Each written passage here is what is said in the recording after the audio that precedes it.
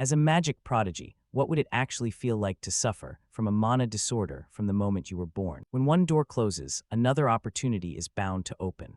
Witness the journey of Lewin Ardell, a young man who fell into that exact predicament. When he was first born, he was considered the light that would illuminate the world. Lewin was quite different from others, and it all started on the day his father and the butler were talking. The butler was preparing to set out on a trip to gather resources from the sea. Even as a child, Lewin sincerely warned him not to take the path near the southern mountain range, because he felt the mana flow there was very strange. On the day Beggins set out, the sky was covered in dark clouds and lightning. It wasn't until late at night that he came rushing back in a hurry. It turned out that Beggins had listened to Lewin's advice and taken a detour. But because of that choice, he managed to avoid a major disaster. According to what Beggins heard, that place had been attacked by monsters. No one could have returned safely if they had taken that path. From that moment on, Lewin's natural talent began to draw attention.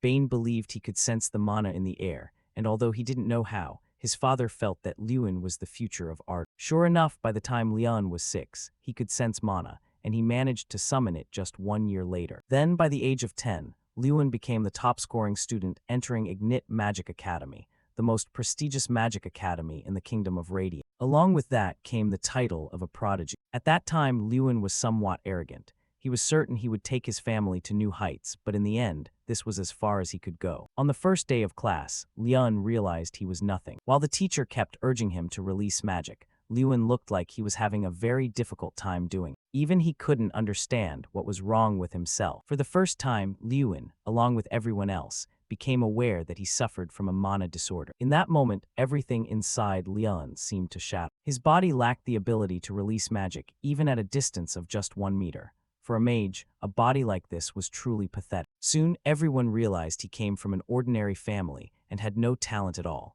From then on, their attitudes quickly did a 180-degree turn. Just an accidental brush of shoulders on the way. 2 male students immediately showed an expression of contempt to all the students who were jealous of him at Ignite now. Lewin was just someone with no magical ability, a useless person who couldn't cast magic in a magic academy. Naturally, he became the best source of entertainment for them. During these times, Lewin could only sob helplessly, wondering if he could ever truly become a mage. Leon Ardell, the name that entered the academy with the highest score, the one who was expected to succeed more than anyone else. The name that had been more diligent and hardworking than anyone else. Thanks to that mana disorder curse, he had become a magical cripple. Was that the end of everything? No, Lewin thought everything ended at that moment, without knowing that a miracle still remained. The story of the forgotten genius would continue. A new journey of challenges was gradually being woven at the very depths of despair. The light of a ray of hope appeared alongside blinding system text. The artifact has been activated. A system screen was forming,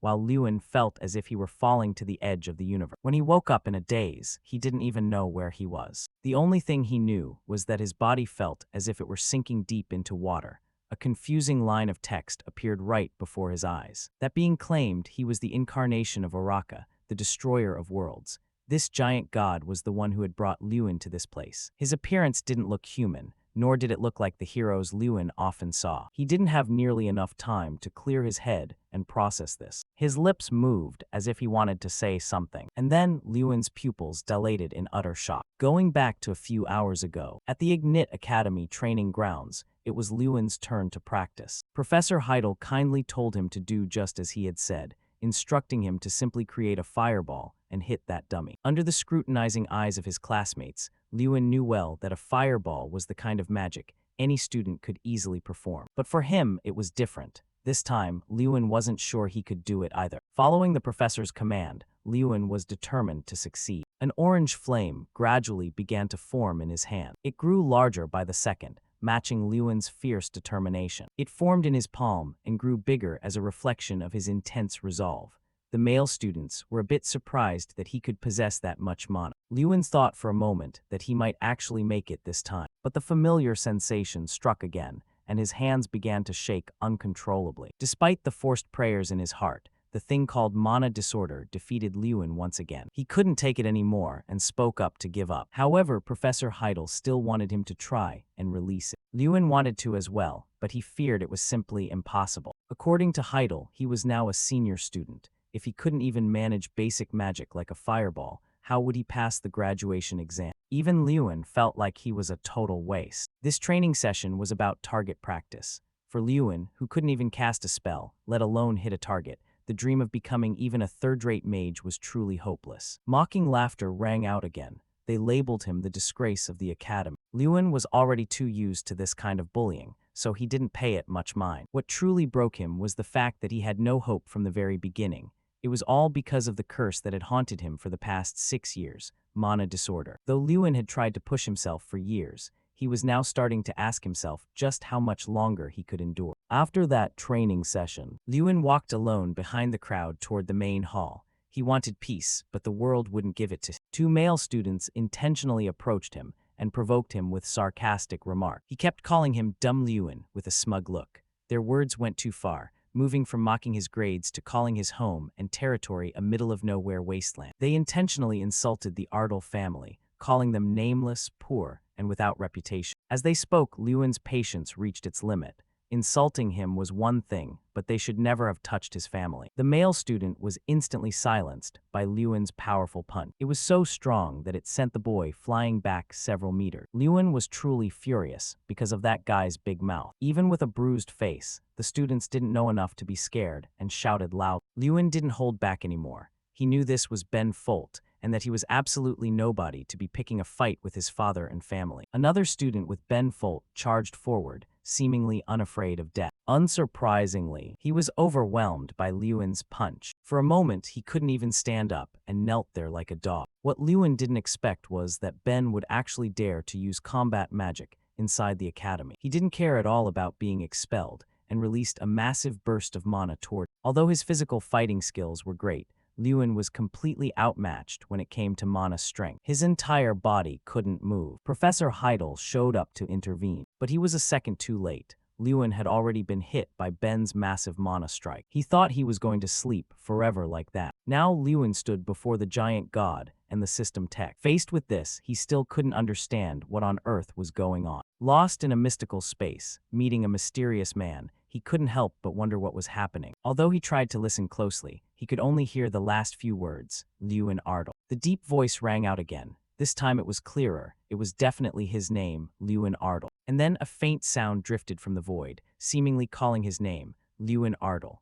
Lewin Ardle slowly opened his eyes to see the image of a blonde woman. It turned out to be the high-level healing mage Helen. Her face was full of worry. "Are you awake yet?" After emerging from the haze, he was startled. He slowly sat up. "Where am I?" Seeing this, she quickly supported his body and replied gently, "The recovery room. It's okay, you don't need to try and sit up yet." He clutched his head tiredly. "It's fine, I'm a bit dizzy but I can sit." As he spoke, he wondered to himself, did I just faint? Fragmented images flashed through his mind. A mysterious man in a cloak, a strange space, a system voice. What was that? It's still so clear. Thinking of this, he immediately asked Helen, "How long was I out?" She replied, "Almost a day." She continued, "It's lucky it wasn't worse. God helped you." He was silent for a moment and then whispered, "Am I fully recovered now?" Anxious concern flickered on her face, and her words were somewhat hesitant.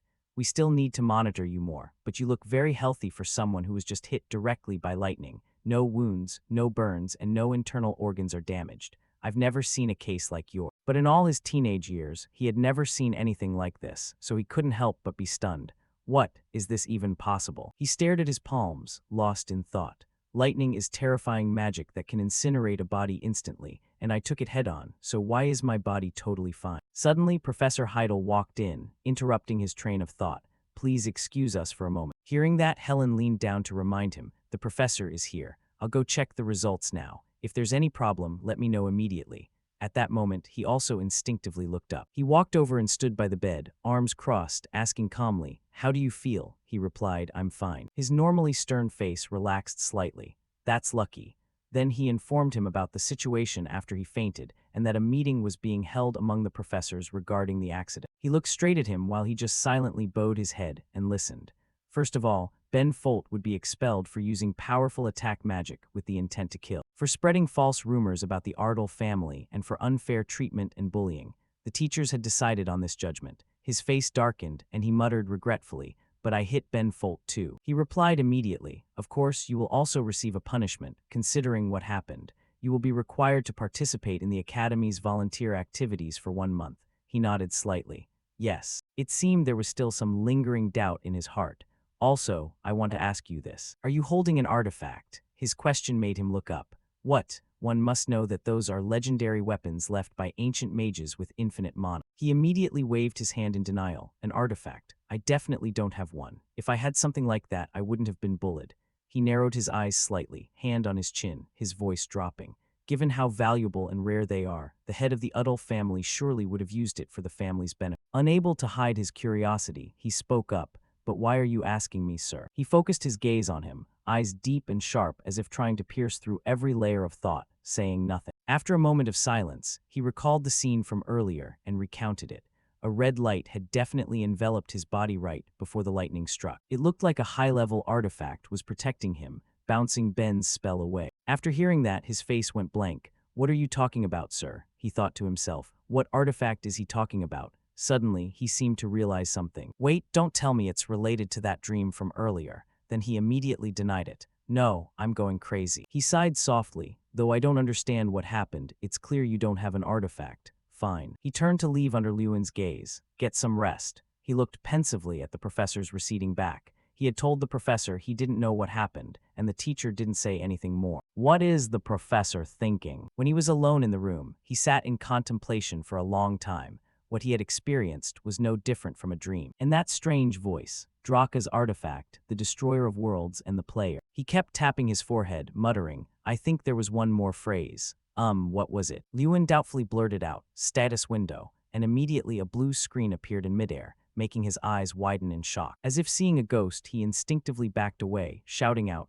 what the hell is this? Helen heard the noise and ran in. Seeing his bewildered face, she asked, Leon, are you okay? Do you feel unwell? He pointed at the blue board hovering in the air, stuttering, No, it's not that. Do you see it? The blue board in front of me. She was confused. What are you rambling about? Leon, there's nothing there. Are you sure you're okay? At that moment, an idea flashed through his mind. No way. If she really can't see it, then this can only be seen by me. On the status window, his information appeared.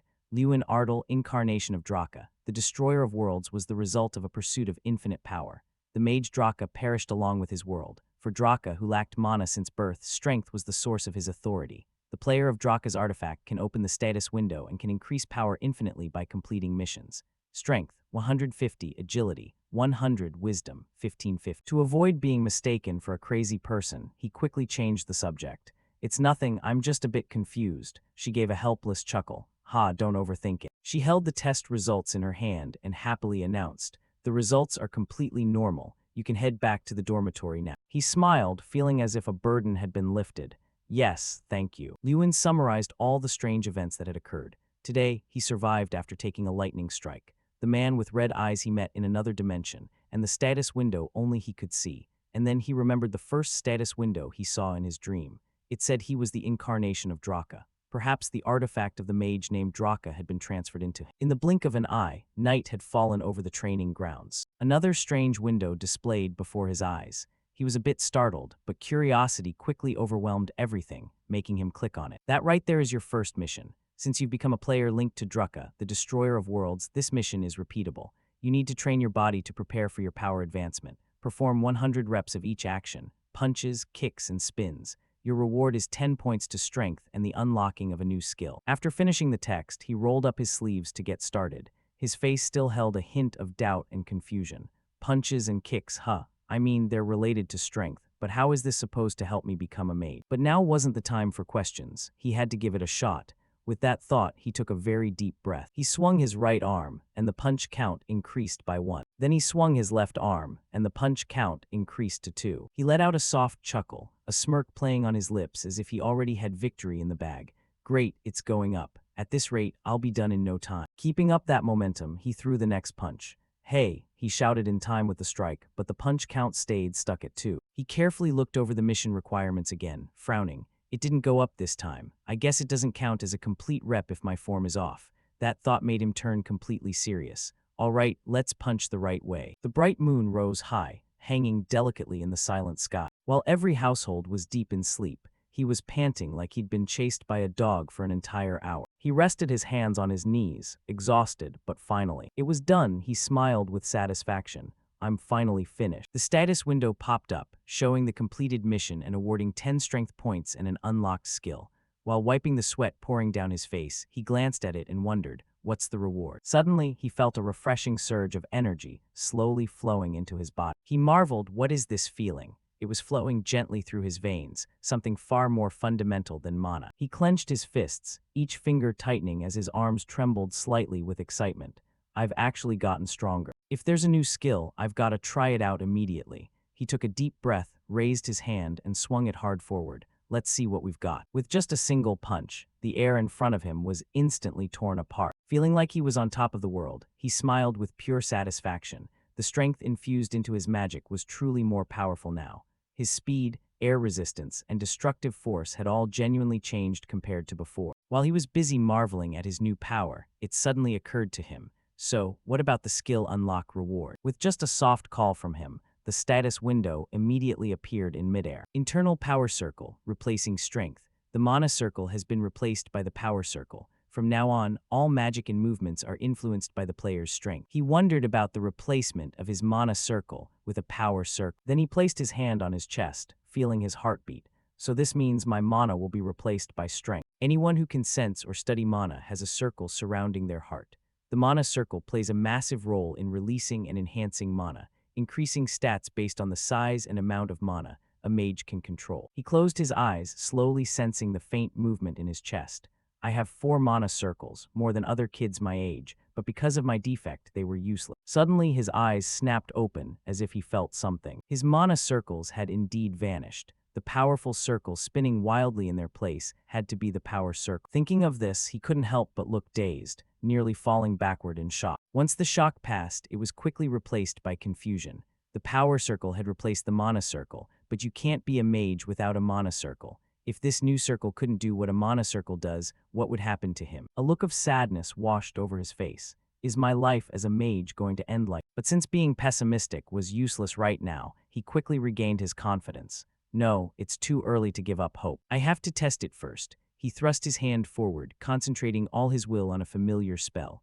Fireball. Instantly, a surge of power erupted from his palm, and in the blink of an eye, a violent sphere of fire formed. Looking at the flames before him, he marveled. That was so fast. How is that possible? Looking at the flames before him, he marveled. That was so fast. How is that possible? He couldn't take his eyes off the fire as it grew even more intense. The moment he saw the size of the fireball, he realized the truth. Lewin laughed with pure delight. This was definitely the power of the artifact. Lewin held the flame in his hand, thinking to himself that since magic has a basic activation mechanism, it usually takes about 10 seconds to recharge before releasing this kind of power. I can totally bypass that 10-second mechanism and create a fireball using the power within my body, Lewin calculated to himself. As expected of a protagonist, I'm bound to be the strongest. He clenched his hand into a fist. This is the power of an artifact. Suddenly, something strange appeared in front of Lewin. He was curious. What's that? Turned out to be a system notification.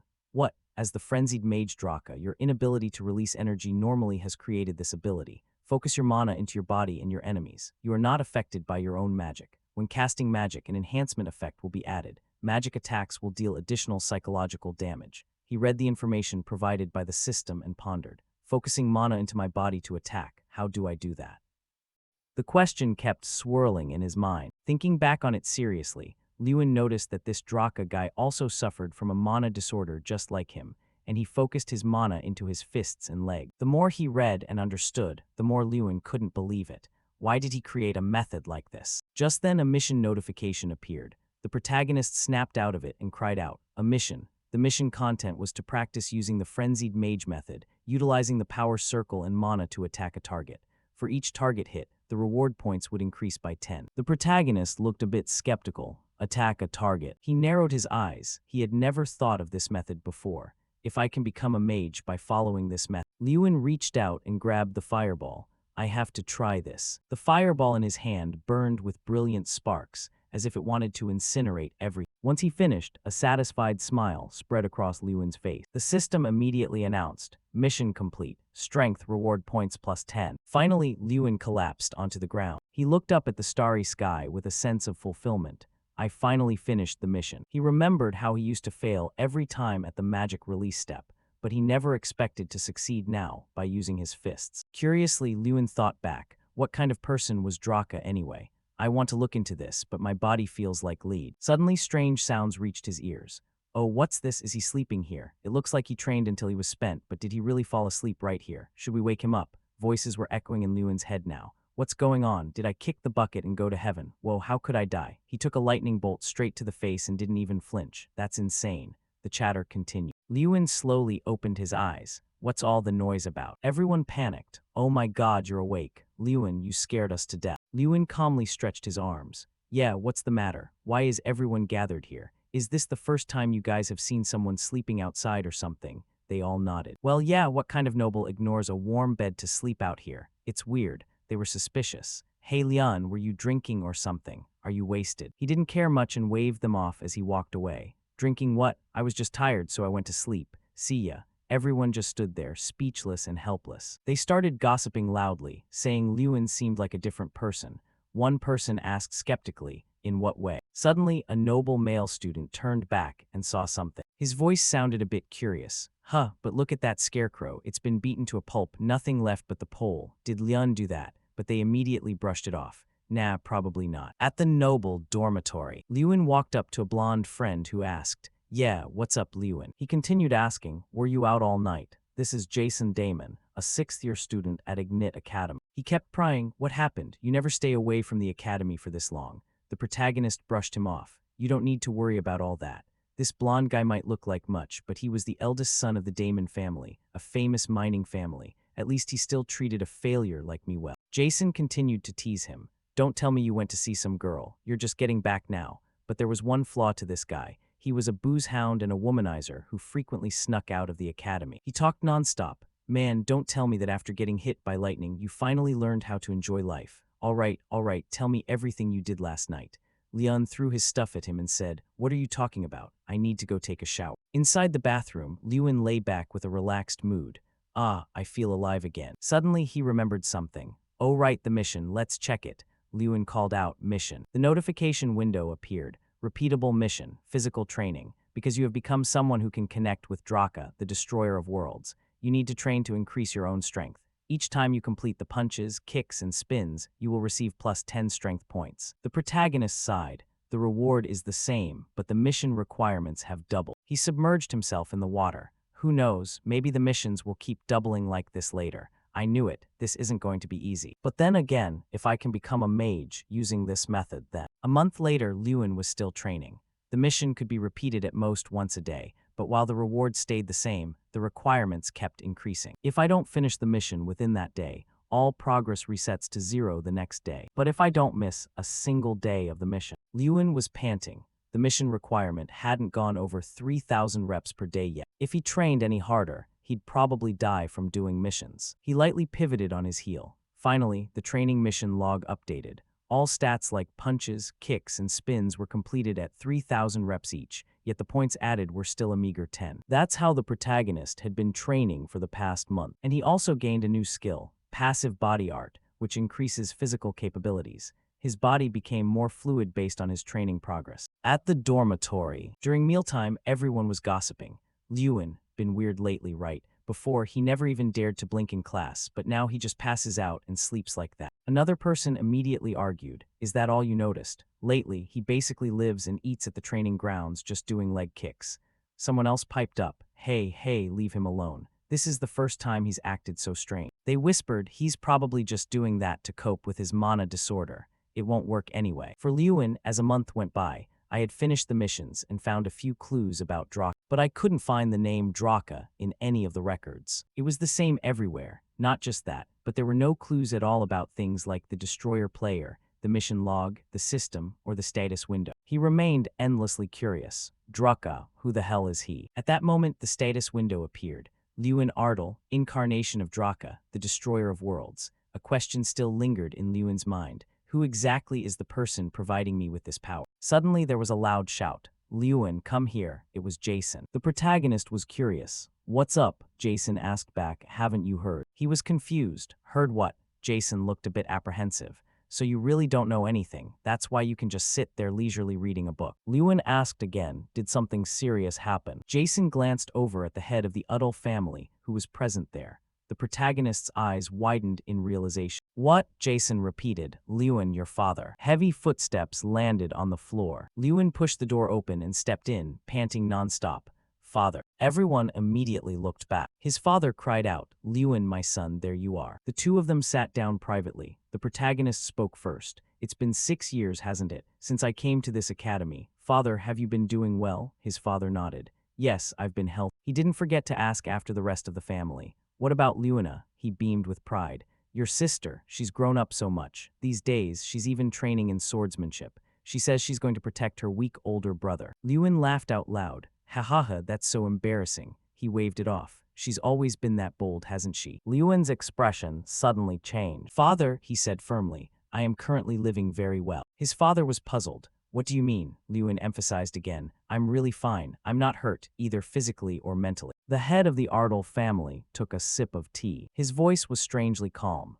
Lewin, the truth is, I came to the academy to ask for your opinion about leaving. He comforted him. If it's too difficult, you can come back to our territory whenever you want. I know you're facing a lot of hardships that you aren't talking about. Am I right? He understood perfectly. I already guessed why you were coming here. But father, I think I've found a way. Lewin tried to persuade him. So please promise me one thing. He was surprised. A promise? The protagonist was determined. In the upcoming exams, I will get a good score in the practical tests. In exchange, if I fail, from now on I won't do things my way anymore, and will listen to whatever you say. He knew that after promising to get a high score on the practical exam, his father saw his determination and returned to the manor after their conversation. And then the exam the protagonist had been waiting for so long finally arrived.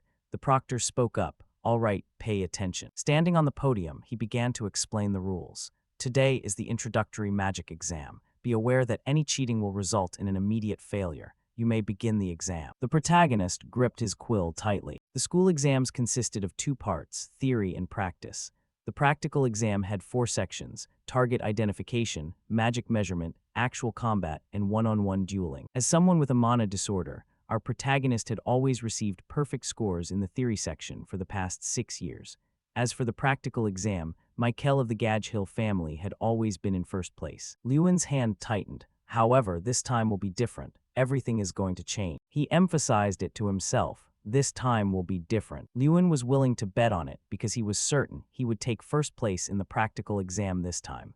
After the written exams were finished, suddenly a voice called out, Leon. It was Jason. He walked over. Lately, you've been acting a bit strange. Do you have a plan for today's practical exam? He nodded. Yeah, I'm going to do it in a new way. Jason was shocked. What, really? What kind of way did you find? A contemptuous voice rang out. Lewin, what are you doing here? It turned out to be that guy Muckle. He crossed his arms snidely. Don't tell me you're using that body of yours to take the practical exam. With your mana disorder, it's just useless. Lewin rubbed his chin. So what? I did come here to compete. Mikkel had no intention of letting it go. HMPH. Lewin, as a model student, if I were to give advice to someone who's failed the practical exam 6 times like, his voice was full of mockery. I'd say, instead of coming here to be humiliated, why don't you just give up right now? Leon countered, who knows? I don't think your advice is very useful. Mikkel patted his shoulder. Ha, I think you're misunderstanding something. Do you really think a kid with mana disorder is going to pass the exam? In his head, he wondered with annoyance, what is wrong with this bastard? Mikkel gritted his teeth. Before, he used to be so submissive. Why was he so confident now? It was infuriating. He challenged him. I'll show you during the one-on-one duel. Just wait and see. Finally, the exam began. The first part was target identification. The official name was the multi-target shoot-down exam. The format was simple. The exam tested the number of targets shot down in a single cast. However, this year's exam was different from last year because the difficulty had been increased. The targets were constantly moving. The students were competing continuously, and the organizers would announce the number of targets destroyed. First up, Herc, 1 target. Next was Angelina, 0 targets. Even the most intense performers only managed 4 targets. Because of that, the average scores this year were horribly low. Next up, the following person hit 3 targets. The professors standing behind them grimaced at the sight. Achumpoach, we only increased the difficulty a little, and the scores have already plummeted to the bottom. The quality of students this year is just too poor. But suddenly, a voice spoke up in reminder. Professor, it might be a bit too early to be disappointed. It was Professor Elric, from the Department of Magic Potions and the uncle of Mikkel Garihill. He looked very proud. It's almost Mikkel's turn, just you watch. Professor Elric seemed to be looking forward to his nephew's performance. The boy is coming now. He prepared to strike, thoughts still swirling in his head. Watch closely, Leon. He was very confident. I don't know what you're planning to do. Professor Elric shouted loudly. Mikkel was confident that this is the difference between you and me, and then he unleashed his strike. A series of scarecrows were hit after that lethal blow. Everyone who saw it exclaimed in admiration. Wow, that's Elric for you, hitting so many targets with just one cast. He'll definitely be first again this time. Professor Elric sidled up and asked, how about that? The boy lives up to the Gari Hill lineage, doesn't he? He wouldn't stop bragging. At this rate, Muckle is truly the pride of our academy. He will definitely be this year's student representative. Suddenly, an interrupting voice rang out. That's enough, Professor Elric. We don't think we need to see any more of this year's batch's abilities. The speaker was Professor Tyrion Ignit, the academy principal and a 7th-tier grandmaster. Professor Heidel still wouldn't give up. Why don't we stay a little longer? It's almost Lewin's turn. Principal Tyrion asked again. Lewin, is that Lewin Ardle, Professor Heidel? Is that kid still at the academy? He agreed. Fine, for the boy's passion, let's stay and see. It wouldn't hurt to sit and watch for a bit. Leon massaged his wrists. All right, this is a good chance to test my strength. The instructor spoke up. Lewin, begin. Lewin, holding a fireball in his hand, complied. Yes, sir. A brilliant flame radiated around him, sparkling as if it were plated in gold. Everyone was astonished at the sight. What is that? What's going on with his casting speed? The students were also buzzing. Whoa, how many targets? I really don't know, this can't be. By now, Muckle was gritting his teeth in pure rage. He spoke up in contempt. Hey, don't you guys know Lewin has a mana disorder? Even if he casts 1,000 times, who knows if he'll actually hit a target? That useless piece of trash can't do anything right.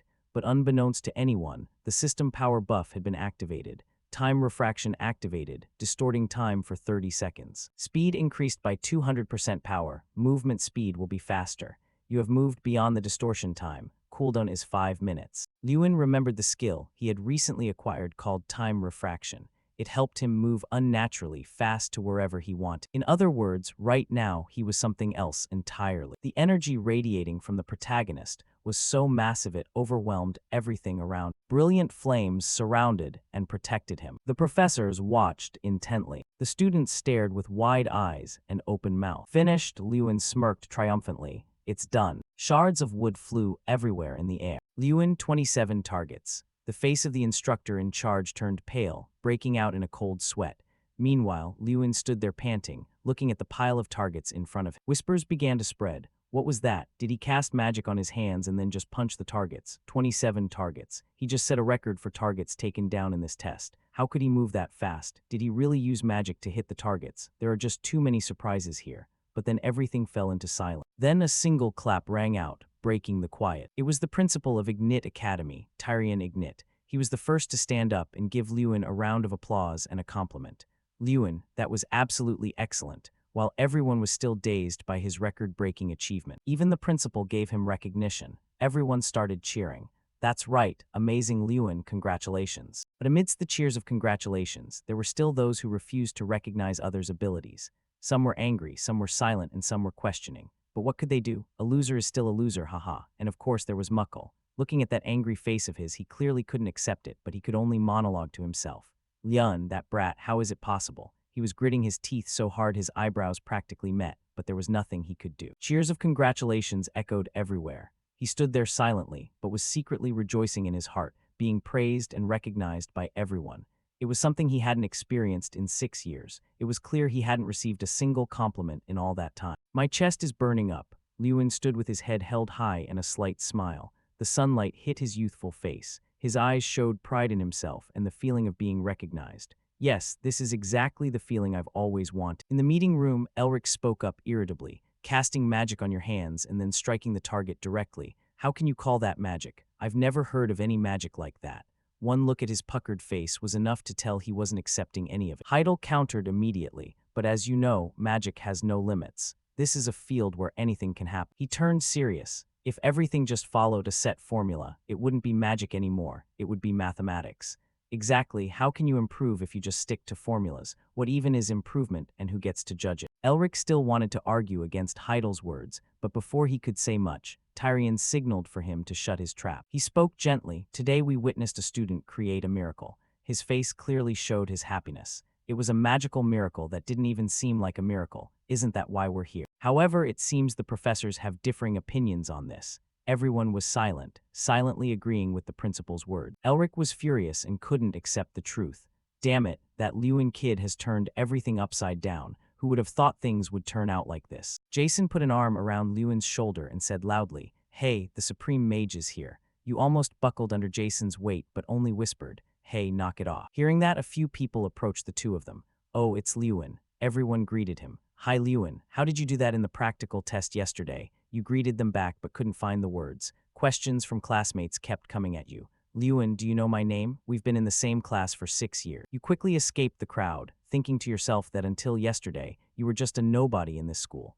Lewin turned his back on everyone and said hurriedly to Jason, "Jason, I'm heading back first." Even today, he still couldn't believe how quickly everything had changed. Everything changed overnight, and he hadn't adapted yet.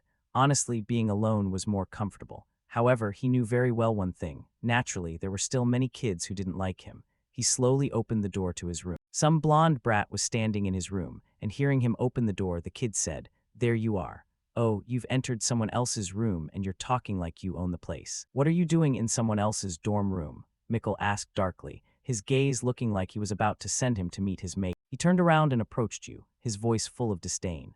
"You got a few points with that thing that wasn't even magic, and now you're acting all high and mighty. Your arrogance makes me sick, so I came here to remind you, don't get cocky." He said those words that made you want to scratch your head in annoyance. But you didn't hold back and countered immediately. "Isn't it just because you're embarrassed that your score is lower than the person you've looked down on for 6 years? Oh, thought he was something special. Turns out he's only this much." Just saying that was enough to make his blood boil, and he flew into a rage, grabbing Lewin by the collar. "What did you say, you bastard?" Lewin's face remained cold, showing no emotion at his outburst. He just calmly grabbed the hand that was clutching his shirt. He removed it gently without using much strength. It was that very calm gentleness that surprised him and made him tremble even more. Mikkel was somewhat panicked, his brows furrowing. What the hell is this? Is this loser actually this strong? He couldn't believe his own eyes. "Mikkel, we both need to graduate." Lewin leaned in close to his face, his gaze turning angrier. "If you really want to suppress me that badly, then wait for the one-on-one combat test and let's have a fair fight." You only lowered your voice a bit, and he was already breaking out in a sweat. He shoved your hand away. Mikkel glared at him angrily. "You think you're on my level, a guy who fails every subject like you." Lewin immediately talked back to him. "Just wait and you'll see if I'm on your level or not. What even is level, and who gets to judge it?" His gaze was steady as he looked straight into Mikkel's face. He then left, not forgetting to leave a sharp glare behind. "Pass the next test first, then we'll talk." He walked away, but his mind wouldn't stop thinking about his sworn enemy. Arrogant bastard, he'll probably fail today's practical test anyway. Seeing Mikkel's angry face, one wonders if it's worth pitying. Just looking at him makes you want to punch him, hee. Then he suddenly pulled his hand out of his pocket. Even then, his hand wouldn't stop shaking. Is he really a mage? He wondered. No matter how many times I see this statue, it never fails to impress me. A giant goblin statue stood tall in the middle of the testing area. Practical test number 2, measuring mana efficiency, testing area, the Academy's treasure and a rare artifact. There are only a few in the entire continent. The ancient goblin kingram. 500 years ago, the great mage Freud turned the goblin kingram into an artifact while he was still alive. Kingram is held within this artifact, absorbing mana and serving as a magical punching bag. This mana efficiency test requires students to cast magic on kingram to earn points. Lewin asked Jason, "So what we need to do is cast the magic we're most confident in at that statue?" Jason answered him, "Yep, short and concise. But that goblin is famous for being a nightmare when it comes to grading. Over 20 points is already very good." In front of them was a student with side-swept hair and a purple power aura, looking quite decent. "Thunderstorm strike." He cast the magic toward the goblin. The goblin spoke up, "Go back and study again, you 1-point mage. It's not too late to drop out now." That student was truly stunned hearing that. People started gossiping. "I thought he did well. Guess it's not that easy, huh?" Everyone lamented the goblin's pickiness in grading. "Next person stand before me." That student moped back to his place in a terrible mood, unable to believe it. A female student stepped up. "Haha, now it's my turn." She raised her hand, watched closely, looking very confident. "Ice orb," she cast the magic. The goblin spoke. "I definitely won't forget you. Impressive." She asked happily, "Really?" Kingram answered her, "Yes," but before she could celebrate too long, he threw a bucket of cold water in her face.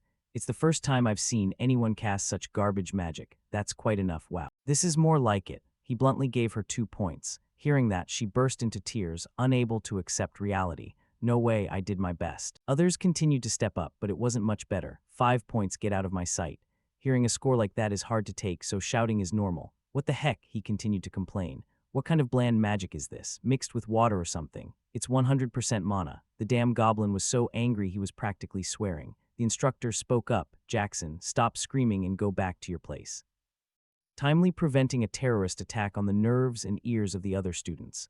Ah, it's not like that. Seeing he was being called out, Jackson scratched his head and ran back to his spot looking innocent. Next, Mikkel Garihil, the instructor, called out. His face looked like he'd been through 50 husbands, 49 divorces, and 33 counts of getting caught in the act. Face as dark as soaked coal. Ah, but it turns out that was just his expression before casting magic. Bursts of mana attacked the goblin statue. Kingram spoke up. Garihil, I'm a bit disappointed. Are you the son of Jorge Garihil? Asked that, he answered proudly. Yes, I am the third son of George Garihil, the proud Mikkel Garihil. Proud, eh? Haha, he sneered. Your father was a whimpering idiot who begged me for extra points.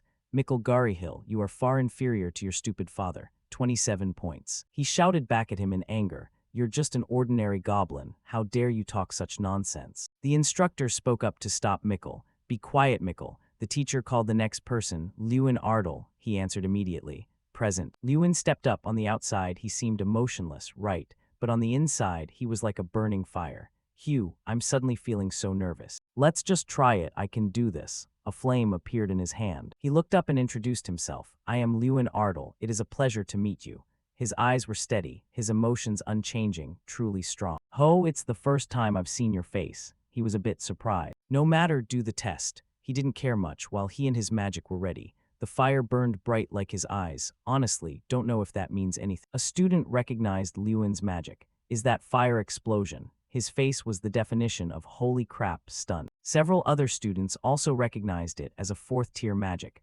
Others were in disbelief. What? He can do that. Kingram was puzzled. What's with your stance? You changed your stance to cast magic. Here I come. Lewin leaped off the ground. The mana that was in his hand was now at his feet. Guess Lewin is planning to play Son Goku. You know, since Son Goku has the flying nimbus. At first, everyone thought he'd use his hands, but he decided to swerve and take everyone from one surprise to another. Having moved the mana to his feet, he used his long legs to kick the Kingram statue direct. Even the instructor was incredibly surprised at his performance. No way, how could that boy transfer mana from his hands to his feet and then make it explode in an instant like that? If you're wondering, just stop. Every student was stunned beyond belief. One person asked, didn't you just say that was fourth-tier magic? The other answered immediately, no, the energy of that strike had to be at least fifth tier. So Lewin landed after that divine kick with his long legs. You mean Lewin is at least a fifth-tier mage? He was panting as if it were his last breath, but his mind was racing. What's wrong? My fire explosion was cast correctly. Lewin was still a bit worried. But why is Kingram's reaction so strange? Did I mess up a step? He finally spoke up. You, who are you? He was puzzled. Pardon, I already introduced myself. I am Lewin Ardle. Before Lewin could finish, Kingram interrupted. Are you Draka? The question made his face pale instantly. Draka. I've been waiting for you. Though there were only those blood-red eyes, it was enough to imagine his expression. Desperate and yearning, Kingram's voice echoed. I've always been waiting for you, Draka. That whisper sliced through the silence, sowing confusion. The crowd around them immediately buzzed, suspicious eyes raising countless questions. Draka, who is that? Is he confusing Lewin with someone else? Curiosity mixed with doubt spread through the area, carving frowns on many foreheads. In Lewin's mind, memories of 2 months spent diligently scouring every related document came rushing back. He had flipped through every old page, dug into every ancient record, but he found absolutely nothing.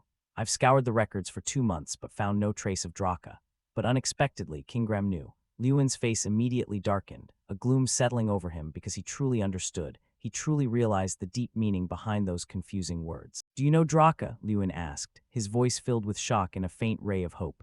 Responding to that questioning look, Kingram uttered a single word, short but heavy with certainty.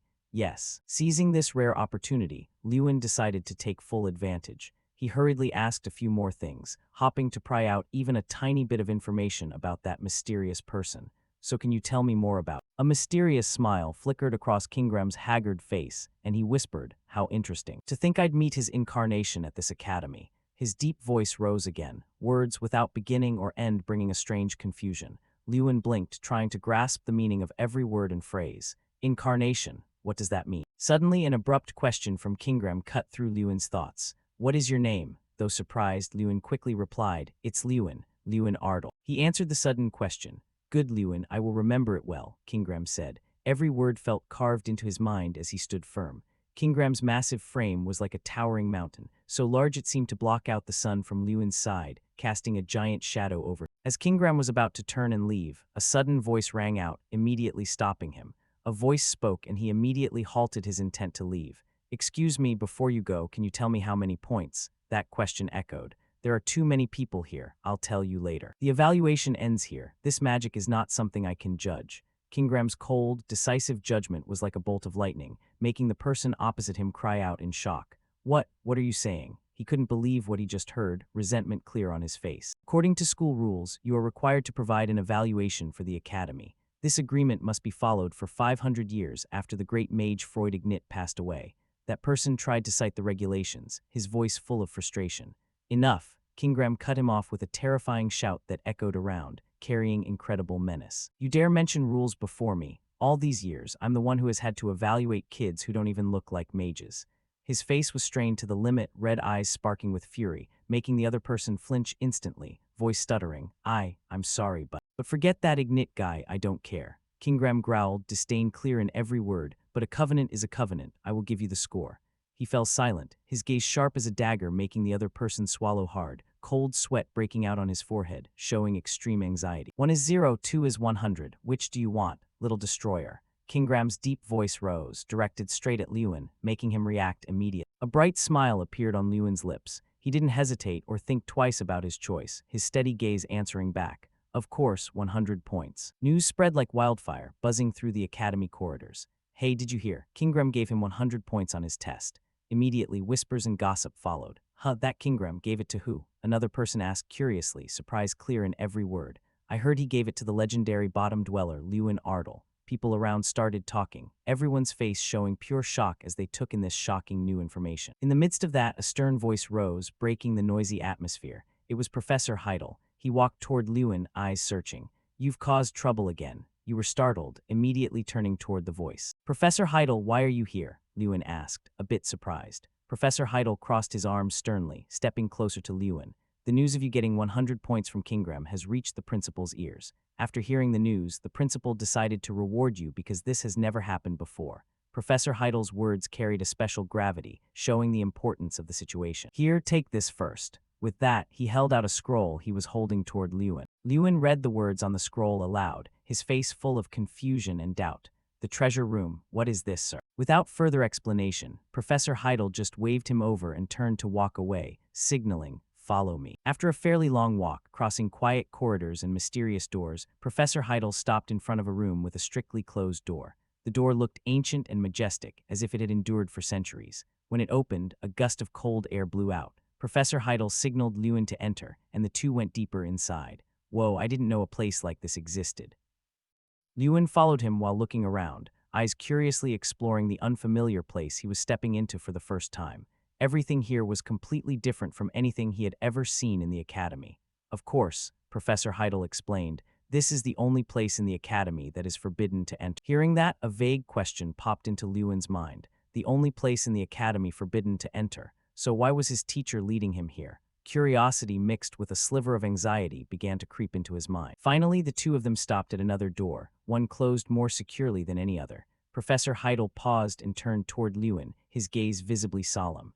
This is the path to the treasure room. I am only permitted to go this far. Lewin looked at him, a wave of nervousness and unease suddenly rising. So, I have to go in alone. Yes, go on in. I'll be right here waiting for you, the professor reassured him. Finally, he stepped forward to open the door in front of him, his mind still filled with countless unanswered questions. He didn't know what was about to happen, but since his teacher had called it a reward, he figured it was worth a shot. With a mix of courage and curiosity, he pushed the door open and stepped inside. Lewin was met with a room that, though empty, was overwhelmingly massive and enveloped in an atmosphere so gloomy it was chilling. Dim light filtered in from somewhere, just enough for Lewin to realize the sheer scale of the place. So this was the treasure room. He scanned the area. Even without any items on display, he could feel the presence of countless precious things. There are so many types of artifacts here I've only ever heard of by name. This must be Great Mage Ignit's treasure vault. While Lewin was lost in observation, immersed in the awe of the vast, somber treasure room, a low voice suddenly rang out from right behind him. Startled into a state of high alert, his whole body tensed as he whipped around. "You look quite out of place." "Who's there?" Lewin wondered, his eyes scanning the shadows for the owner of the voice. The stranger continued in a profound tone, as if reading the deepest thoughts hidden in Lewin's mind. "It's as if you don't realize your own true value." It was then that Lewin realized the voice was strangely familiar. It was Kingram, sitting regally on a chair placed right in the center of the room. "Kingram, why is he here?" What caught Lewin's attention even more, leaving him utterly shocked, was Kingram's appearance. He was no longer a lifeless, inanimate statue. Instead, Kingram stood there in a true human form, vibrant and radiating power. He was no longer made of stone. As if reading Lewin's mind with ease, Kingram explained in a warm yet mysterious voice, "Surprised that I'm not a stone statue anymore. This is the only place where I am permitted to use this body. Thanks to the ancient mana filling this room, I can exist in my original form rather than as an artifact." Hearing this, he answered softly, "I see." Lewin looked up at him, his eyes filled with doubt regarding Kingram's earlier words. "But tell me, what did you mean when you said I don't know my true value?" Kingram's sharp teeth seemed to become more prominent, giving off a terrifying vibe as he spoke. "I meant exactly what I said. You have no idea what your real worth is. Even the magic tool you're using is just like Draka's." Kingram's next words felt like a knife plunging into Lewin's heart, making him realize a shocking truth. He knows about the magic tool, Lewin thought, his heart racing with amazement. The man looked back down at him, his sharp gaze piercing through Lewin's thoughts. "That is a rare artifact in this world. How exactly did you get your hands on it? Furthermore, what is your relationship with Draka?" Kingram stopped, waiting for Lewin's answer. However, Lewin looked back at him with a serious expression, his voice tinged with curiosity and a bit of helplessness. "I've been wondering about that myself. Who exactly is Draka?" He watched Lewin in silence for a moment before he began to explain, his tone carrying a sense of nostalgia and deep respect. "He was an entity who sought to become a god. One day he visited the Zenith tribe where I lived. At that time he was both small and short, quite unsightly to look at. And yet his power was so extraordinary that no one in the Zenith tribe could stand against him. More importantly, he grew stronger with each passing day. Even if all of us elves attacked him at once, we couldn't defeat him. We respected him, and he lived among us as if he were a member of the tribe. For nearly 100 years, he taught the language of magic to me, the one who was to become the future tribal chief." "What, 100 years? How could a human live for 100 years? Lewin looked at Kingram again, his eyes wide with shock. His rational mind simply couldn't believe what he had just heard. Kingram gave a cunning smile, his pointed teeth gleaming in the dim light of the room. Perhaps because he wasn't human.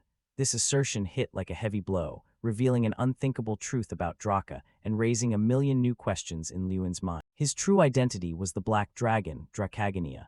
Kingram's words echoed, dealing a massive shock to Lewin. "Unbelievable," Lewin blurted out, his voice catching in his throat from surprise. "So dragons actually exist." He was immediately shaken by the information, asking again softly just to be absolutely sure of what he'd heard. Is that for real?" "Yes, didn't you know that dragons are the very source of magic?" he replied quickly, without a hint of hesitation. Of course, Lewin reflected. He had heard of this before, but it had always been an empty claim. He had thought it was all just legend. Lewin's mind suddenly fell into chaos as his old knowledge crumbled before this terrifying fact. He interrupted Lewin's train of thought with another piece of information. However, Draka was unable to use magic. That is also why he created a fighting style like yours, by using magic through his hands and feet. Do you understand what that means? Kingram paused, posing a question full of hidden meaning. Lewin slowly began to understand, a light dawning in his mind as the scattered pieces connected. So Draka must have been treated the same way I was in the past. He answered immediately, envisioning a mysterious figure completely shrouded and hidden. I think I'm starting to understand a little. Kingram continued, his tone turning darker. Draka created a power that only he could use. A way to turn magic into strength, just like you've done. By mastering that power, Draka became the strongest entity in the world. However, he wasn't satisfied and continued to expand his power infinitely. In the end, he destroyed everything, including himself. Lewin was once again stunned by the new information. He destroyed everything, so that was why he was known as the Destroyer of Worlds. He couldn't imagine how strong someone would have to be to destroy the entire world. A sense of awe mixed with fear crept into Lewin's heart as he visualized that horrific power. Suddenly, a familiar system screen appeared before Lewin's eyes with new content. You have achieved an accomplishment, seeking traces of Draka. Reward, title Ally of the Elves, skill Elven Rage, and Strang, Incarnation of Strength. Title effect. Increases friendliness with elves and allows communication with. Lewin read each line, rubbing his chin and thought, why a reward for communication? Oh well, better than nothing. Despite his confusion, he accepted the unexpected gifts. The system screen appeared again, showing details for the new skill. Elven Rage, active. Borrow power from the fury of an elf to immediately increase your strength. Strength reaches 300 for 30 seconds. The effect will gradually increase under the influence of physical skills. Cooldown, 3 minutes. Seeing the serious look on Lewin's face after he finished reading the reward info, he muttered, "This seems like a high-level skill." Just as he reached out his hand, a shiny blue orb immediately appeared, nestled in his palm. But there were several cracks already visible on the orb, as if it had existed for a very long time and endured much damage. Strang, the incarnation of strength. What is this? Why is it in my hand? Lewin wondered, curiosity mixing with a bit of worry. Kingram stood up from his stone throne, his massive frame blocking out a portion of the light in the room. It seems you've received a mission reward. Draka used to stare into empty space and talk just like that, too. Kingram's words served as a confirmation that left Lewin with no doubt about what he was experiencing. Then, still holding the blue orb, he looked up at the man with eyes full of questions. "In that case, do you know what this is?" He replied with total confidence. "All right, bring it over for me to see." Leaning down to look at the orb glowing brightly in Lewin's hand, he examined it carefully before giving his verdict. It's Strang." Eager for more information, Lewin waited. To this unspoken question, Kingram replied in a profound voice, "An item. No, it's not an item. It is an incarnation." He looked back at the orb in his hand skeptically, nearly unable to believe his ears. "What? This thing is an incarnation." Kingram began to explain with a certain tone, as if he had witnessed it all himself. "He was always by Draka's side. How could I not know? Looking at its current state, I'd wager Draka sealed him inside the spirit stone before he died." He continued to explain Strang's nature. "He is an incarnation of strength. Although called a spirit, he isn't like normal spirits. He has a fiery temper. Every day he begged Draka for infinite power, but if you satisfy his desire, he will also give you infinite strength." Kingram concluded, revealing a powerful pact that also carried potential risks. "You mean this incarnation will come back to life from this stone?" Lewin frowned, raising the orb higher before his eyes. The orb looked slightly more cracked than it had just a moment ago. Tiny fissures were starting to spread. "Yes, so you don't need to worry too much," he reassured. As Kingram finished his sentence, something unexpected happened. The orb suddenly shattered further with more cracks, the lines growing larger. Just as it was about to burst, Lewin held onto it, watching the orb slowly break apart. His heart pounded, it was breaking. He screamed inwardly in surprise. But instead of what he had imagined, an object small enough to fit in Lewin's palm appeared as soon as the smoke and fragments of the orb vanished into thin air. Lewin stared at it, shock written all over his face. This is the bear." Then, while rubbing its eyes, it started cursing at him in a shrill but annoyed voice. "You brat, how dare you call me a bear?" "This bear can talk," Lewin's curiosity and surprise spilled out. Because he kept calling it a bear, the creature gritted its teeth in anger. "Stop calling me a bear, you little punk," it shouted irritably, its grumpy voice echoing through the vast treasure room. Feeling that Lewin's words were crossing the line, the bear incarnation pointed a finger right in his face. "Stop seeing me as a bear." Lewin felt helpless. "But you are a bear." His face was a picture of stun and confusion, a bead of sweat rolling down his cheek. How could a bear talk? It turned red with rage. Hey, are you deaf?" It stood with hands on its hips, head literally steaming, words coming out faster than a cooldown. "How dare you compare me to those things? I am not a bear." He wondered, "Then what are you?" It crossed its arms and gave a confident giggle. "I am an incarnation. I can turn into whatever I want." Wanting to show him, it put on a face full of spirit and determination. "Watch this, let me show you my power." Hearing that, Lewin waited expectantly from across the room. And yet nothing wow enough appeared at all. Its face went pale as a ghost. How embarrassing for poor Strang. After a long silence, it panicked as if it couldn't believe the ironic truth before its eyes. What's this? Where's my power?" Lewin's face was a total question mark. What is he doing? Suddenly it spoke up. "It must be because I was reborn on an empty stomach. Give me food." Lewin watched and judged. Why is this bear so rude? He delivered some bad news. "There's no food here. I don't even know what you eat." It felt like a bolt of lightning hit the creature. It shrieked in despair. "What? No food? Why is my master so weak this time?" Lewin was confused. "Master, me." Too tired to even talk, it ignored the world, curled its body into a ball like a piece of cotton candy, and fell fast asleep. "Whatever, I'm sleepy. Wake me up when it's time to eat." Lewin was 3 parts helpless, 7 parts baffled. "Wait, what? He calls me master, but then calls me weak." He gently placed the sleeping Strang on his shoulder. The silly sight made Kingram unable to hold back a chuckle. Some things never change." Seeing him again brought back a bit of nostalgia for the old man. Looking at you and Strang reminds me so much of the old days. He seemed to sink into memories of the past, remembering the days of facing off against Strang and Draka back at the Zenith tribe's old ground. Ending the trip down memory lane, he sat regally in his chair within the vast treasure room, his gaze fixed on the boy. Lewin Ardle, the tiny destroyer carrying Draka's will. What do you intend to do? He asked back. About what? He quickly replied, the power you hold will make you stronger. It could lead you onto the righteous path or it could consume you. I ask again, once you become powerful, what will you do? Hearing this, he fell into deep thought for a long time. The reason he wanted this power was to protect his loved ones from monsters, to bring honor to his family name, and to prove himself to those who dared to look down on him. He smiled with total satisfaction. Yes, that was enough. He had too many things to protect. He couldn't let this opportunity slip away. Once he had thought it through, he looked up with a more determined look than ever. I will live the way I want, for my loved ones, my family, and myself. Noticing the kid in front of him was quite impressive, he nodded in approval. Not bad. I'll look forward to that future of yours. He had learned more about Draka thanks to Kingram, and each passing day still began with missions. The only thing that had changed was at the training grounds. Currently, Lewin was training hard, wiping away the sweat pouring off him from exhaustion, while reminding his companion, Strang, wake up. Are you planning to skip a meal or something? At the mention of food, he immediately woke up, eyes sparkling and mouth watering. Food. As if being a second late meant the food would disappear, he quickly ran up onto Lewin's body. While waiting for him to cast magic, he opened his tiny mouth wide. Gape. Lewin looked over at his greediness and felt helpless. This kid is crazy for food, and he eats so much too. He watched intently as 3 burning flames on his palms cupped together, each stream of red fire curling and flowing into its mouth. After eating, it satisfiedly patted its chest and let out a loud burp.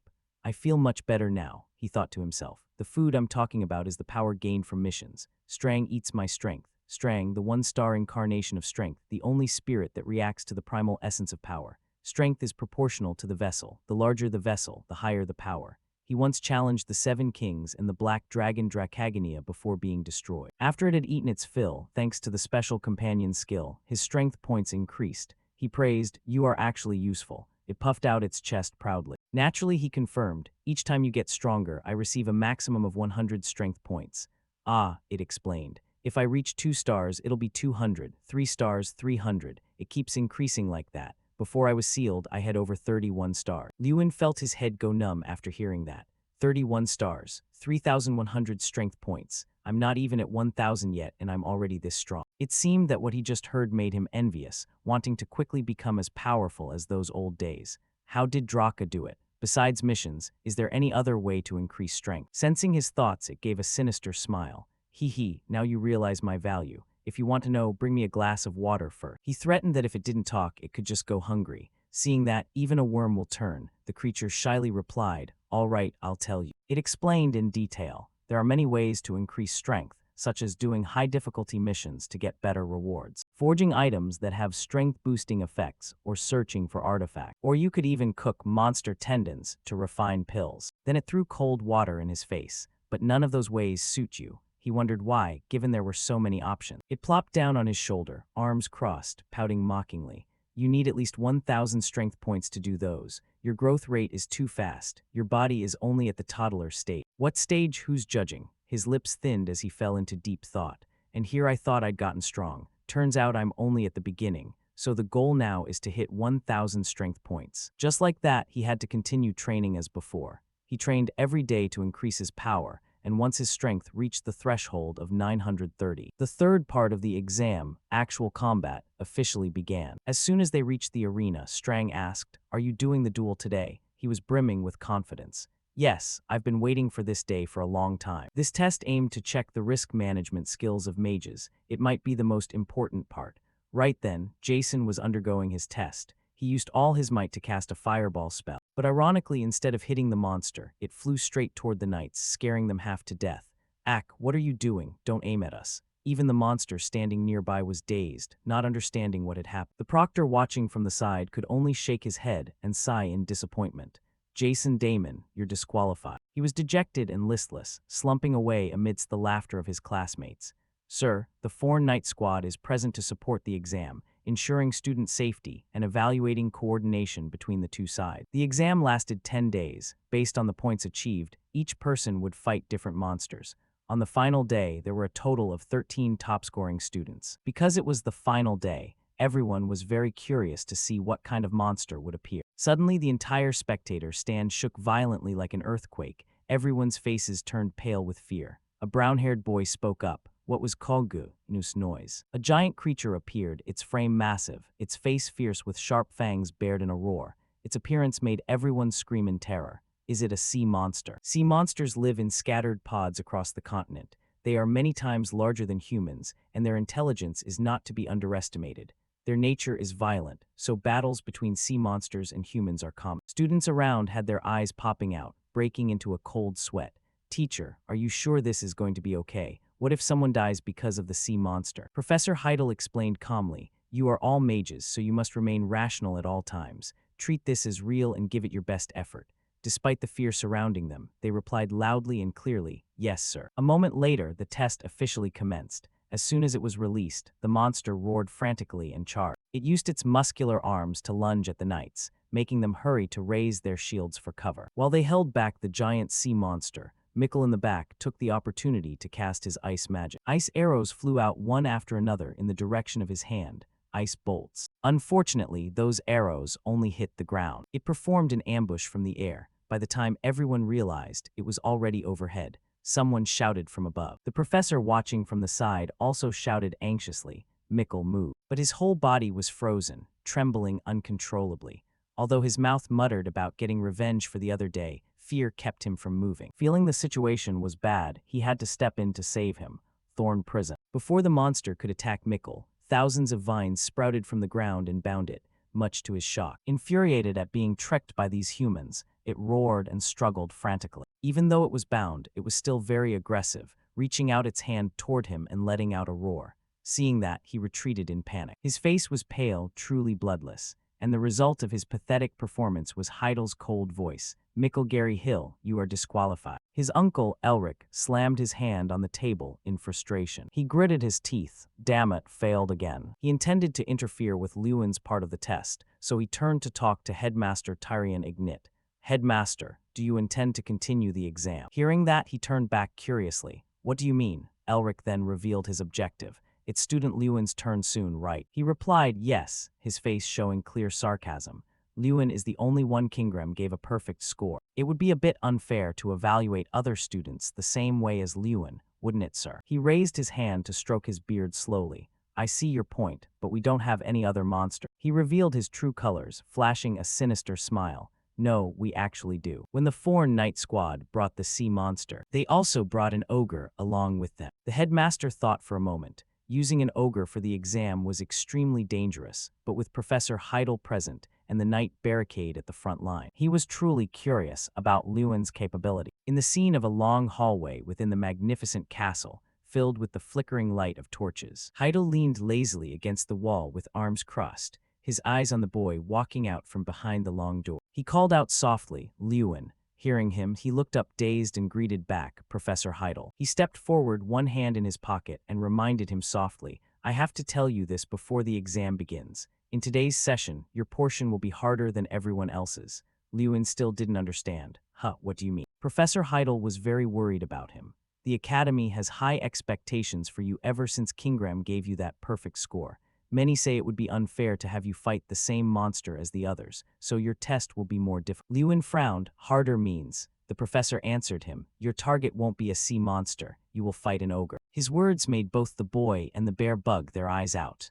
An ogre. Strang blinked his round eyes and replied quickly to him, aha, your first real enemy is an ogre. This is going to be fun to watch. The scene shifted to a large, muscular hand gripped tight, pulling hard on a thick iron chain. It was a sturdy ogre of monstrous size, encased in an orange-brown body, letting out a terrifying roar. The two men assigned to guard it looked at it fearfully. The blonde-haired Jason turned curiously to the person beside him, Elric. Is this the leader of the sea monsters? The black-haired one scolded him. Are you stupid? That's an ogre. He grimaced, unable to believe it. An ogre? No way. He gripped the sword in his hand. It was true that I had made the suggestion. He was a bit confused and dismissive, but there was no way they'd let a student fight an ogre in an exam like this. How strong could a student possibly be? Ogres have a similar shape to monsters, yet they are many times stronger. They can crush a skull and snap a person's spine with just one swing. Elric gritted his teeth and glanced at the person standing behind him. He asked angrily, "Are you sure? Even knights have a hard time catching them." Heidel's face was serious. "I'm sure, those are the headmaster's instructions." Elric let out a smirk. "Ah," he changed his tone. "I guess you're betting your life on this test, aren't you?" From a distance, black leather boots made a clacking sound, stepping toward them. A magnetic voice said, "Yes, I am betting my life." Elric turned to look at the person who had just arrived, his face surprised. You are." The two faced each other. He stared at the man. "I am Lewin the examinee." He asked back, "You." Elric observed the boy from head to toe, unable to hide his dismissive thoughts. This kid is going to fight an ogre. How could he possibly win against this creature? Elric was still focused on Lewin. "The professor and I will protect him," but the boy coldly walked past him. Elric was startled. Where is he going? He looked stern. "Hey, you're going the wrong way. What are you doing?" Lewin replied as if it were obvious. "I'm preparing for the exam."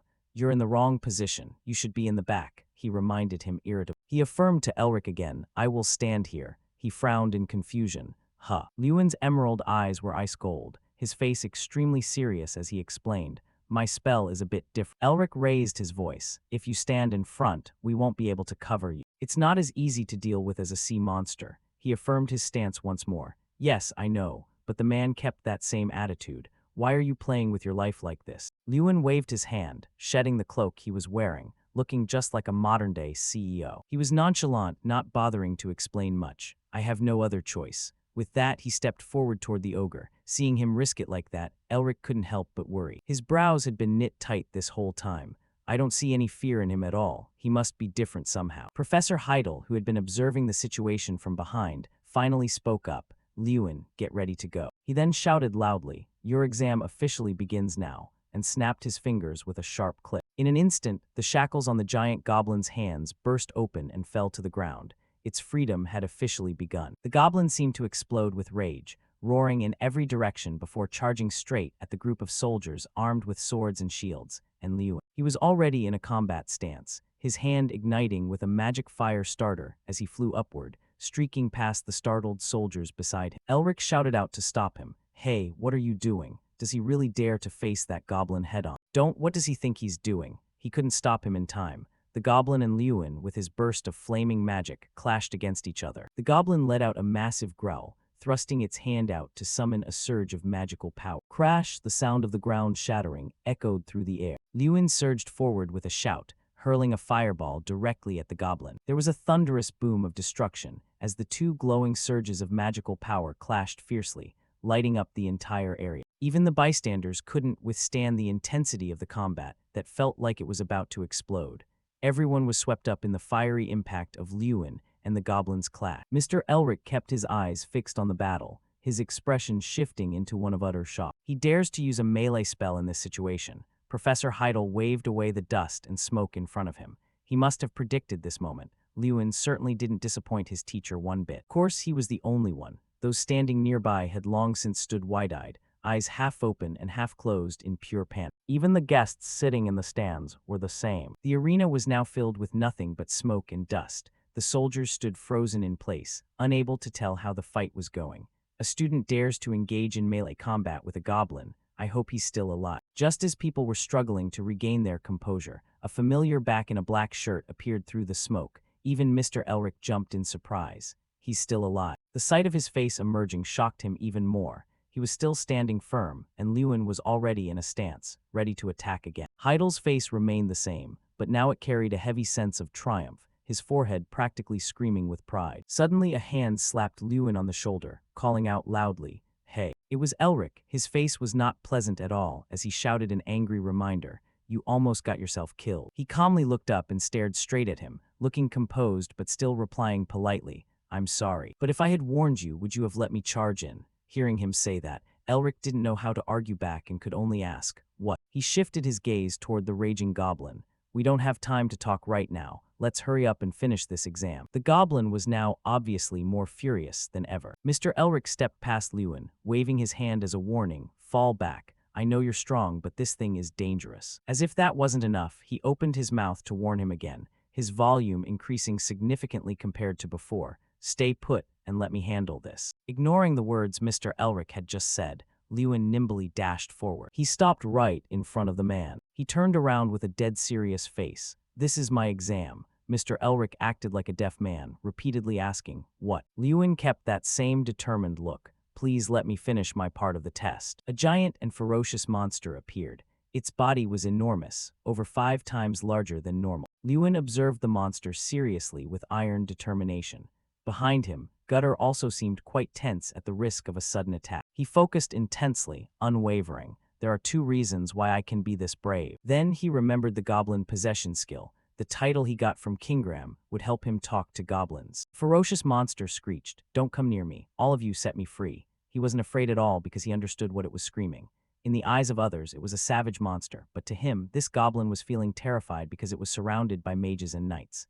The second reason was the emergency quest he was given, to strike first and defeat the enemy. The reward was a 30-point strength increase and unlocking the player's ice skill. He broke into a confident smile and charged forward without hesitation. It was truly a worthy reward for him. For someone who had to repeat a boring task every day, receiving points in one mission equal to 3 days combined was a dream. In a flash, he lunged forward, leaving a cloud of dust behind. He summoned a fireball in his hand and shot off like the wind, much to Mr. Gutter's amazement. In a split second, his punch collided head-on with the giant monster as it struck down. This created a massive shockwave, with sparks flying everywhere. It took the full force of his hit and roared in fury. With a loud bang, the fire swirl knocked it back a great distance. Very quickly, the objective of attacking the enemy first was completed. He smirked. "It's not over yet." It screamed, its glowing red eyes bulging, its sharp teeth gnashing with murderous intent. "I will kill you." The monster leaped high into the air. It poured all its power into this surprise attack. It shouted loudly, "I will crush your head." Its strike made the ground shake violently, but luckily, thanks to his long legs, he nimbly dodged it. He meticulously observed every movement of the monster. He had to find its weakness. After landing safely, he used time refraction to surge forward. The captain marveled in shock at his godlike speed. How is he so fast? While moving, he cast a fire attack. "I have to get close." Instantly, he closed the distance and got near it. He aimed for its weakness. Before the monster could react, his punch landed straight in its stomach. It let out a pained shriek. Among the knights, someone's jaw dropped in shock. He didn't flinch before the goblin at all. What on earth is this guy? Someone hid behind a shield to avoid the flying sparks. The students were equally buzzed. "What's happening? Hey, look." The goblin is counterattacking. It swung a powerful fist at him, but he blocked it with his bare hands. Not giving in, it used its other hand, but he still managed to block. He delivered a kick straight to its arm. Suddenly, the monster caught his leg. Without any hesitation, it threw him away like a sandbag. His body spun through the air, looking exactly like a leaf lost in a storm. He clung to the wall like Spider-Man. Before he could even catch his breath, his eyes widened in surprise again. It threw a flaming fist at him. Fortunately, he dodged just in time, and a large section of the wall behind him shattered. He landed gently while the monster turned its head to look at him. It growled, showing clear hostility. "You lowly human." He dashed forward as fast as a squirrel. He spun around, preparing to swing a kick that left it stunned. He delivered a spinning kick, something he had practiced for a long time, straight to its head. The goblin collapsed, shaking the entire ground as gravel and pebbles flew everywhere. He jumped straight onto its chest. Wanting to end it quickly, he activated the Goblin Rage skill, and a swirling red aura exploded on his hand. It broke into a cold sweat, trembling as it questioned him. "Are you really human?" He replied, "You probably don't need an answer, do you?" It stared in shock as if it couldn't believe its ear. It wondered, "You understand what I'm saying?" He didn't care much. While casting his move, he lazily replied, "You understand me too, don't you?" Before it could finish its words, a fire explosion strike, hotter than anything else, landed straight on its face. Stacking the goblin rage effect caused it to enter a berserk state. This made controlling the energy source even more difficult. His pupils contracted and he gnashed his teeth, looking as if he were in pain. The flames rose high, swallowing the giant body of the monster. He stopped his hand. The monster's body was charred and it was completely defeated. He remained alert. "Is it over?" Strang, watching from a distance, also marveled in admiration. "Not bad at all, right? It even exceeded expectation." He stepped off the monster. Perhaps because he was exhausted from the fight, he was panting heavily. Everyone around was utterly amazed. He defeated the goblin, it seems so. Everyone cheered excitedly, constantly praising him. "Go Lewin, that was so cool." Elric's face showed his irritation. He hadn't expected him to win. In contrast to that attitude, Principal Tyrion Ignit smiled with great satisfaction. The sounds of wonder didn't stop. A few people still found it hard to believe what had just happened. He really defeated that goblin by himself. How is that possible? The guard team quickly moved in to examine the monster's corpse. Mr. Gutter approached him, questioning, "Lewin Ardle, who taught you those spells and combat skills?" He replied, "No one." His face still held a bit of doubt. "I learned them myself." He looked like the definition of a serious young man. "Yes." He turned to the professor, who was standing thoughtfully nearby. "Professor, what are my exam results?" He remained silent, thinking for a long time. After a while, he spoke up. "I thought you wouldn't be able to handle it, but I didn't even get the chance to stop." He looked straight at him. "You always exceed my expectations." He wanted to confirm, "You mean?" "Yes, you passed." Just that one sentence made the entire hall erupt in cheers amidst the ruins and lingering smoke. Lewin, looking handsome and bright, smiled with full confidence. The status window appeared, confirming the mission was complete and simultaneously providing an emergency quest just like the last time. The reward offered was the player's eye skill, along with a +10 strength bonus. He was quite surprised. Player's eye. Learning more, he found it was a skill that allowed him to see the essence of all things, collect and digitize all information, and unlock the ability to turn invisible and see others even if they were invisible. Strang stood on Lewin's shoulder, looking quite excited. "Player's eye, eh? Now you've become a genuine player." He turned and asked, "You know about this skill?" It gave a sinister chuckle. "Of course, it's something only a player can possess." It stood with hands on its hips, explaining enthusiastically, "You can see enemies who are using invisibility. When they do, there will be a faint outline around them." He marveled, "That's useful, isn't it?" Suddenly, the status window appeared. Minimap unlocked. He wondered Mini, and it smiled with delight. This function allows you to observe everything within a 500-meter radius of your location. Additionally, this skill allows you to view the status of any target, and the amount of information accessible depends on the target's level. Its arms were crossed over its chest, showing a broad, arrogant grin. There are many more surprises. When you get new gear, you have to try it out immediately. It suggested looking at the unconscious goblin and trying to activate the player's eye. He glanced down at that massive body. "Look at that goblin." He focused intensely, channeling energy to use the skill. The status window gradually appeared. It was true, it showed information about the monster from its name, origin, and traits to the target's evaluation. Then he was so amazed he blurted out, "This is amazing." He wanted to experiment with other subjects. The target this time was Professor Heidel, but it only showed information about his level. Suddenly he realized, HMPH, so there are things I can't read. The information is limited. Strang replied immediately, "Of course, you can't read the information of someone at a level too far above yours." It seriously raised a finger as if lecturing, "Once you become stronger, the amount of information you can access will increase." He listened intently. He smiled slightly, raising a hand to touch his chin, his lips curling into a calculating half-smile. "I see." After the practical combat test ended, rumors of Lewin defeating the goblins spread everywhere in the academy. On the campus, he and Jason sat chatting on a stone bench. Jason teased him, "Lewin, do you hear what everyone is saying about you?" He was bewildered. "I don't know, this is the first time I've experienced it." Suddenly, a brown-haired girl approached him to ask a question. She spoke shyly, her eyes sparkling as if hiding a romantic intent. "Are you Senior Lewin?" Not only that girl, but two others also came forward to offer lunch bags.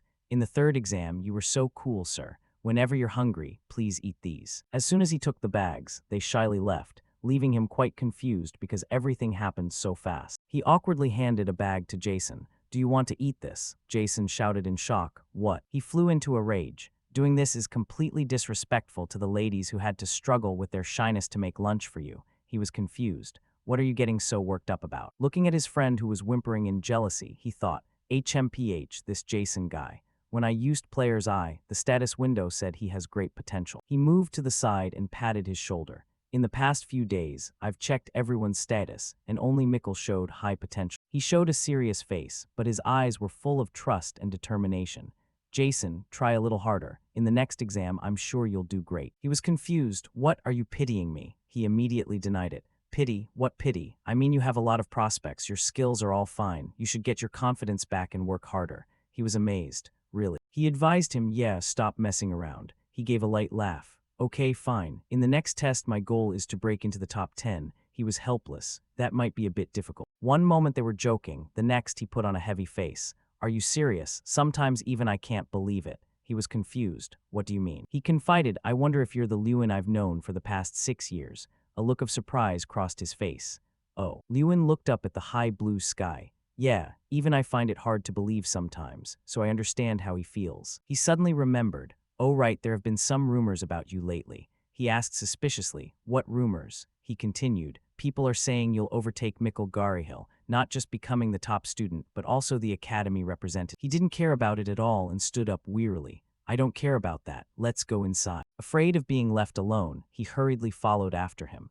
What do you mean you don't care? This year is the grand festival year. Every year in May, representatives from famous academies gather, and a magic festival is held to choose the most outstanding person. And every 8 years, all mages go to the Olympiad to choose the strongest. The Grand Festival takes place in the year that both of those events happen. The Grand Festival is a national competition where the brightest students of the academies showcase their abilities. The winner not only brings back a large amount of money for themselves and the academy, but can also receive countless privileges. That's why the number of students participating in the Grand Festival is limited. 1 individual competitor and 30 group competitors. The top 31 people from each academy will participate in this big competition, and the individual competitor in the Grand Festival will be the student representative. In the academy's cafeteria, everyone was eagerly discussing the upcoming festival. Many speculations were being made. I wonder who the student representative will be this year. It'll probably be Mikkel again, right? At his dining table, everyone was also discussing this. Jason spoke up first. Of course Lewin will be the representative.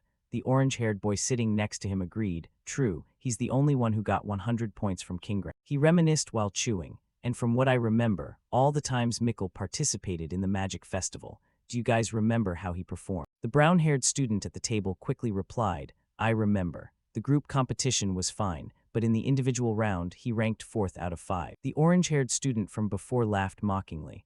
That's why we're called the bottom-tier academy. A bottom-tier academy, where the group competition is a mess and the individual one is even worse. Lunchtime ended and everyone cleared their plates, but the topic hadn't ended yet. The only way for us to escape that nickname is Lewin. Don't you guys agree? Totally. Lewin, what do you think? His face was serious. The exams aren't over yet, he told himself. It's not time to be arrogant or excited yet. After all, the person chosen to participate in the Grand Festival will be the top person in the exams and receive nominations from the professors. And the 4th exam, the 1v1 battle between me and Mikkel, is about to happen. He looked straight ahead, his gaze steady. That's why I have to focus on the next test. He vowed to himself. Right now, all I can think about is beating him to a pulp. 4 days later, at the training grounds, the actual combat exam is underway. Lewin leaps into the air and unleashes a spinning wind kick, his heavy sweat proving he's been training for quite some time.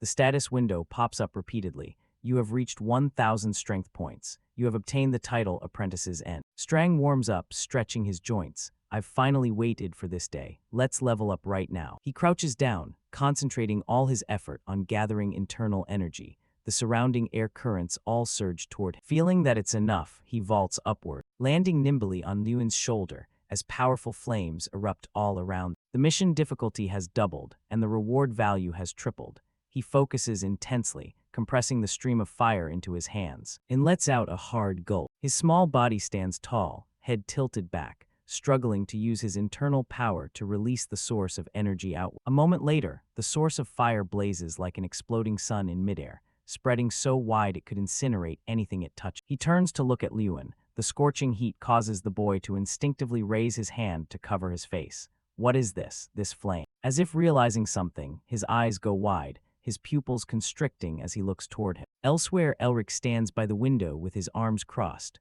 lost in thought. It turns out he's remembering the scene where Lewin defeated the ogre, his face twisted in a bitter scowl. Damn it. We actually have to give him a score. He imagines the moment Lewin declared war on Mikkel, wondering if, with Lewin Ardal's current strength, he could actually defeat Mikkel. Thinking about Mikkel being defeated at Lewin's feet, he immediately brushes the thought away. That's highly unlikely to happen. Teeth gritted, he calculates even further. If he wins, Mikkel's position at the Grand Festival and his status as top student will be shaken. The Garihill family must remain at the top of this academy. Every muscle in his face tenses up, as if he's suppressing a rage that's about to explode at any cost. Back at the training ground, Strang has reached level 2. He looks exhausted. The surrounding wall of fire has weakened significantly, but in return, Lewin has received 200 strength points. An orange flame blazes within his hand. He gazes at it intently in awe. Strang, you look a lot stronger now. At the same time, he expresses his gratitude. Man, thanks to you, I reached 1,200 strength points so quickly. Strang puts his hands on his hips and puffs out his chest, looking proud and a bit narcissistic. Ahem. He giggles, his mouth curling into a grin that shows his teeth as he lightly scratches under his chin. This is just the beginning. The mission difficulty and rewards have already increased. Both of them stare intently at the status window to check. Frequent physical training II. Complete all of the following tasks: 5,000 punches, 5,000 kicks, 5,000 spinning kicks, a 15 km run, and actual combat practice. Reward, 30 strength points. Lewin looks at it and reflects. I've increased my training intensity anyway, so it shouldn't be too hard. He turns to ask, so what exactly is this actual combat practice? Suddenly, Strang's face darkens as he flashes a villainous smile. Remember when we first met? I told you I could turn into anything. He replies, yeah, I remember. Strang says smugly, from now on I can transform, though there are still limits, you know. Can you turn into a human? I can, but only once I'm level 5. Turning into a human is extremely difficult. He wonders, then what can you turn into? Strang's face turns devious. Wanna see. Suddenly a small whirlwind appears, surrounding his body. Gradually, the whirlwind grows larger. As the whirlwind vanishes, a tattered and mysterious scarecrow appears, making Lewin unable to hold back his laughter. Is this a straw scarecrow? Seeing that Lewin isn't as impressed as he expected, he gets angry. What's with that expression? He chuckles. Nothing, it's just not quite what I imagined. Self-indulgently, it snaps. Don't you dare look down on a straw scarecrow. Back when Draka first started sparring, I was the one who supported him. Lewin ponders. Sparring? You mean you played the role of the target, right? Strang confirms firmly. Exactly. I'm very useful for the mission. From now on, you have to do your actual combat practice with me every day. He controls a whirlwind to spin around himself, acting mysterious. Right, GI letter 1EDD, my power is still weak, so it's only equivalent to a level 3 mage. Deep inside the scarecrow, he lets out a devious laugh. Once I get my power back, I can take on anything. At that point, whether it's a dragon or a demon, I'll handle them all. Finding it interesting, Lewin wants to try it immediately. All right, let's do it then. What do you want me to turn into? He boldly suggests a mage. As if hit right on his ticklish spot, Strang flips into challenge mode. Oh ho, fine by me. Strang focuses his power to create a magic orb, transforming into a staff holding a glowing red gemstone. The hand holding the staff instantly bulges with rippling muscles. Even if I hit you, it'll only cause a shock. It won't deal any real damage. Lewin stands there calmly. And what about you? Hearing that its response indicates it'll be unharmed, he raises his eyebrows and says, I see, you're the ideal sparring partner. Not wasting a single second, Strang conjures a fireball. All right, take this. Having spoken, he fires that massive blast of magic at him. It's no problem for Lewin. He nimbly dodges and vaults straight to another side. He is incredibly excited. He's certain that Mikkel is training right now, and he can't wait to challenge. His thoughts are the complete opposite of reality. Right now, Mikkel is in Elric's room, staring at a leaf. That bastard is such an eyesore. What do we do now? Elric snaps irritably. You brat, how dare you speak like that in front of me? If you had been just a bit stronger back then. Mikkel doesn't want to hear another word. He waves him off, interrupting. Enough, don't say anything else. I heard that because of you, Lewin's score was raised. Elric flinches. What? Mikkel doesn't hold back his obvious sarcasm. What else? You're the one who set up that ogre business, aren't you? His expression looks like he wants to eat Elric alive as he slowly steps forward. Because of you, he got a perfect score. If the family found out, I think life would get pretty difficult for you, uncle. He never expected his nephew to be this insolent. Elric is bitter but can't do anything. You little brat, you dare talk to me like that. Mikkel urges him irritably. Stop rambling and think of a way to fix this. If he gets to represent the academy. A firm answer comes from Elric's mouth. No, that won't happen. I have an idea. A small emerald green vial sits in his hand.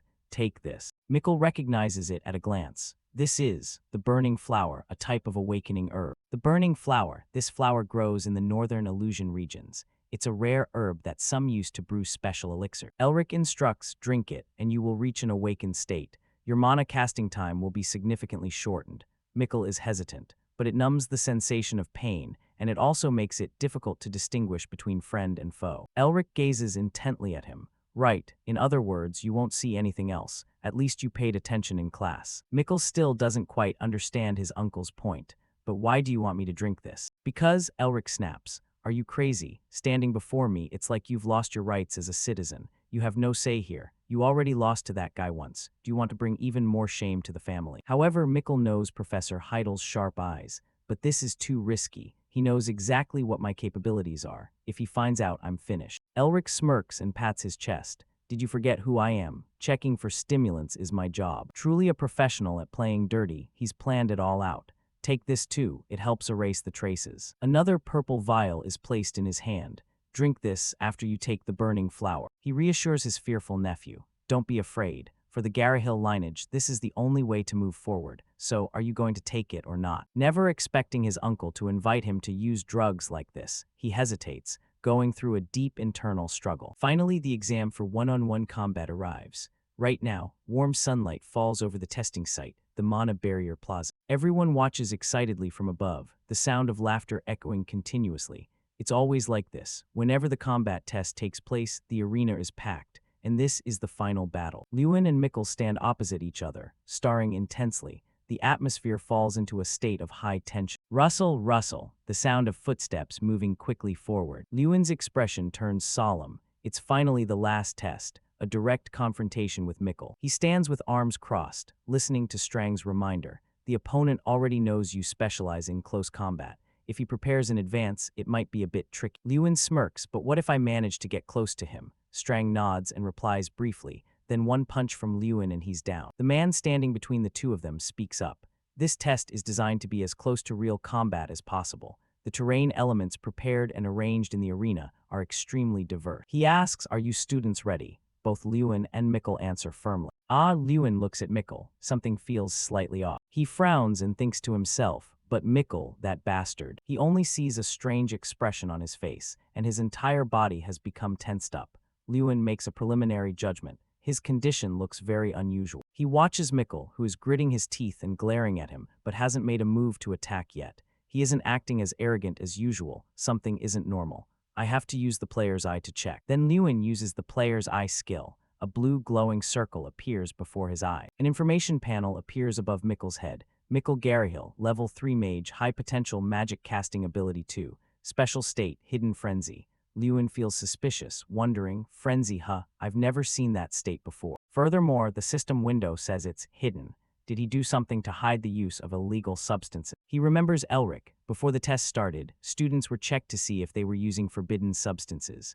Wait, the person responsible for that check was Professor Elric. Could it be Mikkel's uncle? Did Professor Elric let Mikkel use something and then cover it up for him? The man states the rules of the match. Listen carefully, students. This battle only forbids one thing, dark magic. You can use any type of magic from the 4 elements, and points will be awarded based on the tier of the magic you use. He further explains, you don't need to worry about your opponent. Within this Mana Barrier Hall, the power of magic is reduced by 99%. Now, does anyone have any questions? Seeing Lewin raise his hand, he asks, what is it, Lewin Ardal? Mikkel's face turns stiff as he hears the question. What happens if one of the 2 people is found using forbidden substances? He hears this and speaks sternly. That person will be disqualified and fail this exam, and it could also lead to expulsion depending on the severity. But why do you ask? Lewin looks at Mikkel and then indifferently replies, it's nothing, sir. He spreads his arms, signaling the 2 of them to move apart, and then speaks.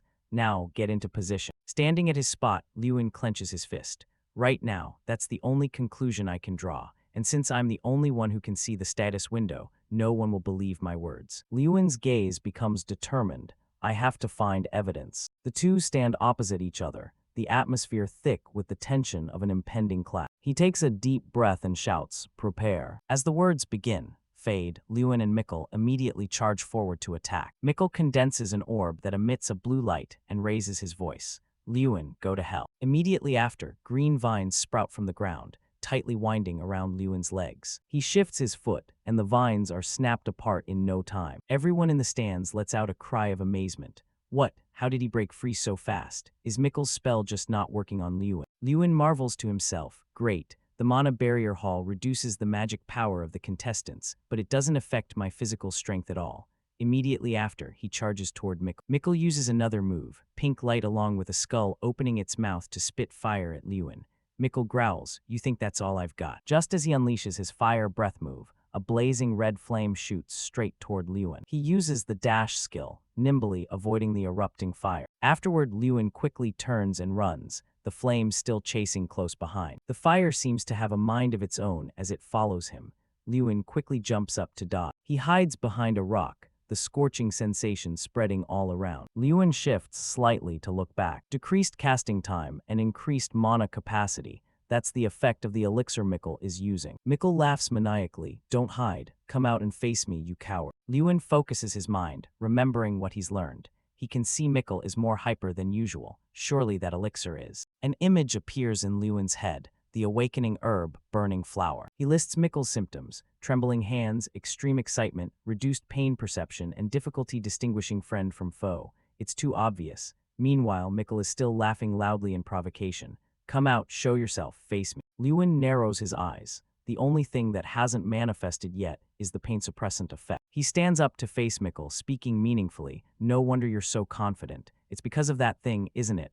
Mikkel is startled and shouts, "What?" Lewin calmly looks at Mikkel, whose face is flushing, and says a name, Burning Flower. His expression turns to one of shock upon hearing Lewin's words. But it doesn't matter. To defeat you, I don't need things like that. He raises his hand, his voice mocking. Here I come, Mikkel. Lewin charges forward like an arrow while using the time refraction skill. Mikkel conjures ice and snow while cursing inwardly. Damn it, how is he so fast? An ice barrier he created appears in front of Lewin. He doesn't flinch and shouts, useless. Lewin's leg sweeps forward, a flash of yellow light erupting to Mikkel's utter shock. Chatter breaks out among Tyrion Ignit's group. What kind of magic is that? It's that type of magic, isn't it? Is that actually magic? On the field, Mikkel summons a level 3 spell, Fire Lizard, shouting. Take this, Lewin counterattacks, clenching his fist and unleashing a strike. Earthquake. As that punch slams down, Mikkel's Fire Lizard is blown away. He retreats several steps, his large body seemingly in immense pain. The crowd in the stands lets out a cry of surprise.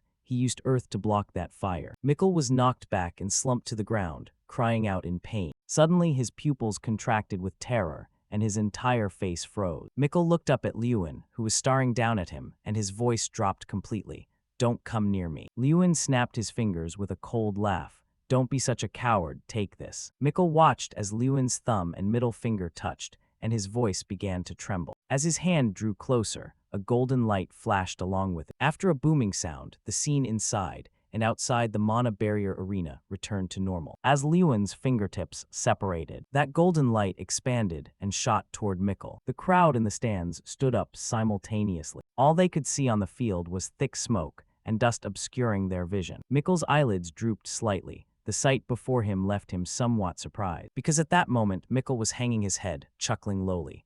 Lewin, you dare look down on me. Just as he finished his sentence and lightly scratched his forehead, Lewin lunged forward and head-butted Mikkel in the side of the face. Without giving him a chance to counterattack, he unleashed a continuous flurry of punches. With a thud, Mikkel slammed into a boulder and lay sprawled on the ground. His body shook in waves, but his laughter echoed out. So weak and you think you can beat me? I didn't feel a thing. Lewin thought to himself, to take those hits and stay conscious. At this rate, Mikkel might die from extreme shock. He grabbed Mikkel's shoulder to pull him up. Continuing this would be very dangerous. Next, his body was lifted high by winding green trunks called the prison tree. Lewin raised his hand and spoke up. Teacher, has Mikkel used a banned substance? He walked over and asked suspiciously, what do you mean? Why would Mikkel use a banned substance? Are you sure? If you're lying, you could be disqualified. Lewin was determined.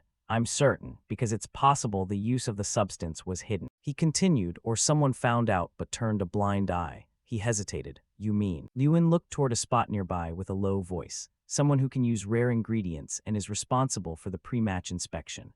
He also shifted his gaze toward Elric. His voice rang out again.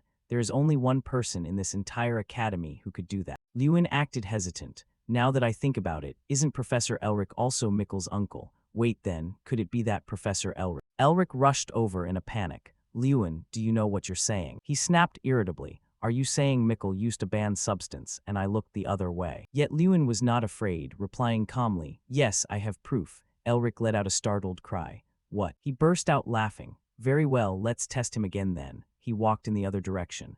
There's no need, sir. You've already used a special elixir to hide his symptoms anyway. Elric became flustered. So what do you want now? Where is this proof you speak of? Lewin touched a large tree trunk and smiled.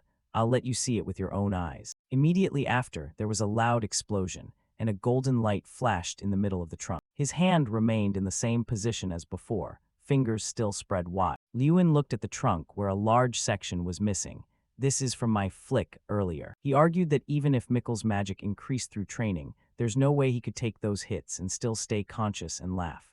In his current state, I think his skull is rattling violently, and at least 7 of his ribs are broken. With bloodshot eyes, he didn't care and kept laughing loudly. Lewin spoke up, and yet he still laughs as if he feels no pain at all. Elric's face froze when he heard the question. Do you have anything else to deny, Professor Elric? Above them, Tyrion Ignit stood up and raised his voice. Professor Elric. Seeing the guilty look on his face, he already had his answer. Tyrion Ignit shouted angrily, "How dare you do such a thing in a sacred place like this? Professor Elric, follow me to my office immediately." Hearing his furious tone, Elric looked hesitantly toward his nephew. He only saw that he didn't realize how serious the situation was, only Mikkel's senseless laugh. Then the 4th exam quickly passed. The corruption of the Hill lineage was exposed. Gossiping voices rang through the hallways. I heard Professor Elric was fired, and Mikkel was expelled too. I have a new nickname. Someone put an arm around Lewin and chuckled. Hey, Expulsion Saint Lewin. Thud, thud, thud, even footsteps echoed in the quiet space. Right now, Lewin was standing before a massive door. The space around him brightened, because Lewin had been summoned by the principal. He felt as if time had stopped. No sound reached his ears. Suddenly a faint noise rang out, and he looked up. His eyes widened in shock, filled with disbelief, because Lewin was now standing on a large grass field, and in front of him was a red chair.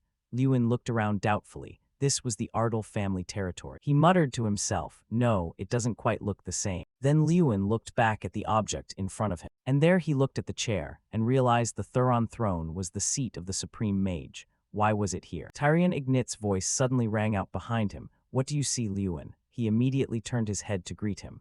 Ah, hello, sir. He spoke as he walked. This place was created by the Eyes of Manlarok. Have you heard of the Eyes of Manlarok? Lewin followed closely behind and replied, yes, I've heard of. According to what he knew, Manlarok was the leader who started the invasion of the Frelaya continent.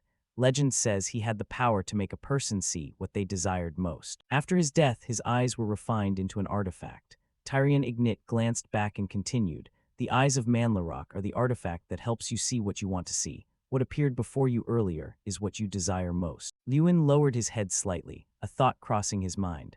What I desire most is to restore the Ardle territory and become the most powerful mage. He suddenly asked, are you curious about what I see? Lewin asked curiously, what do you see, sir? Tyrion Ignit smiled softly, his eyes full of warmth.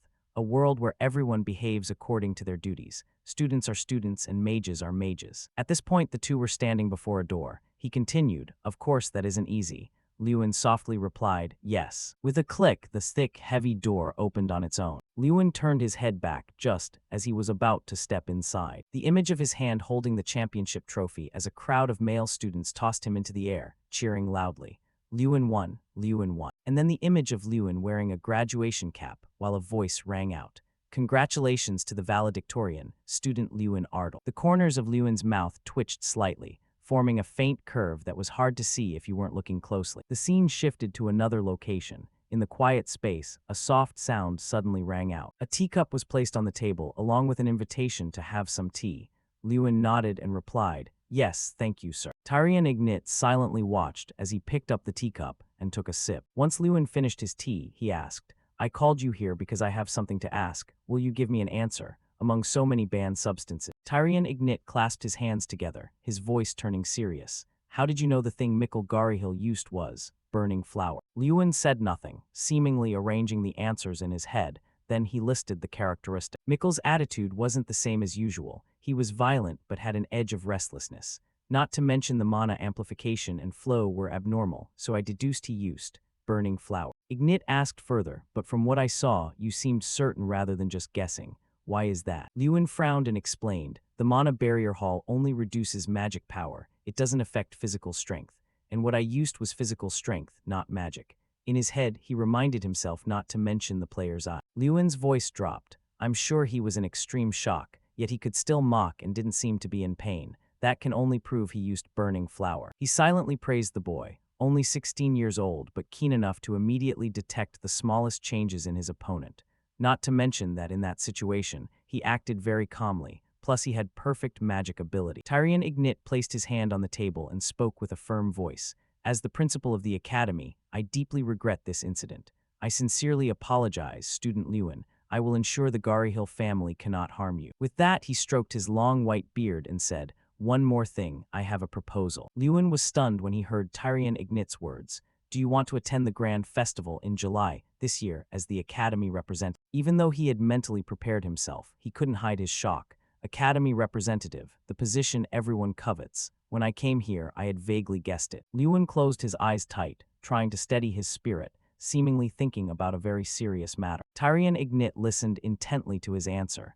Thank you, sir. I feel very honored to receive this proposal. But Lewin's voice became hesitant. You also know I still lack experience. I haven't had a single real combat match in all these years. He lowered his head slightly, his voice softening. During that time, I couldn't do anything and had no achievements because of my mana disorder. The Grand Festival is a place where only the best gather. I don't know if I have enough strength to compete with. Tyrion Ignit's voice rang out, making Lewin look up. That doesn't matter, as a judge at the Grand Festival. He raised his index finger and spoke with conviction. I think you deserve the title championship candidate. He asked hesitantly, pardon, a championship candidate. Tyrion Ignit stroked his long beard and said, I affirm you are a very high potential candidate, and what's even scarier is. Lewin's face briefly flushed with embarrassment as he heard him speak. You will be a secret weapon that no one expects. Tyrion let out a long, satisfied breath. To them, you are a mystery. They have no information on you, don't know what techniques or fighting style you'll use, and naturally, they won't find a way to counter you. Hearing that, he secretly rejoiced. Is that so? Since I was always at the bottom, they won't be on guard. They won't have as much information on me as Mikkel did. Looks like this is a good chance to pull off a surprise. Lewin's hands tightened on the hem of his pants as he heard him ask, what do you think? To participate or not to participate? After putting on an air of careful thought, he gave his answer. I will do my best not to disappoint you, sir. Suddenly, there was a knock on the door from outside. Tyrion Ignit spoke up, just in time, come in. He looked at the person who entered and then said to him, Lewin, I think a body skills class will be more useful to you than a magic class. I have invited this professor to help you develop those skills. When he heard the greeting, are you doing well, boy? Lewin was briefly stunned. This is. The person who arrived was Gutter Perante. He teased with a laugh, what's with that face, not happy to see me? Lewin recognized this man. He was the captain of the Knight Squad in the Foreign Territory, one of the only elite rank knights in the Kingdom of Radiant. He remembered that this was also the man he had met during the third exam. Looking at Gutter sitting in front of him, Lewin couldn't help but marvel. He hadn't expected to take a body skills class with him. He finally spoke up. First, I must confirm a few things. Gutter asked, I heard Professor Heidel say you are a special mage because you can only fight in close combat. Is that true? He nodded slightly and replied, yes, that's correct, sir. He gave his assessment of Lewin. From what I saw, your movements are quite good, quick and concise, without a single wasted motion. He froze when Gutter said, but honestly, it's obvious at a glance that you've never studied martial arts. He lowered his voice. Your moves might have worked against that goblin before, but to us, you'll be completely readable. No matter how strong you are, opponents with good body skills can tell your attack is coming through the way you move your shoulders and hips. His hands resting on his knees tightened slightly. Lewin thought to himself, he's right. My moves are all repetitive motions from quests, so they don't apply much in real combat. Suddenly, Gutter stood up. But don't worry, if you learn from me, your movements will change from the most basic level. He looked him straight in the eye. So, shall we start right now? After that, the two moved their training location to another spot. Gutter's voice rang out. For a knight, the most important thing is the feet. If your feet are steady, your sword swing will be powerful. Furthermore, your feet will help you predict the enemy's next move, so your first lesson will be walking correct. He sat on a platform and said, only when you learn to walk correctly can you use body skills. Lewin held out his hands, looking serious as he followed Gutter's instructions. Heavenly martial arts is the martial arts discipline often used in training knights. His strikes were delivered continuously, the whistling sound echoing through the space. He slowly stood up, watching Lewin punch the air, and said, this discipline consists of 36 forms in total, not counting sword technique. He was still diligently practicing, hands clenched into fists as Lewin prepared to surge forward. Punch after punch slammed into the air, the sound of tearing wind ringing out repeatedly. Nearby, Gutter stood with arms crossed, silently observing Lewin's every action. His expression turned serious. Remembering his words from earlier, you were wondering. Back then, Lewin had asked, you don't gain anything from teaching me martial arts, sir. On top of that, you have to come to the academy every day. So why do you? Gutter had replied at the time, just think of it as a form of investment. He asked doubtfully, investment. He touched his chin thoughtfully. I've met someone with the potential to become a talented mage in the future, if I play a part in supporting that person. Lewin remained silent as Gutter continued. Then it can be considered a worthy investment, right? Then he bowed deeply. Then I'm counting on you, sir, Professor Gutter. Suddenly he gave a shy cough and proposed, and being called professor sounds too stiff. Just call me Hyung. I'm only in my late 20s. Hearing his age, Lewin was shocked. No way. Back in the present, he was still practicing hard. Lewin struck on one side and swung a punch to the other.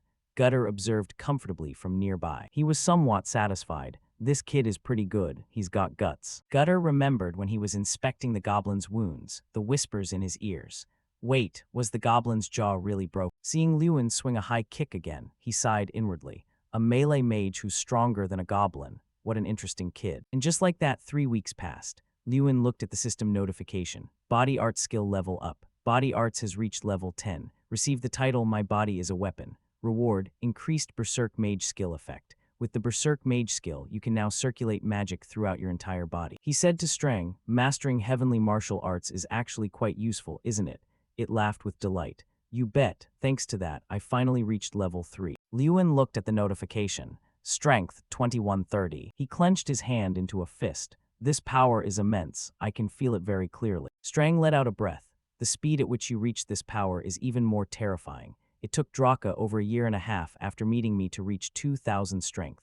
Is it because of the difference in time perception between humans and dragons? Suddenly, a call came from the distance. Lewin saw Jason running over breathlessly. He asked curiously, Jason, what's wrong? He rested his hands on his thighs, panting, and asked, Did you see it? He asked doubtfully. See what? Jason replied immediately. The list of contestants. The grand festival list has been posted at the academy gates. Lewin was stunned, wondering to himself, the grand festival. Memories flooded back into Lewin's mind as a voice echoed. In first place, Lewin Ardle. At the opening ceremony, I stood on the podium representing the new students. Because of that, I became the target of envy and suspicion. In response to that jealousy, I had performed miserably for the past 5 years. All I could do was stand from a distance and watch Mikkel receive everyone's congratulations. And now, Lewin and Jason were rushing toward the academy gates. By the time the two of them arrived, they saw a crowd already gathered in front. When he saw the contents of the announcement, he couldn't help but let out a shout,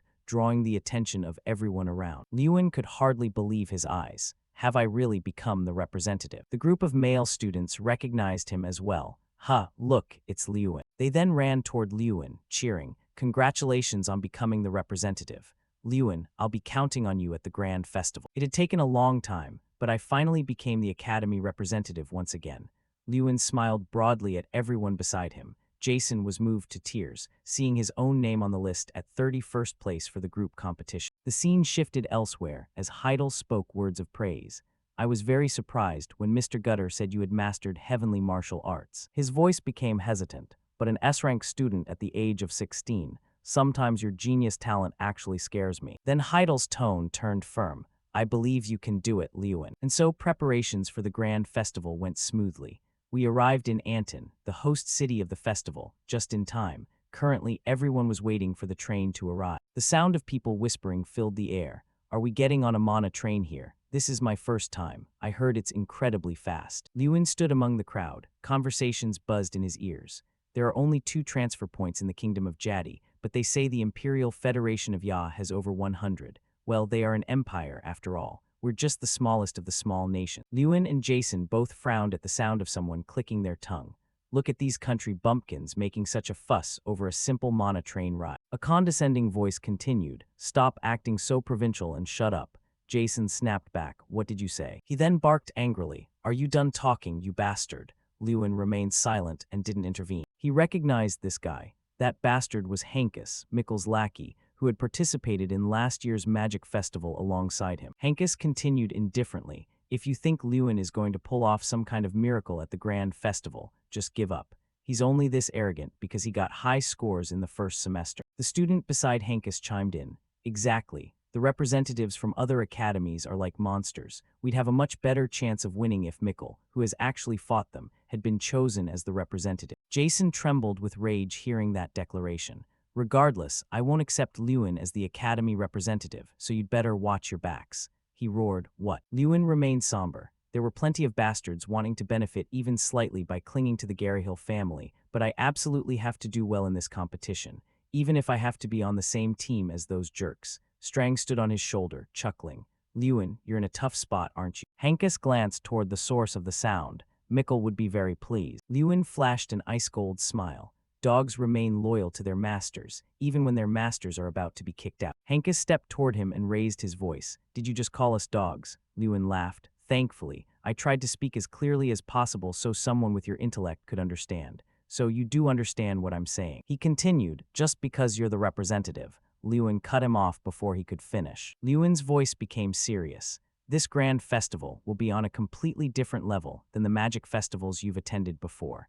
If you get good results, you'll have better opportunities than the Garyhills could ever give you. Hankus burst out laughing as if he'd heard something ridiculous. Of course, if we get good results, that's how it would be. But is that even possible? Everyone in this competition is a monster. In the end, our fate is to stay stuck in the kingdom of Jaddy working under the Garyhill family. Stop dreaming. Lewin's voice remained calm. We can do it. Lewin turned to walk away. The Grand Festival is an event where unity is the most important thing. It's better that we eliminate the elements hindering our teamwork. Hankus saw this and called out, does that mean you're going to compete without us? Lewin gave him a meaningful reply.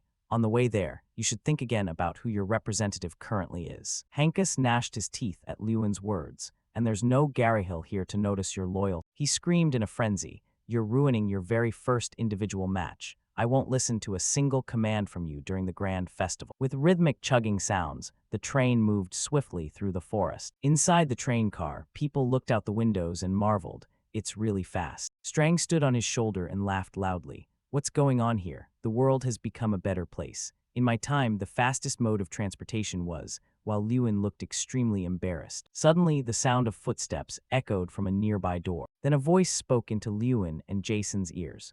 Ah, I thought I smelled a loser somewhere. 3 male students were standing there. The one in the middle spoke mockingly. Well, look who we have here. The country bumpkins from that stupid academy. Lewin looked at the crest on the chest of the speaker's shirt. That crest, the Joda National Magic Academy. According to what he knew, the Joda National Magic Academy was the only training school in Joda, the Sand Kingdom built in the desert. Famous for its ancient history, they were particularly known for hunting swordsmanship and the body to the absolute limit. Lewin looked toward them suspiciously. What are people from the Joda National Magic Academy doing here? Sita raised his voice to ask, hey, you idiots from the academy, where is Mikkel Garyhill? Surely he didn't run away because of a little hardship. I was planning on having him look after us this year. He laughed out loud as he spoke. Look after us, you know, like a slave. Theta waved his hand at those near him. Are you taking responsibility for last place again this year? Let's try to get along, shall we? Strang covered his mouth and giggled. Good grief, look at your patience. Lewin, you can really just sit there and listen to this. Lewin looked at the mocking Theta and thought, I didn't know because I've never been to this place before, but it seems our academy is being treated very poorly. His gaze shifted to another direction nearby. He saw Heidel with his eyes glued to a notebook, acting as if he didn't care. Lewin realized the professor had no intention of intervening. The Grand Festival was a competition between students, and right now, his teacher's role was simply that of a guide. He lowered his head slightly, his brows furrowed. Currently, the authority and responsibility of the entire team rested in his hands as the academy representative. Theta walked over to Hankus, resting his arm on the back of the chair. Hey Hankus, where's your representative Mikkel Garyhill? At least he was interesting. But Hankus remained silent. Suddenly, a voice rang out that made Theta turn his head. Mikkel is likely bedridden, praying that his broken ribs heal right about now. He saw Lewin standing tall, looking Theta directly in the eye with full confidence. Hankus said in a hesitant voice, That is our academy representative. Sita was skeptical. That guy is the representative. This is the first time I've seen him. With that, he turned and walked toward Lewin. The sound of his footsteps was like a drum beating in everyone's hearts. No one dared to breathe heavily. Sita stood directly in front of Lewin and introduced himself. I am the representative of Yoda, Sita Mankiri. What is your name? Without a hint of fear, he replied composedly, Lewin Ardle. Lewin's voice dropped an octave. And I think that's enough of an introduction for a first meeting. If you're done causing trouble, then get out of our carriage. Theta's voice sharpened. What? The corner of Lewin's mouth twitched. And of course, you'll be apologizing for calling us a stupid academy before you leave. And with a polite attitude, that's what I mean. Lewin repeated it again. Shouldn't you apologize for calling us a bunch of stupid academy students before you go? I mean, a sincere apology. The veins on Theta's forehead bulged, his voice turning ice cold. What did you say? He leaned in close to Lewin. Did you just tell me I have to apologize? Then Theta turned back and barked angrily. Hey Hankus, haven't you told him who I am yet? Hankus's whole body began to tremble. Theta became even more infuriated. You can't even handle a simple thing like that. Let me give you a lesson you'll never forget. Seeing him act like this, Lewin understood. So that's how it is. He saw the look of fear on everyone's faces. This is why the participants of the Grand Festival are terrified when they see the Yoder Academy bunch. Lewin watched with steady eyes as they were bullied by Theta Mankir. He felt the atmosphere of fear enveloping the entire carriage. They're doing this on purpose to break everyone's spirit before the matches. Lewin was so angry his fists clenched tight. It turns out the Grand Festival has already begun. Suddenly, he smirked provocatively. So do you want to test your strength? Theta looked like he just heard a joke. Ha, has this bastard actually lost his mind? With that, he prepared to throw a punch, not forgetting to threaten. You think I'm scared? When you get hit, don't go. Before the strike could land, someone shouted loudly, Theta, stop. Sita pulled back his arm and retracted the attack, his voice becoming hesitant. Professor. The man spoke sternly. Can't you just sit still? What kind of stunt is this before the competition? You're already trying to make enemies this early. He turned to Heidel and apologized sincerely. My student was extremely rude. On their behalf, I truly apologize, Professor. Heidel simply gave a slight nod. Then he shoved Theta hard, barking, Theta, get back to your seat. Immediately, though still unwilling, he moved. But Professor. Theta turned back and threw a hostile glare. Just you wait. Lewin watched them walk away and fell into deep thought. Just as I thought, this isn't going to be easy from the start. In a different train carriage, an angry voice rang out. Professor, why did you stop us? Theta couldn't wrap his head around it. You're the one who came up with this method, so why? The man lowered his head, sighed, and asked back, You didn't see it. He was stunned. Sir, what do you mean? Theta stammered a yes, sir, upon hearing the teacher's question. Didn't you see him laughing? He recalled the scene from before. That Professor Heidel from Xen Academy. He was laughing while watching you, as if he was just waiting for you to make a move. Theta cautiously shared his thoughts. It was just confidence, surely. The teacher exhaled, unsure. I'm not so certain myself. He remembered the aura coming from Lewin. I think there's something about that Lewin kid we don't know yet. He's nothing like that Mikkel Garyhill you fought last time. Hearing this tone, Sita knew things were no longer as simple as he had thought. The train continued its journey. After the Zoda crowd left, the atmosphere in the cabin changed in a strange way. Everyone gathered around Lewin to discuss. Hey, what's the first match? The first one is a group battle without representatives, so you won't be there. Lewin, I don't know if we can do this. Hankus spoke up with determination. Of course we can. We can't lose. Others cheered in agreement. Right, we can't let those bastards win. Lewin looked at everyone with satisfaction. Just a moment ago, they were full of ego and resentment, yet now they're united like this. Everyone asked after him with concern. Are you okay? Lewin, why did you push it so hard? Those guys have been fighting since they were born. Yeah, he's right, if it came to a real fight. Lewin's words made the whole group freeze. Don't you guys find it frustrating? He emphasized every word. They look down on you. They look down on our school's representative to his face. As the representative, if I just sat there, what would happen? Lewin's voice rang out through the carriage again. They would only have more fun and look down on us even more. Furthermore, someone hesitated. Well, that's true, but he cut them off. If we do nothing, then we really are the stupid academy they called us. Is that what you want? The whole group looked down when Lewin asked, Do you want to be looked down on forever? Suddenly, he raised his voice. It's because you backed down that they've looked down on us all these years. Lewin continued, So, what do you want to do now? This isn't the time for ego to destroy our unity. Someone pushed Hankus forward. We were planning to have Hankus be the goalkeeper in the ball-pushing match. What do you think? He scratched his head in embarrassment. Me, goalkeeper. Lewin was somewhat satisfied. It seems Mikkel's tail has finally joined in. It should stay this way until the competition ends. A sudden announcement chimed on the train. Next stop, Antonucci. Then a voice urged, We've arrived. Everyone get your luggage. Antonucci was a small state within the Royal Federation of Danak. It was also the only state recognized as a neutral territory of the Empire.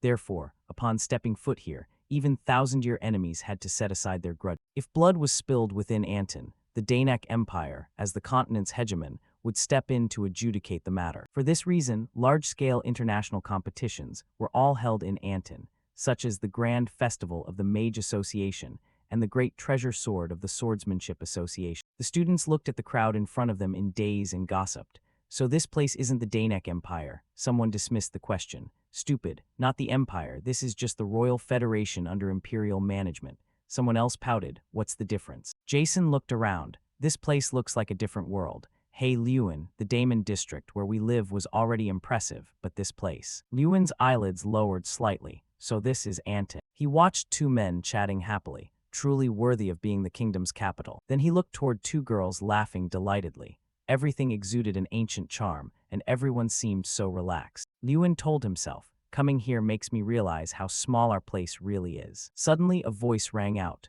We're heading to the lodging now. Everyone, get in the carriages. Following that, everyone boarded the carriages one by one. The line of horse-drawn carriages moved along the road. The person sitting opposite Lewin and Jason spoke up as a reminder. I'm telling you this just in case. Even by accident, don't go near the other academy's area. He glanced up at Lewin. Causing trouble right now won't do any good. He became awkward. Why are you looking at me while saying that, Professor? Suddenly Strang looked in another direction and cried out, Whoa, look there. Lewin looked at him suspiciously. What is it? Strang's eyebrows shot up. He continued, I just caught an extremely interesting scent. His eyes widened in shock. What kind of scent? Suddenly he jumped down from up high and stood on Lewin's foot, opening his mouth. It seemed Strang had sensed a ruin of Draka nearby. The scene changed to the next day at the Xen Academy Lodge. Jason watched Lewin nimbly putting on his coat and asked sleepily, Oh, is Lewin going on a date? He didn't answer and zoomed off like a gust of wind. The system screen lit up in front of Lewin. While running, he asked Strang, Are you sure? He nodded. Positive. You'll see it appear on the minimap in a moment. Even I can see it. When they reached a place with a workshop sign hanging, memories vibrated and Strang shouted, We're here. Lewin slowly opened the door and stepped inside. He looked at the scene inside and remarked, I thought the black dragon stuff would be in a very special place. This place looks so ordinary. Lewin rubbed his chin in thought. It should have been somewhere like a black market or a rich man's basement.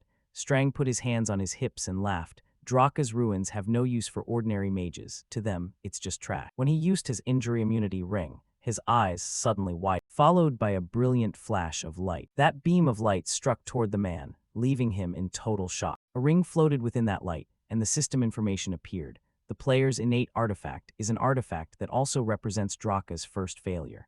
The damage immunity ability helps resist physical impacts on the player's body and increases the chance of neutralizing physical damage. Seeing this, Lewin asked doubtfully, A failure? Strang laughed and explained, This one is a bit special. It explained in detail that it not only resists attacks, but also resists ordinary touches.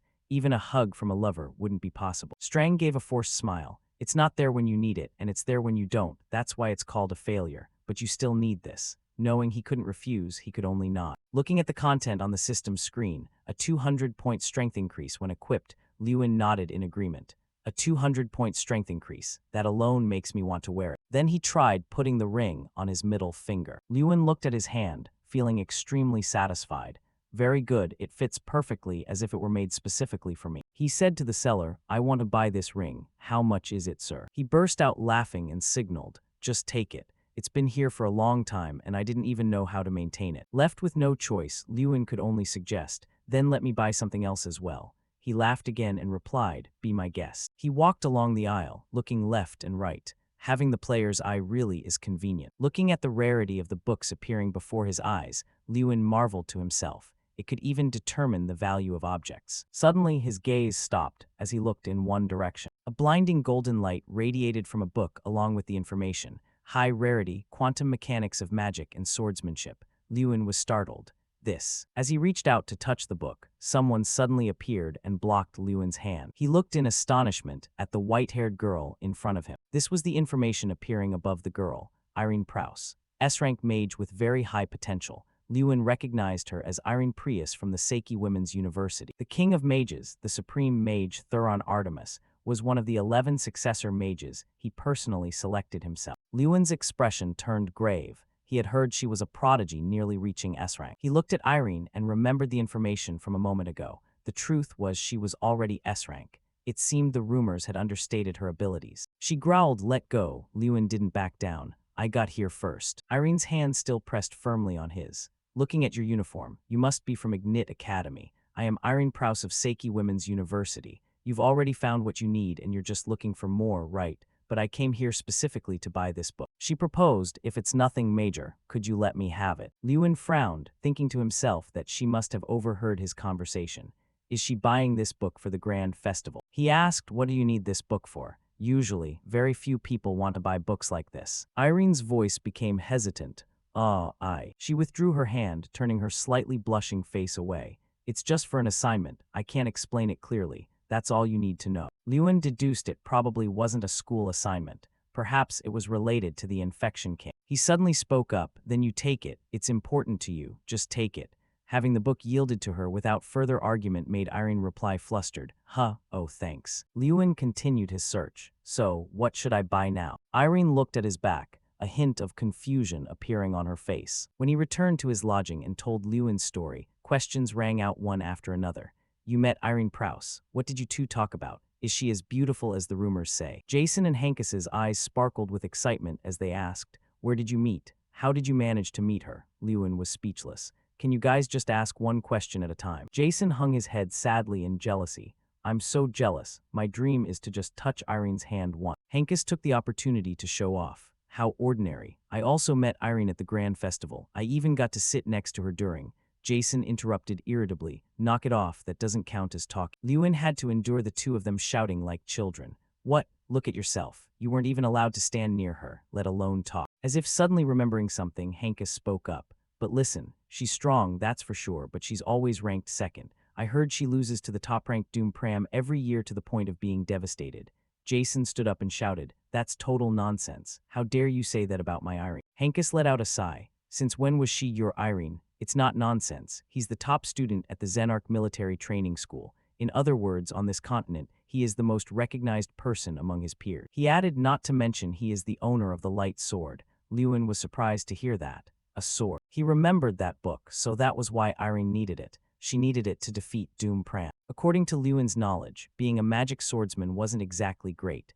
Compared to other weapons, a magic sword doesn't provide much power, and mastering swordsmanship is no easy feat. Hankus added, but this Doom Pram guy is different. His light sword is an S-rank artifact, and his skill level is at least equal to an ordinary knight. Jason sighed deeply. Mastering swordsmanship, magic proficiency, and an S-rank artifact. He's on a whole other level. Not to mention he's rich, has a powerful father, and is handsome. Girls are totally obsessed with him. Hearing him complain, sigh, how can such a person exist in this world? Lewin just remained silent. He thought of Irene, a fifth-tier mage at only 16, and the swordsman who always took the top spot. Lewin frowned pensively. Will I be able to win when facing these geniuses? He remembered his encounter with Theta. Surely no one would pay attention to someone like. But Lewin closed his eyes and remembered Tyrion Ignit's words. You are a championship candidate. It wasn't an exaggeration, he told himself. He wanted to see how it would turn out. Suddenly, someone rushed in from outside and said, the debut lineup for the opening ceremony is out. Hearing that, a determined glint flashed in Lewin's eyes. Good. Then he stood up and walked toward the door. Lewin walked straight toward the rays of light shining in from outside. The grand festival. His coat fluttered in the wind, like an affirmation that everything was just beginning. Immediately after, he thought to himself, finally, the debut lineup has been announced. Lewin's face was very serious as he looked up in anticipation. Our opponent is. Looking at the tournament bracket for a moment, he was quite surprised. Wait, a match against those idiots from that academy. Suddenly, a voice rang out from behind him. Well, that makes it too easy. It turned out to be Theta. He approached arrogantly and challenged them. Fighting you guys just gives us more time to fool around. Immediately, he turned and thought of the Johto Academy students. Lewin's face showed no fear, but inwardly he thought that fighting these guys would be the most tiring. He observed the whole group of them and considered, they are famous for playing dirty, not to mention. The people behind them whispered in fear when they saw them. Damn it, why them? Yeah, they look terrifying. Hearing that, he thought, many people at school have been psychologically scarred because of. Theta arrogantly mocked them. You guys are so weak you don't even get us excited. How boring, so boring like a broken record. His subordinates heard this and laughed uproariously. Ha ha ha. Looking at the crowd whispering around them, he spoke arrogantly and defiantly. Who would have thought we'd be matched against these fools? It's like winning the lottery. Hey, aren't you afraid they'll hear you? Who cares? What can they do to me? They can't do a damn thing. Lewin's mouth curled into a sinister smile as he thought, fine, I'll take this chance to show you all. Immediately after, he clenched his fist, his face full of pride as he thought, we aren't who we used to be. Then he spoke out heroically. I've been waiting for you too. He immediately approached them and provoked them. There sure are a lot of people attending the grand festival here, aren't there? Hearing that, he asked irritably, what do you want? He stepped even closer and said gently, I'd like to introduce myself. Then he shouted out a bold introduction. It's a pleasure to meet everyone. I am Lewin Ardle, and I am the representative of the Idiot Academy you were just talking about. Lewin continued to declare, I don't have much to say, just a small request. His face looked very sinister and menacing as he continued, don't ever call us an Idiot Academy again. It's very unpleasant to hear. Hearing that, Theta was so furious he gnashed his teeth. HMP8. His mouth curled into a terrifying grin as he threatened, I'm tired of being at the bottom from now on. Lewin looked straight at them and made a declaration that surprised them. I want to be the one at the top. Those guys finally reacted violently with insults. If we don't call you idiots, what should we call you? Stop acting tough and quit your yapping. Hearing that, Theta felt annoyed and said, you think this place is like some backwater local competition. The top, that's grating on my ears. Who do you think you are? Hearing that, he thought of the white-haired old man and told himself, I am. Lewin's face was full of confidence as he spoke out clearly his trump card. In his heart, he had made up his mind. He would never back down again. The scene shifts back to that white building, where those people were whispering and discussing intensely. Who is that guy? Lewin Ardle. The whole group was having a headache discussing it. I looked into it. I heard he used to be at the bottom of the class. The bottom of the class, and he gets to be the student representative. One of them replied quite irritably, I'm not sure, but I heard at the beginning of this past semester, he suddenly did a 180 and his scores were sky high. Theta heard this and asked in bewilderment, a 180-degree change. Hearing that, the other continued, yeah, that's probably why he's so confident. In his head, he remembered the words of that man. That boy, there's something about him we don't know yet. Right after that, he let out a sigh and said, maybe I'm just overthinking. He immediately stood up, stretched his limbs and said, those arrogant fools, let me teach them a lesson. His face was full of confidence and pride as he added, by doing it our school's traditional way. The scene shifts to the Ignit Academy rest area. Here, Lewin's group had gathered to discuss their plan. Tomorrow is the Mana Grenade Toss. The rule is a group match. Except for the student representative, all group members are allowed to participate. He analyzed the strategy for his teammates. The challenge requires participants to throw mana grenades at a Midran golem. Whichever team takes it down faster wins. At this point, one teammate turned to him and asked, since you won't be there tomorrow, will we be okay? Then Lewin stood up and informed everyone, it's true that our individual abilities aren't as good as the Joda team's. But with his strong conviction, he encouraged the whole group, but I believe you all will win. Hearing that, his teammates were scared and asked in bewilderment, win, how? Seeing this, Lewin stood up and told everyone, this is a group match. If everyone coordinates, you will definitely win. Then he rolled out the plan. Let's start by dividing into small groups. Hearing that, Hankus exclaimed in surprise, small group. In Lewin's head, he had thought of a detailed plan for the groups and told everyone, Group 1 will prime the grenades, Group 2 is responsible for transport, Group 3 attacks the golems, and Group 4 will obstruct the opponents by healing their golem. After hearing this, the whole group began to discuss animatedly. If we do that, it'll take forever to take down the golem. Exactly, the Joda side has 30 people attacking at once, if we have fewer people, and they aren't exactly weak either. At this point, he looked at his teammates with a sincere gaze. He then shouted loudly, what is wrong with you all? Hearing that, Hankus gasped in surprise. Lewin's face was extremely serious as he declared clearly, remember what I said in front of them. I said we would be the ones at the top. I was serious. Immediately after, he slammed his hand on the table and shouted, whether I participate or not, I will still help you all with everything I've got. He stood before everyone and persuaded them. When Joda makes one move, we make two, then three. The Joda members have excellent abilities, so they can do things the traditional way. If we do that, it will take too much time. Seeing this, Jason's face was full of determination as he declared, all right, I believe you. Lewinkin standing next to him agreed as well, me too. Right after that, the rest of the group also fired up and declared, us too, we believe you. Lewin immediately started assigning tasks. All right then, Hankus will be the commander, Zola Min. Mora Ayik Freya. You all will prime the grenades. Then he turned to another person to continue the orders. After the grenades are ignited, Taemon will handle transport. He stared at the plan and considered that he had divided the groups based on each person's ability, which was only possible because of his innate skill. Immediately, he used his divine eye technique, player's eye. He looked at his teammates and considered the opposition. The ability to see through the opponent's strength. With this, I can minimize disadvantages and focus more on everyone's advantage. Everyone was now full of conviction and discussing excitedly. It'll be fine this time, right? Yeah, we really might win. Seeing everyone so enthusiastic, he thought to himself that by being in the right groups, people would gradually gain more confidence. Everyone was happily discussing. I'm not good at throwing, but I can prime it in 5 seconds. What do you mean not good? Am I good at throwing? Lewin was extremely satisfied and thought, that's lucky. Seeing everyone laughing and talking, Lewin felt better and thought, everyone has started to be more confident. Their faith has been strengthened. Suddenly, someone pushed the door open in a panic. His face was covered in injuries as he slumped down. Seeing this, everyone in the room panicked and shouted out his name, Fun L letter 1 EBM. His mouth trembled as he gasped, Lewin. Seeing him like that, Lewin was extremely worried and rushed over to check on him. What happened to your face? Are you okay? He used all his strength to stutter. The Joda guys. Goda. What did they do? After a long while, Fun L letter 1 EBM finally managed to speak, surprising Lewin.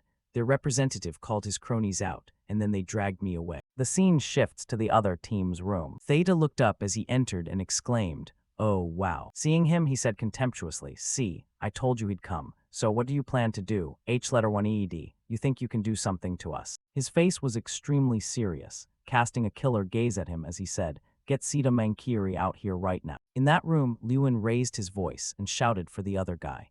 Get Sita Mankiri out here right now. Seeing this, Theta gave a contemptuous laugh and cursed, damn it, is this guy crazy? Then he stood up, walked in front of him, and gnashed his teeth.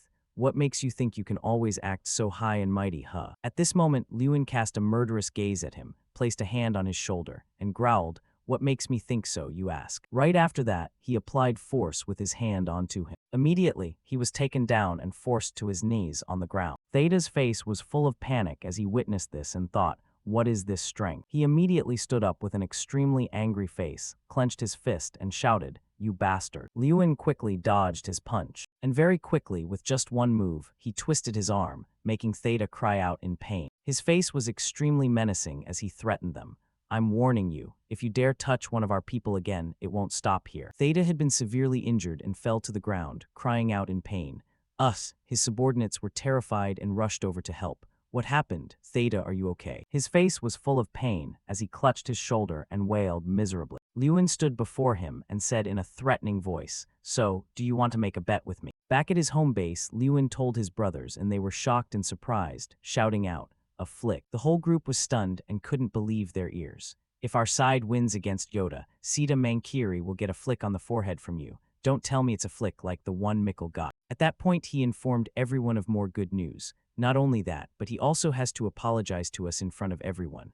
Hearing this, everyone was delighted and surprised, exclaiming, whoa, we definitely have to win this time. That's some great motivation. Haha, our job now is just to win. Suddenly, someone ran in and announced, it's time to head to the arena. Everyone get ready. Right after that, the whole group arrived at the Grand Festival, the festival for mages across the entire continent, and in the history of the mages present here. Everyone looked very confident, all having become important factors in changing the fate of the entire continent. The audience was extremely enthusiastic and cheered with all their might.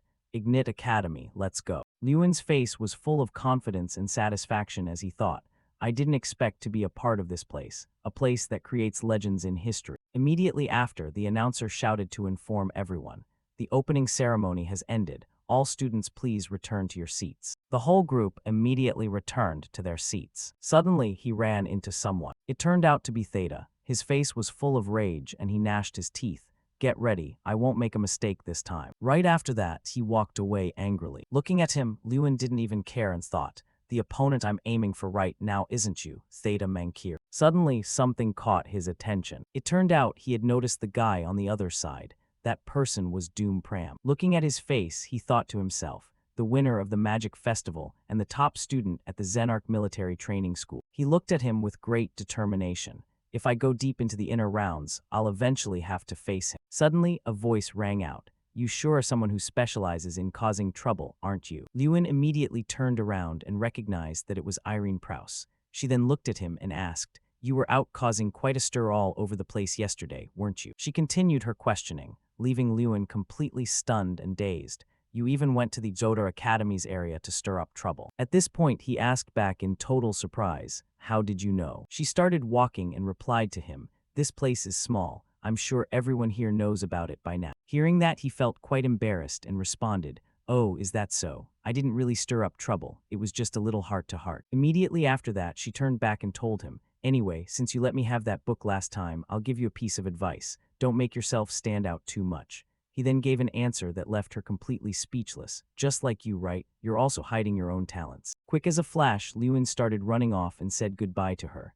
"Well, see ya. I have to go. We have to participate in the first event." Seeing that, she was extremely bewildered and surprised, standing there completely frozen. Immediately after that, the competition began. In a few minutes, the Mana grenade toss will commence. The first two teams are X-Knit Academy and Joder Academy. At that moment, he boosted the morale of all his teammates. "Are you guys ready?" Everyone began encouraging and motivating each other. "Let's show everyone our power. Show them we aren't just a bunch of stupid academy students anymore." Instantly, the whole team marched in with imposing momentum. The first event, the Mana grenade toss, officially began. Everyone was confused. Even the spectators turned to ask one another in bewilderment. "Wait, what is this? What are they doing?" Seeing the formation his group had arranged left everyone puzzled. Up until now, winning group competitions had always relied on individual abilities.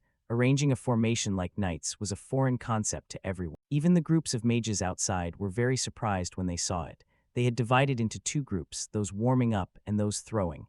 "Ah, whatever. Joda is going to win anyway." He remained extremely calm, ignoring the whispers and gossip of the crowd. "Those guys are just acting like they're the top dogs. Stupid academy, they really are stupid. That's why they're at the bottom of the rankings. They probably don't know that many things lie beyond human scope." Even Irene's group held their breath and waited. She herself was no different, blurting out in utter surprise, "How is that possible?" Immediately after, his team shot off one of the stone man's arms, much to everyone's amazement. "Look at X-Knit's golem. It lost an arm." Seeing this, he immediately directed the whole group to charge in. "Everyone, keep pushing." Right after that, he shouted out commands to everyone. "Hankus, your warming speed is good. Mora Ike, you two help with transport. Jason, aim for the right arm." The members immediately received the orders and followed them. Instantly, the group successfully destroyed the right arm. At this point, Theta was so furious, he ground his teeth together. Seeing the situation, his blood boiled as he cursed. "What the hell are these idiots doing? How are they losing to that stupid academy?" Right after that, he pulled out the control panel while shouting, "These bastards are so strange. They're actually healing their golem, so it isn't weakening at all." Seeing that, he was driven mad with rage and could do nothing but curse. "Damn it, Lewin Ardle." As for Irene, she exclaimed in total admiration, "That's truly impressive." Watching everyone in Lewin's group fighting with such great effort made her reconsider.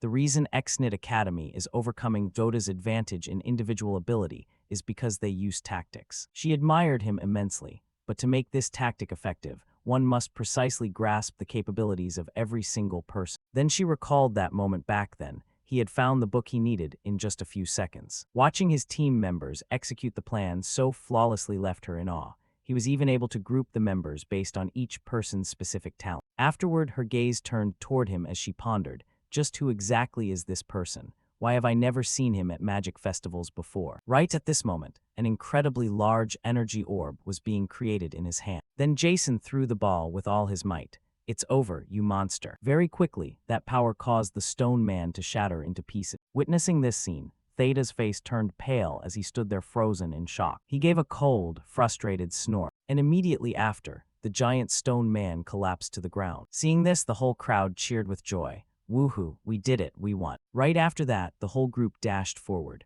right at the first event of the Grand Festival, in a competition that everyone thought Jota would win. The whole team happily ran back to hug Lewin and celebrate. Victory had actually gone to the stupid academy. After winning, the group was overjoyed and said to each other, "So the stupid academy kids aren't at the bottom of the rankings anymore. Jota is in last place now. If that's the case, what should we call them? Oyo tanked? Man, that sounds pathetic." Immediately after, the referee announced the next event. The capture the flag portion between academy representatives is about to begin. In this event, Lewin would take the field. His entire group cheered enthusiastically, making him even more confident. "Lewin, go for it, crush them." At that moment, the referee announced the next match. The first match is between Representative Lewin Ardle of X-Knit Magic Academy and Sita Mankiri of Joda Royal Magic Academy. Repeating. He stepped closer toward Theta, who was fuming with rage. Seeing his serious expression, Strang teased, "Why do you look so tense, Lewin?" But he didn't seem to care and only muttered to himself, "We're currently in the top 20 out of 32 schools, right? That's just perfect. Hearing this, Strang asked in confusion, how is that just perfect? His attention shifted to the shock and amazement of the audience as he analyzed. After that last match, everyone is starting to pay attention to us, but that isn't enough to strip away the label we've had for all these years. After that, he said with great determination that they had to win spectacularly. Lewin looked directly at Theta and said in a heroic voice, only a spectacular victory against Yoda will make people look at us differently. Hearing this, Strang finally understood and exclaimed, oh, I see. Then his gaze shifted upward. He looked toward the high-ranking mages and was determined. We also need to prove ourselves to the Archmage. The scene shifted to a dark room where the high mages were sitting around, observing the match through a crystal ball. Inside the orb, images of the two contestants, standing side by side, appeared. Pluto Thuron looked at the two of them, lost in deep thought. He then turned to ask the person beside him about Lewin Ardell. This boy was once a candidate among the 11 commoner children. Hearing this, the man beside him was quite surprised and said, you still remember that? Hearing that, he looked down and explained, I have a habit of remembering talented people. That boy is a natural genius. That's why he was able to teach himself how to use mana at such a young age. Immediately after, his face began to wrinkle in disappointment. That's why I was so disappointed to find out he suffered from a mana disorder. Hearing this, Ignit was very surprised and responded, disappointed. Weren't you the one who treated the boy as if he were an incompetent failure? At this moment, Thuron remained silent, and then voiced his thoughts to everyone there. But I never expected you to choose such a student as the Academy representative now.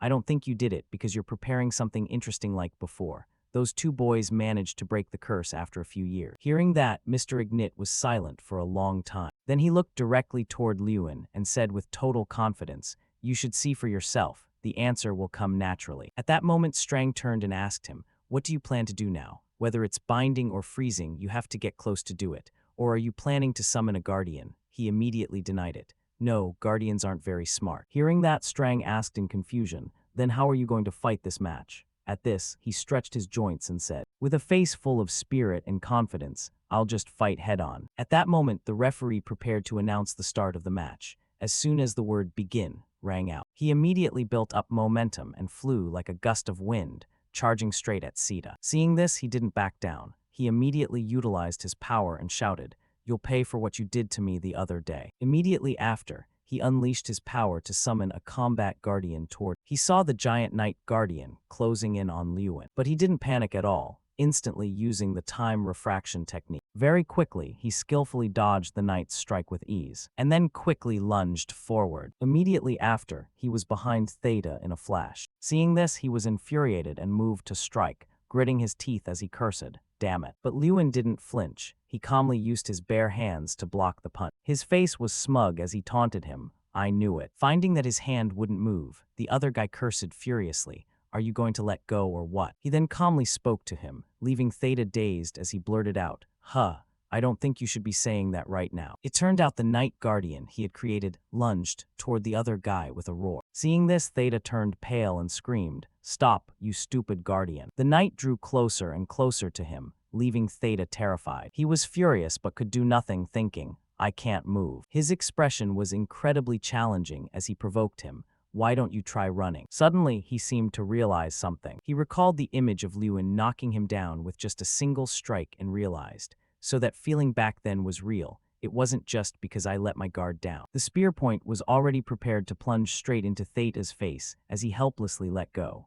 I lost. He squeezed his eyes shut, waiting for the end. But nothing happened. This made him slowly open his eyes to assess the situation. And to his surprise, Lewin was jumping out to block the knight's attack. Witnessing this scene, Theta couldn't believe his eyes. He stood there dazed and thought, no way. Seeing him use his bare hands to repeatedly punch the knight left him in awe. He's using his bare hands to attack a steel guardian. The knight was being beaten to a pulp by Lewin. Lewin had now defeated the knight, much to his surprise. Immediately after, he stepped toward him, leaving Theta terrified. Theta looked at him with great emotion, stammering, Did you just save me? Lewin feigned ignorance and replied coldly, save you? Why would I save someone who humiliated my friend? He then moved closer with a dangerous look and said slowly, I want to finish you off myself. Immediately after, he reminded him, remember the bets. At this, Lewin flexed his arm muscles and said softly, just one flick to the forehead. His flick was so powerful that it sent him flying backward. He lay sprawled on the ground, looking dazed as he thought, The sky looks so blue. The audience was equally surprised, blurting out, "Whoa, oh my god." Witnessing this, his academy group cheered in pure joy. And just like that, the arena erupted. Everyone was full of praise for him. "That's insane. What kind of magic was that? No need for a rematch." And then Lewin caught the attention of someone else. He glanced over at him and thought, "Tusk, here we go again." Looking at Thuron's expression, he seemed to be in a total daze, like someone who had lost their soul. Many thoughts raced through his mind. A demigod like myself, the only level 8 mage, the one known as the Archmage, and yet I've never seen magic like this before. He couldn't believe his eyes. He stared at him and wondered, "Who exactly are you?" Watching him laugh and joke, he was infuriated, the name Lewin echoing in his mind. Thuron was enraged. He bared his teeth and glared as if he were about to devour the boy. "Tyrion Ignit, tell me everything you know about Lewin Ardle," he suddenly asked in a mysterious tone. He remained silent, lost in thought, looking a bit helpless. That boy is a student who always does his duty, someone everyone thought would give up, yet in the end, he didn't. He rested his hand on the chair and began to tell what he knew about him. Someone who knows how to turn a weakness into a strength, and is a mage who acts more like a mage than anyone.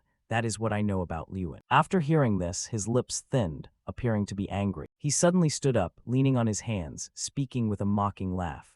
"Ho, are you trying to protect your student from my curiosity, Tyrion? What if I just call Lewin here and ask him directly?" he said arrogantly with a triumphant look. "If you intend to force the boy to speak," he said meaningfully, piquing his curiosity, "then I'll have to stop you." Thuron almost couldn't believe it. He looked toward Tyrion with annoyance. He let out a sigh and then smirked with contempt at Tyrion's words and actions. "Are you exercising a mage's right to secrecy? The oath of Miley?" They stood staring at each other, ignoring the people on the other side. "Fine then. But a little exchange probably won't be a problem, hum." He looked back toward the orb, the corners of his mouth twitching as if he had caught his prey. "The one to reach the limits of magic must be me." Thuron stared at the orb without blinking once, determined to find out what that magic was. Lewin Ardle. Somewhere else, late at night. "We've only won one round." He placed his hand on his head and complained, "We should focus on resting now. If we keep partying like this. The other schools are coming too, so why are you getting so worked up?" A group of students were drinking and laughing loudly together.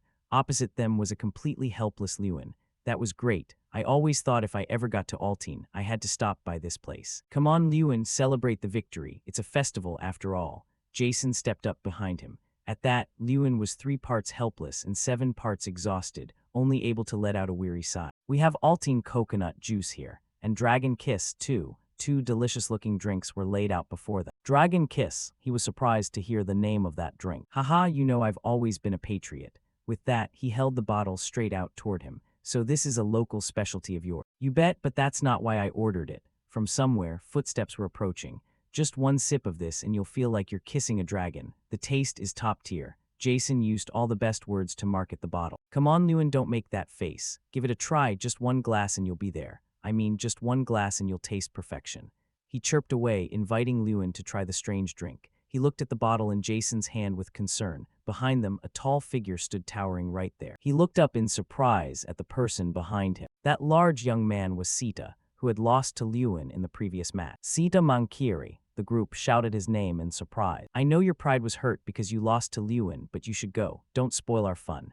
Jason frowned, glancing at him with annoyance. Sita Mankiri. He found it hard to believe his eyes as he thought of his name. Why was he here? To cause trouble. "I came to apologize." Casting aside his ego, he narrowed his eyes, struggling to force out the apology. Their faces turned into question marks, completely shocked to hear him speak. "I apologize for looking down on you all this entire time." He bowed his head slightly, trying to be as sincere as possible. "After being defeated by Lewin in the arena, I realized something." He knit his brows and said in a low voice, "I shouldn't look down on others just because they're weaker than me." Words that seemed impossible were actually being spoken. "There are still many people in the world stronger than I am, so to someone, I am also just a weakling. I truly feel that what I've done to you all this whole time was wrong." The group was still in shock at the words he was saying. "Wait, why all of a sudden?" Jason looked at him in confusion, his face dotted with sweat. "I know that even if I say these things, you won't easily forgive me, but I'm saying it just so you know. I am truly sorry." He bowed low, showing the utmost sincerity. Lewin looked at him, his expression softening slightly, but he still didn't say a word. It was quite awkward. The other friends looked at each other sheepishly, only able to scratch their heads to pass the moment. "Yeah, that's true. I'm sorry for ruining the mood. I'll be going now." After speaking his mind, he stood up straight, preparing to leave. Sita, a voice called out, making him turn around in surprise. Are you apologizing because of the bet, or do you actually mean it? Lewin looked at him sternly, half trusting and half doubting his sudden apology. I mean it, he looked at him, his honest face saying everything that needed to be said. After hearing that, he let out a sigh of relief and smiled. Thanks for the manly apology. He stepped forward and reached out his hand in a gesture of encouragement, making the other man's eyes widen in surprise. Emotions surged within him, his eyes speaking volume. He reached out to shake his hand. It was a truly indescribable handshake. This is delicious. What is it? They resumed what they had been doing earlier. My friends had also accepted Theta's apology, and so we all gathered together. And then they went around with their arms over each other's shoulders, chugging bottles of Dragon Kiss until late into the night, getting drunk on the atmosphere. Amidst that atmosphere, Lewin suddenly snapped his eyes open, his face clearly showing panic as he fell into a contemplative silence. Jason and the others stared at him and grinned widely. Lewin, you're finally awake. He propped himself up with one hand while rubbing his head with the other. HMPH. Yeah, the whole group sitting around the bed observed him. You're finally awake, huh? Remember anything from yesterday? Do you like Dragon Kiss that much? Hankus's remark made Jason and the other laugh until their stomachs hurt. Yesterday, he had said while crying, thank you guys for believing in me, at least for now. Wow, school life is so hard. Lewin had been holding a bottle and crying while Theta clapped in support, as the others laughed until they cried. Recalling it made the whole group burst into even louder laughter. Who knew the perfect Lewin had a side like this? Ha ha ha. From now on, Jason and everyone else had something new to tease him about. Lewin walked irritably down the hallway, muttering, those brats started trouble the second they woke up. Absolutely crazy. His face felt stiff as he remembered the image of Jason tempting him to try Dragon Kiss. What kind of drink makes people that sensitive? I have to stay far away from it from now on. While he was walking leisurely, he suddenly heard someone calling his name. Lewin, this time he ran into Theta. Did you sleep well last time? Theta ran up, laughing as he spoke. Last night, the two of them had even apologized for fighting and promised to be brothers from now on, hugging each other and wailing. He blushed and hurried away while Theta stood in the middle of the hallway shouting, see you later, my friend. Lewin ran faster. Doesn't he feel any shame at all? His face was as red as a tomato. He dragged his tired body and continued walking. It really was a case of out of the frying pan and into the fire. He ran straight into Professor Heidel. Trouble follows you wherever you go. The professor's words made Lewin flinch. You know about that too, sir. But the professor didn't mention it. Instead, he informed him that someone wanted to meet him. He wondered, who is it, sir? The two stood facing each other. He said that person was a dangerous man with a polite exterior, which only made Lewin more curious. Who is it? His face was full of surprise when he learned the person who wanted to see him was the fake god named Lord Terran. Professor Heidel also went out of his way to warn him. Be careful, Lewin, Terran is a mysterious man. He continued sternly, people who hide their true nature like him are very dangerous. I can only tell you this much. He went on as Lewin stood there listening intently, his face pensive for a moment. I'll keep that in mind, Professor. Lewin seemed to be soothing the professor's anxiety. Good, then after today's session ends, I'll let you know the time. After hearing Lewin's story, the students were extremely excited mixed with a bit of surprise. Lord Terran, the supreme mage, is watching us. They all shouted, some were excited, others were scared. He stood with his arms crossed and spoke firmly. Yeah, so that's even more reason to win. I've already thought about a tactic named, if possible, defend. After hearing that, everyone was bewildered. What do you mean? Lewin pointed at himself confidently like a multi-level marketer. I'll run to the goal. The next match was Arrow Ball. This is a game using arrows that have the ability to move. They will continuously fly all over the place. Each team has 9 members divided into attack, defense, and goalkeeper positions. Whichever team shoots more arrows into the opponent's goal wins. The rules were simple, but the match demanded high tactical skill. One must know when to use defensive magic and when to use control magic. One must know how to catch the arrow ball and throw it into the opponent's goal. Normally, there are many things to consider, but with Lewin, the rules were just ordinary words. A member of the opposing team shouted in panic, watch out. He flew like the wind toward the opponent's goal. The match began, the opponents shouted, ice tree, as others used ice spear, their hands accumulating ice magic to attack Lewin. Someone accumulated mana in their hands to release a giant firewall called Fire Fortress toward Lewin. With one hand he smashed the ice block, and with the other he threw a punch that shattered the flames. They used all kinds of magic, but it was all useless. In the stands, Theta was even cheering for Lewin louder than the people from Ignit Academy. Go Lewin, go Ignit. People looked at him with judging eyes. What's wrong with him? Yesterday he lost and was making such a scene. Lewin must have hit him so hard he lost his mind. Probably. Hearing those words, he shouted back angrily. What did you say? Lost what? Don't you know you have to punch each other before becoming brother? A student spoke up. What do you mean punching each other? Weren't you the only one getting punched? The words cut like a knife into his ears. What did you say, you brat? The boy replied fearfully, nothing. Then everyone stopped talking in front of Theta and moved to gossip behind his back. Sigh, what's wrong with these representatives? The tall, dark, and brooding guy stood with his hands in his pockets, thinking, Lewin Ardell, after fighting you, I'm certain of one thing. You will be the mage of the next generation. Lewin's image appeared very impressive in his eyes. Irene Prouse of the Women's University. Next, Dalian Malkin of the Frelaya Holy Arts School. And finally, Doom Pram of the Zenarch Military Training School. Theta had directly faced the best at the Grand Festival, but Lewin was even stronger than those people. Not only was he strong, but Lewin also had leadership skills and endurance. His image replayed in his mind. Thinking of this, he still couldn't believe that after everything, Lewin still accepted being friends. Captain, it's almost our turn. Aren't we having a strategy meeting? Yeah, let's go. And so Theta couldn't continue cheering for Lewin. Someone shouted with all their might, stop Lewin Ardell. They were desperately trying to block Lewin with their lives. Ice, fire, earth, wood, they pulled out whatever they could use. They all shouted in unison, we're trying our best here. Lewin, with his agile body, easily dodged all the opponent's attacks. He smirked triumphantly. Are you done yet? Now it's my turn. They hurriedly built a thick ice barrier out of fear. He gave a grunt and punched the ice, shattering it into fragments. Ice shards. The whole group fled in such a hurry, they fell sprawling on the ground.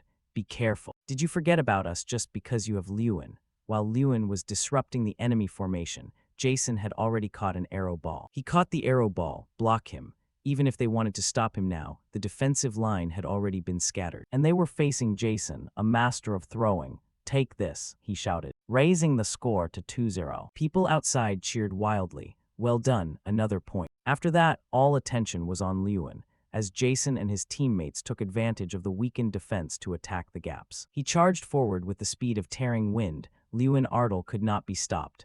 Thus, their defense was broken. The entire audience couldn't believe their eyes. It was unbelievable. Down on the field, everyone was panting from exhaustion. He's truly a monster. We give up, we've lost. In a normal arrow ball match, there would be 3 to 4 goals. But IGNIT Academy scored 11 goals, setting a record without letting the opponent score a single point. A surrender signal. There's a surrender signal. The commentator's voice echoed through the stands. The winner is Ignit Magic Academy. He and his teammates celebrated happily amidst the cheers filling the arena. Our academy won overwhelmingly, with a difference of 11 goals. Looks like that guy wasn't bluffing. Yeah, maybe he really will be the top one. The crowd began to talk about Ignit Magic Academy. Back in the waiting room, everyone was rejoicing over the victory. Whoa, we won again. At this rate, we really might come in first, someone asked curiously. While enjoying the victory, he suddenly heard someone call his name. Lewin Ardell. It was Professor Heidel. He opened the door as if to say, I've been waiting here for you all afternoon. He walked in to see Lewin. Your appointment is set, tonight at 7 o'clock. His hand on his shoulder brought to mind a romantic scene. Shifting to a crimson sky, Lord Terron was enjoying a glass of red wine. Glass in hand, his gaze was fixed on the distance. Remember not to eat anything before you come. A majestic tower occupied by black and red colors appeared. On that day, as planned, Lewin walked leisurely down the hallway. You're here, Lewin. Tyrion Ignit suddenly stepped out, giving him a bit of a start. He quickly recognized the white-haired man who suddenly appeared as his teacher. Hello, sir. Lewin cleared his throat and greeted him quickly. Tyrion Ignit stood there silently observing him for a long time, then smiled slightly. Let's go inside. The door opened, and Lewin and Tyrion Ignit stepped out together. Welcome, a calm, steady voice rang out. Lewin stopped, his eyes widening in shock as he followed the voice and looked ahead. A person appeared before them. Strang reacted quickly. This guy's magic. Could he also be a dragon? Lewin's brow furrowed. He tried to remember, and then a thought flashed, making him quickly realize he was the supreme mage, nearly reaching the threshold of being half human and half dragon. It was Lord Terron. A lavish meal had been prepared on the dining table. You probably don't know that we've met before. Terron remained very calm. At that time, I saw you from a distance, while Lewin was a bit curious to hear that he had been seen. Terron spoke while eating. It was about 5 years ago. At that time, I was looking for the most gifted. You were also on that list. Hearing that, Tyrion Ignit turned to Lewin and nodded in confirmation. Lewin was surprised, but before he could say anything, Taron interrupted. It seems things are very different now than they used to be. I'll get straight to the point. Lewin looked up at him, focusing on what he was about to hear. Can you tell me what happened during that time? He thought to himself, so in his eyes I was a mistake. The passing thought made his face more pensive, proof that even the supreme mage had made a mistake. He wanted him to say it himself to prove that he hadn't been wrong. He looked down, vaguely guessing his intention. Please forgive me, sir, but right now I can only say one thing. Lewin's raspy voice made him pause for a moment. He frowned defensively. Lewin continued, no matter how much talent I have, my efforts will not be recognized. Efforts? Taron rested his chin on his hand, his gaze mocking as if he had just heard a long-standing joke. Are you two related? Why are you always talking about effort? Tyrion Ignit seemed to smile kindly as he looked at Lewin. That's also why I like this boy. Hearing that, he also smiled slightly at him. If so, what efforts have you made? A reply came. Recently, I've been focusing on martial arts. You mean you overcame your mana disorder through martial arts training and gained exceptional strength because of it? His tone rose higher and higher, cold and taunting. You even cast magic without any casting time. You want me to believe that? Or is it simply that you use some kind of artifact? He spoke of it easily, making him imagine strength-boosting items, implying that he was actually as ordinary as everyone else and nothing special. Even I have never heard of such an artifact. Tyrion Ignit hesitated. That could be possible. Taron said, all right, there will be plenty of opportunities later. He affirmed, I will continue to observe you. I wonder if your efforts will have any effect against my kids. Lewin didn't flinch. Please continue to observe me, sir. He stood up abruptly to Taron's surprise. Now I'm getting a bit curious too. Lewin broke into a smile. I wonder how the people chosen by the Supreme Mage differ from me. He was a bit shocked by those words. At the majestic arena, the uncontrolled, frenzied cheering of the commoners rang out. Everyone here has given such a warm welcome. A maid approached. Oh, are you afraid I'll eat your student alive, sir? No such thing, that's not it at all. Two veteran mages sat facing each other. Talented mages are always welcome. Taron smiled slightly and shrugged. Just a bit of curiosity. The maid silently poured tea. Tyrion Ignit glanced at the opponent. Well, has your curiosity been satisfied? Taron was deep in thought. I don't know if you're hiding anything from me, but surely you don't have any secrets, do you? He closed his eyes, an enigmatic smile on his lips as he took a sip of tea. Right now, I'm starting to get curious about something else. He repeated, curious about something else. You heard it too, that kid is subtly threatening me. Taron shrugged. Tyrion could only give a helpless laugh. Look at him, he's just a wet-behind-the-ears kid. That brat isn't afraid at all, while there are plenty of mages who tremble when standing before me. Truly interesting. He gave a slight laugh, a hint of expectation in his voice. In the quiet space, Taron looked calm. I hope the brat I've got my eye on actually amounts to something. Outside, the sound of cheering. The door burst open, and the rhythmic clicking of other mages' footsteps echoed in the hallway. Doom Prime walked first like the leader of a pack. He frowned irritably. What's the point of cheering? To me, it's just. Bang! The door burst open, and someone ran in so hurriedly they almost fell. He whispered into Doom Prime's ear. Doom Prime asked back, are you sure? Absolutely, I saw it with my own eyes. The representative Lewin Ottle has arrived at the tower. Doom Prime flinched, a wave of anger rising within him. The Lord doesn't challenge me, but challenges someone else. He shook with rage. He began to recall the matches he had watched. I've watched his matches a few times. He's caused quite a stir this festival. There are many rumors that he's a tough opponent because his magic is special, but I don't care. No matter how high he climbs or how much he struggles, he isn't considered my opponent. Doom Prime fell into deep thought. In my eyes, he's just a freak, plain and simple. Reaching a boiling point, he seemed to lose control of his thoughts and his jealousy. Others noticed something was wrong and hurriedly observed. What's wrong, Doom? What happened? Voices echoed in concern. They were worried and a bit wary. I can never forgive you, Lewin Ardle. The only one who should be recognized by him is me. On the other side, a mysterious gate opened slightly. Behind the gate was Lewin, the young man everyone was talking about. He stepped through the door and stood there, looking at the hem of the black cloak in front of him. It's him. It was him, Doom Prime. He was looking straight at him with a somewhat annoyed face. What did you say to the Lord? He glared, his teeth bared fiercely as he questioned him. Did you wait for me just to ask this? He didn't think there would be someone in the world with so much time on their hands. In the middle of the hall, the man's shout echoed as his eyes flared with rage. Answer me. Contrary to his fury, Lewin replied indifferently. He didn't flinch for a second in the face of the man's wrath. His calm voice rang out. Why should I answer you? The words were soft, yet they felt like a bucket of ice water splashed right in the man's face. Doom Prime knit his brows, and without a moment's hesitation, drew his sword as a threat, for no reason at all. The air in the hall seemed to thicken as his sword emitted a cold light. Because I want to hear it, his voice boomed. Despite the anger, Lewin remained composed and unshaken. This guy is looking for a fight. Lewin's face hardened, and he shot a bullet-like glare toward him. You're challenging me. This isn't the arena, you know. He raised his fist provocatively. The two sides confronted each other with two completely different flows of power. If that's what you want, then bring it, he said with flared nostrils and wide eyes, goading Lewin. The moment the last word left his lips, the ground beneath their feet shook violently. A blinding burst of light erupted from in front of him, lunging forward like a whirlwind. Before his reflexes could even react to the danger, it was already right before his eyes. Their energy sources surged everywhere throughout the great hall. He's really strong. I can't see a single opening.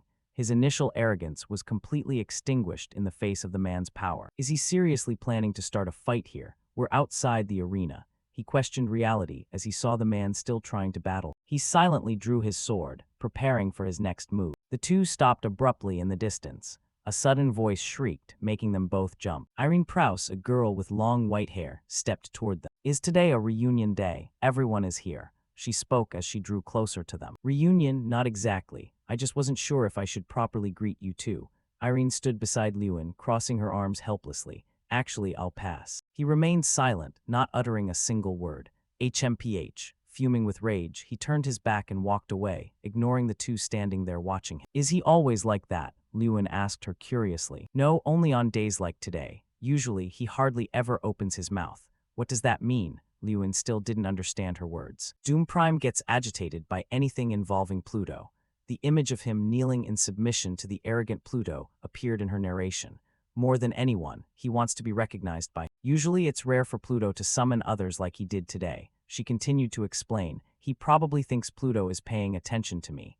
Lewin stood there, pondering her words. Suddenly, she turned to look at Lewin and smiled, leaving him dazed and speechless. Were you really planning to fight him just now? She asked him inquisitively. Of course not. Doing that would be the same as forfeiting my right to compete, he replied. He probably wasn't going to follow through, either. He waved his hand, dismissing her previous thought. He was likely just trying to intimidate. So, were you scared? Irene asked playfully, a question that left him standing there in surprise. Doom Prime is like an impregnable fortress. Ordinary attacks won't even scratch him, she continued, but Lewin raised his hand and looked at it. I don't think I'd lose either. He clenched his fist, clearly showing his will and determination. No matter how solid the fortress, if you keep attacking, you'll eventually break through. I'm pretty strong too, aren't I? He threw out the question, making the girl unable to hold back a giggle. You really are a strange person, she replied. Be careful regardless. Doom Prime won't show any mercy. From somewhere, the sound of silent footsteps moved away. After what happened today, he'll definitely have his eye on you. Elsewhere, his gaze remained steady as he looked forward. In a different place, at the Ignit Academy lodging, the early morning sunlight shone gently through each window. Disappointing, truly disappointing. Jason was lying down, letting out a long, weary sigh. Come on, everyone did their best. Despite his friend's exhaustion, Lewin stood there, patting his shoulder to encourage and comfort. Yeah, reaching fourth place in the group battle without Lewin is good enough. Good enough, it's extraordinary, another friend chimed in. Losing the streak is a pity, but at least we proved our academy's capabilities. He looked regretful and shrugged helplessly. So do you have a plan for what's next? The individual exam is coming up. While they were talking, a friend happily walked in carrying 2 full bags. Anyone want a vanilla Coke? I have to win, obviously. He answered the previous question while taking a can. Thanks. I have to keep the top spot from now until the very end. He popped the can open, looking at the drink with a determined expression. Currently, I'm still tied for first in the individual rankings. Irene Prouse, Cherky, Dalian Malkin, Doom Prime. The names of the talented individuals appeared. My heavyweight rivals and I are all competing for the championship. If nothing changes, the next match will be extremely important. It's a battle for survival. This was a survival match among the 32 representatives on an artificial island. The first place finisher gets 32 points, while the last place receives 1. Players receive points based on performance, so there can be major shifts in the rank. I know you'll do well, but aren't you going to prepare like everyone else? The other friend asked curiously. Prepare for what? Lewin asked in confusion. Well, everyone else is out there working hard to find allies. Jason looked at him and said, Is that so? He replied hesitantly. In a survival battle, contestants have the right to form alliances to survive together. Being able to distinguish friend from foe and knowing how to form a strong alliance is considered an effective tactic. Everyone else will have an alliance. How can you take them all down alone? They continued their lively conversation. Maybe try shaking hands with Sita. After all, in that last ball-pushing match, the friend continued while Lewin was lost in thought, planning his strategy. The first person he thought of was her. The image of the girl with long white hair appeared in his mind, but he didn't know if she would agree to join. He was torn on what to do. Even if he got her, he'd still be short on people. Hey Lewin, let's form a team. Suddenly, Sita pushed the door open and walked in excitedly. Sita, Lewin looked at him in surprise. Oh right, I still have this guy. Lewin looked like he'd just caught a big fish. He looked at him smugly. Don't you dare betray me halfway through. I should be the one saying that. The two of them dashed out the door and ran off in a hurry. Sita is very honest. He's a reliable person. He glanced at Sita, his eyes holding a glimmer of hope and full of trust. Hurry up, we're still missing one person. With that, he ran ahead. Sita shouted from behind, Hey, who else is there besides me? He asked while chasing him. Who, or should I try again? Whatever, we probably can't reach her anyway. Is she really not accepting anyone's offer? Or does she just not want to team up with anyone? Amidst the crowded flow of people, the two boys stood there with focused expression. Hey, don't tell me it's... Sita was startled by what he saw before him. A bright red handkerchief with a 5-petaled flower in the center was fluttering in the wind. You want to team up with Irene Prouse, but she's a candidate for the championship. Are you too close? He still couldn't believe it. A little, Lewin replied to his sudden question. Oh wow, how close exactly? This is great. Does this mean I get to be on the same team as Irene Prouse? He continued to probe excitedly. Settle down, I haven't even asked her yet, Lewin replied helplessly, turning back to him. I heard she's rejected everyone who came here. What if she rejects us too? His face turned red from both worry and embarrassment, feeling a bit stressed. You make it sound like I'm going to confess my love or something. Stop talking nonsense, he replied sheepishly. He noticed something nearby and glanced over. It was indeed Irene. The girl with the distinct white hair was standing right there, smiling at him. I was waiting for you, Lewin. Suddenly, she smiled radiantly and spoke to him as if they were best friends from a past life. Inside a small room, they stood with heads bowed, focused on a large wooden table spread with maps of the competition. After looking them over for a long time, they began discussing tactics for victory. Lewin spoke first. So the largest team has 14 people. Irene replied, yeah. This team is led by Dalian Malkin from Frela Holy Magic School. He's a genius, always in the top 5 candidates for the championship. His magic mainly consists of light and holy arts. Realizing this was a difficult opponent, everyone's faces looked very guarded. Sita's eyes were squeezed shut, his brows slightly knit, one hand on his chin and the other arm crossed, making him look even more anxious and worried as he muttered nonstop. Numbers aren't the problem, but of course his team is the most formidable one. Feeling that what he said wasn't entirely accurate, Lewin spoke up, cutting off that line of reasoning and making the other two unable to hide their surprise as they whipped their heads around. There's an even more formidable opponent. Doom Prime, just those 2 words were enough to make the entire room fall silent. It seemed this was the dangerous rival everyone had to be wary of. Yet, for some reason, the other two had forgotten about him. He was unshaken, maintaining that serious expression. The content of the exam will change depending on each person's ability. In the blink of an eye, the day of the competition arrived. It was a clear and sun-drenched day. Each ray of light hit the ship's deck, making it sparkle brilliantly. It wasn't clear if this was an omen of a good start or just a faint glimmer of hope before the storm hit. The supervising teacher confirmed, "Have you all put on your armor?" Then, before the contestants who were listening intently, the teacher explained the rules once more. Please note, once your armor's durability reaches its limit, you will be disqualified and automatically teleported away from the testing site. Please note, once your armor's durability reaches its limit, you will be disqualified and automatically teleported away from the testing site. Everyone disembarked from the ship one by one through the designated exit. Some carried expressions of tension, their worry evident in each heavy footstep. Others had eyes full of confidence, ready to face every challenge waiting on the mysterious island ahead. As soon as he stepped down, Sita couldn't help but hug his trembling body. I'm already shivering and nothing's even happened yet. Lewin, however, didn't blink for a second as he stared intently forward. He raised his hand and scanned the island in the distance, which was appearing and disappearing behind a barrier. He spoke up, "We just need to stay there for 72 hours, right?" With a calm demeanor and sharp gaze, he nodded in confirmation. Yeah, everyone around was paying attention to Doom Prime. Beads of sweat dotted every forehead. Wary of his overwhelming power, the air on the island felt more suffocating than ever. As expected, Doom Prime actually participated alone. Although Lewin had factored that into his calculations, their eyes still shone with caution. Irene saw this and tilted her head slightly, her voice soft but decisive. That's true, but don't underestimate him. Not just the two of them, but everyone realized that being alone didn't mean being weak. Sometimes it was the sign of a predator waiting for the chance to deliver a fatal blow. There was no more time to waste. He suggested, "Let's go. We have to take a boat from here to the main island."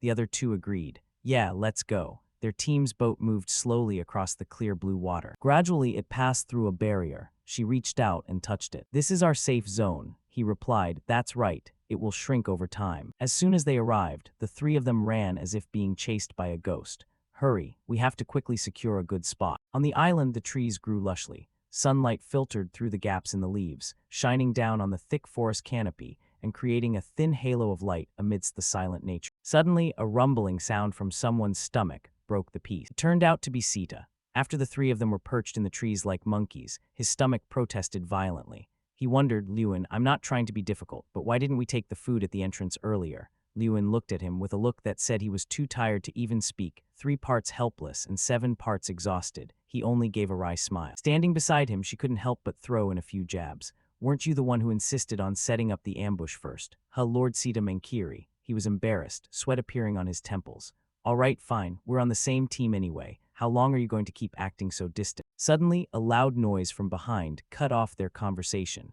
Everyone turned their heads to look. Far in the distance, a violent explosion occurred in the middle of the forest. The blinding light that flared up forced everyone to instinctively cover their eyes. The aftershock was strong enough to shake the entire area. He was confused, fighting already. He stood with arms crossed, looking down like a wild beast that had found its prey. A clear look of excitement was on his face. "Sita, it's our turn." He didn't understand the intent behind Lewin's words and quickly asked, Lewin reassured him. "I told you not to worry about food. Now you're going to eat until you're stuffed." "Our prey has arrived," he said softly. It turned out that below them was a group of 5 people moving stealthily around. They scouted cautiously like weak prey that could be attacked at any moment. One person in that group couldn't take it anymore and spoke up. "Why don't we just wait a bit and get food later? I'm so tired." The leader looked exhausted but didn't give up, encouraging the others to push on. "Those spots make it easier to find food and water." Suddenly, an ice arrow appeared out of nowhere and shot straight forward. Attacking an unlucky member directly, the person tumbled backward, crying out in pain. Gah! Meanwhile, the others around them were still dazed, not knowing what had happened. It was only then that they realized the gravity of the situation. They scrambled into defensive positions, shouting, "Ambush! Ambush!" "Hello there, I've been waiting for you." He stood there with a cold smile, a magic orb forming in his hand.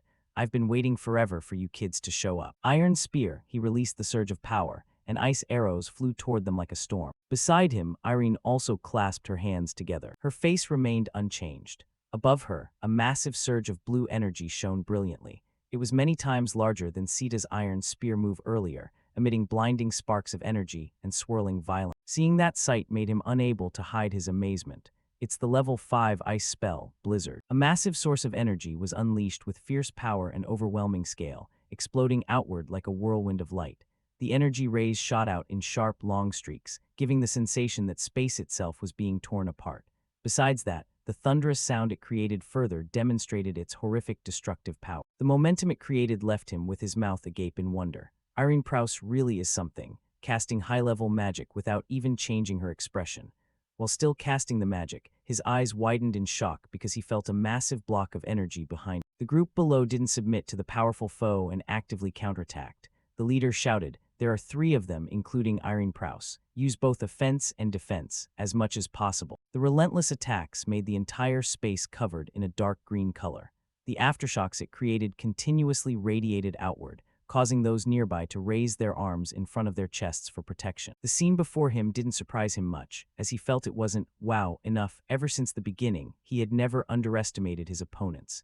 He analyzed in his mind, they are also formidable mages. They are academy representatives, after all. Realizing it was time for him to act, he jumped down from the tree. With his sharp ears, a brown-haired boy felt something was wrong and became alert. He muttered, "I just heard a sound." Looking into the bushes before him, he was certain the other person was behind them. Wanting to become a living legend, he immediately launched a move aimed straight at Lewin. Over there, the attack pierced through the leaves right next to him, yet he didn't flinch as he faced it. Quickly, he activated time refraction. He bypassed each person one by one without any issues, reaching the last guy in a flash. His speed left everyone wide-eyed with shock. His body leaned forward decisively, preparing to unleash an earth-shattering kick. A direct kick to the boy's body seemingly incapacitated him instantly.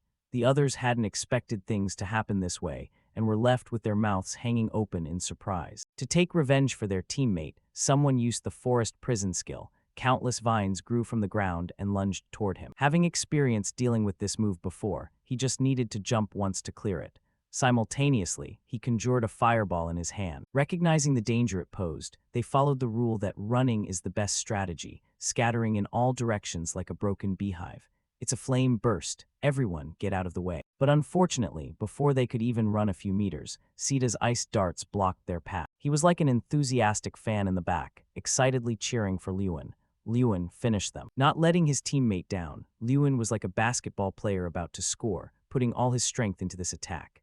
As for the unlucky young man, even though he ran for his life, he couldn't dodge the fireball. His face turned pale, eyes bulging, and he could only scream in vain. A massive explosion occurred, spreading in a hemispherical shape like a shockwave sweeping away everything in its path.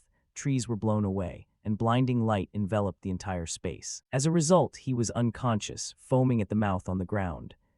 At the same time, the armor's durability reached its limit, so he was disqualified and automatically teleported away from the testing site. Lewin glanced at the remaining people. They instinctively felt their hair stand on end and cried out. Possessing the mindset of a winner, he said calmly, "Now it's 3 against 4, right?" Behind him, Irene and Sita slowly drew closer. Realizing they were facing an opponent many times stronger, the leader of that gang humiliatingly spoke up. "We give up." He couldn't hide his excitement. "Now we have food." After winning and taking the supplies from their opponents, they collected quite a bit of food. There's even meat. "If this is enough, we might be able to eat for 3 days, right? Those guys kept it in good condition, too." Sita laughed with delight while checking the bags. Irene and Lewin each held a black bag. "Yeah, thanks. We're going to have a great meal." Suddenly, a shocking explosion appeared in the distance, surprising Sita. The three of them quickly shifted their attention to it.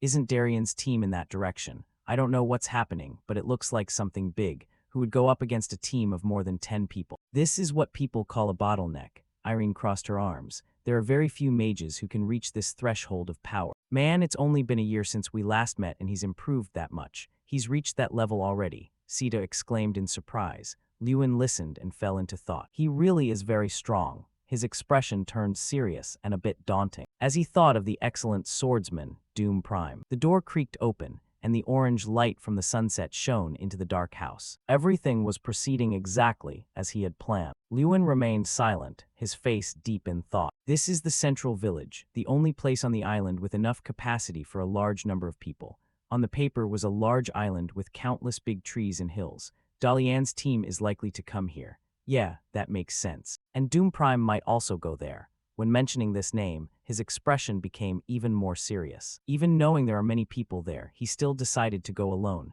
"Isn't that too reckless?" Irene expressed her doubts. "No, he will definitely come. That's the best way for him to achieve victory." Hearing Lewin's words, she was confused as to why. Kill points. Every time someone is eliminated, the kill points increase.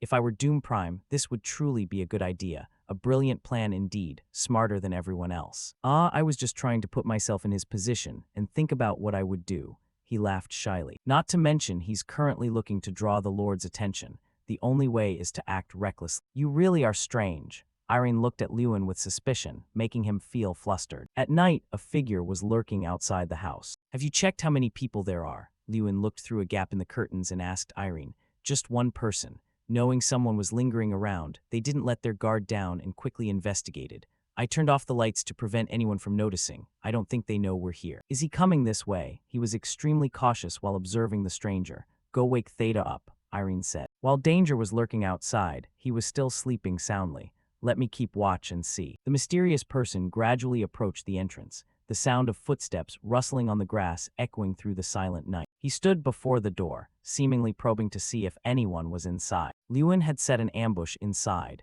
ready to grab him as soon as he opened the door and stepped in. If he was truly alone, then perhaps. His face was extremely tense. The person stepped inside and closed the door. He walked in without realizing Lewin was hiding right beside him. He immediately grabbed his cloak from behind, catching him by surprise. Then he threw him forward forcefully, making him fall flat on the ground. Before the guy could react, Lewin covered his mouth. Light, Irene appeared and used illumination magic to shine light directly on him. As his face gradually became clear in the light, Theta was slightly stunned.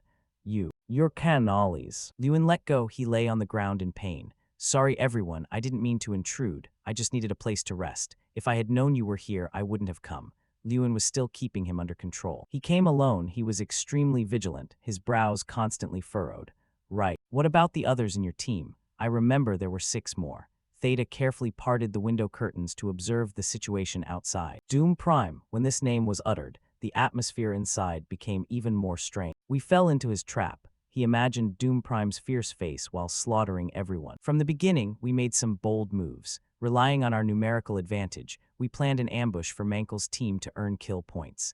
A fairly large group of people in black cloaks was shown. But then he appeared. Doom Prime jumped down from above, ambushing their group. He targeted the moment everyone scattered to find food. You mean all 6 people fell into Doom Prime's trap? Irene was undoubtedly surprised. No, only one person, because we had previously prepared for situations requiring timely defense, but what happened after that was the problem.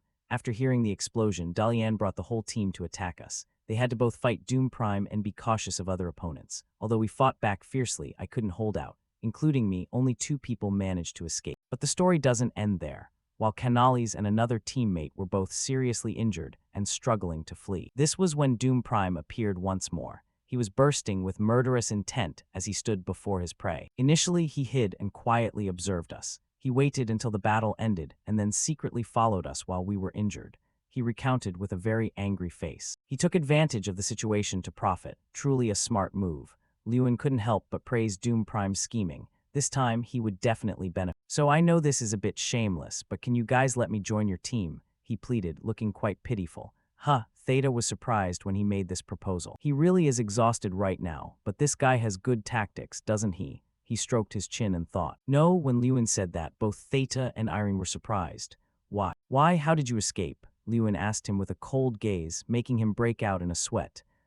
If it's Doom Prime, how could he let you escape while you were injured? His face became serious, as if he were interrogating a criminal. Only then did the other 2 realize the abnormality. Theta pointed his finger toward him. Oh, you mean. There are only 3 possibilities. One is that you're lying, Doom Prime intentionally let you live, or someone is observing everything here from afar. Lewin began to deduce brilliantly like a pro. If all else failed, he used the system to check his identity. The result received was 5 giant question marks, identity unidentified. The imposter felt everything had been exposed, so he gnashed his teeth in anger. You're not Canales. Lewin raised his fist with a terrifying face. In the middle of the quiet night, a loud noise rang out, startling an owl and making it fly away. A large hole was punched through the floor, which was even burning. Now only the cloak remained while the person had disappeared without a trace. A clone. Witnessing this scene, Irene and Theta were undoubtedly stunned. Hurry up. At dawn, the sun just appeared from behind the high mountain. Canales might have been attacked by the one who created that clone. High probability all 7 people in Canales' team have been eliminated. Lewin, Irene, and Theta had packed their things and left that place early. Maybe that clone wasn't entirely lying. I want to say something related to the person who faced Canales. The attention of the other 2 focused on Irene. Her face became serious. There is a saying passed down at the Mazero's Sea. To fight a pirate, you must use a pirate. Lewin calmly carried his backpack on his back. Let's go catch the enemy. He smiled with determination in his eyes. At a fairly large house deep in the forest. Have you found their location yet? They're hiding out on the west coast. Ha ha ha. He covered his face and laughed mockingly while Dalian looked at him with a weary face. I faked almost everything, but unfortunately, they eventually found out. Your puppet was discovered. How? Dalian raised his eyebrows in confusion. I don't know, even he was surprised. The puppet was destroyed because it was caught by some guy. He opened his mouth in a wide grin, his face looking as evil as a perverted killer. What are you going to do now, Dalian? He thought deeply, his brows furrowing. Irene Prouse, Theta Malkiri, and Lewin Ardal, all troublesome opponents. It seemed he knew their information well and would likely think of a way to deal with them soon. Behind you, an ambush. A blinding light suddenly appeared from behind, startling the 3 of them. Holy Spear suddenly rushed out with a weapon in hand. It's not Lewin Ardal. He thought he was the one creating a surprise, only to be the one surprised himself. A blast of light sent a shockwave through the entire forest. It's Dion's holy art. Everything is going according to plan. The 3 of them were actually hiding in the trees observing. Theta was eating, sitting comfortably as if watching a movie. Hearing the signal, they'll come flocking here, but in reality, we're not there. He laughed delightedly with an apple in his hand. Irene watched the play they had set up intently. So, what do we do now? Come on, let's go get some kill points. Lewin stood up, smiling because the trick had worked. The other two also got serious to prepare for battle. Shifting scenes, blood suddenly sprayed everywhere. He looked in that direction in shock. The three people who were mistaken for their group earlier were cowering, their faces pale as ghosts. Lewin, Irene, and Theta had arrived to rescue them just in time. Is this what you call a temporary alliance? Worth a try, I guess. Theta seemed quite interested in this. There are only 6 of them, let's go. Don't be afraid, one guy quickly regained his spirit. Truly not knowing his own limits, he headed straight toward them to attack. Suddenly, from behind Theta, a massive surge of power rushed in, surprising even Lewin. The one who was about to attack earlier was hit by that power and blown 100 meters away. The event happened so fast that no one reacted immediately. Dalian's group was astonished to see their teammate blown away with just one strike. This power, our 3 protagonists were equally surprised. Everyone turned around to look. It was Doom Prime. Lewin's pupils contracted. He zoomed past them at lightning speed, a blue aura surrounding him. With just one sword stroke, Doom Prime defeated 3 people before their eyes. Whoa, do you want to join us, Doom Prime? Theta asked tentatively. Irene frowned. It seems we have another temporary ally. Agreed. Lewin, though still vigilant, saw that this was beneficial for them. Eliminate Dalian's team first. He began to calculate everything with sharp eyes observing everything. All the survivors are here. Perhaps the match is nearing its end. Why are we the only ones being attacked? It's Doom Prime. Everyone back to the base. The people on Dalian's team fled. Cherky and Dalian still tried to resist. Don't retreat. Everyone join together and fight. Earthquake. Lewin punched the ground, creating an earthquake to attack those rushing at him.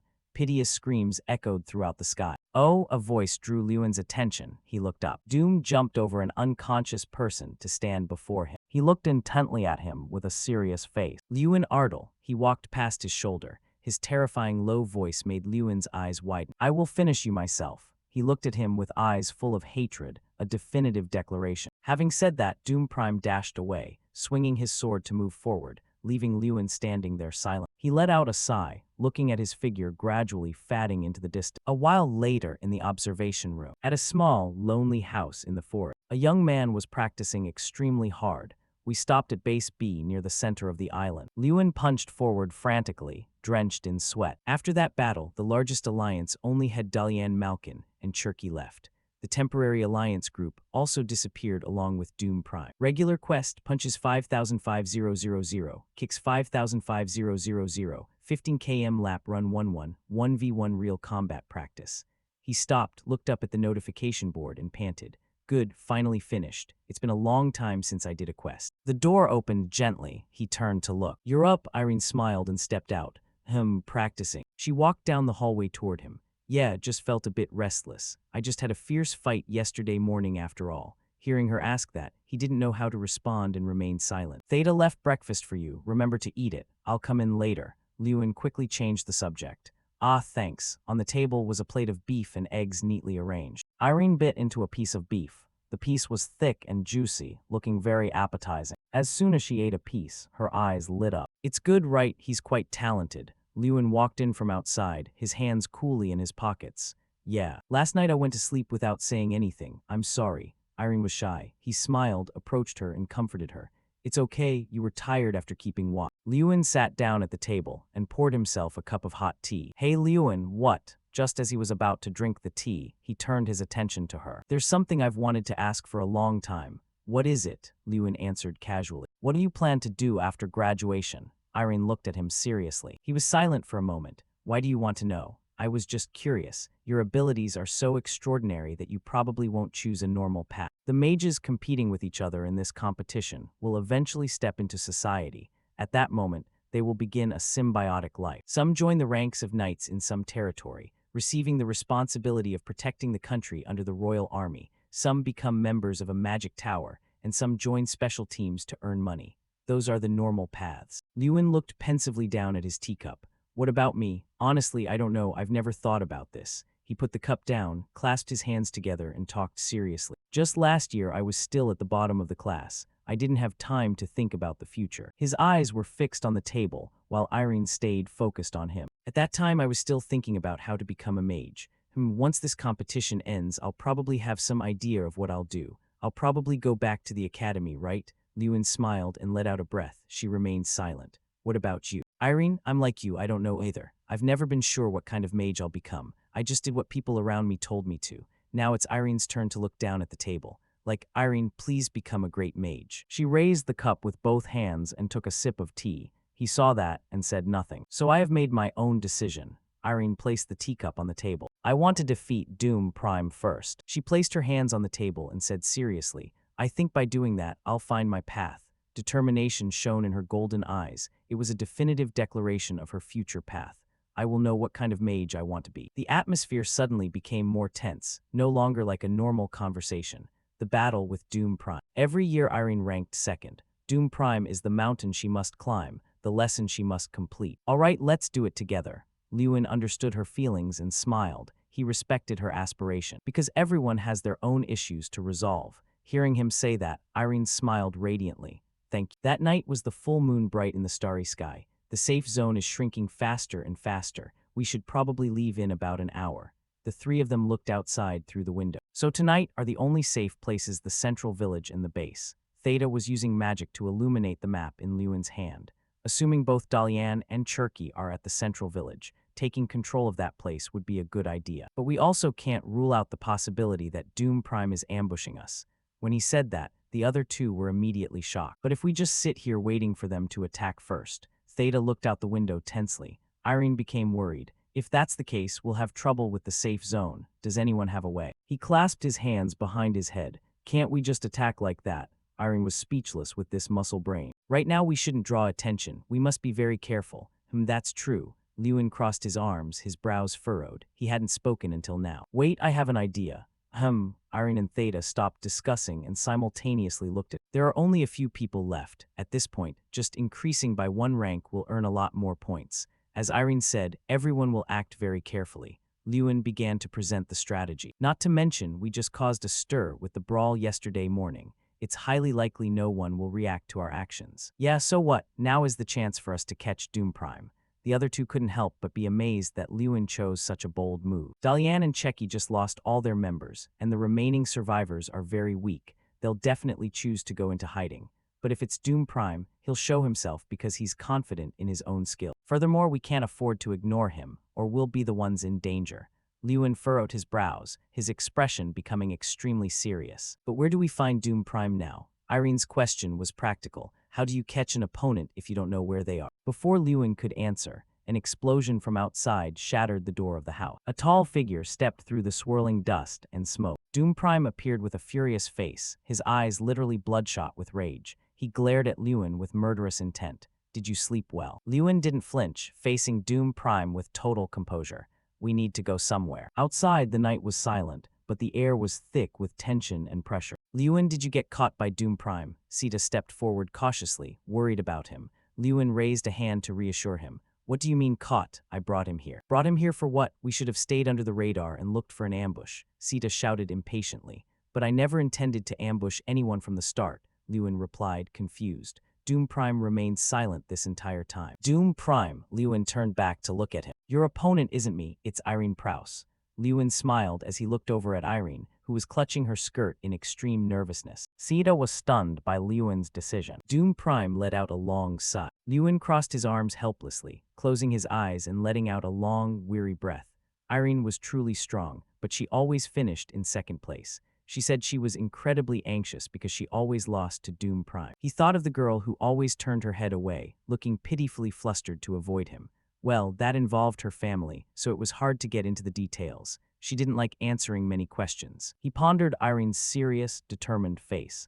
I think this is her way of handling things, trusting in the kind of mage she wants to become. Lost in these subconscious thoughts, Lewin watched with a heavy heart as the small girl struggled against the massive power of the blue light that seemed ready to explode before his eye. Contrary to Lewin's calm observation, Irene was struggling, covered in sweat as she fought.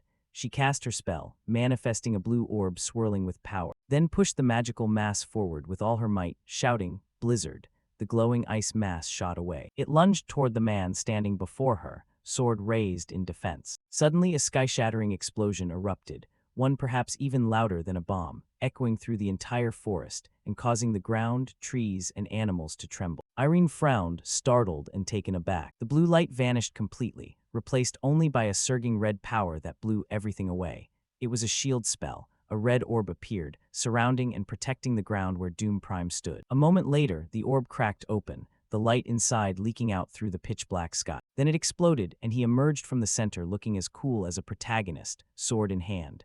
The ground where he stood was now a large crater, with dust and debris flying everywhere. As the dust settled, his cold face was revealed, veins bulging, jaw clenched, and his eyes glowing with fire like a dark king. Irene was drained of energy. She was drenched in sweat, her voice rasping with helplessness. Meanwhile, the two men watched. Sita, standing with arms crossed, saw that she was reaching her limit.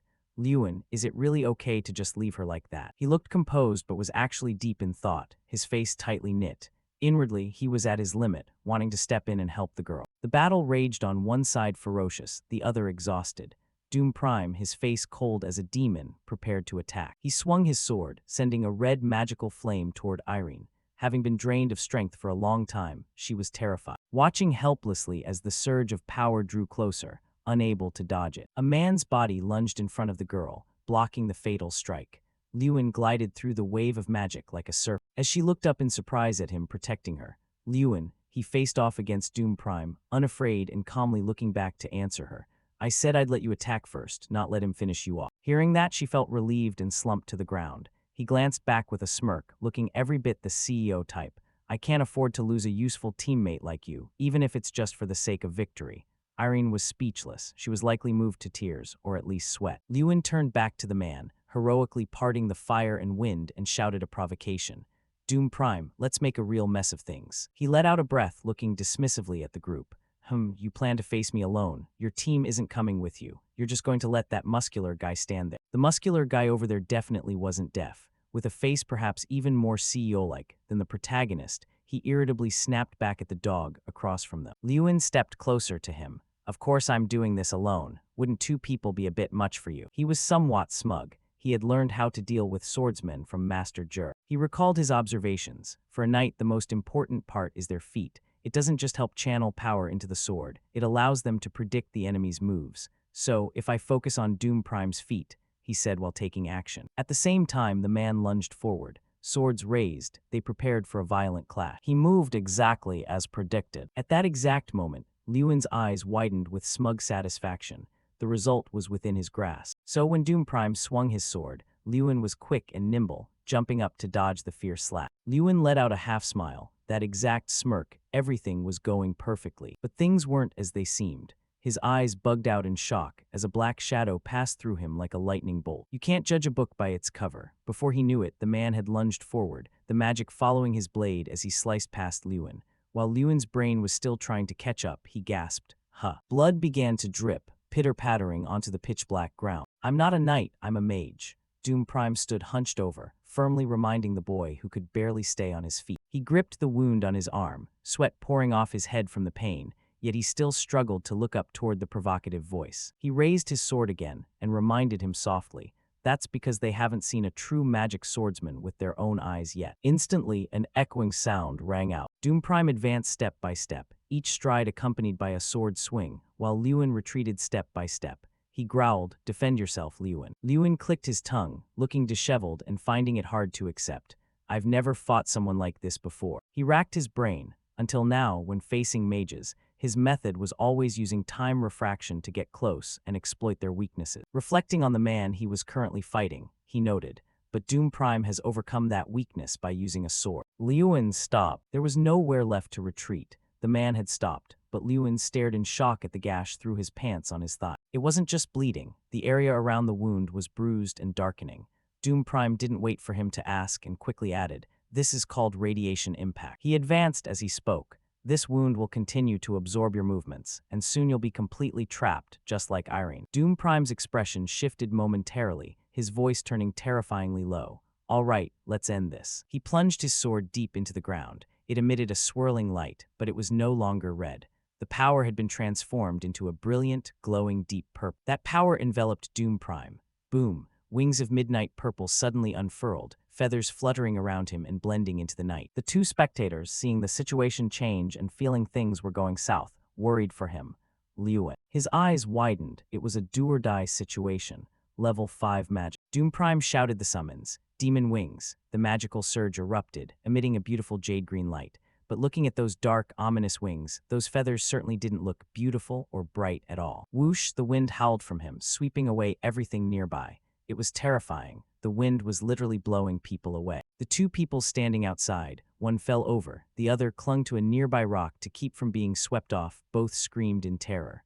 Oh my God. Doom Prime stood in the middle of the battlefield. The earth, rocks, and the entire road had been shattered into pieces by the power from his palms. Where was Liyuan? He was hiding behind a large rock to escape that devilish power. I can't believe that guy. Truly worthy of being the perennial champion. He's way too strong. He gritted his teeth and tore a piece of cloth from his sleeve, then forced himself to tie the cloth around the thigh wound to keep it from festering. Noticing a flash of light, he looked down at his other hand. The ring on his middle finger was emitting a glow. On Doom Prime's side, he stood there amidst nothing but dust and rubble. Nothing remained intact. Even the grass had been killed off. He let out a sigh, looking quite somber. Liyuan, I had high expectations for you, but it seems I'll be disappointed. Liyuan poked his head out from behind the large rock like a little mouse and looked at him.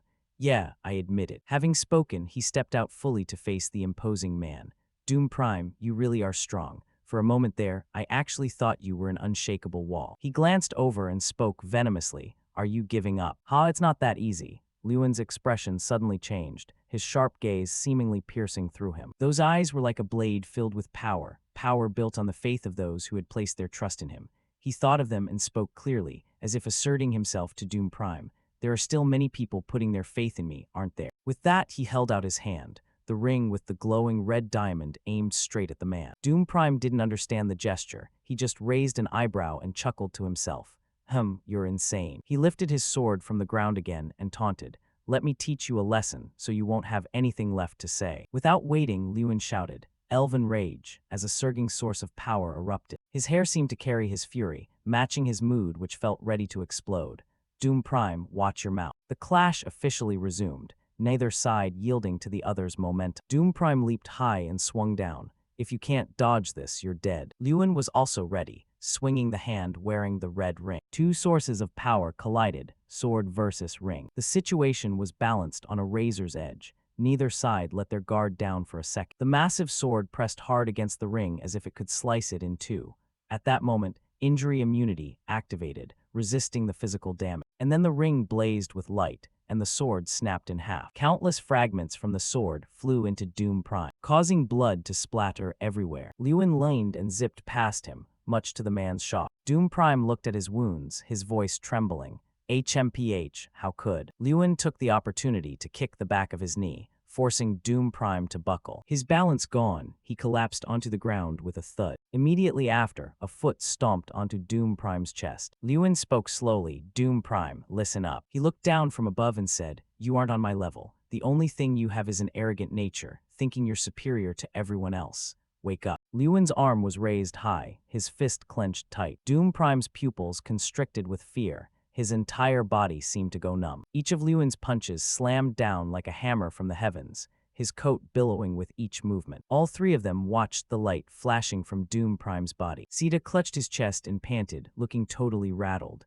If you had lost, I would have been the next one to get thrashed. Liyuan chuckled. Just lucky, I almost lost there. Suddenly, his gaze shifted toward Irene, who was looking dejected nearby. Her eyelids were lowered. She didn't look like she was in a very good mood. Liyuan walked over and spoke up. Sorry for interfering in your match, Irene. Irene set aside her sadness and smiled back. Why are you apologizing? I should be the one saying that. She lowered her head, her voice full of self-reproach. I put the whole team in danger because of my own selfishness. I'm truly sorry, everyone. He hesitated, but because of me, you didn't reach your goal for this competition. Irene turned and walked away, acting unconcerned. Don't worry about it. That goal doesn't exist anymore. Liyuan was still baffled.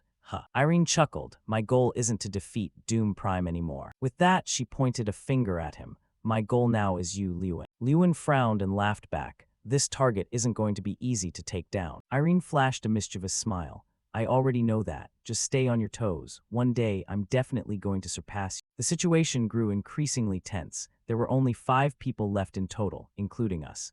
Dalian, Malkin, and Checky were all resisting fiercely. The two of them and Irene were no pushovers when it came to fighting back, but they were no match for our team. From within the forest, a loud boom suddenly rang out, along with a flash of light. Thick smoke mingling with a blue radiance. Both Dalian Malkin and Checky lay motionless on the ground, enveloped in a blue light. Dalian Malkin's entire body lay there, unmoved. When he saw the two of them slowly vanish, Sita let out a gasp. Lewin spoke up, so it's just the 3 of us left. Irene beamed with a smile. Exactly. While Sita couldn't hide his joy. I never thought I'd make it this far. He suddenly suggested, do you want to have a final showdown match? Irene's voice rang out. Hold on, Lewin. Irene said, I'm withdrawing. My current condition isn't great. Sorry, I'll try harder next time. Lewin readily agreed. Fair enough. Let's have our rematch another time. He figured Irene must be very exhausted. Sita winked and laughed. Well then, is it my turn? Lewin, even if you're the team leader, I won't go easy on you. You haven't seen my true skills yet, have you? Lewin dropped into a combat stance.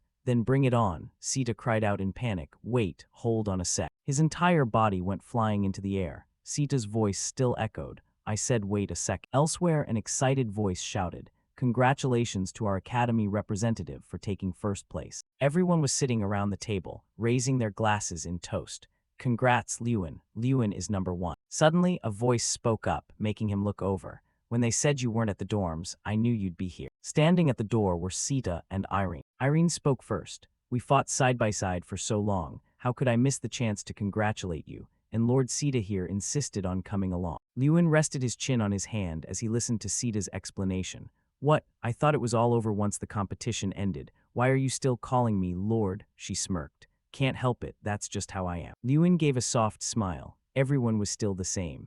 After that survival battle, I had become the sole person at the top. Even though Doom Prime had many kill points, his rank dropped because of his low survival score. Dalian and Irene were on the candidate list for the championship, but they still ranked behind me. If I can just keep this up. Lewin imagined himself holding the championship trophy while everyone cheered his victory. It was no longer a distant dream. Jason's eyes were literally heart-shaped. He cried out in delight. I never thought the day would come where I'd sit at the same table as Irene Prouse. I can die happy now. Irene waved her hands dismissively as she replied, oh, come on.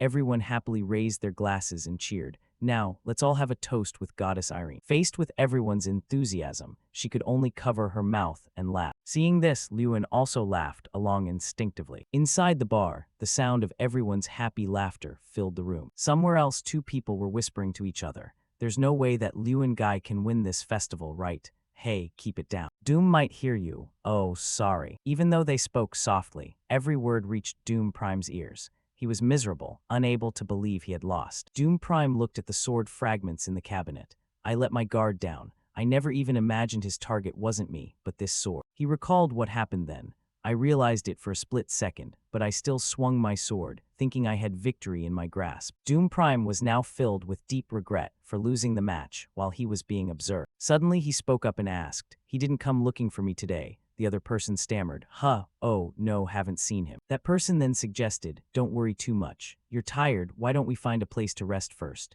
Doom Prime's voice was flat. Sorry, I want to be alone right now. Hearing this, the other person quickly stood up. Oh, sorry, I'll head out then. Just call if you need anything. Now, only Doom Prime remained. He stood silently before his personal lock. Doom Prime stood like that for a long time, seemingly deep in thought. Joyful voices erupted from below the building, proclaiming that Lewin Ardle had defeated Doom Prime and that a new generation of talented mages had been born. Tyrion Ignit stood by the balcony looking down as the cheering continued without end. Pride gleamed in his eyes as he thought to himself that while he knew the boy would do well, he never expected him to come this far or actually defeat Doom Prime. Terran stepped up from behind and remarked that since Lewin won, the professor's complexion looked quite good, though he admitted his own self-esteem was a bit bruised since it was hard to even look that brat in the eye at the arena. Tyrion Ignit asked hesitantly if the arena was already finished, and he smiled with a slight nod, replying, yes. The two of them looked down together at the scene below. The grand festival was drawing to a close. Steady footsteps rang out, as only the individual exams remained. Specifically, the content was an obstacle course exam held within the city limits, where contestants would compete based on 3 criteria: athletics, combat, and swimming. Since it was a battle between mages, contestants had the right to summon mounts or use teleportation spells to travel through time and space. Theta turned to the person beside him and asked, "How does it feel, Lewin?" His gaze drifted toward the excited crowd in the stands, as he asked how it felt to be a star, while everyone was chanting his name. Lewin also turned back to look and replied that he honestly didn't know. In truth, his eyebrows arched slightly, and his gaze darkened as he told himself that while he really wanted to enjoy this breathtaking moment, now was not the time. Nearby, Doom Prime's gaze remained fixed on Lewin, thinking that it wouldn't be too late to celebrate once the winner was officially confirmed. It was a beautiful sunny day, with warm sunlight blending into a pleasant, clear blue sky. Theta crossed his arms and cleared his throat, warning Lewin that since today was an individual exam where no one would back down, he shouldn't put himself in danger, to which Lewin laughed and replied, "Yeah, I know, I'll do my best." A man fired a gun into the air and shouted loudly, signaling everyone to get ready. Irene, Dalian, Malkin, and Cherky all assumed their combat stance. With a boom, the thunderous sound of the gun echoed out. Immediately after, dust swirled into the air as the sound of hurried footsteps rang out. Each person moved using a different method, but they all shared the same destination. Suddenly, the whole group halted because a pack of goblins stood before them, brandishing their weapons high. As the group stopped in front of the goblins, Irene spoke up, saying she thought he would be a bit slower. Dalian Malkin was pulled through the air and proposed that the three of them become temporary allies, but Irene politely declined, saying she didn't much care for team efforts. Nearby, the rhythmic thumping of horse hooves rang out urgent. Doom Prime rode on horseback with an extremely serious expression. A surge of blue light from his sword shot directly toward the pack of goblins. Irene remarked that they seemed to prefer individual attacks, while Dalian Malkin nodded, nodding that despite observing Doom Prime for 6 years, he still found him very difficult to approach, so they might as well go their separate ways without interfering with one another. The image of Doom Prime appeared in the blue eyes of a goblin. Before it could even counterattack, it took the full force of a sword strike as he slashed down from above. Doom Prime glanced back, wondering why he hadn't appeared yet. He then slashed through another goblin's body. He wondered if he had already left them far behind,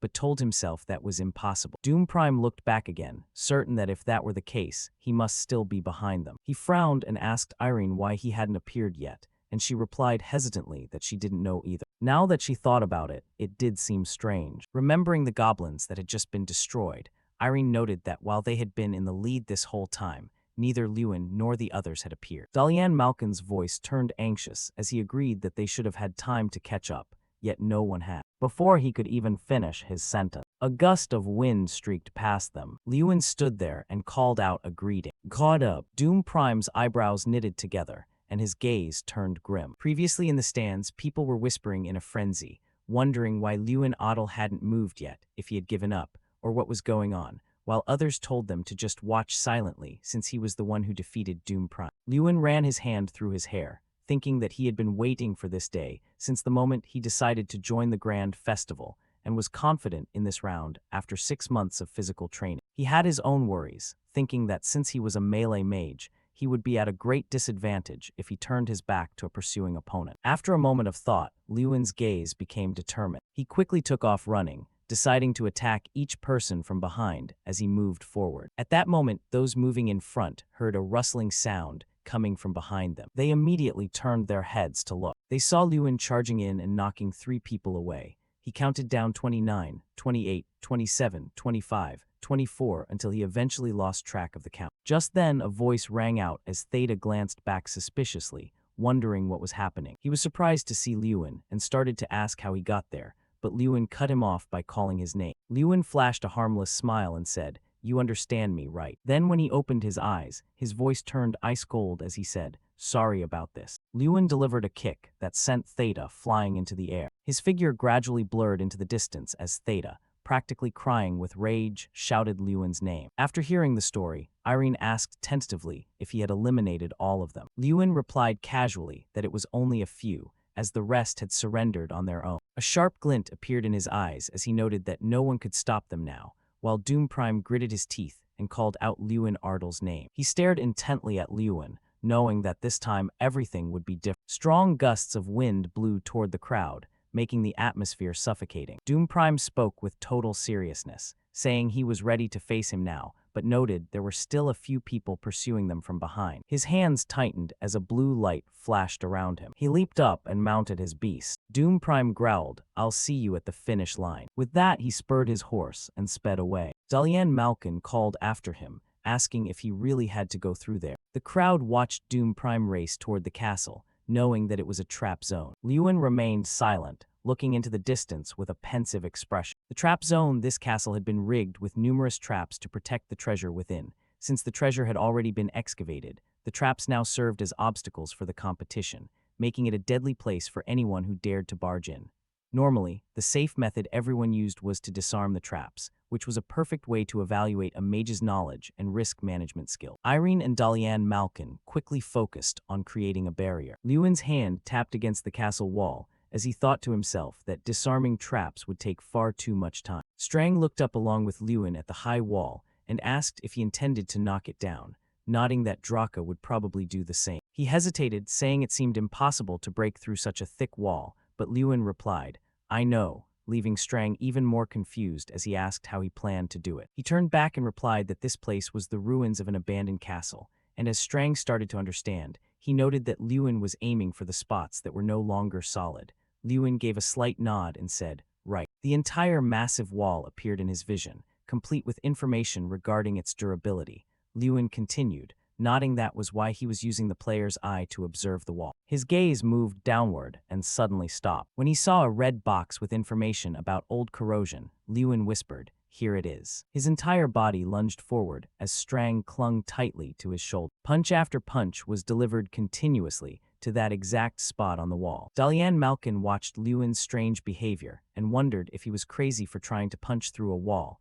while Irene sighed, thinking it was just like Lewin. He looked at her with an annoyed expression and said that while he knew she was close to Lewin, this was a bit much, asking who would actually try to punch a wall with their bare hands. Suddenly, Irene pointed forward and cried out for him to look. They saw cracks gradually spreading across the wall. Both of them watched as Lewin stood before a large hole at the base of the castle. Dalian Malkin scratched his head and gave him a forced smile, asking if he could use that path too. Lewin turned his head and gave a completely flat answer, "No." Seeing him about to act, Dalian Malkin hurriedly shouted for him to wait. A large boulder fell from above, blocking the hole. He shouted angrily that Lewin was a real jerk. Lewin ran off in a hurry, and Strang couldn't help but praise him, nodding that breaking that wall only cost 2,400 strength points, and that he actually used his brain for once. He panted as he ran, thinking that now only he and Doom Prime were in the lead. As Lewin rounded a corner, he spotted Doom Prime. Strang noted with some irritation that the other guy had already made it out as well. Seeing an arrow piercing through his shoulder, Strang spoke up, nodding he must be in a real rush since he was injured. Lewin pursued closely behind, thinking to himself, "Do you really want to beat me that badly, Doom Prime?" Doom Prime drew the sword in his hand and let out a growl. As the sword slashed down, Lewin quickly leaned to the side to dodge it. Suddenly, a hand grabbed Doom Prime's collar. He held him tightly as they both fell from above, telling Doom Prime they should clear the final round together. After that, they both fell freely through the air. With a splash, they hit the water, sending white foam flying everywhere. Lewin emerged from the water, gasping for air. He thought to himself while swimming that it would be trouble if he let that guy use magic to clear the cliff, so he had to swim out of there as fast as possible. Suddenly, the water temperature dropped. Lewin looked back and saw the water behind him freezing and rapidly spreading toward him. Seeing his opponent focusing on using magic, he shouted loudly, "Doom Prime." Lewin grew angrier the more he thought about it and shouted, "Hey, you jerk, can't you see someone is swimming here? Why are you freezing the water?" By now, the water around him had frozen solid, locking Lewin in place. Doom Prime, sitting on his horse atop the ice, looked down at Lewin and asked, "Is that really worth worrying about right now?" With that, he smirked and said, "I'll go on ahead then," Lewin awdled. Watching Doom Prime's figure grow distant, Lewin couldn't help but swear, "Damn it." He struggled with his body as a golden heat wave began to spread below him, knowing he had to get out quickly. The ice melted under the heat as cracks slowly spread around him. With several snapping sounds, the ice was finally destroyed. Doom Prime was riding his horse when he heard a familiar sound coming from behind. He jumped in shock when he saw Lewin pursuing closely. He wondered how it was possible for him to catch up so soon. Lewin resolved as he ran that there would be no more obstacles in his path, so the only thing left to do was run. Lewin planted his feet to gain momentum and leaped high into the air. He dove down from above and shouted, "Doom Prime, shall we have a rematch?" Doom Prime was so anxious he broke into a cold sweat, thinking that in his current condition. Before he could finish the thought, a loud boom rang out, followed by swirling dust. Everyone stared intently at the screen, discussing noisily about who won. Suddenly, a man pointed forward and shouted that someone was coming. They saw a horse slowly emerge from the thick cloud of dust as the doors opened. The horse raised its head and let out a long neigh. Everyone looked suspicious, wondering what was going on with the horse and where the mages were, until someone pointed to the screen and shouted that someone had appeared. On the screen, Lewin was standing over Doom Prime, who was sprawled on the ground. Someone cried out in shock that Lewin Ardle was standing right there. Lewin looked at him and noted that he seemed to have overexerted himself while crossing the trap zone. He remarked that his movements were a bit slow. Doom Prime's eyes were closed tight as he let out several groans. Lewin turned to walk away. "I'll go on ahead, Doom Prime." On the field, 3 flags corresponding to the top 3 ranks were raised. Lewin stood on the first-place pedestal for his 2 combat victories in the survival match and the triathlon, while also taking first in the individual round. With the highest overall score, the grand festival had finally ended. He thought back on everything that had happened, those voices feeling as if they were speaking to someone like him who had endured everything for 6 years. Someone locked in a dungeon of solitude. The sight of Lewin's back gave off a sense of a lonely soul. He clenched his fist against his chest as the happy shouts of the crowd rang in his ears, saying he had worked hard all this time. Lewin's face beamed with joy. Those cheers felt like a reward for all his efforts. He raised both hands high in response and told them, "Thank you, everyone. I don't want to lose these words of praise." Outside the door, a line of carriages was moving, as a voice noted how many there were. Jason rested his cheek on his hand and looked out the window, asking if they were all selected nobles, to which Lewin nodded and replied that he heard not every noble family was invited. Lewin sat alone at the banquet table. They had all come to meet him. He let out a long sigh, thinking it was so boring and that he really wanted to go back to the academy. Suddenly, a sound made Lewin jump, and someone remarked that it was a bit strange. Seeing the person arriving with a wide grin, he called her name doubtfully, Irene. Irene pulled out a chair, sat down, and asked, "What do you mean by strange? Looking around here, I don't see anyone coming over to strike up a conversation with you." Lewin replied nonchalantly, "Maybe I just look too arrogant. I even had the nerve to show up to the party in this half-hearted outfit, after all." Irene looked him up and down once and nodded. "Yeah, that's possible." Then she continued, "But from what I know, there's actually another reason." Irene glanced at the subtle, fleeting looks being directed their way. It was clear that most of the nobles present were eager to befriend him, so no matter how arrogant he seemed, it shouldn't have been to the point where not a single person approached him. Her eyes lit up as if she had discovered something. "It seems like someone has been spreading rumors about you." What Irene said took Lewin somewhat by surprise. That person would have to be someone powerful enough to make any noble afraid to even think about talking to. He asked her suspiciously, "Who?" While the two were talking, someone stepped up to the head of the table. The man cleared his throat and addressed everyone. "Tonight's grand banquet officially begins. To the 32 student representatives, please follow me." On the banquet table, gourmet delicacies were beautifully presented, alongside delicious drinks. Looking at a table of food like this, one couldn't help but marvel. At dinner with Pluto, the dishes were arranged no differently than a meal for a king. However, the atmosphere was incredibly strange. Someone clicked their tongue and said, "Man, if I'd known, I would have faked being sick to skip this." Hey, that should have been my line. This party was a dinner on the surface, but in reality, it was a general evaluation of the competition. For students who performed poorly, it was likened to a death row prisoner's last meal. Lewin looked toward the 2 empty chairs nearby. He found it confusing. "I thought only Pluto was attending. Why are there 2 presiding chairs?" The man pointed nearby and signaled they had arrived. Everyone stood up simultaneously to look in that direction. Thuron entered slowly, and everyone bowed respectfully as he passed by. A chorus of voices rang out, "Greetings, Lord Pluto." Though Lewin bowed, he cursed inwardly. "Greetings, Lord Pluto. What a load of nonsense, gives me the creeps." When he heard Thuron say, "Please come in," Lewin was quite shocked. What? Pluto is actually inviting someone else. An unfamiliar voice suddenly rang out. "I hope I'm not interrupting your dinner, old man." This person had eyebrows as thin as swords and brown pupils. The newcomer radiated an air of high nobility from head to toe. Lewin watched in confusion and wondered, who is this guy? He recalled the moment before when everyone cheered excitedly. That was amazing. New Mage Lewin. People were calling my name, calling me a new mage instead of a failure. Now, everyone in the room knelt down and shouted respectfully, Long Live the Crown Prince. Hearing that title, Lewin was startled with shock. What, the Crown Prince? After the greetings, everyone quickly sat at the table. A hint of fear was visible on every face. Each person sat with their head bowed and back hunched, as if they wished they could find a hole to crawl into. Even a slight accidental brush of a hand made them panic. The atmosphere fell into silence. It felt like you could hear a pin drop. Thuron spoke first. Well, it seems no one among the 11 could defeat Lewin Ardle even once. Is the skill gap really that large? Doom Prime bowed his head, his whole body trembling as he heard the evaluation.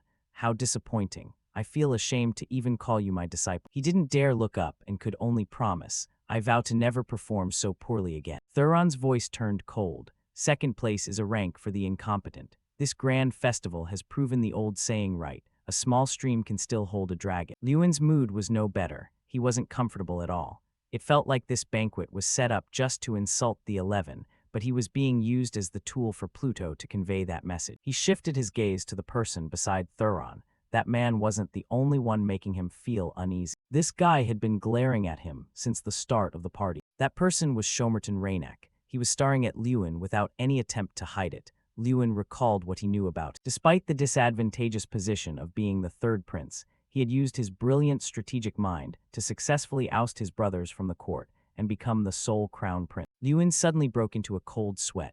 A man as skilled in both literature and martial arts as him was nearly perfect in every way. He suddenly remembered Irene's words. It seems like someone has been spreading rumors about you. That person would have to be someone powerful enough to make any noble afraid to even think about talking to. Thuron suddenly asked, Lewin Ardle, how do you feel after winning the grand festival? This question left him lost in thought. Then Lewin gave his answer, I feel uncomfortable. Thuron found it confusing and asked, uncomfortable. Lewin's voice became firm. Yes, I am satisfied with the results of the competition, but I am not comfortable at all with my achievements being used to mock and demean the honor and efforts of the students here. Irene, sitting beside him, quickly grabbed his arm and whispered, Lewin. Everyone present was terrified to hear such a response. Lewin remained silent. Even in this situation, there was no trace of fear in his eye. Thuron's voice was nonchalant. So you mean you don't want your results to be used to belittle others? But isn't inferiority one of the factors that helps humans grow? You understand that, don't you? Lewin stated his point of view frankly. In my opinion, it seems more like you are inciting others to be hostile toward me. There is a difference between pointing out a weakness to encourage someone to try harder and inciting hostility by obsessively dwelling on their failure. Having spoken, he looked Thuron in the eye. Aren't those two completely different things? Lewin's voice turned ice cold. My IGNIT Academy is not a place for others to look down upon and call a small stream, either. The corner of Thuron's mouth twitched, and he let out a loud, curious exclamation. The two locked eyes, and the atmosphere once again fell into silence. Suddenly, a small laugh escaped Shomerton's mouth. Then he clutched his stomach and laughed out loud. Everyone turned to look at Shomerton. A hint of annoyance flickered across Lewin's face. Shomerton wiped a tear from the corner of his eye. Oh my stomach hurts from laughter. That was hilarious. I'm literally crying. Where did this guy come from? Irene clutched her chest and let out a long sigh of relief. Thank heavens. She spoke to him irritably. Lewin, you aren't planning on pulling another stunt like that, are you? Lewin gave a forced smile and replied, ah no. But in his heart he added, maybe. Thuron clasped his hands together and spoke. But things will probably be a bit different, fresher than with Tyrion.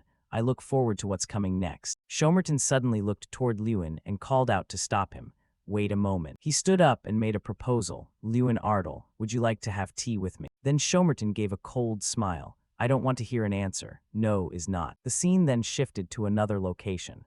Now, Lewin and Shomerton were sitting opposite each other. He slowly called out, Lewin Ardle. Shomerton put on that punchable face again. Work for me from now on. I won't accept a no this time either. He spoke as if it were a given. You have 1 month to get things in order. I will transfer you to the cavalry training grounds and arrange housing for. Shomerton seemed to remember something and continued. Oh, and the matter of citizenship.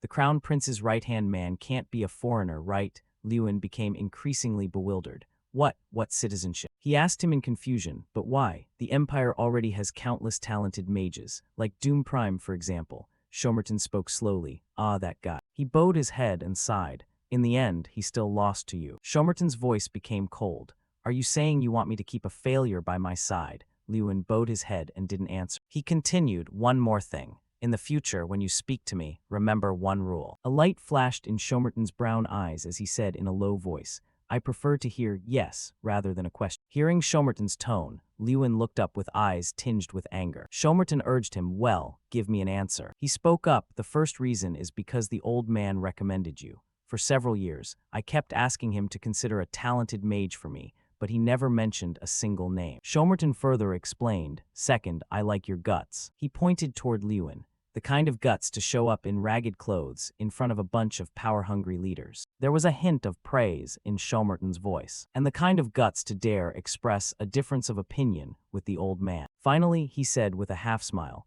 the kind of guts to repeatedly question me despite my warning. Shomerton spread his arms nonchalantly. In politics, sometimes you just need a guy who knows how to keep things interesting. After Shomerton's long speech, Lewin summarized it with a question. So, is my job just to give advice? He looked unhappy and added another question. I want you to protect me from those damned brothers of mine who don't want their sibling to be crown prince at all. He remained silent and bowed his head without replying, looking very conflicted. Shomerton asked again, you don't like it? Lewin nodded and replied, yes, that's right. He growled, I knew you'd say that, which is why I told you before. I don't want to hear an answer. No means no. He fell into deep thought once more. Lewin thought about Shomerton sitting there in front of him. This could be a once-in-a-lifetime opportunity, the chance to become the right hand of the most powerful crown prince in the empire. His thoughts became chaotic. After all, most mages choose to align themselves with power.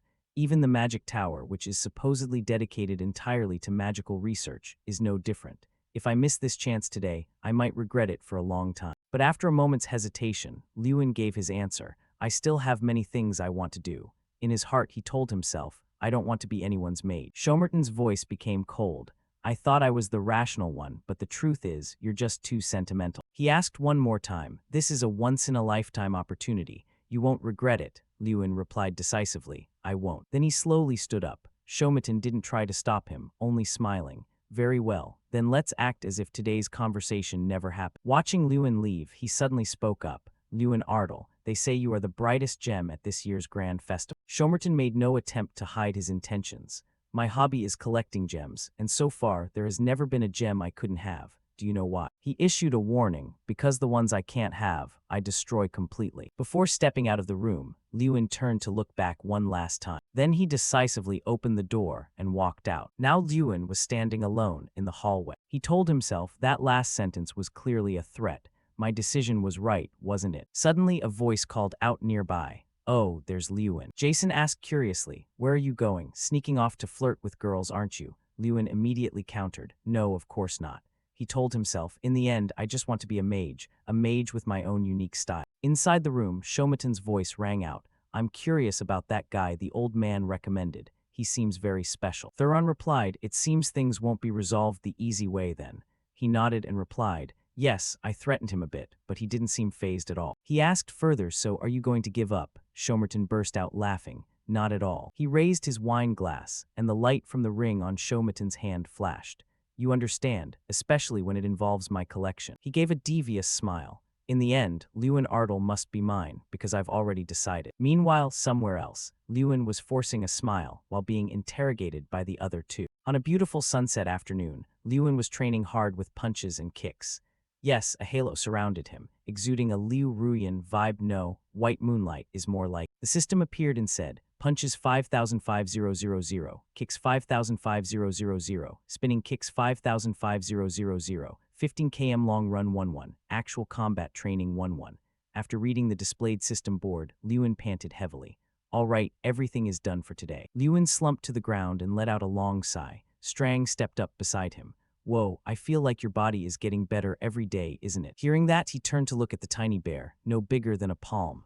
I don't want to hear that from a man. Hearing this, it countered immediately. What are you talking about? I'm a girl. Lewin jumped up, unable to believe his ears. What? How can you be a girl? It replied instantly. Why? Because I was born that way. He still couldn't believe it and asked loudly. Even a demig has a gender. Strang angrily put her hands on her hips and barked right in Lewin's face. Who says we don't? You just never ask. But we've bathed together. He recalled the times he and she had bathed together. Strang snorted coldly. There was nothing to see anyway. A statement that seemed to admit everything. Lewin's face darkened as he gritted out every word. So you mean you've seen everything? Being asked that, she trembled like a leaf, turning away to hide her embarrassment because she knew she couldn't hide it. But contrary to Strang's embarrassment, he only gave a light laugh. He slowly stood up, no longer teasing her. Enough, I'm going ahead, all right. Hearing this, she turned back, looking at him blank. She ran after him and shouted, wait, let's go together. But he was already several strides ahead, letting her chase after him while calling out, then stopped joking around. She stammered, trying to explain she was telling the truth. I'm not joking, I'm serious. But in return, he still didn't believe her and even laughed to tease her. You think I'd believe that? Hearing this, she could only stay silent. What else was there to say? The scene changed to a train station. Blue sky, white clouds, and golden sun. The weather was perfect. But a terrifying voice broke that peaceful atmosphere. Jason was hugging Lewin, tears flowing like a fountain. I'm heading out first, Lewin. Please take care of your health, remember that. He fussed over him like a mother seeing her son off. Lewin turned red with helplessness as he comforted his friend. I'm not dying, man. The friends around them burst into laughter at the sight. The train whistle blew loudly. Jason and the others boarded the train. Lewin watched the train pull away. The stray cat's voice rang out. All right then, we should get going too. He turned to look at him. After my friends left first, I headed to Leverdine to complete my schedule as the Grand Tournament champion. He and the stray cat sat next to each other on a different train, but both were silent, not saying a word to each other. He recalled their first meeting. Just call me Stray Cat. The wizard named Stray Cat was the guide sent from the wizard tower. The system appeared once again to identify the wizard. Name, age, special note. Meanwhile, the man sat thoughtfully reading the paper in his hand. The system couldn't find a single bit of info. Everything was just 3 big question marks. Lewin was a bit shocked. The player's eye not being able to identify even their name meant they were a highly skilled individual. Lewin thought to himself, that means they are equal to or even better than the professors at the magic school. The only thing I can tell is that they look to be in their late 20s. He turned and looked at Stray Cat with a cautious gaze. His eyebrows were practically knitted together. Finally, the man spoke up. Now I will give you a brief guide to your schedule. First, you will go to the royal palace to receive congratulations.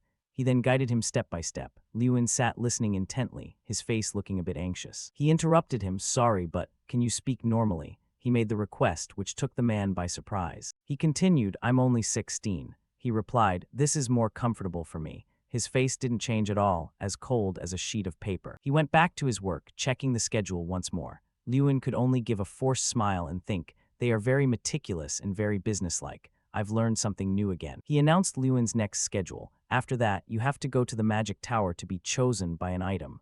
Lewin was dazed. Chosen. He announced Lewin's next schedule. After that, you have to go to the magic tower to be chosen by an item. Lewin was dazed. Chosen. Hearing this, his face showed a hint of worry. He understood what Stray Cat meant, that just like with Kingram, items also had consciousness. Stray Cat announced the final schedule while putting the paper in his bag. Finally, you will be assigned a mission. He explained, normally, as a student, you wouldn't be assigned an official mission. But the champion of a grand tournament is an exception. It's an event to announce the arrival of a new generation of mages to the world. He opened the list and added, so it's like a beginning. The man replied immediately, exact. He continued, so choose a mission from the provided list. Lewin stared thoughtfully at the list before him. The missions included search, subdue, assassinate, and knowledge excavation. Just as he reached that part, Strang popped out from nowhere and whispered in his ear, making him freeze for a moment. Both he and Strang stared at the list in his hand, their expressions identical as if they were parent and child. Then he made his final decision. I choose this one. His voice rang out decisively, alongside the rumbling sound of the train outside. The scene shifts to Morin Palace. The two of them stand in the hall. This is Morin Palace, the prince's secondary palace. Please go in, everyone is waiting for you, he urged. Then he bowed respectfully. I shall take my leave now. Hearing this, Lewin turned back in a panic and shouted, wait, hold on a second, aren't you coming in with me? While he was still confused as to why Wildcat wouldn't join him, the doors in front of him swung open. Shomerton stood tall behind the wide-open doors, while Lewin was still looking around for any sign of Wild. He stood with hands on his hips, his tone carrying a hint of a smile. Welcome to my empire, Lewin Ottle. Lewin looked up at him and remained silent. Stepping inside, he knelt before him. First, I received 10,000 gold pieces from the Crown Prince, an amount that exceeds the Ottle territory's entire annual budget. Shomerton sat on the throne and said with a smile, if you ever feel short on funds, come here anytime. If you change your mind, Morin Palace is always open to you. He could only give a helpless laugh in response. It seems like an amount I couldn't earn in a lifetime. He walked away carrying the gold, thinking to himself, it seems the prince hasn't given up on me yet, but I must hurry to the next appointment. Now Wildcat strode alongside him through the vast palace. Everyone here must have great stamina. Walking around this massive place all day is quite a feat, he joked to break the quiet atmosphere. But Wildcat seemingly didn't care for jokes. He turned back with a cold face. "Stop the small talk. Lord Terran is waiting for you." Hearing that, Lewin felt a bit stiff. "Ah, yes." He gave a forced smile. "Does no one here really know how to joke? I think these people should be sent to live by the sea to get a bit of that ocean saltiness." He asked again, "So, are you certain about that mission?" He was a bit surprised and then replied firmly, "Yes." Hearing his solid answer, he didn't ask further. "I see, you've chosen the most difficult path." He replied happily, "Haha, it seems it will be very interesting." He followed up, "I wonder what Lord Terran will say." Their conversation ended there. The door to the room opened, releasing a gloom so cold it made his skin crawl. Lewin stepped inside. Terran was already there, waiting in the room. He raised his voice and called to him, "Get in here, quickly." A conversation took place over steaming cups of tea.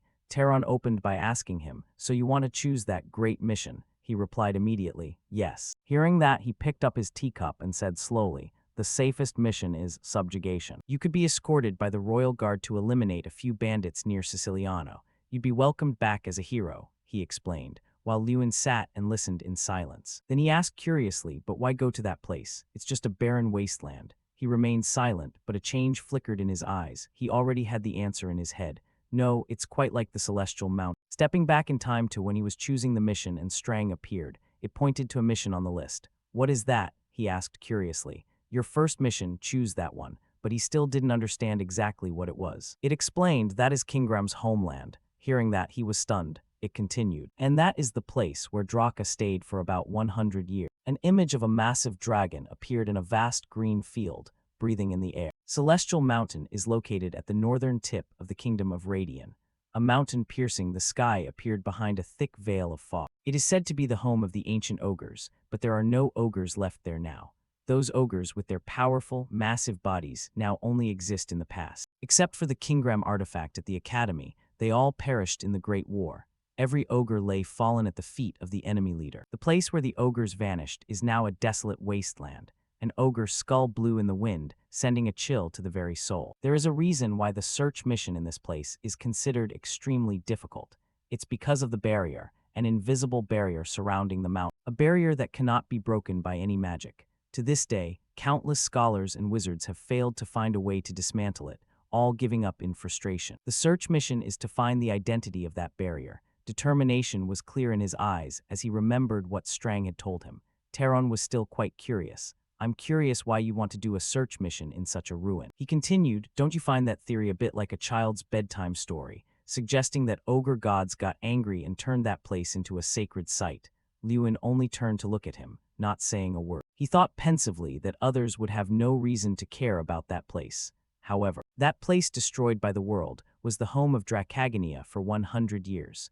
That reason alone is enough for me. There was no need for further explanation. He just explained briefly, "It is the most difficult mission." Hearing his explanation, he tilted his head toward him. "Just for that reason. Well, if you only want to look tough, it's best to choose something else." Terran advised him, as he didn't believe a 16-year-old would choose such a mission. He continued to warn him, "It's not necessary to suffer like that to gain achievements. It's only hard because it's a mystery no one has ever solved." Lewin gave a defiant smile. If a 16-year-old wizard finds the answer to such a mystery, wouldn't that be a noteworthy achievement? He kept poking at him. "You might just end up as a failed mission entry in the history of the great games." He shot back immediately. "Well, that's also a way to create a noteworthy achievement." His words made him a bit annoyed. His brows furrowed, and his smile lost its naturalness. Terran changed the subject. "Do you know why I introduced you to the prince?" The question left him a bit blank. Seeing his reaction, he explained, "To keep you in Ravardine. I want to observe you more." Everything was calculated from the start. He was silent, tension evident on his youthful face. Terran further explained, "Because of the uniqueness of your power, I wonder if it has anything to do with you choosing this mission." The atmosphere was a bit tense. "Regardless, I am always watching you." The statement made him feel a bit anxious. Returning to his room to rest, he flopped onto the bed but couldn't stop thinking about the commitment he had just made. "But can I really do it well?" he wondered, his tone still slightly worried. Strang, standing nearby, asked him, "Why the worry? Afraid you won't find any?" He answered it, "After all, how many centuries has that world been disconnected? I wonder if it's possible to discover anything at all." It countered immediately. "Humans haven't discovered anything until now, but you can do it." Hearing that, he reacted at once. "I'm a human too." It replied, "You go beyond human capabilities." He was puzzled. I do. Well, to surpass human limits like Lewin is quite a process. What even is a limit, and who gets to judge it? While they were talking, there was a knock on the door and a request for permission.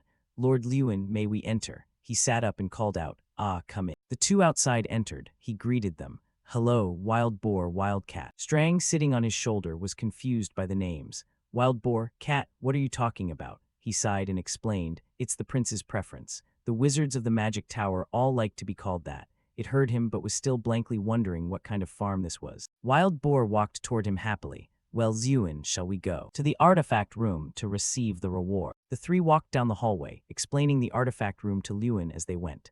The Magic Tower's artifact room is divided into 4 zones: Zone C, Zone B, Zone A, and Zone X. Items in Zone C are the most common, and those in Zone X are the rarest. Wild Boar led the way, while Lewin and Wildcat followed. As they walked, Wildcat listed and explained the zones to him. Wildcat added that Lewin would be allowed to explore Room A. He asked curiously, you didn't mention going to Zone X. He turned away, his face turning serious. That area is not open to anyone unless something special happens. Even for His Highness, it's an issue. He looked at him suspiciously, wondering to himself, something special. Following the guide, I began my exploration from Zone C. The three entered the Zone C room. He picked up a sword larger than a spear and asked them, is this a dark sword? Wild Boar answered him, yes, that's right.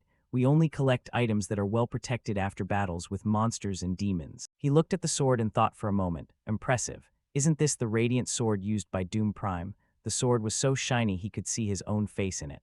Truly the Magic Tower's treasury. Even Zone C contains the fortunes of many nobles, he marveled. Suddenly he noticed a book on the ground. The Special Transformation of Tin Brown. I heard it was out of print, but why is the book still here? Wild Boar saw his curiosity and was pleased. Do you know it? It's a book over 100 years old. He replied with a smile, haha. There was a time when all I could do was read books. Behind him, 7 classes of magic ships, exploring unknown lands, searching for ancient creatures.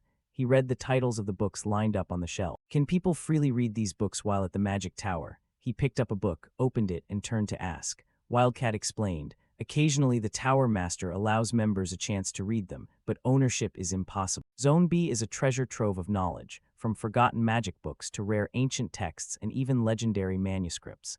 Bypassing the allure of Zone B, I proceeded to Zone A, but no artifacts in Zone A responded to me, which made him a bit anxious. He turned back and asked the other two, has anyone else ever not been chosen by the artifacts before? Wild Boar scratched his head and gave a forced smile. It has happened, but it's very rare. For a wizard capable of going to Zone A, they usually receive a response from at least 1 or 2 artifacts to show significant skill, he explained. His mood immediately tanked. Being ignored by every zone was quite disappointing. He was sad but could only give a helpless laugh. Seeing this, Strang crossed its arms and smiled like a CEO. It tried to lift his spirits. Nothing to be disappointed about, they're all trash. He was shocked to the core. What did you just say? It explained to him, of course, to humans they are all rare, but for something truly rare. Look over there. It pointed toward the door, emitting an aura like it was from the depths of hell. He asked it in Zone X. The door to Zone X looked terrifying enough, and it had a dragon's head in the center, mouth open as if it wanted to eat anyone who came near alive. Strang stared at the room. I think there's something in there created by a dragon. There's even the smell of unclean dragon gold in there. Hearing that, he just let out a sigh. He didn't really care much. No matter how valuable the items inside are, I couldn't get them out of there. He didn't have much faith in his own abilities and bowed back down to search for items. Let's focus on finding an artifact. But before he could find anything, a blue light appeared, catching his attention. Strang smirked because it knew what was about to happen. That blue light also startled the other two. Wild Boar started stuttering. That's. The beam of light was coming from the Zone X door. If they hadn't stood firm, all 3 of them might have been blown away and stuck to the wall like framed paintings. Wild Boar shouted, it's happening. Something special is happening. It's been 56 years. Aha, that door is gradually opening. Shifting to Terron's room, he frowned. It looked like his eyebrows were about to get married. He asked, is the Fang of Kun Khan responding? Wildcat replied respectfully, yes. He thought pensively, is this the sign for him to be the next successor? He wondered. 3 exceptional artifacts were kept in Zone X. Algal's Scepter, Morshi's Scale, and the Fang of Kun Khan. These artifacts have one thing in common. They allow their owners to stand at the peak. Algal's Scepter was used by the first human wizard. Algal, the infinite artifact, amplifies the power of destruction and symbolizes the Wizard King. 56 years ago, Terron was chosen by Algal's Scepter. Anyone chosen by it is brought to the top of the magic tower. The indestructible armor that resists all magic attacks, Morshi's scale. This armor only chooses a master once in a century. Those chosen become legendary knights. However, the Fang of Kun Khan, the first leader of the Molars, is a mysterious artifact. It hasn't chosen a master in 100 years. Taron was pensive. The Fang of Kun Khan has chosen Otto. Does that mean he really was destined for the throne? He wondered. He asked Wildcat again to be sure the report was accurate. Lewin Ardle was able to lift the Fang of Kun Khan. He confirmed for Taron. Yes, he picked it up very easily. Taron fell back into his thoughts. The Fang of Kun Khan was an artifact that almost no generals could even bring into the tower. He remembered the image of 6 men carrying just one fang. Everyone's face showed how heavy it was. It wasn't something just anyone could pick up like that. It has a power similar to an ogre's. Thinking of that, he seemed to realize something. A power reminiscent of an ogre. The chosen special mission is to search Celestial Mountain. The Fang of Kun Khan, the first leader of the ogre. He arranged all the information he had, then suddenly spoke up. Immediately summoned the Wizard of Screams. He ordered Wildcat. I decided to head west to Celestial Mountain. Wildcat instructed Lewin. The time for the mission is 1 month. Make sure you're on time. After the instructions, he handed him items for the road. And here is your allowance, your ID card, and your train ticket. He took the items and said to him, thanks. Wildcat stood silently watching him put the items in his bag, as if he had something more to say. After packing, he looked up and saw him staring, so he asked, do you have anything else to say? Seeing his question, he replied, yes and no. Well, isn't that an annoying answer? Hearing that, he was a bit puzzled. What do you mean? He replied, as a wizard of the magic tower, I am not allowed to express personal opinions. But as a senior, I have something to tell you. Lewin's face was briefly surprised. He didn't understand why he was saying that. The magic tower is very kind to the wizards under its command, but to those who aren't, it is very cold. You know, the best place for you to belong. Lewin, he was implying something that he was sure Lewin would understand. Be careful and doubt everything. Saying this, his face turned serious, making the atmosphere more tense. Seeing this, his face naturally became more serious too. The ancient city of Tesseran. The city near Celestial Mountain was built to protect the continent from monster attacks. It is also known as the Shield of the Continent.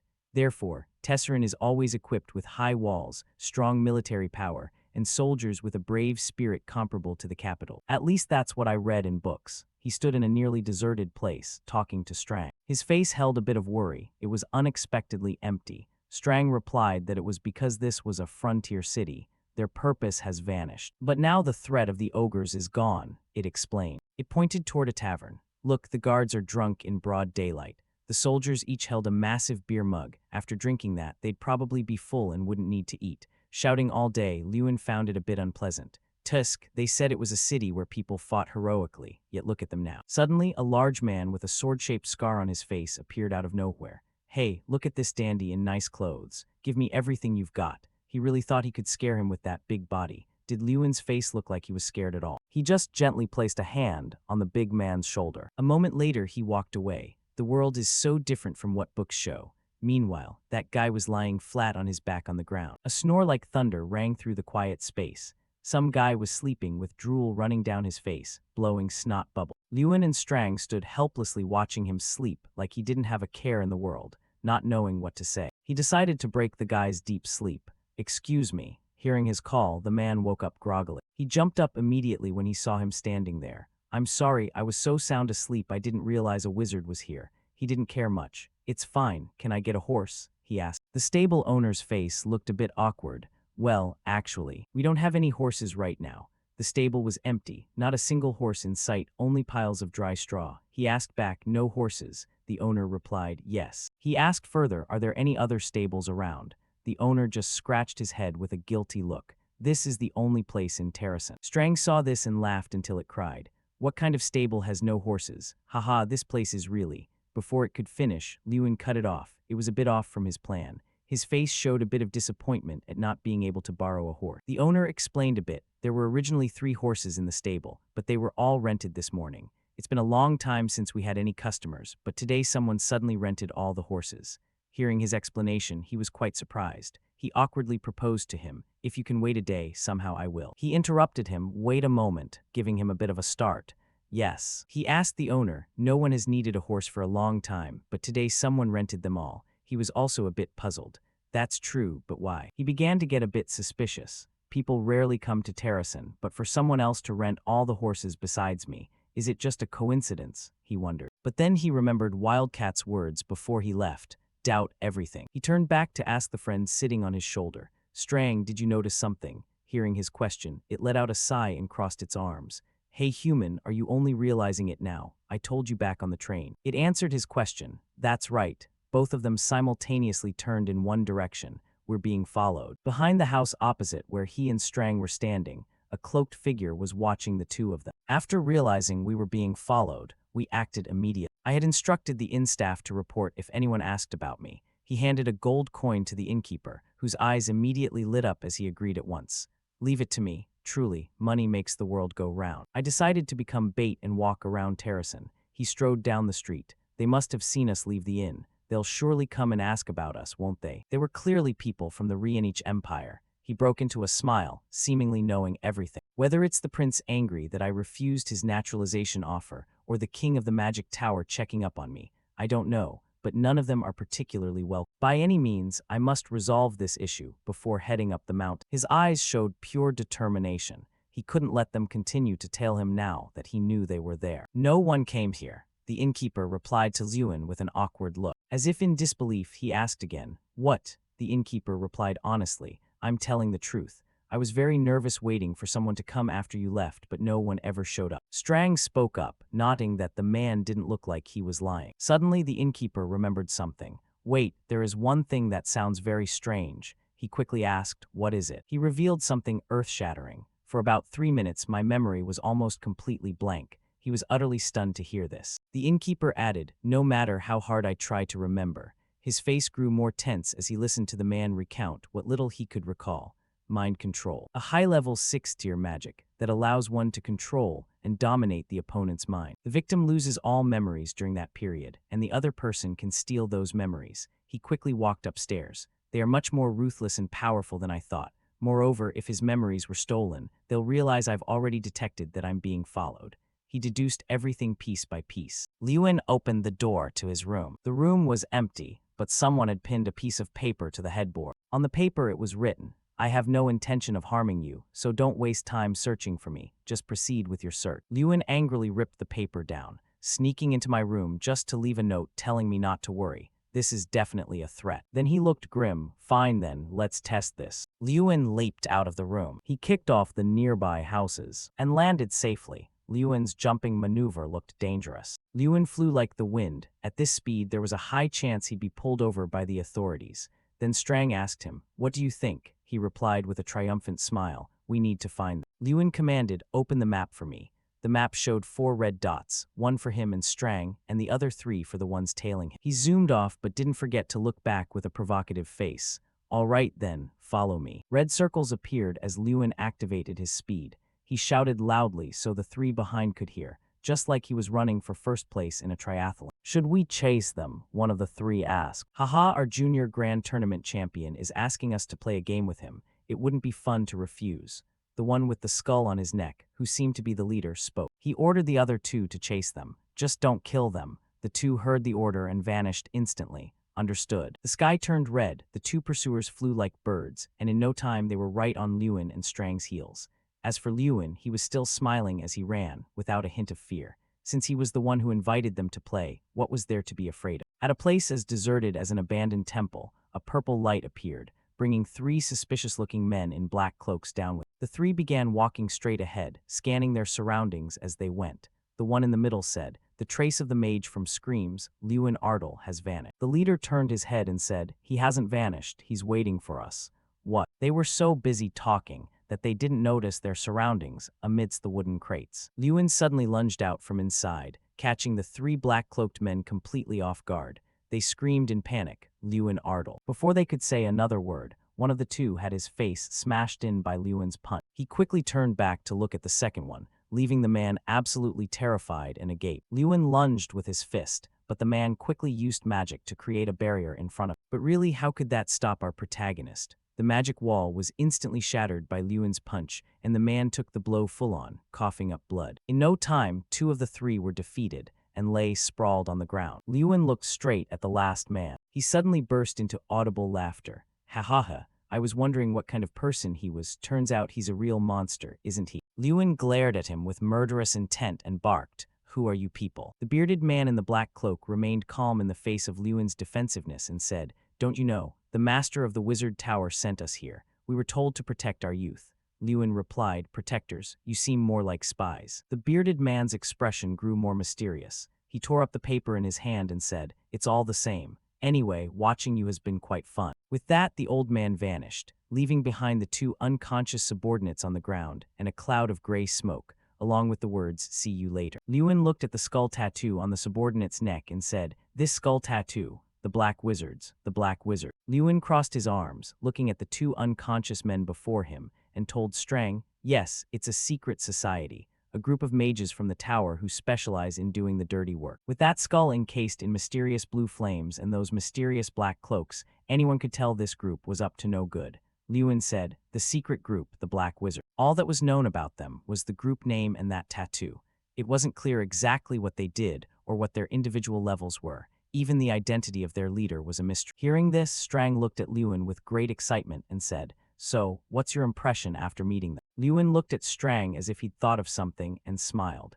"It's feasible. They don't seem to be on the same level as the representatives in the recent grand tournament." Strang looked a bit confused, "But we still haven't verified that other guy's strength." Lewin replied nonchalantly, "Fair enough." He raised his hand to his mouth, remembering the scene of those damn mages attacking innocent people, and said, "They used 6th-tier magic. Clearly they aren't ordinary opponents. Besides, they can track us from a distance." Strang looked at Lewin's thoughtful face and asked, "What do you plan to do?" Lewin remained lost in thought.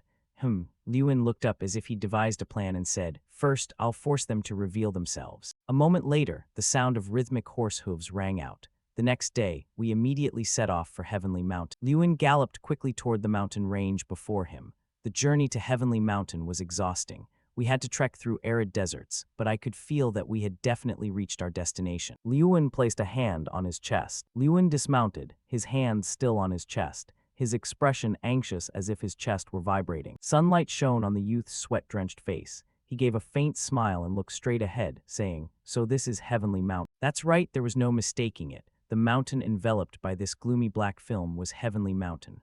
Lewin stood there dazed for a long while before saying, "This is exactly what satisfaction feels like." The black barrier rippled slightly as if something had just touched it.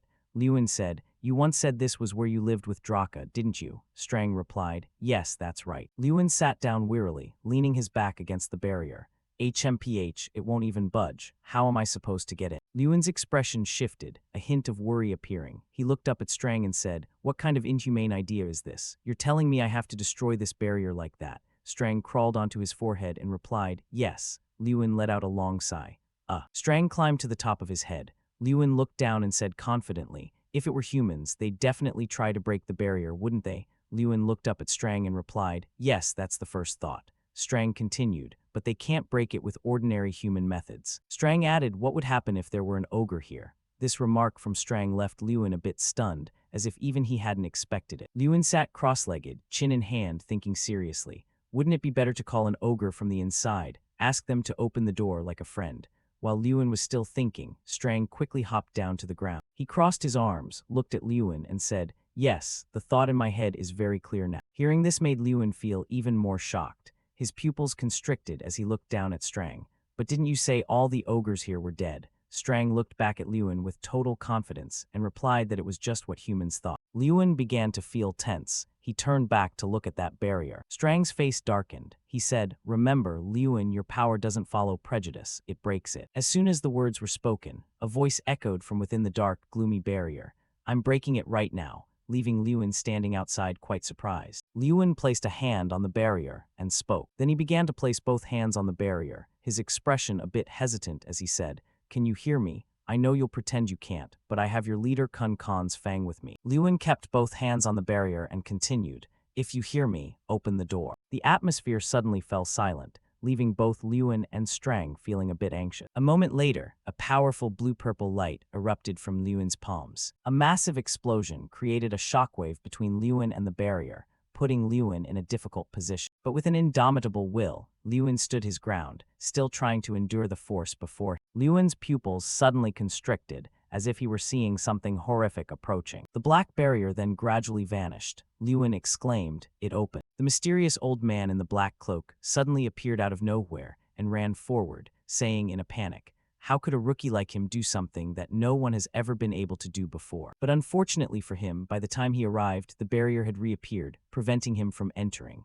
He was helpless, only able to stand outside, repeatedly pounding on the barrier and screaming, "What happened? It closed. What on earth is going on?" Before he could even process what was happening, a fist, which everyone knows belongs to, lunged forward. Lewin lunged and punched the man straight in the face, sending him reeling back. Lewin's face was blazing with fury, his voice a roar. "Take the chance. You won't be able to hide like you did the other day." Without giving him a chance to counter, Lewin launched his next move. Using the earthquake skill, he slammed his fist into the ground, creating a tremor that shattered the earth beneath their feet. The old man had already taken 2 consecutive hits, causing him to cry out in pain. Not done yet, Lewin shouted "Vines," and summoned long vines that shot forward to seize the designated prey, the mage. In an instant, the old man was tightly bound by Lewin's vines, lying sprawled on the ground before him. Unable to speak or move his limbs, the old man could only let out helpless groans.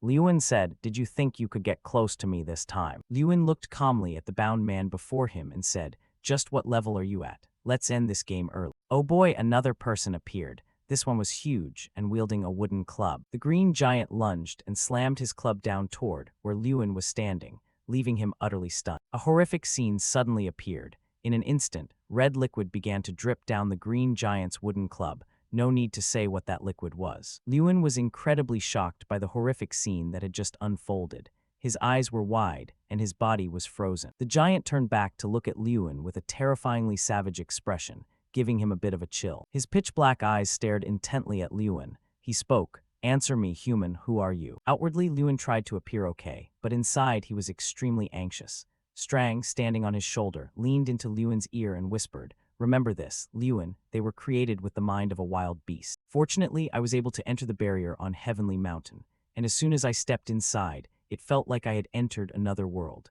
Lewin muttered to himself as he followed the green giant deeper inside. There he was surrounded by countless other terrifying green giants. They looked at him with curiosity and confusion. One of them said, "A human? What's a human doing here? But his scent doesn't quite smell like a human. He smells just like us." Sniff, sniff. Lewin kept walking, his expression as tense as a wire. Strang beside him said, "Master, be careful. They don't have the same morals as humans." Lewin replied tensely, "I know." Lewin recalled the first moment he met the green giant and said, "I'm guessing he won't do anything to me because of Kun Khan's fang, but I don't know when they might decide to kill me." He followed cautiously behind the green giant while observing him. Reaching a towering peak, the green giant said, "We've arrived. This is the summit of Heavenly Mountain." The two of them stopped beside another green giant. Lewin looked at the giant holding the club and asked, "The summit, isn't there another peak above that one?" Thud, a tremor rang out, making Lewin jump slightly. Before him was another giant. This one was larger than the others and had white hair and a white beard.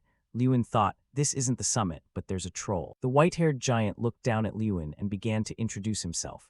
"I am the leader, Black Khan. Human, I hear you possess the sacred relic of Kun Khan." Regardless, Lewin was currently in shock at the massive size, dozens of times larger than the other trolls. He stared up with his mouth open, thinking, "He's much bigger than those other trolls, isn't he?" Leader Black Khan continued, "Human, we welcome you as a guest. I have decided not to tear you apart and feed your corpse to the eagles. Who are you?" Lewin tried to maintain his composure as he replied, "I thought I already said this at the gate, but I am the one chosen by the fang of Kun Khan." Leader Black Khan sat down and said, "Lies, that is not an item a human could handle." Lewin replied, "But it's the truth." Lewin pulled out an object wrapped in a white cloth. He said, "I can show you, can't I?" The troll cried out in shock, "Oh my, it really is true." Leader Black Khan looked at Lewin with an incredibly satisfied expression and said, "An interesting human. I smelled our scent on you, and I also smell the fragrance of power." Lewin replied happily, "That's right, I'm quite strong." "And I also smell the fragrance of power," Leader Black Khan said. "So answer me, human, who are you?" Lewin hesitated for a moment and said, "I am." Suddenly, Lewin and Strang locked eyes as if they were both thinking of the same thing. Lewin said, "Do you know about Dracagania? That is the name of a dragon that lives on this heavenly mountain." Leader Black Khan also gaped in surprise at what he just heard. Leader Black Khan quickly looked down at Lewin and said, "How do you know that name?" Lewin smiled with hands on his hips and replied, "I heard it from Kingram." Leader Black Khan was even more shocked to hear Kingram's name. He shouted, Kingram, is he still alive? Lewin recalled the first time he faced Kingram and said, he is living as an artifact in my academy. Should I say he's considered one of the professors? Lewin looked at leader Black Khan and said confidently, you're wondering who I am, aren't you? The green giant who had guided them earlier stood silently as Lewin spoke. I am a friend of Kingram, the one who was once the leader of Heavenly Mountain's peak. Lewin continued, I am also the one chosen by the Fang of Kun Khan and the heir to Draka's world-destroying power. As he spoke, Leader Khan's surprise grew. Facing the two massive trolls, Lewin spoke clearly, I am Lewin Ardal. Lewin faced Leader Black Khan and said, with all that, do you still intend to crush me and throw my corpse to the eagles? Leader Black Khan was silent for a long time, then said, no, we will joyfully welcome you, human. Lewin's face then suddenly froze. He was seemingly speechless. Currently, he was brought to the middle of a plaza, where a simple stone table sat in the center, surrounded by trolls who were shouting continuously. Strang sat on Lewin's shoulder, arms crossed, and said, the trolls have a rite of passage even when welcoming someone new. If you want to be welcomed, you have to prove your worth.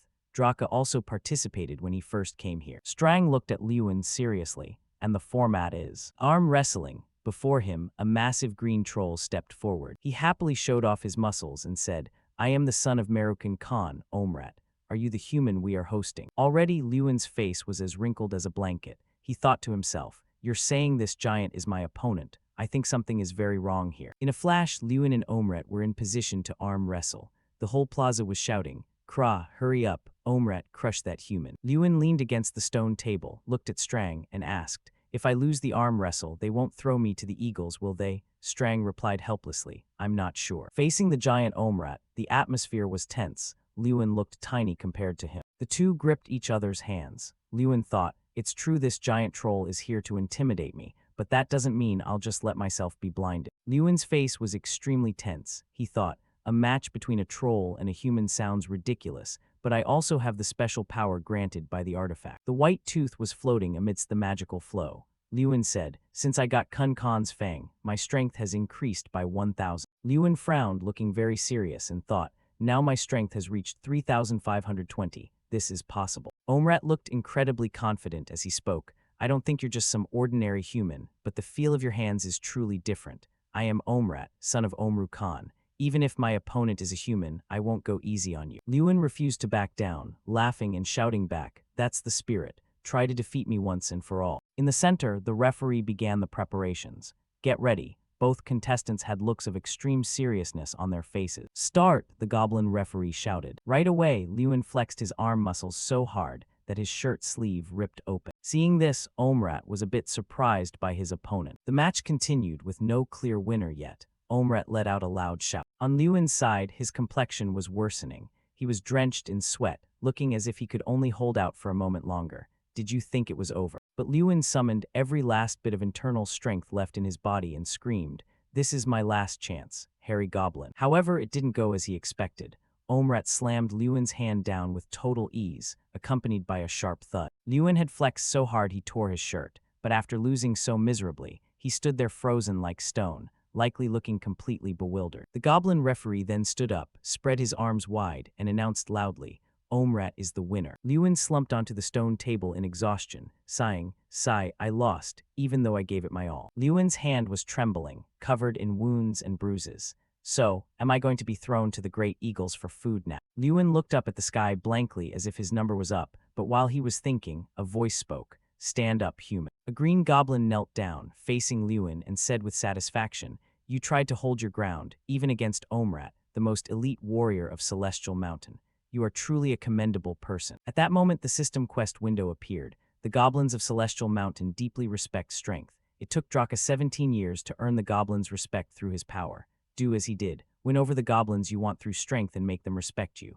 Defeat Omrat in arm wrestling. 0-1. Reward goblin respect at Celestial Mountain. Lewin looked up in disbelief, stuttering, thank. Strang looked at Lewin happily and said, well done, Lewin, you've won the goblins' support. Lewin propped himself up and looked at Strang, saying awkwardly, Strang, you didn't tell me this would happen, did you? Strang just gave a mischievous chuckle. Lewin let out a laugh, glanced at Strang and said, you just said Draka took 17 years to beat Omrat, right? I'll do it in 1 month. Looking up, the atmosphere was joyful as the goblins sat together at tables, drinking and chatting.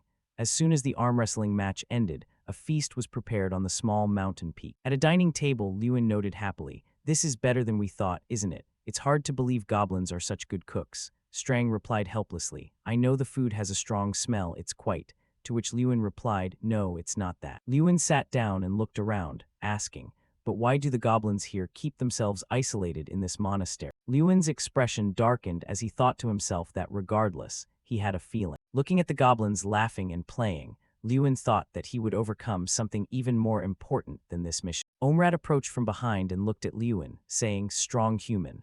Lewin looked back at him and replied, "Yes, Omrat." Omrat looked down at Lewin and asked, "So, what are you planning to do with the tooth of our first leader?" Lewin replied, Do something with it. Can I do something with it?" Omrat smiled broadly and said, "If you want, I can help you turn it into a weapon suitable for a human." Suddenly receiving such a great offer, Lewin was a bit surprised.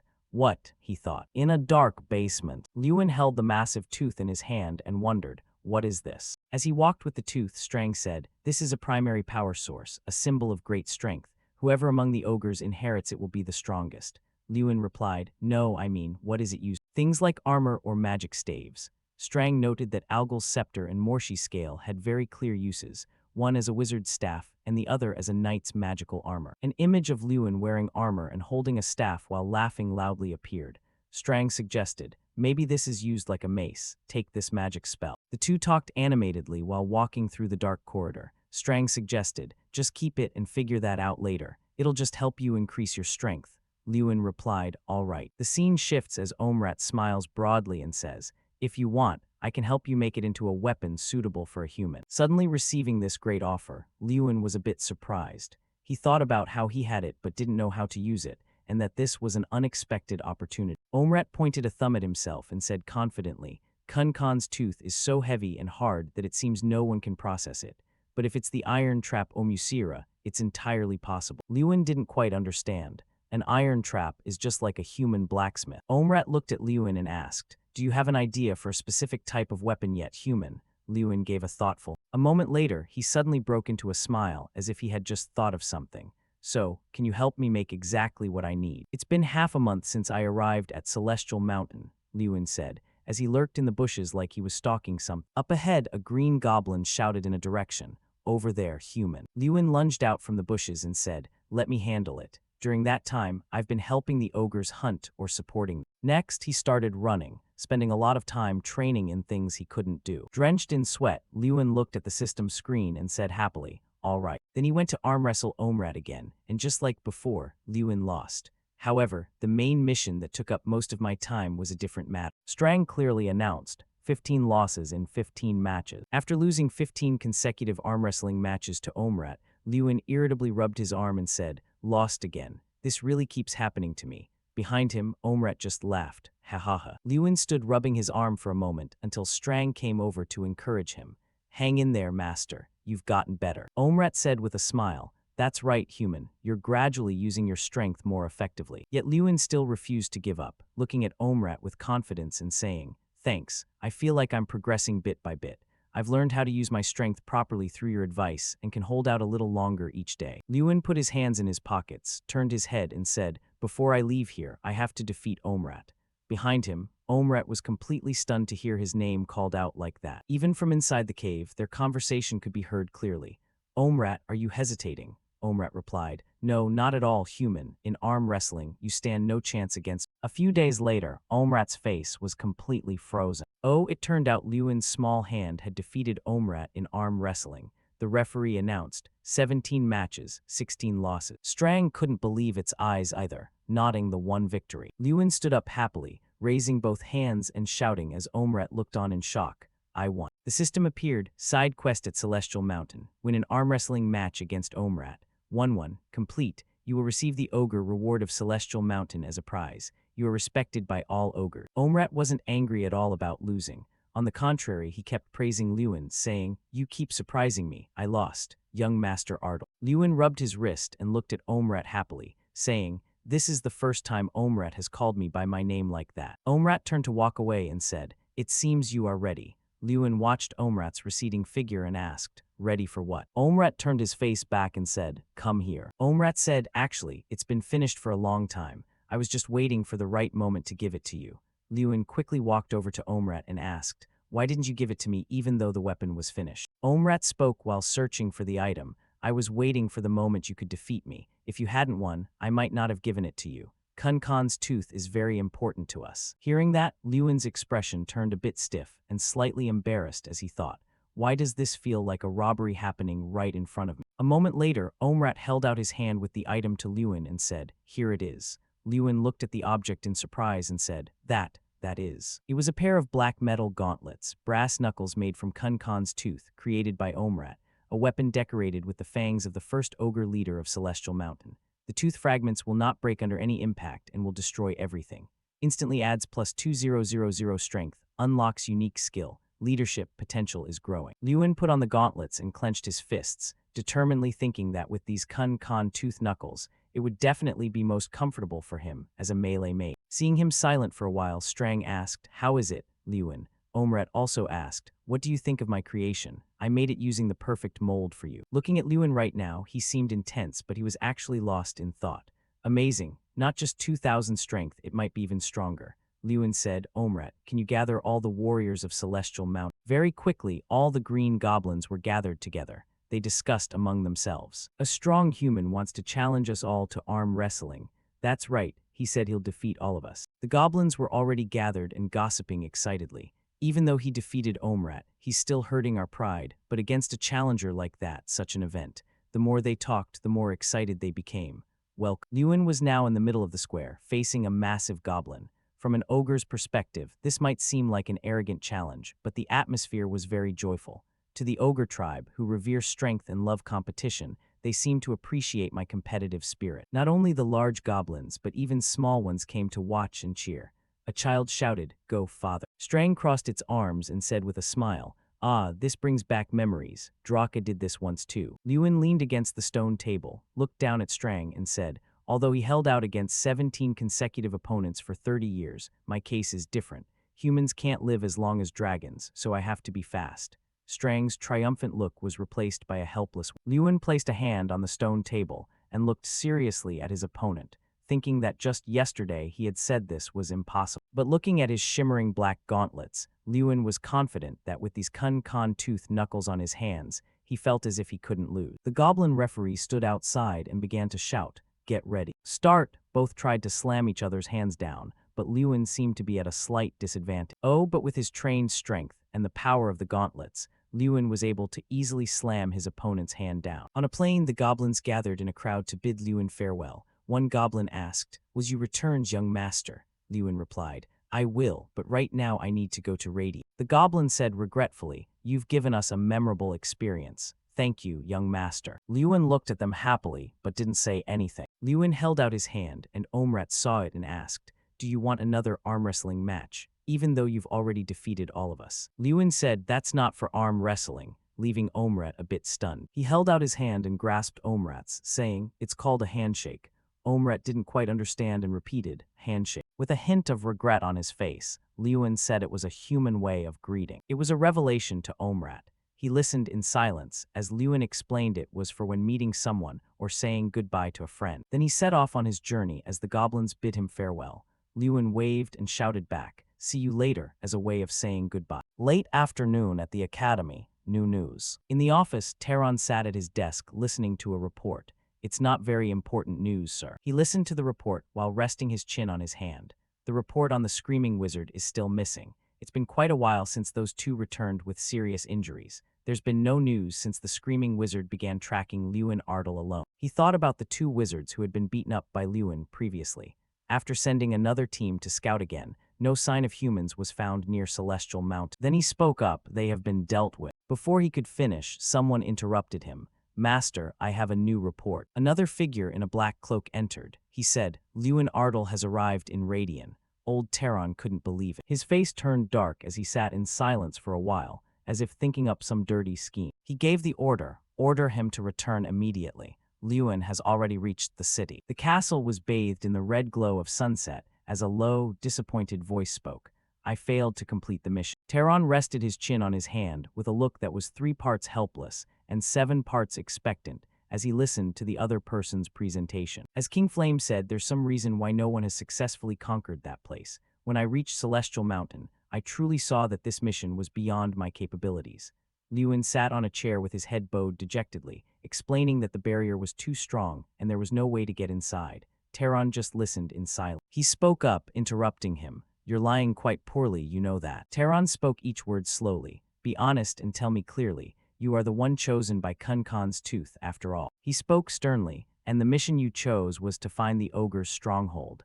That seems like quite a coincidence, doesn't it? Hearing this, Lewin flinched as sweat ran down his face, though he tried to sound calm as he questioned. So you've been tracking me, sir? Taron replied calmly, tracking. I was simply worried. I was afraid you might become part of the tower's opposition. Lewin quickly spoke up. Any mage who dares to oppose King Flame's word will become an archenemy of those in the tower, right? And also. Taron looked him over and replied, enough small talk, let's get to the point. Be honest with me. What did you see in Celestial Mountain? His face suddenly turned fierce as he growled the interrogation. Are the first ogres still alive? Lewin listened to Taron's question, his face turning tense, not knowing how to answer properly. He slowly left the castle. Lewin let out a sigh of relief. Phew, that was close. He remembered Taron's threat. Don't lie to me, I know everything. I can dig up your past right now if I want to. He interrupted and asked, but you surely wouldn't do that, would you? Leaving Taron briefly surprised. What? Lewin smirked provocatively. A great frontier wizard like you surely wouldn't use such methods, would you? Especially against a student like me. Hearing that, Taron's eyebrows knitted together as he shouted angrily, you dare bet against me. That word student seems a bit too modest, doesn't it? Taron said helplessly, sigh, fine. He spoke more gently in instruction. Your first official mission failed, so just head back to the academy. Lewin's face was scrunched in thought. I just bet on King Flame's pride. Luckily it worked. Although he wouldn't use such extreme measures, there are many other methods. He frowned, thinking tensely to himself. But if King Flame becomes more unreasonable, I'll definitely be caught.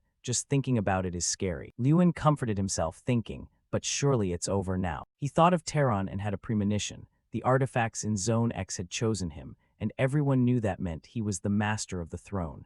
Although it wasn't explicitly stated, King Flame would surely be watching him closely. Lewin massaged his sore shoulder and hurried away, sighing, I don't know, right now I just want to leave here as fast as possible. The train puffed smoke as it sped forward. Colorful banners printed with Lewin's image appeared along with cheering.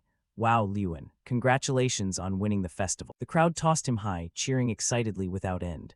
Come here, Lewin, welcome back, making Lewin cry out in embarrassment. Stop it, that was 2 months ago. Jason nonchalantly dropped a cardboard box onto the table with a thud. Lewin sat on the bed, puzzled. What is this? He stood with hands on his hips and laughed. These are your letters. As expected, the festival winner is bound to be famous. Looking at the pile of letters in the box, Lewin cried out, so many. Jason interrupted. These are just the recent ones. Seeing his bewilderment, Jason turned toward the white cabinet and continued. And these are the ones from a while ago that were kept. Lewin's eyes rolled back, and his mouth hung open when he saw the pile of letters like a small mountain in front of him. He was speechless. He fell into a state of shock, not knowing what to say. Jason leaned on his hand, watching Lewin sit cross-legged on the bed, surprised as he looked at a letter in his hand and rambled. What's this? A letter from the prince too. From the genius mage and true patriot of the kingdom, sincerely to Lewin Ardle. The letters in the cabinet kept falling out along with his monotone voice. I was so happy to hear you refuse the imperial prince's invitation. You really are a patriot, even though I've never met. Jason let out a sigh and replied, look, dear, isn't just for people you're already close with, it's for people you want to get close to. Do you even know anything about that? He sprawled out on the bed, watching Lewin read the letter intently, and couldn't help but ask, but seriously, Lewin, what's your game plan this time? The corner of Lewin's mouth quirked up into a mysterious, somewhat cunning smile. He flashed a bright grin and replied, I'm thinking that things are going to be very different this year. Lewin rode his horse slowly under the canopy, passing through a sun-drenched forest. As he rode, he thought excitedly to himself, it's been a long time since I last visited my hometown. Since last year, I've just been cooped up in the dorms without going anywhere. Recalling that time, Lewin couldn't help but reflect that he hadn't had the face to meet his fellow countrymen. He hadn't possessed enough confidence to smile and answer their questions. How is your life at the academy going? Lewin's gaze turned confident as he said, but now I can face them with pride. From atop his horse, he looked down at European-style villages spread across a wide expanse of land. Everyone was deeply shocked and unable to believe their eyes. They called out in unison, young master. Lewin scratched his head and replied shyly, how is everyone doing? The villagers' cheers echoed through the air.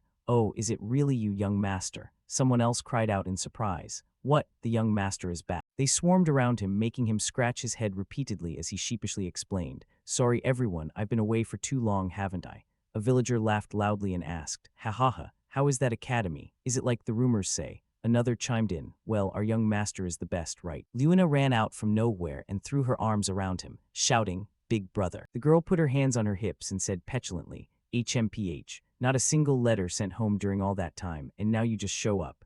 Their father stood behind her with a gentle, somewhat helpless smile as Lewin called out, "Father." Lewin placed a hand on her head and teased, "Lewina, you've grown so much, I almost didn't recognize you." This made the girl shout angrily, "What?" He gave a wide grin, silently adding in his heart, "And you're still just as adorable." Lewin gently requested of his father, "Father, please call all the family members together.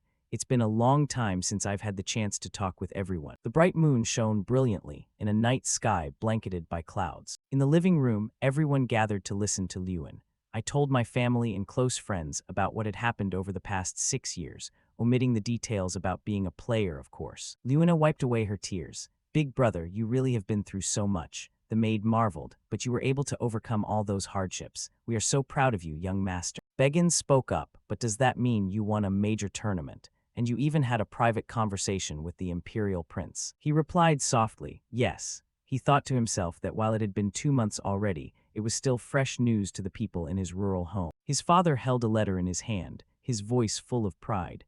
"Is that why the royal family sent a letter?" He laughed loudly, showing off, "And countless letters from noble families have been sent here too," making Lewin laugh helplessly. He thought, "Well, I wanted to be the first to tell you, father." Beggins said seriously, "There are a few issues related to that which you need to be aware of, young master." His father replied, "Let's get started. I'm done with that other discussion." Beggins advised, "You need to understand more. It will be to your benefit," leaving Lewin feeling confused in his head about what exactly was going on. He turned to his father and asked, "Father, please tell me. If I hear these things from someone else, I'll be very disappointed." His father leaned his head on his hand and replied helplessly, "Ha, it'll be useless." Recalling the wooden crate filled with letters he had received, he remarked, "As I just said, our house has received countless letters from nobles, and they're all about you.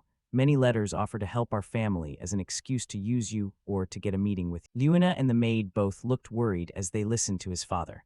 "Of course, I've rejected them all, but there is one problem." Lewin placed both hands on his thighs, looked at his father, and asked seriously, "What problem, father?" He replied, "Bilko's Mons." Thinking of that man, he couldn't help but worry that he was using Lewin as leverage to intimidate the Ardal family. Monzo is the only commercial city near the Ardal territory. Almost all goods produced in the Ardal territory are traded through Monzo. In other words, the Ardal territory is maintained by the money earned in Mons. Lewin looked at his father and wondered, are they really offering such an absurdly low price for our goods? He turned his head away gloomily and replied, "Yes, because they want to take the Ardal territory hostage and force you to become a guardian mage for Monzo." Lewin's father supported his forehead wearily, adding that if this continues, the Ardal family's finances will collapse. He lowered his head and sighed, but currently there is no clear solution. Lewin remembered the cheerful faces of the farmers as they enthusiastically said, "Oh, come on, I'll definitely be the first to host the young master." Someone even bragged, "Young master, the quality of our goat milk is exceptionally good this year." His father and Beggins were surprised when he said, "Suddenly, I'm thinking of the phrase, 'A terrible person needs to be knocked down.'" He looked at his closed fist and said nonchalantly, "If they are so eager to see me, I'll have to go there and pay them a visit." After loading the luggage onto the horse, Beggins didn't forget to advise, "Here are some supplies and water for your journey. Please travel safely, young master." Lewin replied, "Thank you, Uncle Beggins." He looked at Lewin apologetically and said, "I am so sorry to leave the burden of this issue on you just as you've arrived home." Lewin patted the horse to reassure him, saying, "It's okay, you're just doing your job as the manager, and I'm just trying to fulfill my responsibility as a young master." Beggins watched Lewin slowly climb into the saddle with worry, not knowing how to speak his mind. He called out as Lewin prepared to spur the horse forward, "Young master, please don't be angry with him." He asked back in surprise, "What do you mean?" Beggins, with a worried look, tried to explain, "The Lord has done everything he could. He even used his own pocket money to compensate for the damages caused by Monzo. Most people in the Ardal territory have no idea about this." Lewin lowered his head, listening to him say that the current peace was thanks to the Lord's sacrifice. Lewin said in a low voice, "How shameful. I think I've been too arrogant." This left the old man dazed, asking what he meant. Thinking of his father, he couldn't help but reflect. To be honest, I was very disappointed and wondered if father was just enduring it all. Thinking of their conversation last night, he couldn't help but feel ashamed to admit, and I thought that I alone could solve everything my father couldn't. Lewin's eyes were sad and stuck as he said, even though I've known since I was a child that my father loved and cared for this land more than anyone else. Hearing him say this, Beggins didn't know what else to say to comfort. Lewin handed down a wooden box from his horse and said, "Instead, could you help me deliver this to my father?" He respectfully held out both hands to receive it, wondering what it was. His mouth hung open as he looked at the box in his hand, when Lewin calmly told him it contained 10 gold bars. As the gold bars were neatly arranged in the box, he gently explained that it was the prize from that big tournament. "I hope it will be used for necessary matters in the territory." Beggins asked, "What kind of matters?" He watched him carefully hold the box and replied, "In my personal opinion, it would be most effective if used to buy more land. I believe the Ardle family has the potential to be self-sufficient and even supply others without needing Monzo in the future." Beggins frowned thoughtfully and replied, "That could come true, but currently our territory is in a difficult spot. Right now, no one wants to sell land to us." He was startled when Lewin said, "What if we just take it?" Lewin said confidently, "And after that, we will proceed with a complete cleanup." He explained that they would reform the long-standing troubles of Wolf Hill within the territory and the Trainhung Plains, where the Mudmen had occupied. "It's not a bad idea." Sitting on his horse, Lewin carefully explained his intention. "With this money, if we hire mercenaries to reform the territory and then lease it out to others, we could even earn back more money." Beggins realized the point. If they could hire mercenaries at a reasonable price, it was indeed worth a try. Lewin turned his head and told Beggins, "I'll leave the details to you and father. I'm heading out now." Lewin galloped away, leaving Beggins behind, and shouted, "Let's go." The commercial city of Monzo. This is the largest territory in the southern part of the kingdom. All supplies in the surrounding areas are concentrated here. The lord is Bilko's Monzo. There are many bad rumors about him, such as using money to buy his title through loan sharks or being the former leader of the Walpa gang. As he rode, Lewin thought to himself, "In other words, we must have a heart of steel." He stopped before the gates of a grand castle, heavily guarded by soldiers. From atop his horse, Lewin bowed politely and told a guard, "I am the second son of the Ardle family, Lewin Ardle. Is the lord inside?" Hearing this, the tall, thin guard let out a sigh, while a fat one picked his nose contemptuously. Lewin's face darkened when he heard the mocking voices from the guards. Ardle again. One guard wondered, why do they keep making such a fuss like that when they know they'll never succeed? The thin guard replied, "Yeah, exactly." The fat guard chimed in mockingly, "They're still just children just learning how to beg." The thin guard clutched his stomach and laughed loudly, mocking Lewin on his horse. "Ha ha ha, can you even speak properly this time, young master?" The fat guard beside him scratched his head and laughed along.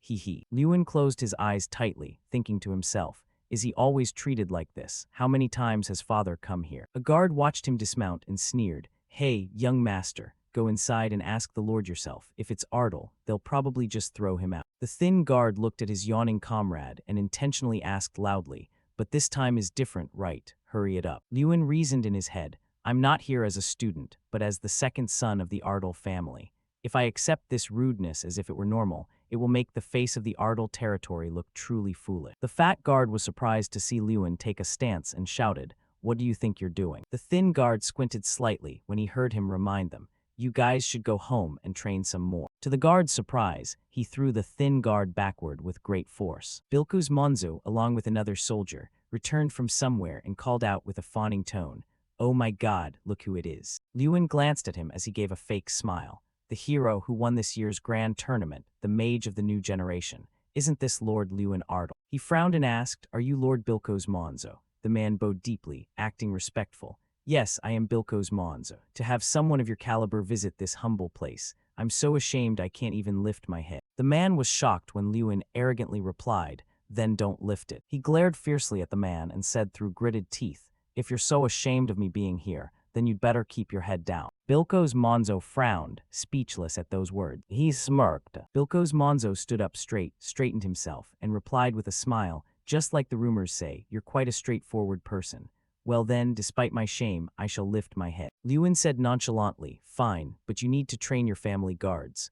The man asked fawningly, "Have my boys committed some kind of crime?" Bilko's Monzo stared wide-eyed as he followed the boy's contemptuous glance. "They treated my family as if we were some troll tribe. so I gave them a light warning. He looked behind Lewin and saw the guards beaten to a pulp, piled on top of each other, unable to utter a word. Bilko's Monzo was driven mad with rage, his teeth clenched and eyes bulging. Lewin looked at his expression and threw in a sarcastic remark. "Are you quite all right, Lord?" The man turned and smirked. "He, feel free to treat them like your subordinates." But inwardly he was fuming. How dare this brat touch my people? Lewin rubbed his hands together and smiled.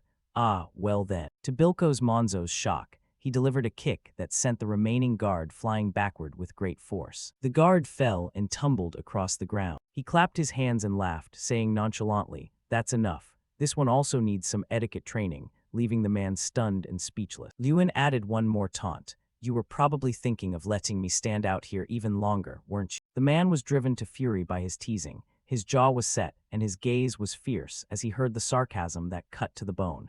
"Won't you invite me in, Lord?" As he walked in, he saw something like a wolf's head with a gaping mouth and sharp teeth hanging on the wall. The man gave a smile that wasn't genuine at all and shared with Lewin, "My hobby is collecting artworks like that. He looked at it seriously. "HMPH, it doesn't look very pleasant at all." The old man continued his story. "I understand. Everyone has different tastes. He fell silent, thinking for a moment, and silently judged him in his heart. Collecting things like this and calling them beautiful. This guy's taste is depraved. The things he displayed in his house were all strange items with terrifying shapes. A normal person would never buy such things. The more he thought, the more he became wary of the old man. Displaying these things here is clearly meant to create a feeling of fear and anxiety. Does he want to intimidate? Next, the man poured some tea and invited Lewin. He introduced the tea he had prepared. "This is a rather rare tea from the south called Param. Give it a try." He crossed his arms and declined the invitation. "No need. Oh, you don't like tea? I'll change it to a soft drink for you then." With his straightforward personality, he asked back, "Are you pretending to know nothing? Do you really not understand why I'm refusing to drink this, Lord?"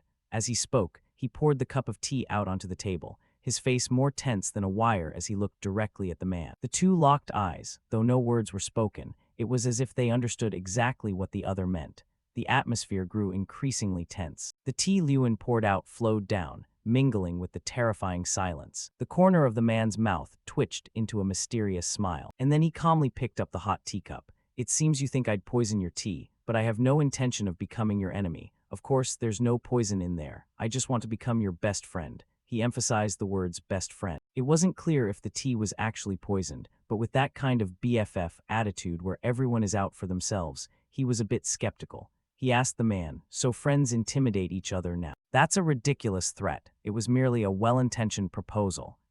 Lewin was fuming and immediately retorted through gritted teeth. "A proposal, you say? You mean that cowardly scheme to weaken the Ardal territory?" Having spoken, he flatly and decisively rejected the man's offer. The two locked eyes once again. The man lowered his head and spoke in a mysterious tone. "Unfortunate. But since you've rejected our friendship, then the price for the Ardal territory's goods will remain exactly as it is, cheap as dirt." He spoke with a mocking tone and a gaze like a schoolyard bully. Seeing this, the protagonist threatened back with a murderous expression. "You'd better return the price of goods to what it originally was." A moment of silence passed between them. Both sides were as tense as a strand of vermicelli. As soon as he finished speaking, he was called ignorant and provincial. The old man angrily clenched his palms. "Do you think you're the only one allowed to reject a deal? You should be the one begging right now. You're in the weak position, not me." He looked ready to snap. "Magic Academy students can't use magic during their vacation, can they? I'm going to teach you some humility." As soon as the brat finished his sentence, Bilko's squad of soldiers appeared and surrounded Lewin. He wasn't afraid at all and dealt with it calmly, so he never intended to let me go. Upon hearing the order, the soldiers immediately charged to attack him. "Kill him. I'll turn that bastard's corpse into a specimen for my display room." He was still able to fight and talk at the same time in this hair-raising situation. "You want to turn me into a trophy? You're even crazier than I thought." The bear on his shoulder also thought the man was truly insane. Although he had guessed the outcome and hadn't expected much from this conversation, he still hadn't anticipated the man acting so insolently. He viewed him as an old pig trapped in his own well in the south. People like him, he thought as he lunged into a fight with a soldier. When they were both close to him, he suddenly stopped and held up a finger, leaving the soldier frozen for 5 seconds. Flick. As soon as the word left his lips, the surge of power from his flick sent the soldier flying into the distance. Then followed an eye-pleasing battle. The yellow light radiating from his power swept away and knocked back the soldiers who were swarming like bees to honey. With a face full of confidence, he turned to him and said, "Let me tell you something." A special skill appeared, Chieftain's Will. Until completely exhausted, he would have the backing of the first leader of Mount Harkin and Kun Kan. The man immediately panicked. "Erg, why is there suddenly smoke? What are you doing?" Then, out of nowhere, a massive flame appeared, forming the face of something that looked neither human nor beast. Lewin stood proudly and let him know that even during vacation, as long as his life was in danger, he could still use magic. The man was finally paralyzed with fear, as the fire entity created earlier charged violently to attack his soldier. Witnessing the scene before them, the soldiers couldn't help but tremble in terror, thinking that if they stayed there, they were as good as dead. Immediately after, the group scrambled to scatter in panic, no one wanting to meet their end right then and there. Lewin raised his hand and clenched it into a fist, and the fire entity followed suit with an expression full of confidence and pride. Lewin smirked, nodding that running wouldn't make things any better. He and the godlike figure within his skill lunged forward together. With a burst of energy, a massive explosion erupted, destroying the entire castle.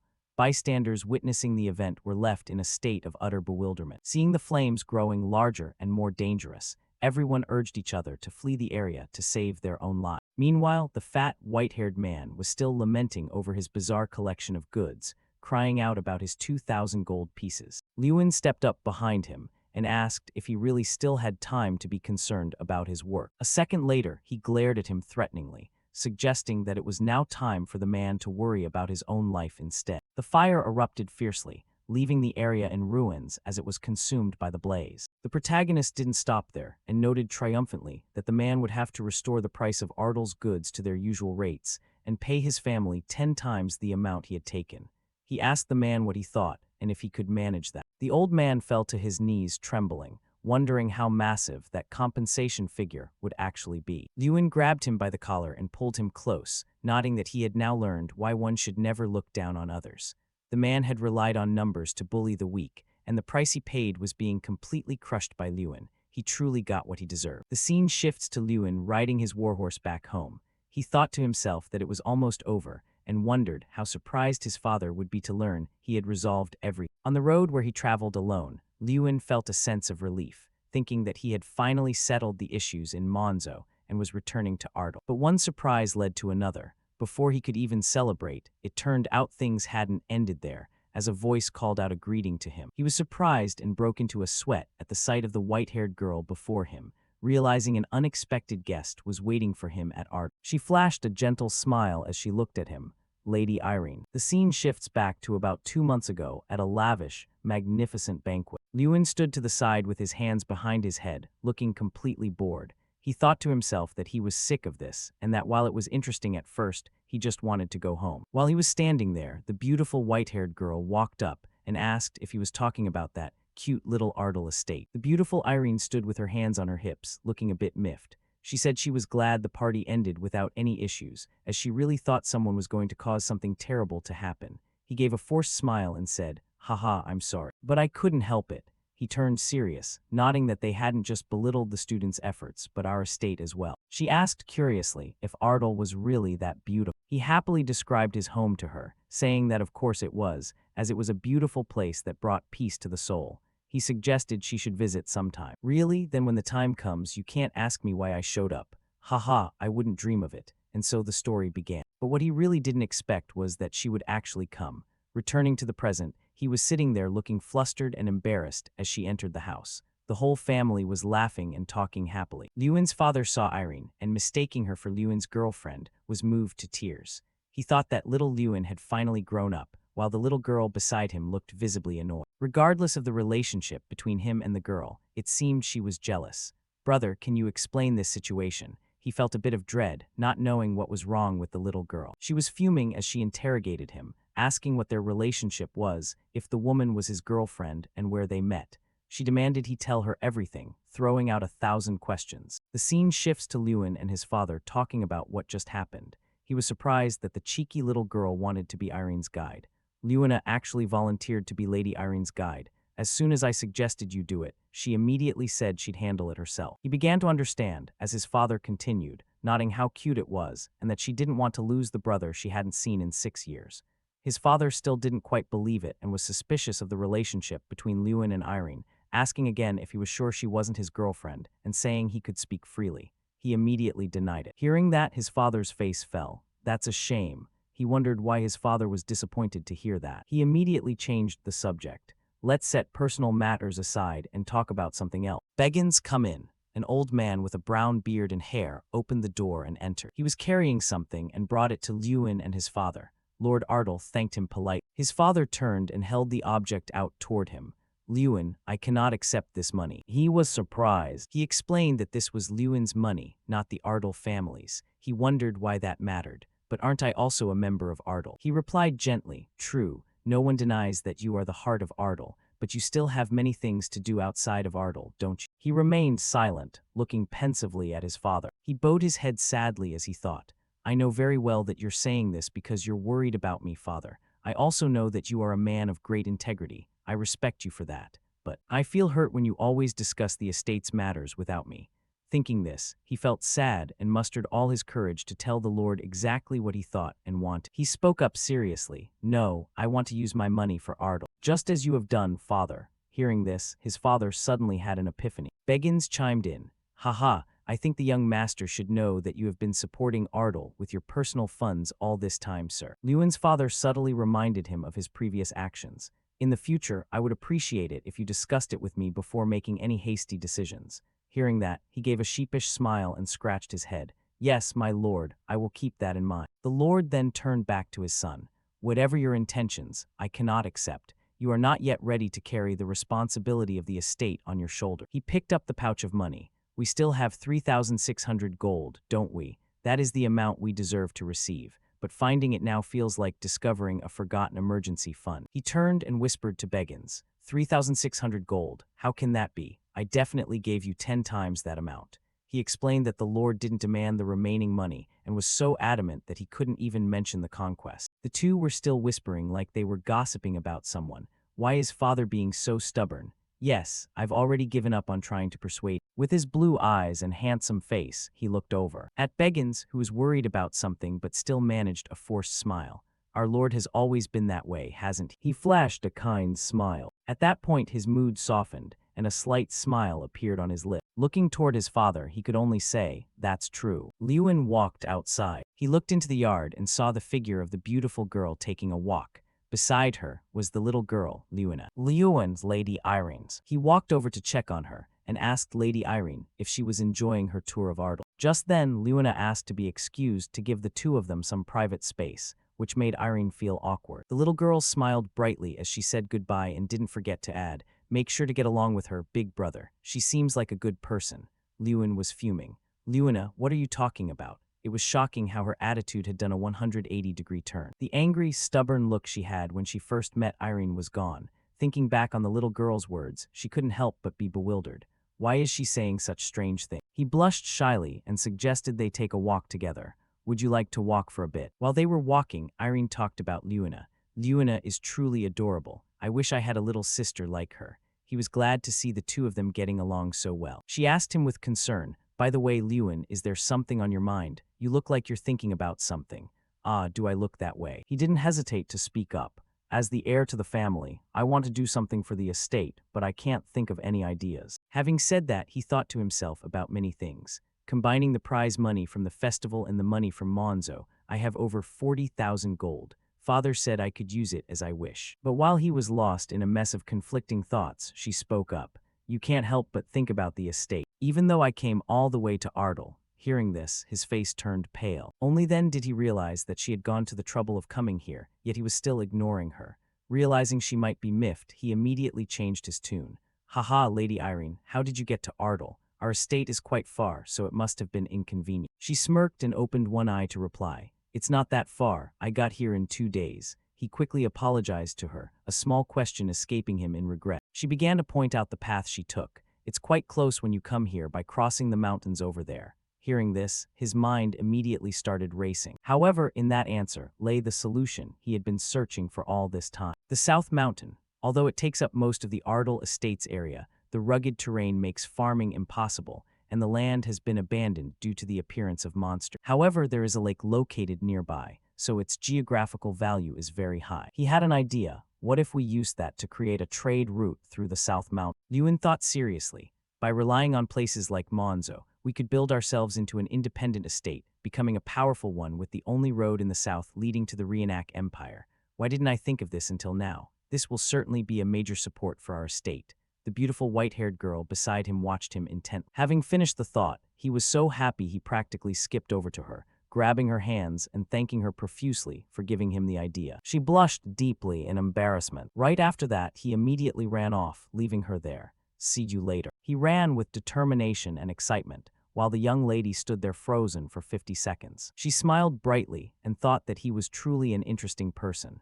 One wonders if she had been struck by love at first sight, given she could be so infatuated after being left behind like that. Lord Ardle declared helplessly, "It's impossible." Lewin asked him in confusion, "What?" In the large room, his deep voice echoed, "I've tried, but all 8 merchant guilds at Lake 8 refused." He continued to wonder why they would refuse. Before Lewin's stunned gaze, he explained slowly, "From their perspective, the Ardle house is not profitable." Beggins, standing nearby, gestured in support. "Young master, even the Lord knows this is a great opportunity, but..." He was immediately cut off. "No. Many things have changed. It's small but progressing." He thought clearly to himself that just because the merchant guilds refused once, they couldn't give up on something that brought so much hope to the people. Lewin curled his lips into a confident smile, thinking that, who knows, perhaps the proposal of a champion could make a difference. Lord Ardle and Beggins remained silent, not saying a single word. Then he let out a sigh of relief. "True, you did settle the Monzo affair, so what reason do I have to stop you?" "All right, go ahead and try," he replied. "Thank you, father." Just as Lewin stepped out the door, someone asked, "Are you going to Lake 8? Irene approached from a distance and struck up a conversation casually. "So now you'll be in the same boat as me, an illegal immigrant." He seemingly still couldn't catch her drift. What do you mean?" Suddenly Lewin jumped. "Wait, don't tell me you crossed the Ardle border without permission."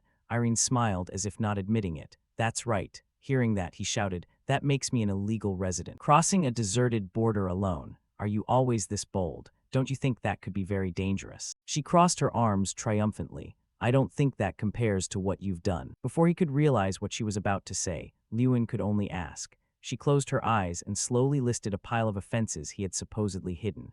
"You barged into someone else's dorm. You used an extraordinary method in the competition without even considering the risk. And you won everything. To keep up with someone like you, isn't this just a small bit of mischief? Didn't I say I'd catch up to you?" Only then did his face relax slightly. A gentle breeze brushed against their shoulders and hair. Lewin announced with great ambition, "But I plan to go even further." And Irene quickly decided, "Then I'll follow you. I'm already an illegal immigrant. One more time won't hurt." The two of them climbed the mountain together, so we headed straight for Lake 8. Deciding to cross South Mountain to scout the road ahead. Exploring together, the terrain was so rugged that even with a compass, it was hard to find the way. We decided to use a search spell to locate the mysterious village of Insania. Suddenly, Lewin panicked at the sight of something. Of course, there are rules against using magic during the break. Unclear whose voice it was, the two of them just kept running and telling each other, "Aren't students forbidden from using magic during the break? Well, then you can just follow the compass." Irene had been using this spell ever since she arrived at Ardle. However, the search spell targeted humanoid monsters, accidentally leading her into a werewolf den and putting her in a dangerous situation. A pack of werewolves growled in front of them. He used magic and leaped high into the air. Then he delivered a strike down on a werewolf. The golden energy surge created a massive explosion, shaking the ground. The werewolf was incinerated in the magic fire, but by exploiting the werewolf's dependence on their leader, we quickly took down the leader and escaped. We also received an unidentified quest. Lewin was a bit speechless. A quest. Using the search magic traces, we headed toward the destination again. Fortunately, they didn't encounter any more monsters, and a smile finally appeared on both of their lips. Irene said softly, "It looks like we've found it this time." Lake 8. Lake 8, a massive guild where 8 large lakes meet and connect to the sea. Like Altine, this was also a neutral country under the control of the empire. Here, instead of a king, representatives from 8 merchant guilds governed the country with the title of co-representatives. As a commercial nation, it dominated trade on the continent, and there were rumors that they even traded with pirates. If it brought profit, this place valued money above all else. She tilted her head and asked for Lewin's opinion. "So where do you plan to go now?" He replied quickly, "We're going to the Golden Hall."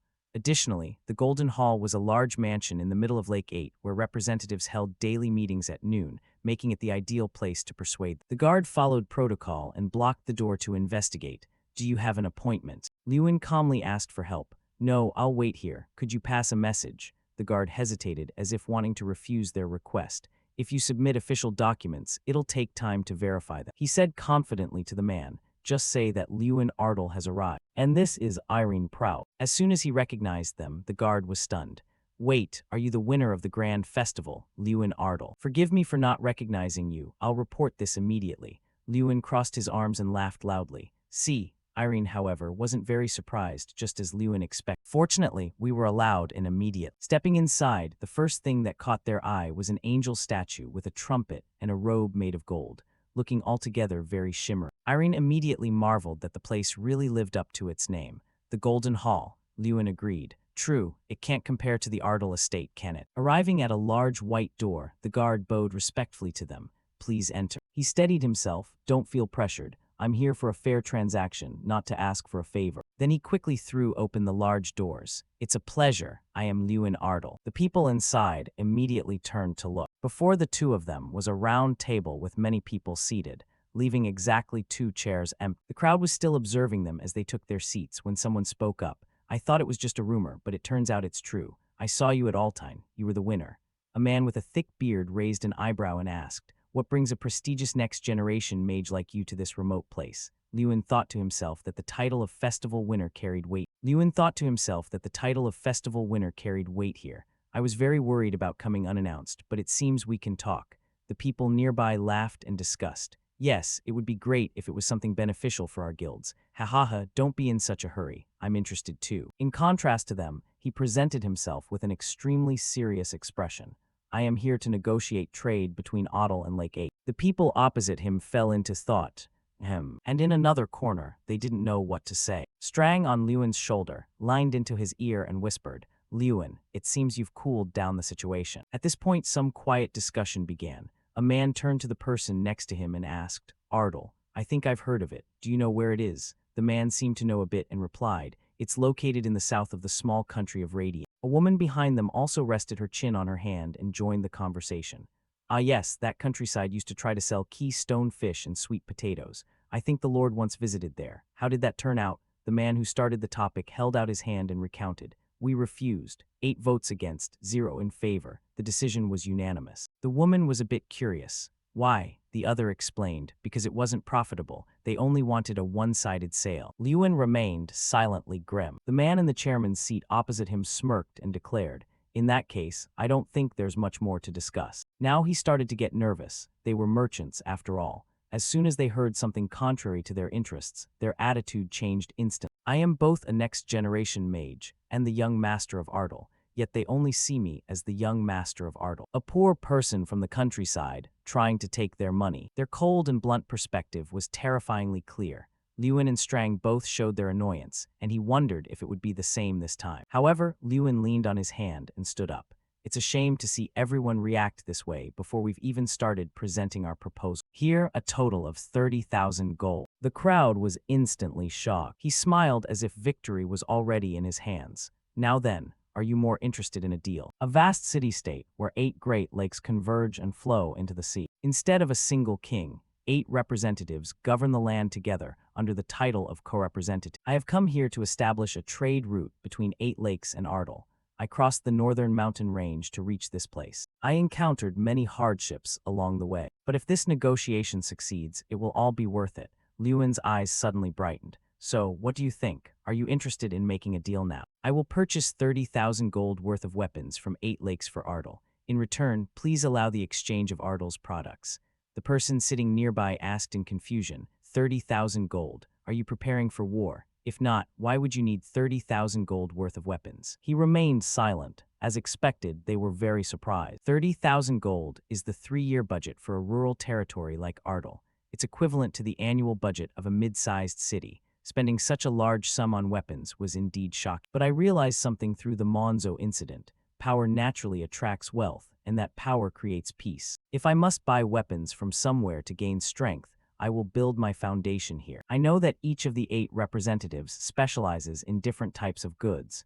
Who is responsible for weaponry? They unexpectedly introduced a quiet child who had been sitting there all along. This is the #1 representative here. Weapons, iron ore, various flora and fauna, and even ships, they manage the widest range of goods. Not expecting this answer, Lewin was visibly stunned. The representative looked even younger than him. But that child's gaze was not one you'd associate with a mere kid. It was an extraordinary presence. Just what kind of life has this child lived? Cecilia asked calmly, by the way, what do you plan to do with so many weapons? I know this curiosity might be improper, but as a supplier, I am a bit concerned.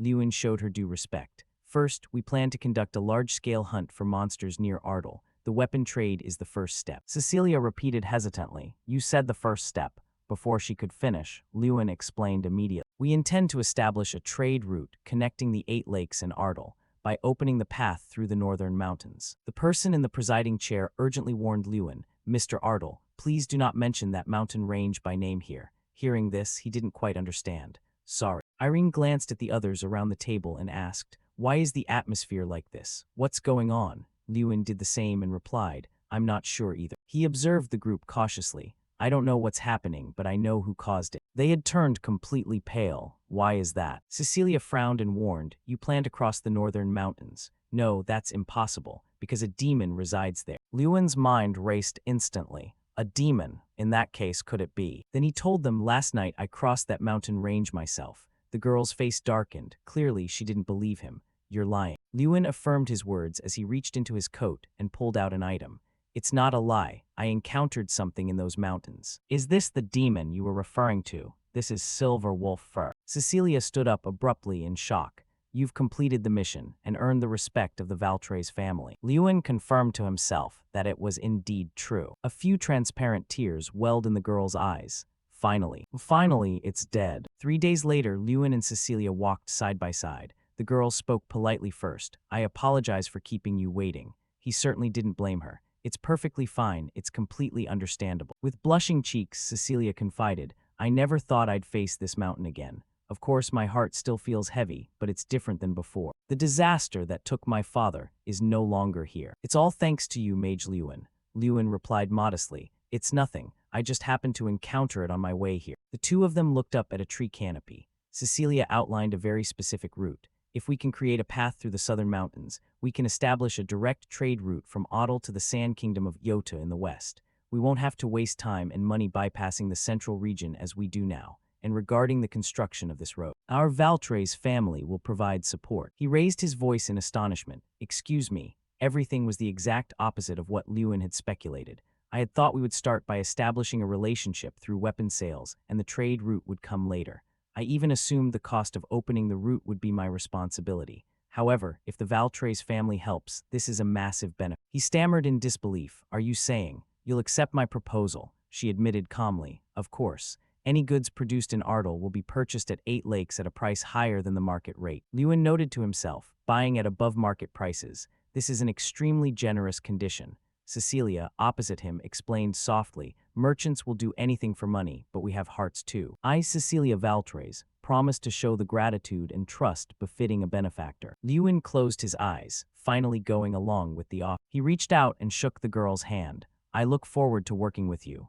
Thanks to this, the agreement with 8 lakes was successfully concluded. Lewin and Irene walked through the forest. He shared his feelings with her. I'm so glad everything went smoothly. Truly, I can finally send good news to everyone and my father. By the way, that representative Cecilia, it's incredible how mature she is at such a young age, even without a father. Irene quickly noticed the change in Lewin. You aren't quite your usual self. Lewin, are you feeling sentimental? He gave an unpredictable answer. I think I felt a moment of empathy because I'm in a similar situation. She showed a look of surprise. Lewin turned back and gave a friendly smile. Anyway, just wait and see, Lady Irene. If you ever have the chance to visit Ardal again, you'll be surprised by how bustling it's become. Irene let out a sigh. You really love your homeland. Lewin, I wish I could feel that way too. He rested his hands behind his head and asked curiously, isn't one's homeland a place everyone remembers and cherishes? She immediately denied it. Not for me. Lewin continued with a suggestion. I'm quite curious. Do you plan to invite me to your homeland one day, Lady Irene? Irene replied nonchalantly. Who knows? Irene didn't seem to want to talk about it,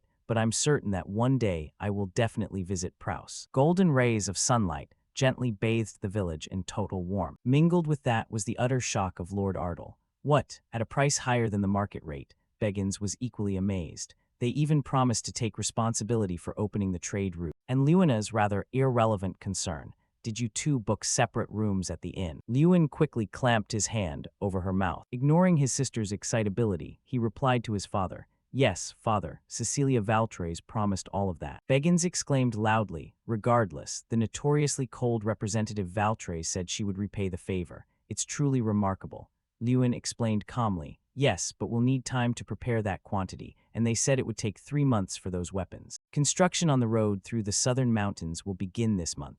Lord Ardle couldn't help but be proud of his son's ability. A direct trade route to the Empire. Ardle will finally flourish. You've grown up, Lewin, to achieve something so difficult. Thank you for growing up so well. Taking this opportunity, Lewin pushed one final request. In that case, father, do you trust me and give me permission to do one more thing? He asked softly. What is it? He clenched his fist on the table, decisively stating what he wanted.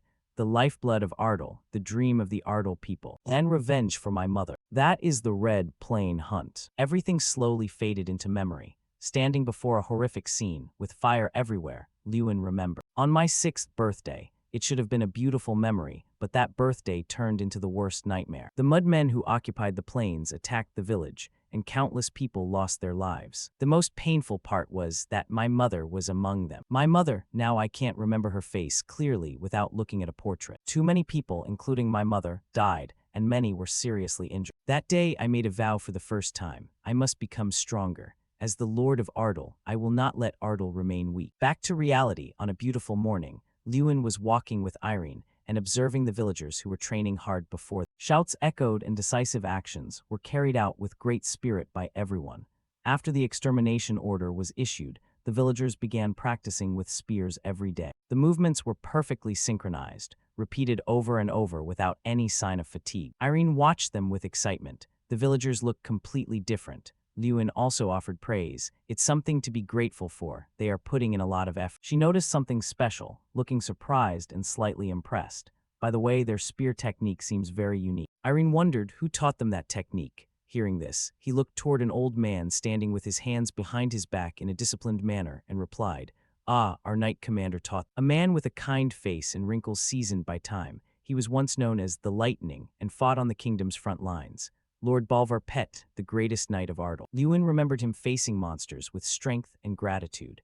If Lord Bolvar hadn't been there when the mudmen attacked, the damage would have been much greater. I still vividly remember how he cut down 5 mudmen in a single strike. He was still lost in his train of thought. Even now, he usually uses a fishing rod more than a spear. Suddenly, someone from behind called out a name in wonder, Lord Bolvar. The voice pulled Lewin back to reality. He quickly turned and replied, yes, is there a problem? Bolvar stepped forward from somewhere, calling out as if to confirm, ah, young Master Lewin, is that you? He saw him approaching from a distance and quickly greeted him. Ah, it's been a while, Lord Bolvar. I intended to greet you after practice. He replied gracefully, practice just ended, it's no trouble.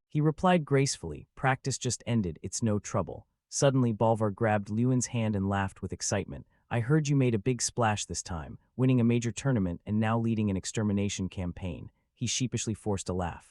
Yes, that's right. After an enthusiastic greeting, Bolvar looked at the girl opposite him with curiosity.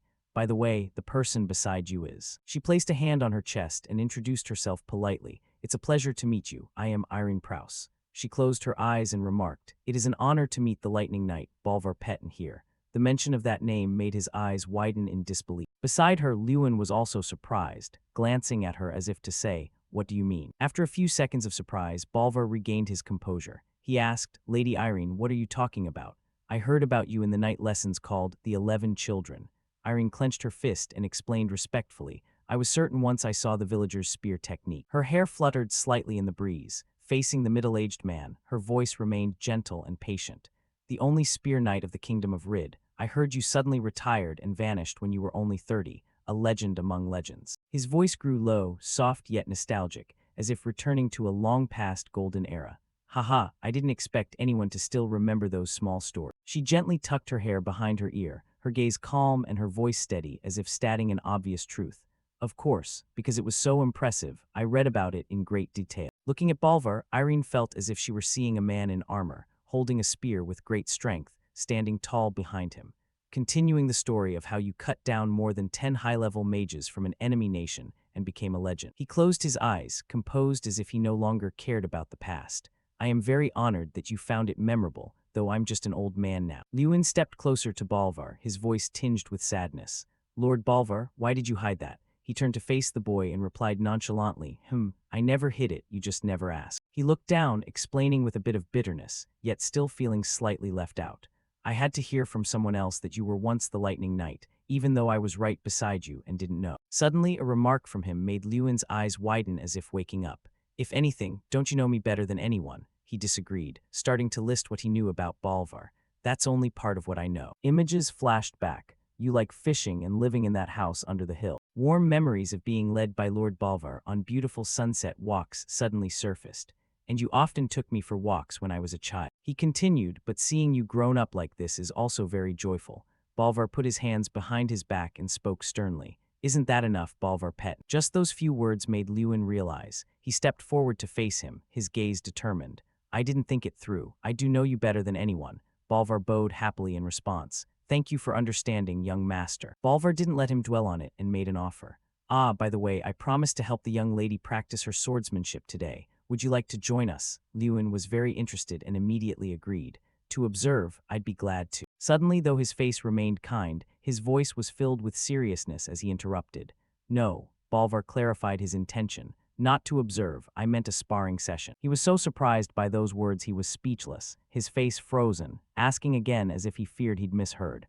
What? In a forest with lush trees. Bolvar was below, sparring with Lewina. The two swords clashing created loud, ringing sounds that echoed through the air. Irene watched intently and marveled. She's excellent. Having such skill at age 12 is truly incredible. Lewin didn't reply, his face solemn, but inwardly he agreed. I agree, to be honest, even I'm surprised. He watched the girl gripping the sword tight, her spirit blazing, and thought to himself, her blade is perfectly balanced and her footwork is very consistent. That's proof her foundation is very solid. Then he glanced at her opponent. He had restricted most of his combat power to reduce the damage to Lewina. He was slightly in awe. And Lord Bolvar is only using his left hand to fight someone like Lewina, and his weapon isn't even his specialty. It's just a wooden sword. Bolvar's voice rang out as they finished. That's enough for today's practice, young lady. He shouldered his sword, looking at the girl who was standing with hands on her hips proudly, and praised her to Lewin. Do you see, the young lady's skills have improved this much. At this rate, even you won't be able to match her swordsmanship. Lewin smiled with pride. It seems so. My sister really is outstanding. Inwardly, he continued to praise her. You've worked very hard, Lewina. Not letting him hold onto that emotion for long, Bolvar suggested, now it's your turn, isn't it? Lewin took the wooden sword, feeling a bit nostalgic.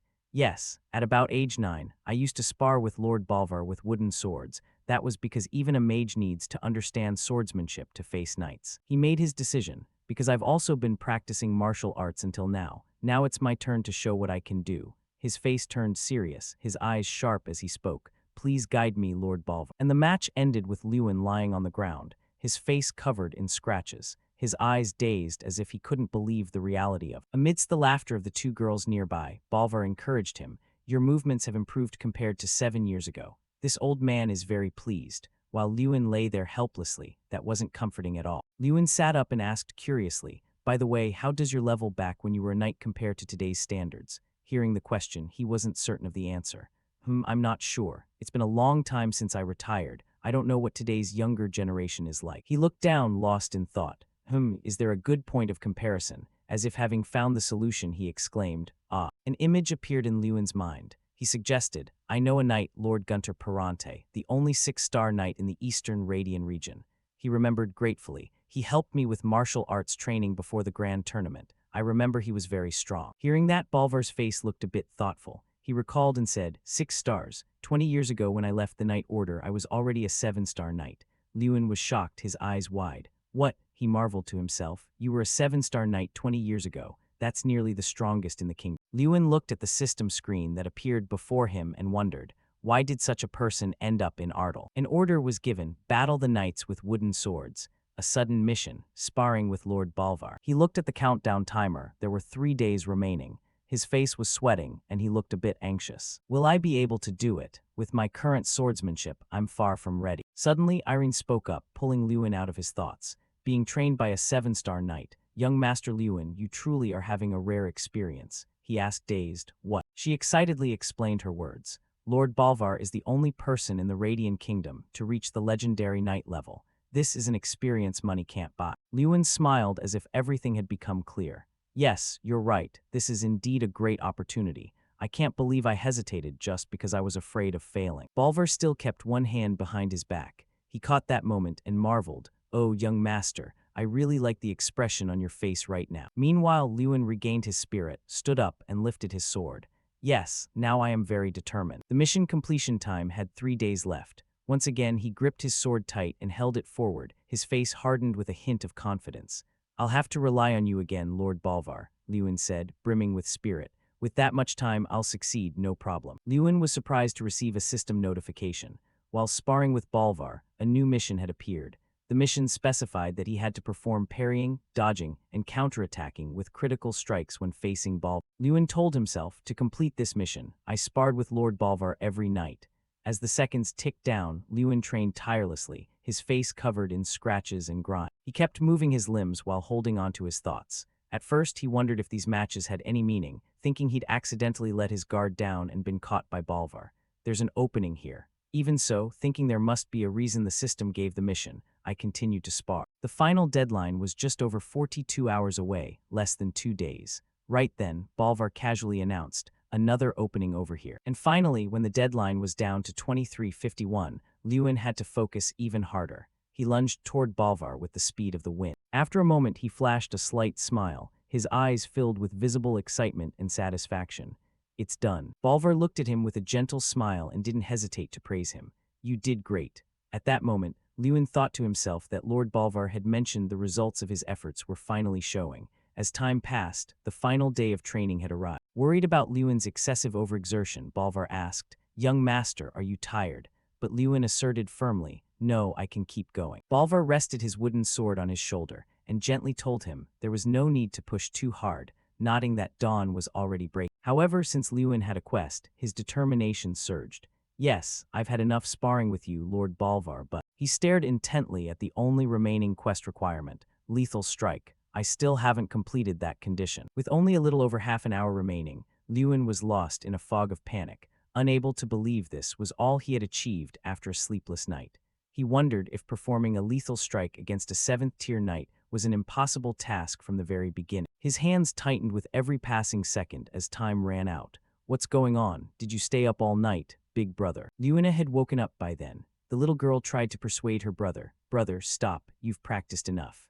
Beggins let out a long sigh, nodding that he had followed the young lady just as a precaution, but wondered why the young master was pushing himself so hard. Luna tried to say more, her anxiety rising. Even you have limits. Big brother, stop and rest. Lewin didn't even look at them. He stared at Bolvar and emphasized, just 30 more minutes. He intentionally repeated it, as if to say no one should hope to stop him. He only needed 30 minutes. But Lewin was also filled with uneasy thoughts. He knew all too well that it would be hard to achieve a miraculous result in just 30 minutes, yet he continued, slamming his wooden sword into the ground. He shouted, Lord Bolvar, and the sword remained embedded in the earth. Lewin quickly rolled up his sleeves. I'll consider this the final attempt and try a different way. As he spoke, he thought to himself, so from now on, I will change my approach. His strange behavior left Lewina and Irene in a state of bewilderment. Even Beggins and his father couldn't hide their surprise. Both frowned, while Beggins muttered something to himself. Bolvar was also a bit taken aback. He replied calmly, Young master. Looking at the face and body that had entered an attack stance, he asked again,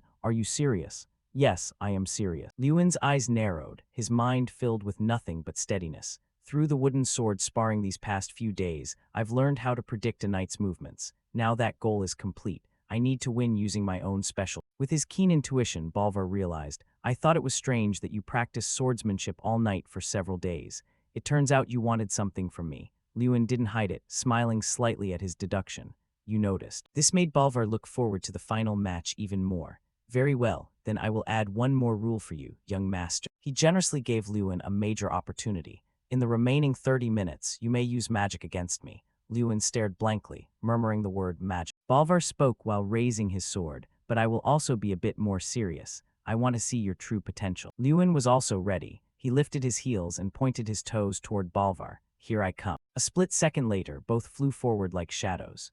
Lewin gritted his teeth, thinking that without the wooden sword, he had to get closer than sword range. In return, his body became lighter, and his balance while moving improved. When closing in this much, the sword's blind spot made it useless. Bolvar suddenly stopped his attack for a moment and burst out laughing, realized, so that's it. At the same time, Lewin hesitated briefly in confusion, but he gritted his teeth in a moment of panic. The man left no openings, even outside the wooden sword's reach. The method I used to face Doom Prime at the Grand Festival, breaking the opponent's sword, is not a strategy that can be applied to everyone. Knights at Lord Bolvar's level don't directly clash with a power difference. Instead, they redirect it. Bolvar clearly analyzed Lewin's fighting style as if he had seen right through it. My plan to enter the range beyond the wooden sword is a good choice, but once discovered, I won't have many options left. The opponent will always try to widen the gap with you. This only fired Lewin up more. He leaned forward and clenched his fists. Lord Bolvar is right. All my combat logic has been seen through. As his fist prepared to strike, Lewin suddenly broke into a mischievous grin. However, you didn't predict this. In an instant, the curled fist opened wide, and Lewin shouted, "Light." Immediately, a blinding blue light enveloped them both, making it impossible to see Lewin or Bolvar. Once the light faded, leaving only a faint haze of smoke, everyone saw that Lewin had grabbed Bolvar by the collar, pinning him to the ground. Lewin screamed in shock, "Big brother." Despite losing, Bolvar smiled kindly at him. "I was worried you would use some kind of terrifying magic, but you only blinded me with light. You've completely defeated me, young master." Lewin looked at him and replied humbly, "This was all I could think of at the time. I'm truly sorry for catching you off guard, Lord Bolvar." Though his words were brief, his mind was racing. Honestly, if Lord Bolvar were in his normal state, I probably would have failed. He hasn't been able to rest all day because of me. And finally, I succeeded. The system announced the reward Lewin received was the Steel Destruction skill. While standing there happily reading about his prize, Lewin was given a sharp, painful slap on the shoulder. "Big brother, what are you doing?" Lewin frowned and put her hands on her hips, acting irritable. "Even if it's just sparring, how could you pin Lord Bolvar to the ground like that?" Lewin laughed awkwardly, and not knowing how to explain, he just muttered, "Sorry." Bolvar stepped in to explain for him. "I'm all right, so please don't be too hard on the young master, my lady." Lewin then bowed respectfully and held out a hand to Bolvar. "Now that the sparring is over, I just want to soak in a hot bath for a bit. Oh my, I've taken up too much of your time." He helped him up, his heart filled with positive emotions. "I've learned so much during this time." The two of them slowly returned. "This has been a very interesting experience for an old man like me. Young master, your break is almost over, isn't it?" Lewin replied to him, "Yes, I'll be setting out soon since it takes 10 days by horse to reach the academy. This long yet short vacation is coming to an end." He felt a hint of sadness as he packed his bags to leave. The day to depart from home had arrived. Standing on the bridge, he and his father looked down at the young men working industriously. "All right, just a little more. Let's finish up and have a few mugs of beer. Definitely, I'm going to drink my fill today." He politely explained to his father, "These are workers sent by the Valtres family. Since we are building a base in Ardal, we need a lot of manpower." He spread his arms wide, showing his excitement. "Through this route, we will transport weapons from Lake 8 while simultaneously performing extermination missions. Additionally, many workers will use Ardal's restaurants and inns, bringing great benefits to this entire region. This is the beginning of change." Having mentioned this, he suddenly lowered his voice. "And there is one more thing I want to tell you, father." He handed him a box. "This is 12,000 gold pieces. Please use it for Ardal." Lewin's father seemed to want to refuse. He frowned and exclaimed, "Son." But understanding what his father was thinking, Lewin quickly interrupted, "I kept 400 gold for myself, so don't worry too much. Surely you won't refuse again, will you?" He looked at Lewin with eyes full of love and pride.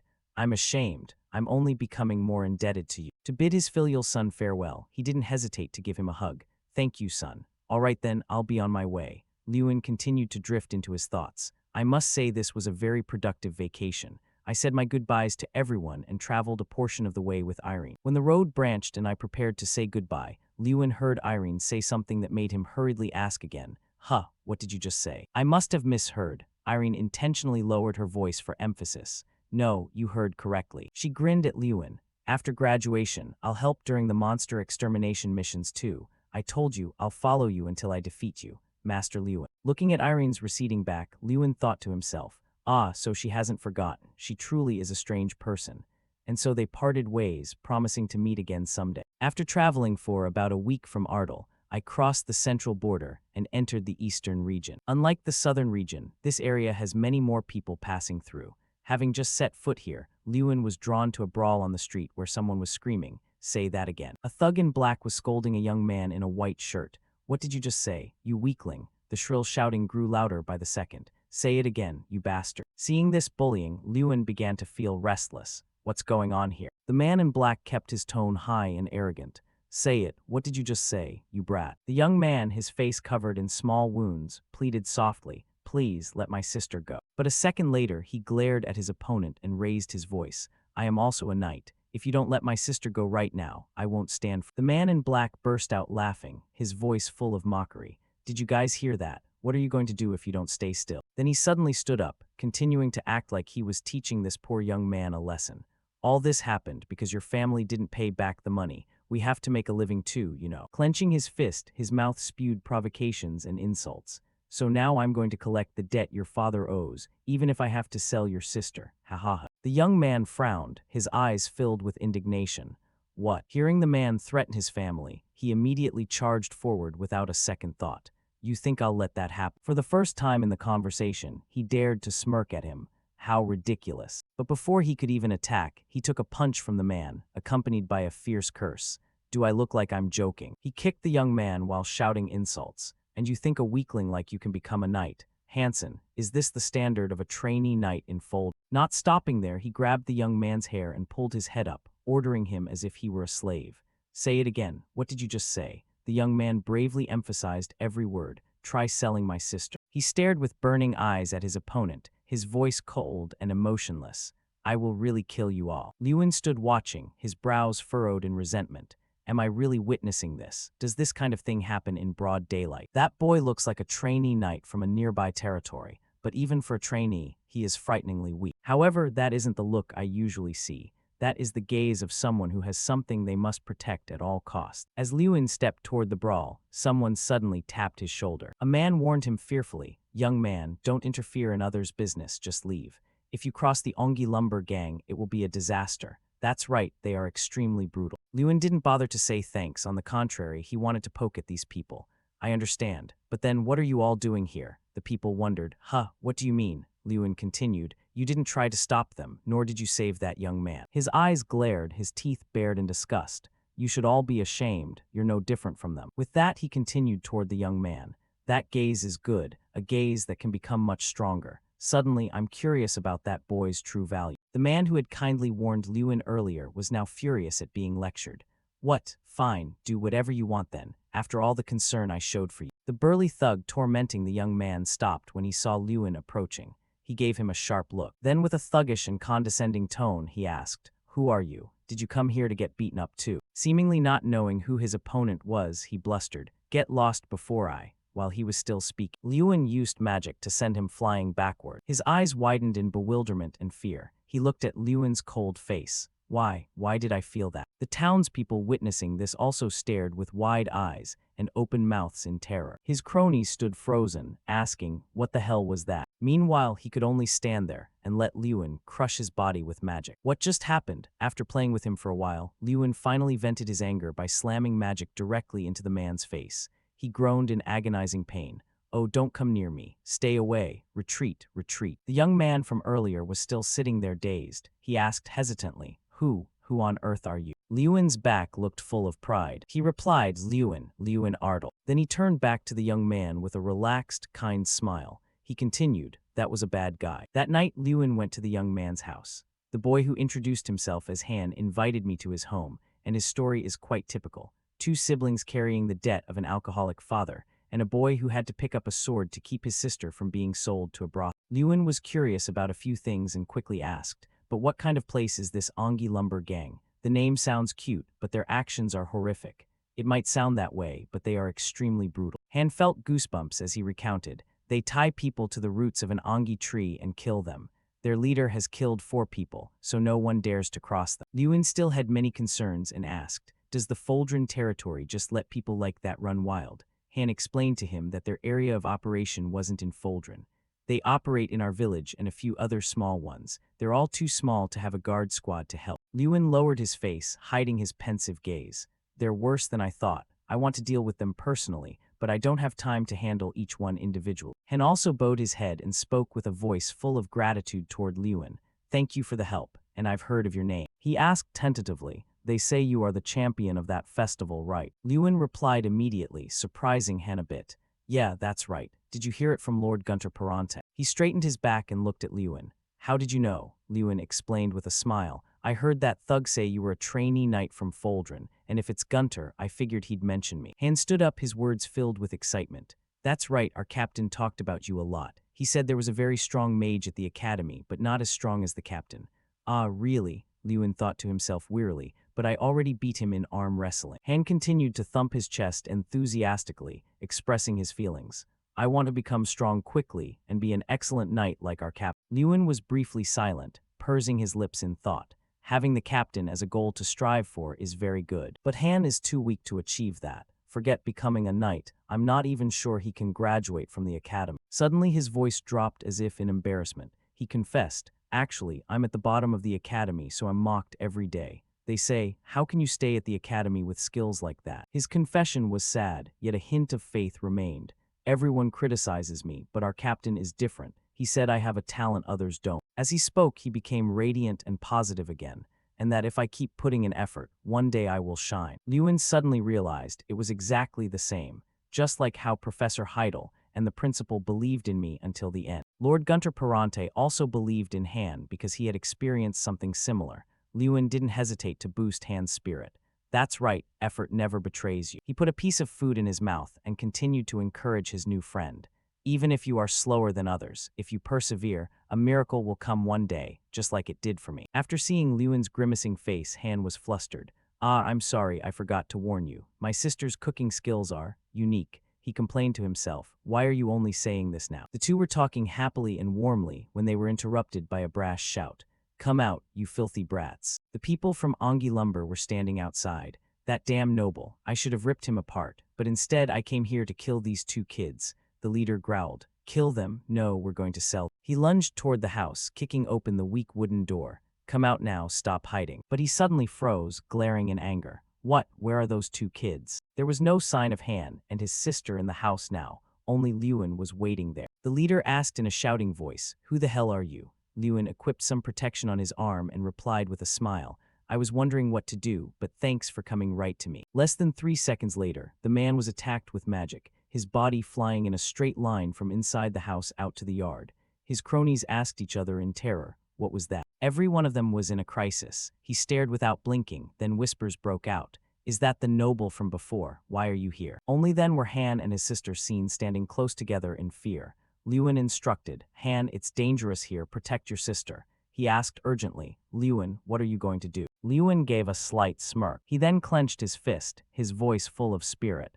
I have to do work worthy of this meal. Don't be afraid, no matter how good he is, there are over 20 of us. That's right, let's charge together. The men in black brandished their weapons and rushed forward. All right, come at me all at once. A surge of blue power radiated from Lewin's hand. Through the match with Baron Bolvar, I learned a new skill, Steel Destruction. When using this skill, the moment a sword touches my fist, the soul of the sword will vanish without a trace. He thought while fighting. What is this, my knife? Someone shouted in panic. Normally I only punish lightly, but clearly they are villains. So there will be no mercy. Lewin's massive power descended upon the crowd. Villains, please have mercy on us. We've committed a grave sin. The people on the ground pleaded. By now they must have realized that further attacks were useless. As Lewin was thinking, a scream rang out from the distance. As expected, not everyone sensed it. Someone had been taken hostage. You bastard, if you move even a bit, I'll slit this woman's throat. What are you all doing? Get up right now. Get up and tie that damn noble up.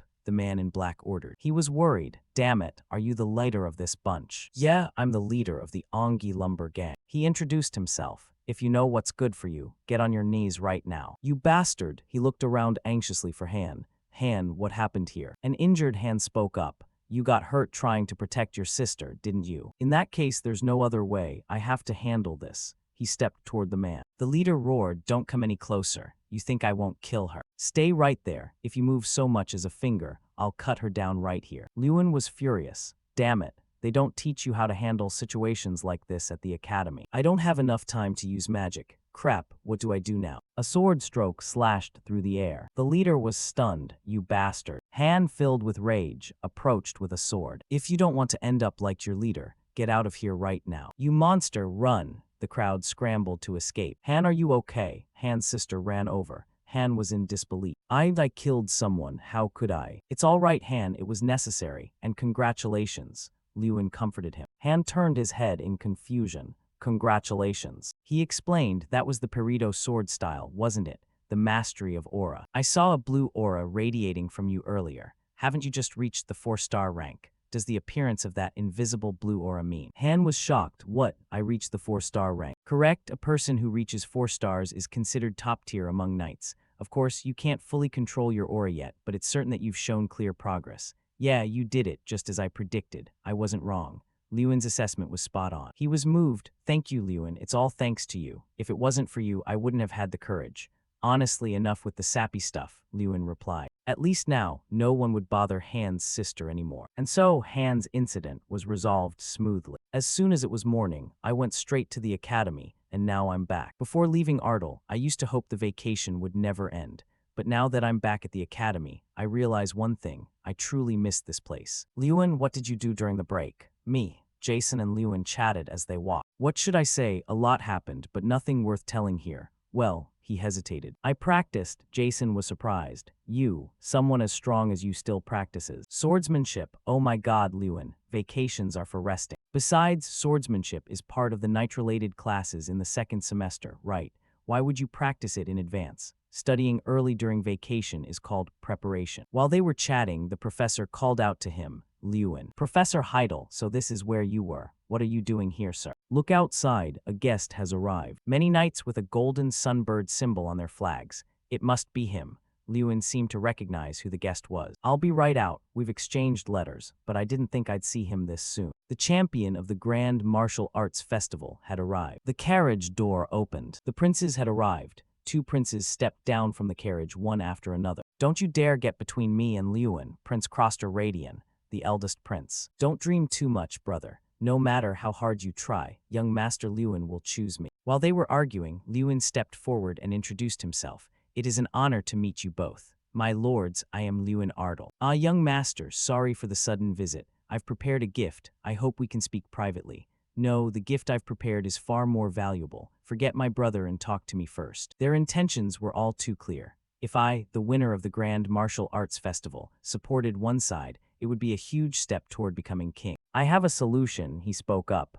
A solution. Very well, we'll do it your way, young Master Lewin. The 2 of you should discuss this together. The Kingdom of Ladian, to which both I and the Academy belong, is currently known as the weakest nation on the continent. Despite this, the kingdom remains incapable of internal unity. The conflict between the 1st Prince's monarchist faction and the 2nd Prince's reformist faction is the root cause of this prolonged internal strife. Most mages are the same, serving as mere tools in their power struggle. Looking back, the reason they sought me out was clearly because of that. You brat, I'm sitting here. No, the seat opposite Sir Lewin is mine. Both princes were arguing over who would get to sit across from Lewin. He was completely helpless against these 2. Sigh, what a nuisance. Don't make a mess. Isn't it because of you that it's a mess, brother? It was because of childish people like this that the country was in such a state.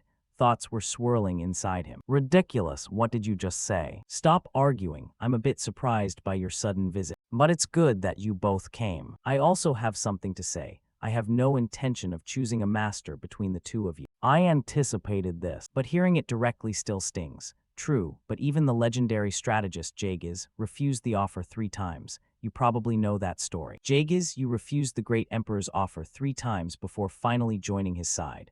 Are you really comparing yourself to the 1st emperor? The 1st emperor was a 9th tier knight. Even if you both continue to make these offers, the final result will remain the same.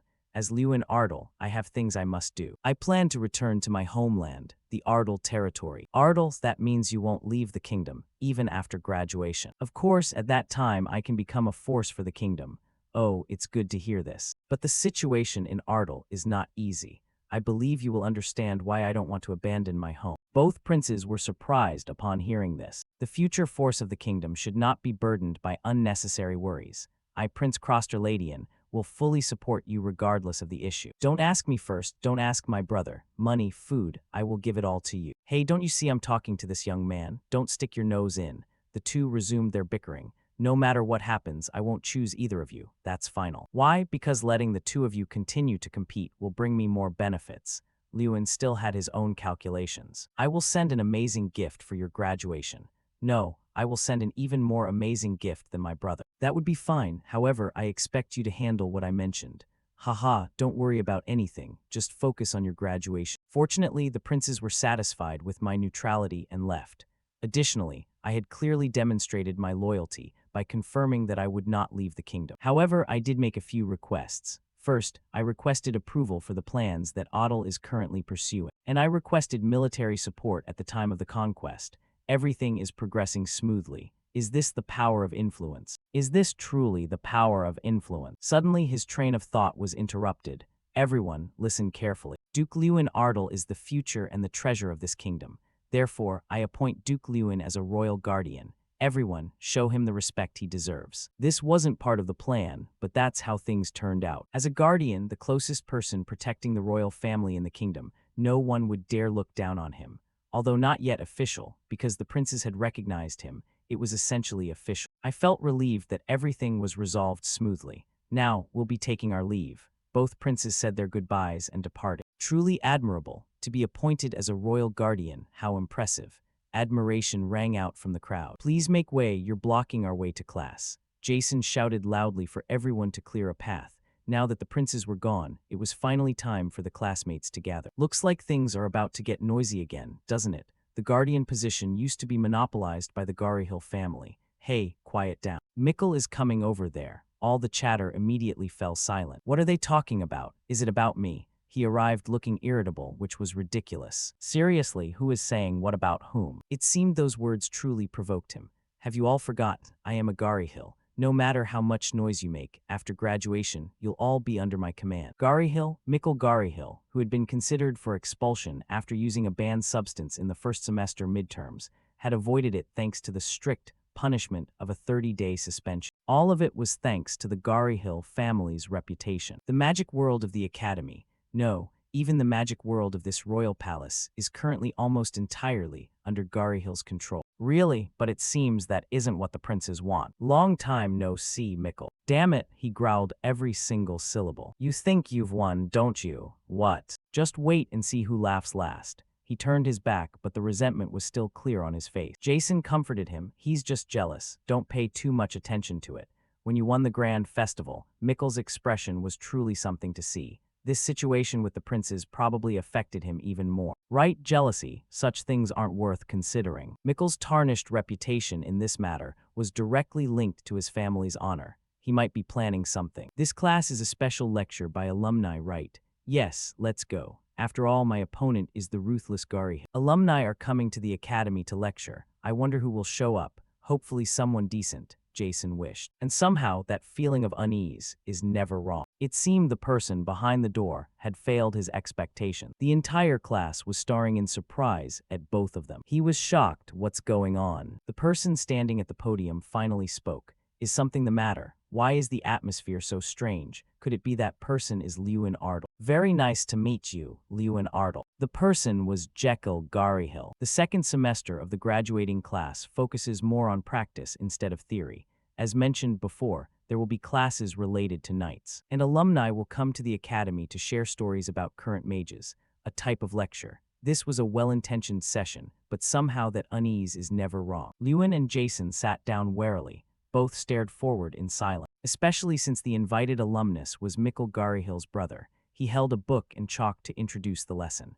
The story I will tell you today is about the relationship between the Garihill mages and the court mages. He smirked arrogantly. Everyone knows, right? Out of the 14 court mages chosen last year, 11 came from the House of Gari. He smiled, but his gaze was inexplicably cold. As an alumnus of this academy, I will share with you a truth you need to know to succeed. In this world, there is nothing I can possess alone. Up there, Lewin listened carefully to every word.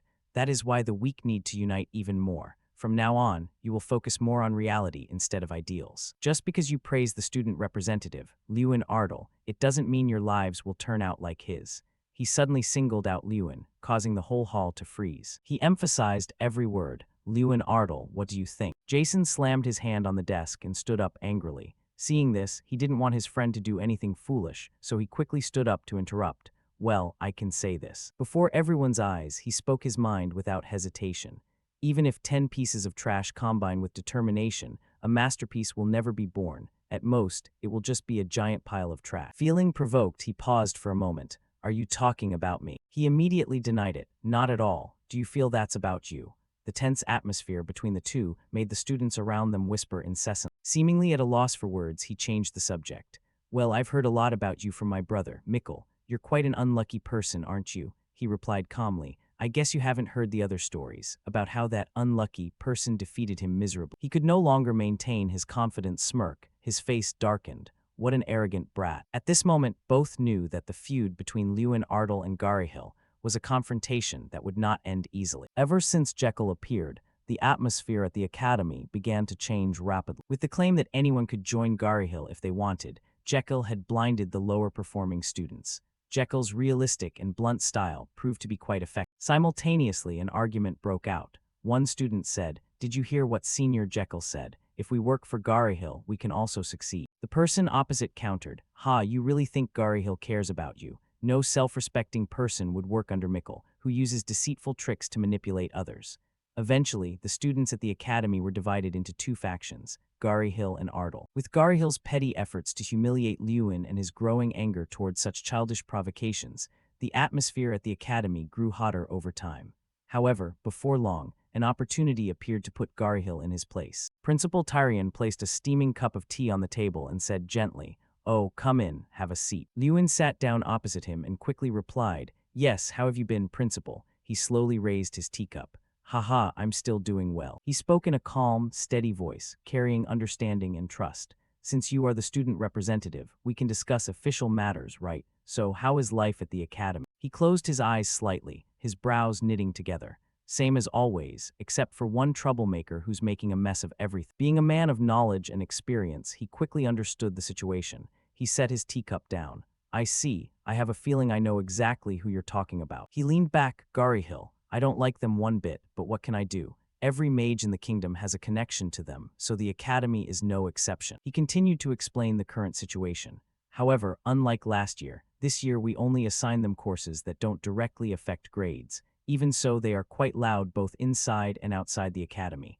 It's because of you. It seems they have a lot of resentment toward." He asked curiously, the alumnus Jekyll Garihil, "What kind of person is he, sir?" He recounted he was extremely popular due to his good looks and eloquence. His social relationships seemed smooth, and his academic results were excellent.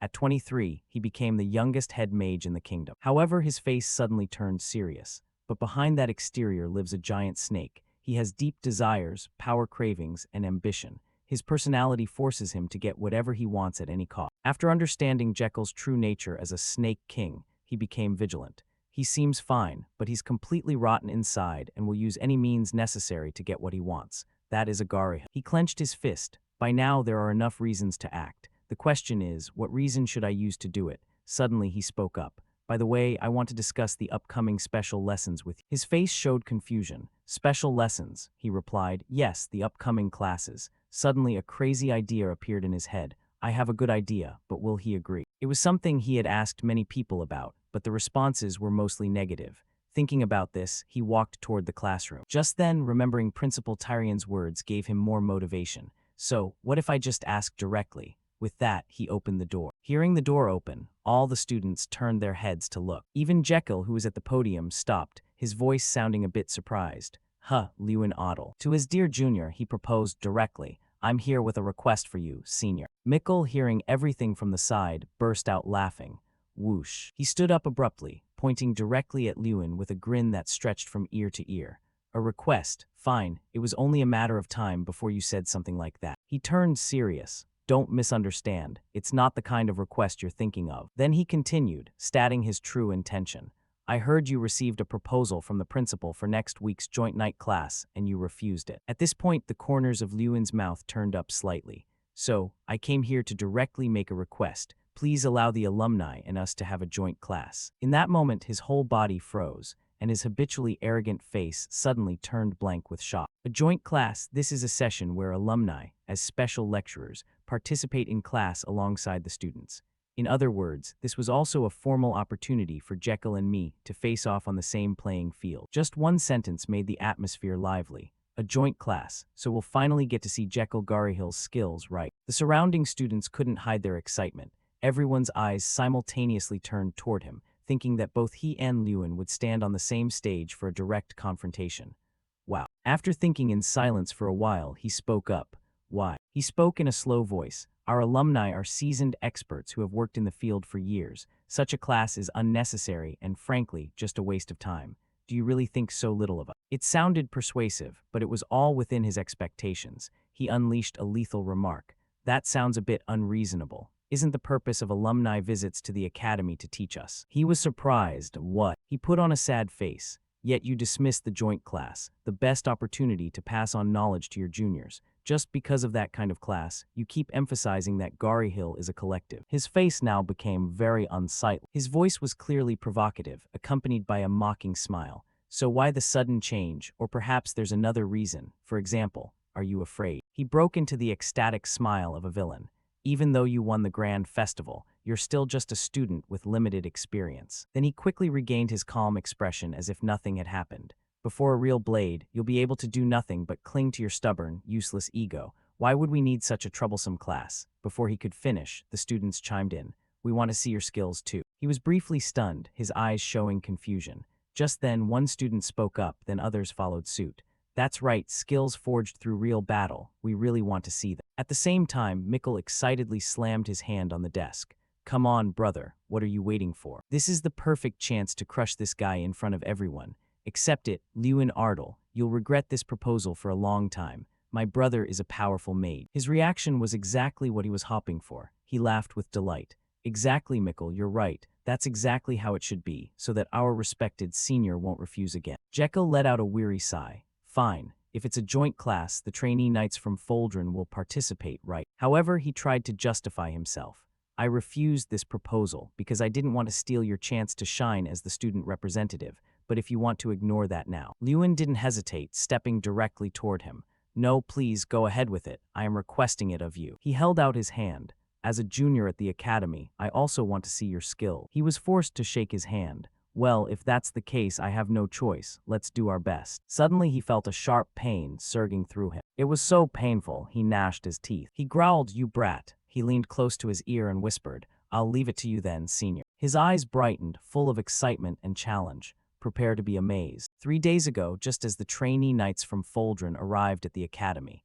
Before the meeting, Lewin had a short encounter with Principal Tyrion. He spoke up, a special lesson, really. He leaned on his hand calmly, recounting, that day I thought about pairing alumni with students to form teams for the session. Most of them were already refused. He smiled, however, if a junior asks directly, he won't be able to refuse. As the student representative, what do you think? Recalling that proposal made him give a helpless, surprised laugh. The principal really is cunning, isn't he? Coming up with a plan that the senior couldn't refuse. Suddenly, the atmosphere erupted unexpectedly. One person couldn't contain their excitement and pointed straight ahead, their voice full of enthusiasm. Look, they're here. It was the apprentice knights of Foldren. Cheers rang out like a wave spreading across the entire courtyard. Upon seeing Lewin in the crowd, Mr. Gutter immediately broke into a radiant smile, a hint of amusement in his eyes. Oh, look who it is. You stubborn brat, how have you been lately? He replied, doing well, of course. And what about you, Gutter? He shrugged, his lazy expression unchanged. Same as always. I heard about you a while back. You won the grand festival, right?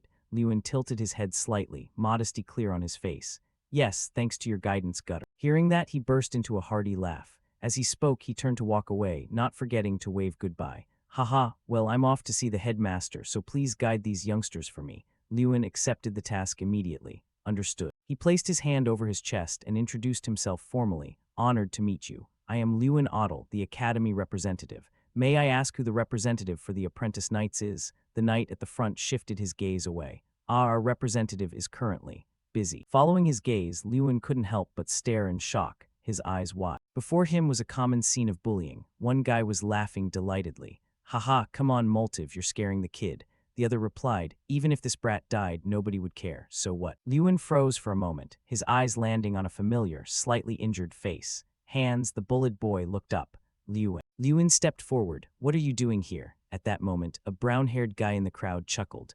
Ah, are you the famous Lewin Ardle? I've heard a lot about you. Then the guy introduced himself. He lifted his head, his gaze arrogant. I am Maltiv Jegan, the representative of Foldra. He continued in a self-satisfied tone, Vengras Jegan, commander of the Golden Knights and the only seven-star knight. Have you ever heard of him? He's my father. Lewin's expression said it all. Who asked, why mention his father during an introduction? Was he just bragging about his father's status? Lewin brushed the guy's words aside. I see, but I'd be more satisfied if you answered my question first. The guy's face soured at being ignored. A question? What question? Lewin's gaze sharpened. He repeated it once more. I asked what you think you're doing. He replied nonchalantly as if it were nothing. Oh, this brat hasn't been listening lately, so I'm personally training him. Is there a problem with me personally training a commoner? Maltiv frowned, clearly annoyed and gritting his teeth. Besides, you're being rude, focusing on a commoner while you're greeting us. Do you even know him? Lewin's fist tightened. He's my friend. Is that a problem? The guy's laughter echoed across the courtyard as if he just heard the funniest thing all day. Wait, are you serious? Friends, huh? I guess commoners understand each other better. Maltiv sneered. The Ardell family isn't much different from commoners anyway. An academy representative from such a lowly background. Just talking to you makes me feel disgusted. Lewin didn't understand why the guy's attitude shifted so drastically. What do you think you're going to do? Suddenly, the guy saw someone in the distance, and his eyes lit up. Oh, brother. Lewin instinctively glanced back, wondering brother. The moment he saw that person, he finally understood why this guy was so hostile toward him. Jekyll walked up and said with a casual smile, Greetings. Huh, Maltiv, you're here too. Why is an apprentice knight like you showing up here? It seemed birds of a feather flocked together. Even if Lewin didn't know Hans, they were destined to clash anyway. Mr. Gutter shouted, All right, everyone gather round. As you know, today we will conduct a joint training session. He stood with hands on his hips confidently, beside Professor Heidel, who maintained his usual stern expression. He ordered, before we start practicing, let's divide into groups. He explained further, each group will consist of 2 academy students and 1 apprentice knight, making 54 groups in total. As soon as he finished, Maltiv scratched his head wearily. I didn't want to come here at all. Why do I have to train with these kids? Jekyll immediately chimed in. I graduated ages ago. I still don't get why I'm here either. These two were truly of the same mind. Maltiv proposed excitedly. Well, what do you think? Let's just do this and get it over with. Obviously, we'll win no matter what. Jekyll nodded in agreement. Yeah, sounds reasonable. If we include Mikkel, we'll make one group. Maltiv laughed delightedly. Hee, sounds good. We'll take these weaklings down easily. Nearby, the atmosphere grew lively as students quickly formed groups.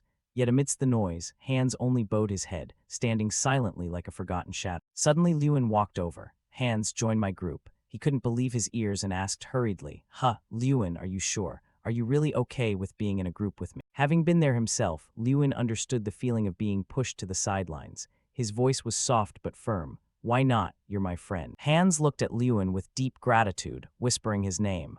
Lewin. Jason slowly walked over. Whoa, that's a surprise. If you're picking friends, I should be included too. He stepped closer, his face beaming. Since you're Lewin's friend, you're my friend too, right? Lewin explained. Thanks, Jason. I saw Hans looked awkward, so I thought I'd step in first. Jason patted Hans lightly on the shoulder. Your name is Hans, right? Let's just talk comfortably from now on, okay? Hans was startled at first, but quickly responded. Oh, yeah, sure. Then Lewin declared clearly, listen up, everyone. Our goal here isn't just to get high scores. Jason put his hands on his hips, tilting his head in confusion. What else is there? Lewin's gaze flickered toward the Vipas, Mikkel, Jekyll, and Maltiv, who were huddling on the other side. He knit his brows, completely alert. We also have to deal with those troublesome guys. Once the grouping was finished, there was a short break. Lewin and Hans walked together in the hall. Lewin asked gently, hey Hans, are you okay? After being hit like that, I can take you to the infirmary if you want. Hans waved his hands in refusal. No, I'm fine. I don't need to go anywhere. He looked down, one hand clutching the other arm. Lewin, it's good to see you, but it might not be a good idea for you to act like you know me. Lewin paused. What are you talking about? Self-doubt enveloped him as his eyes stayed glued to the floor. There are a lot of people who don't like me, so when nobody else is around. Lewin looked him straight in the eye, his gaze unwavering as he rejected Hans's self-deprecating thought. No, like I said before, I'm your friend, so you don't need to be on guard. Besides, that guy from before, the one who harassed you at the training center, was it him? Hans replied, yeah. With that, both of them looked toward Maltiv up ahead. When he saw Maltiv's info on the status window, Lewin understood why Hans was afraid. A 4-star knight with high potential like Maltiv was certainly strong. At the same time, Lewin glanced sideways, remembering the scene where a blue aura surrounded Hans's body as he killed a gang leader with a single strike. Even though he currently seemed weak and insecure, his information made Lewin ponder. Although his current state was 3-star, he already met the requirements for 4-star, and with such high potential, there was a lot of room for growth. Thinking of this, Lewin suddenly spoke up. I'm thinking of dealing with that Maltiv guy soon. What about you? Hans stared wide-eyed in shock. Lewin continued to encourage him as if trying to transfer his own strength.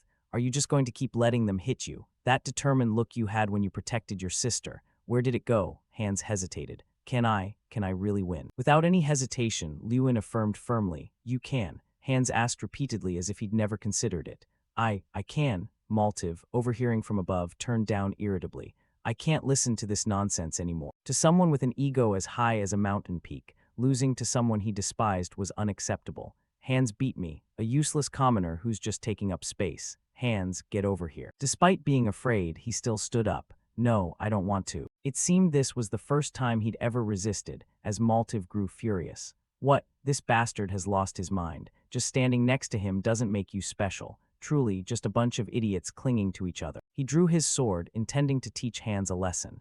Did you go crazy after being beaten all this time? Come here, today I'm going to kill you myself. Hans immediately grew alert and drew his sword as well, but Lewin hurried to stop him.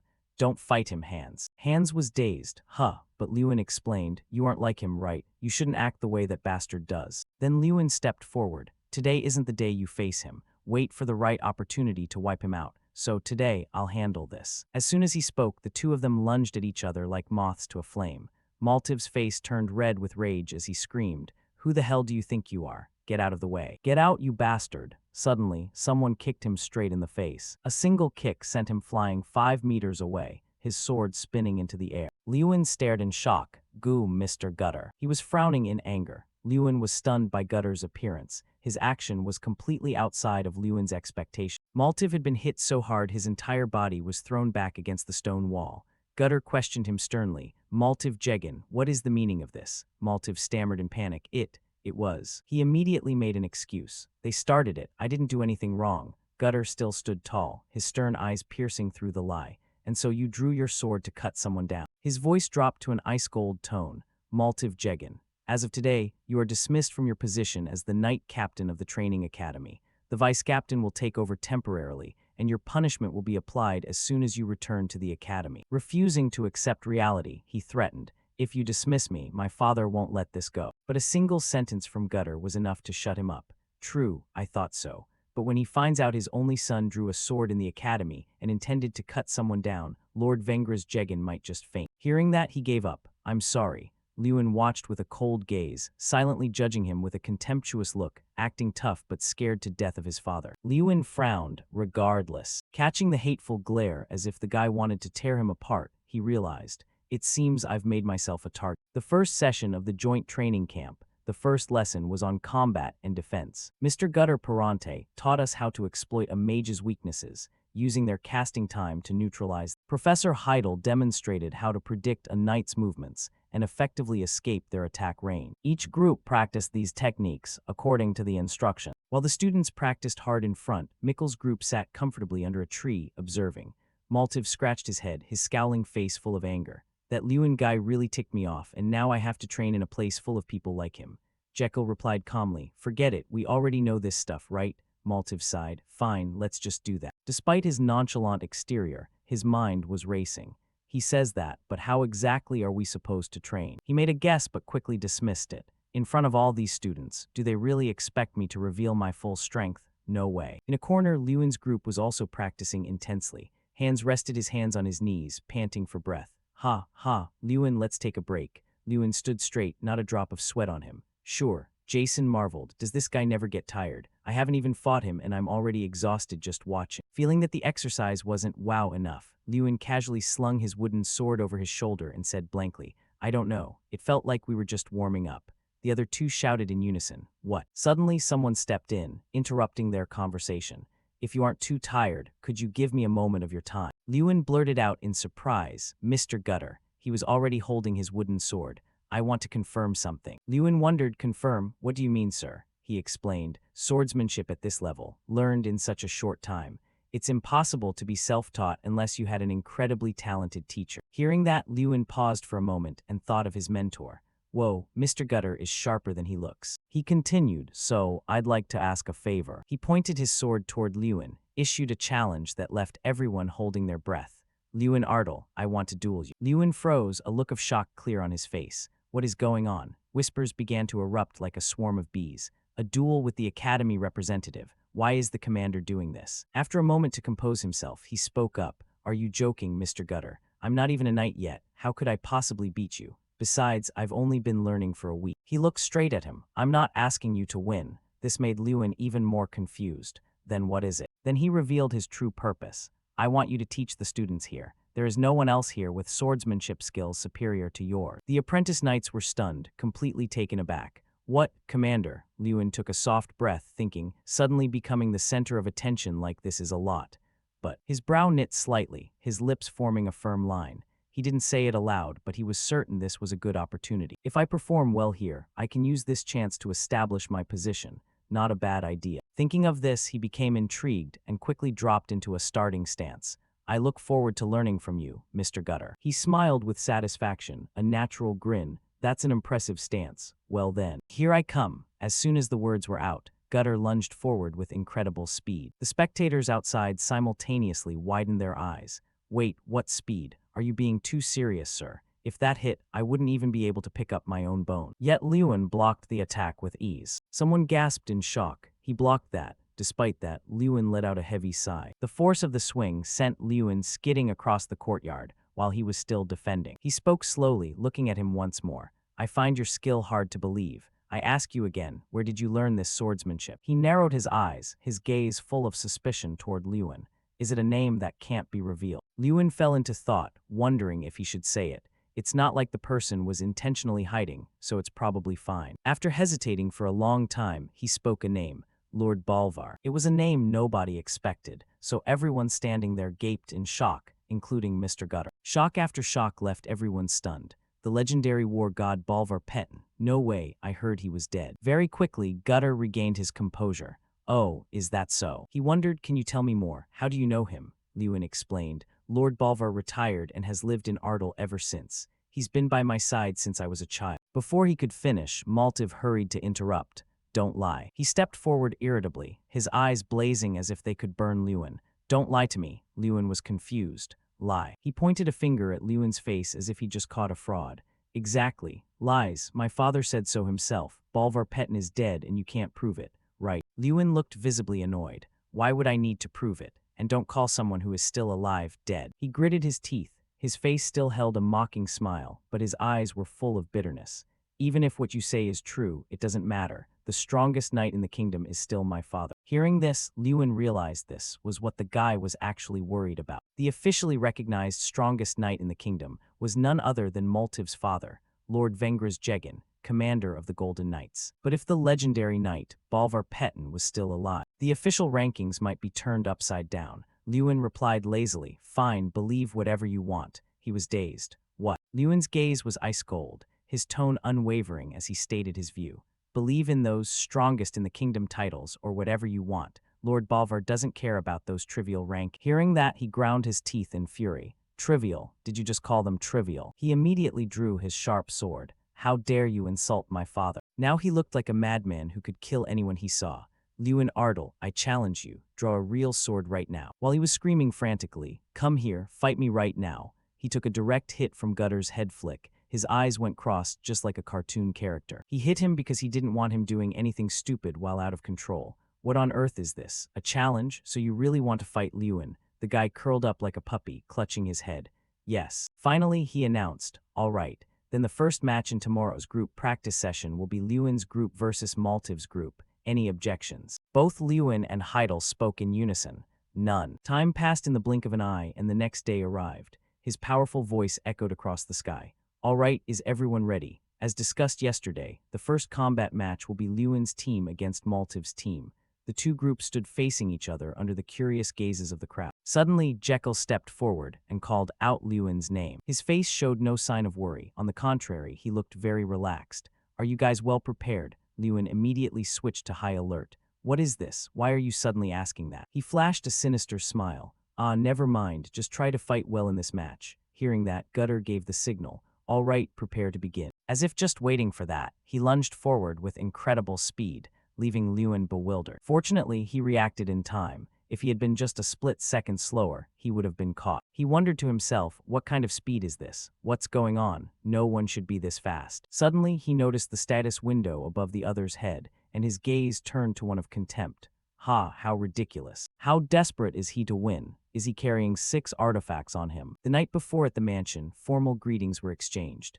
Well, who do we have here? Lord Vengeras. Ha, long time no see, Commissioner Josh Gari. Vengras Jegan, the commander of the Golden Knights, followed up. I heard about Jekyll. He was invited to give a special lecture at the academy as a representative of the alumni, wasn't he? Josh Garihill, a high-ranking commissioner of the Ladian Kingdom's Magic Tower Council, replied modestly. It was quite a surprise that Principal Tyrion Ignit personally invited the boy. Is Maltiv doing all right? He looked helpless with a weary expression on his face. Yes, but he causes too much trouble. It's a nuisance. So I sent him to Lord Gutter to be properly forged. He should be at the academy by now. The old man sighed, eyes closed, appearing as though he had been brooding over this issue for a long time.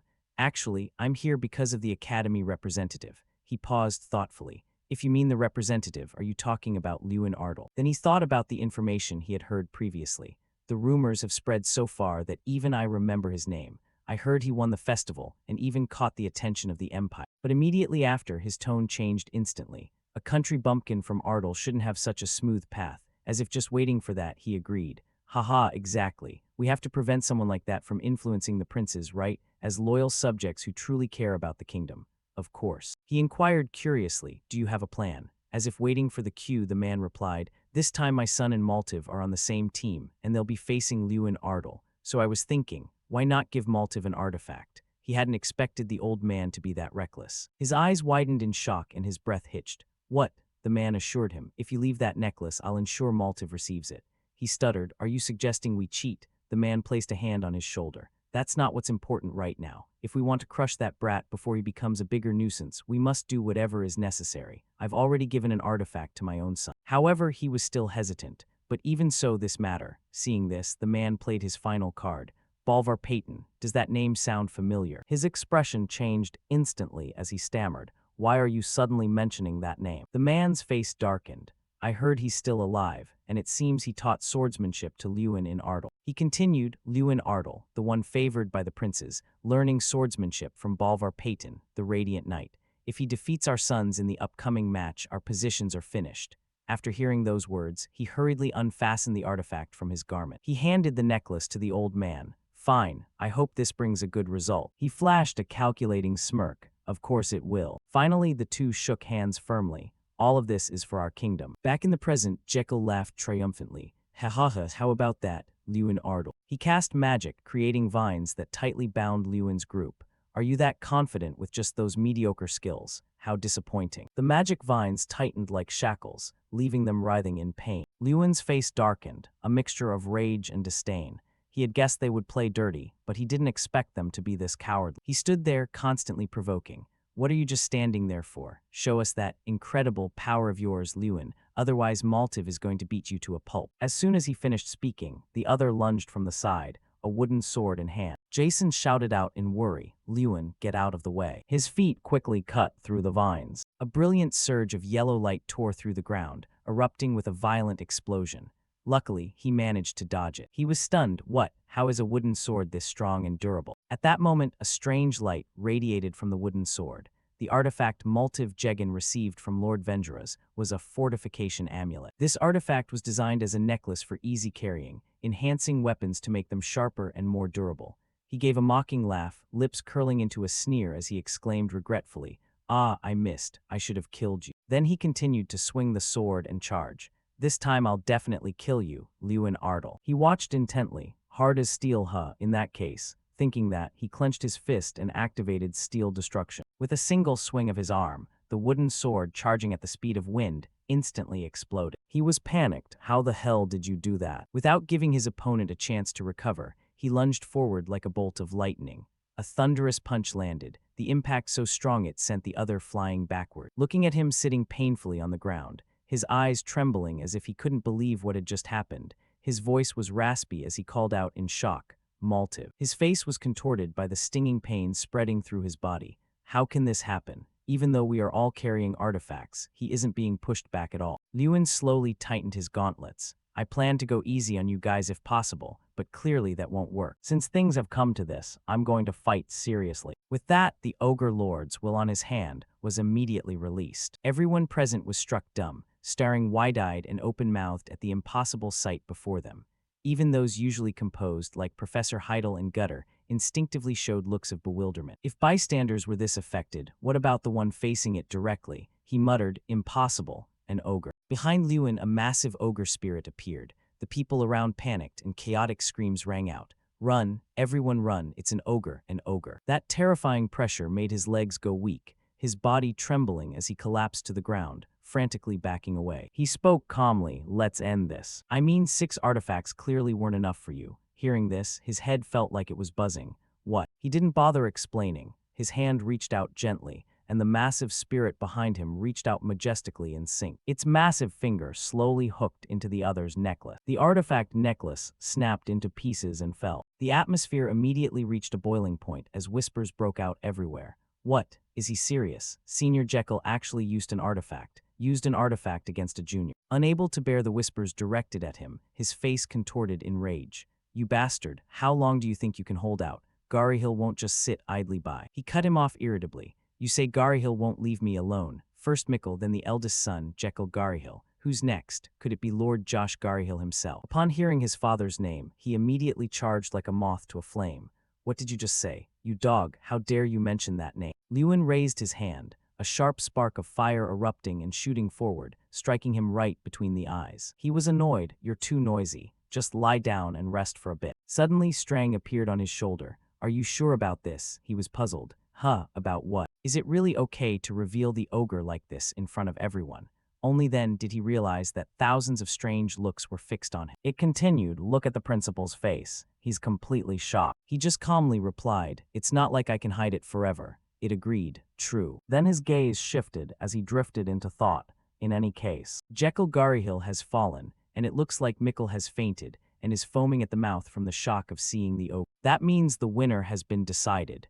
Thinking this, he glanced over at Lord Gutter. Catching his gaze, he cleared his throat and announced clearly, and thus the winner is. Suddenly, a loud shout interrupted him. Wait. Everyone was taken aback by the sound, simultaneously turning toward the sword. Hans was seen walking over holding 2 wooden swords. The match isn't over yet. He stopped in front of Maltiv and threw one wooden sword toward him. Your sword just broke, didn't it? Then use this. Pick up your sword. Maltiv, the atmosphere immediately dropped as every eye turned toward him. It seemed no one expected him to make such a choice. And of course, he immediately went ballistic. Blue veins throbbed visibly on both sides of his forehead. Are you actually insane? You filthy commoners, how dare you? He growled. But he suddenly froze as his gaze drifted down, noticing the sword held firmly in the other's hand. That was Peridot's sword. The weapon was now enveloped in a violent surge of blue light. Peridot's sacred sword, a weapon for a knight who has reached 4-star rank or higher, meaning someone who has mastered aura manipulation. By convention, 4-star knights possess a blue aura, and 5-star knights possess a red aura. From 6-star rank onward, the aura gradually turns purple. Beyond that level, the aura is no longer bound to a specific color, but appears according to the unique characteristics of each knight. The average level of trainee knights is around 3-star. The boys still couldn't believe the situation. Maltiv was speechless. Behind him, someone whispered in shock, impossible. Many eyes were fixed on Hans as whispers broke out. How can someone as weak as Hans? I haven't even mastered aura yet. In other words, even among official knights, many haven't reached 4-star rank. Strang sat on Lewin's shoulder and whispered, Lewin, aren't you going to stop them? The match is already over after all. His eyes were steady as he replied, no, let's watch a bit longer. He marveled to himself. Finally, it has returned, that look in Hans's eyes. Lewin stared intently at Hans's serious face and furrowed brow. Maltiv reached out to pick up the wooden sword from the ground and spoke up. I won't accept this. He lunged toward Hans, shouting, I will never accept this. The wooden sword in Maltiv's hand swung up and came crashing down toward Hans's head. He growled, you're just a lowly commoner, and yet you dare claim you can use aura. Hans used all his strength to hold the sword and block this lethal strike. He gritted his teeth, struggling to hold his ground, as Maltiv's voice rang in his ears. Impossible. He increased the pressure, Maltiv's face pressing close to Hans's in contempt. There's no way a weakling like you can be on my level. He pushed even harder. Hans swung his sword to counter. Hans gave a cold laugh, still clinging to that commoner logic. Maltiv, not expecting a counterattack, asked blankly, "What?" Hans shouted at the top of his lungs. "You're just a lucky person born into a good family, a selfish, narcissistic nobody." Blue veins bulged on Maltiv's face. He broke into a strange smile.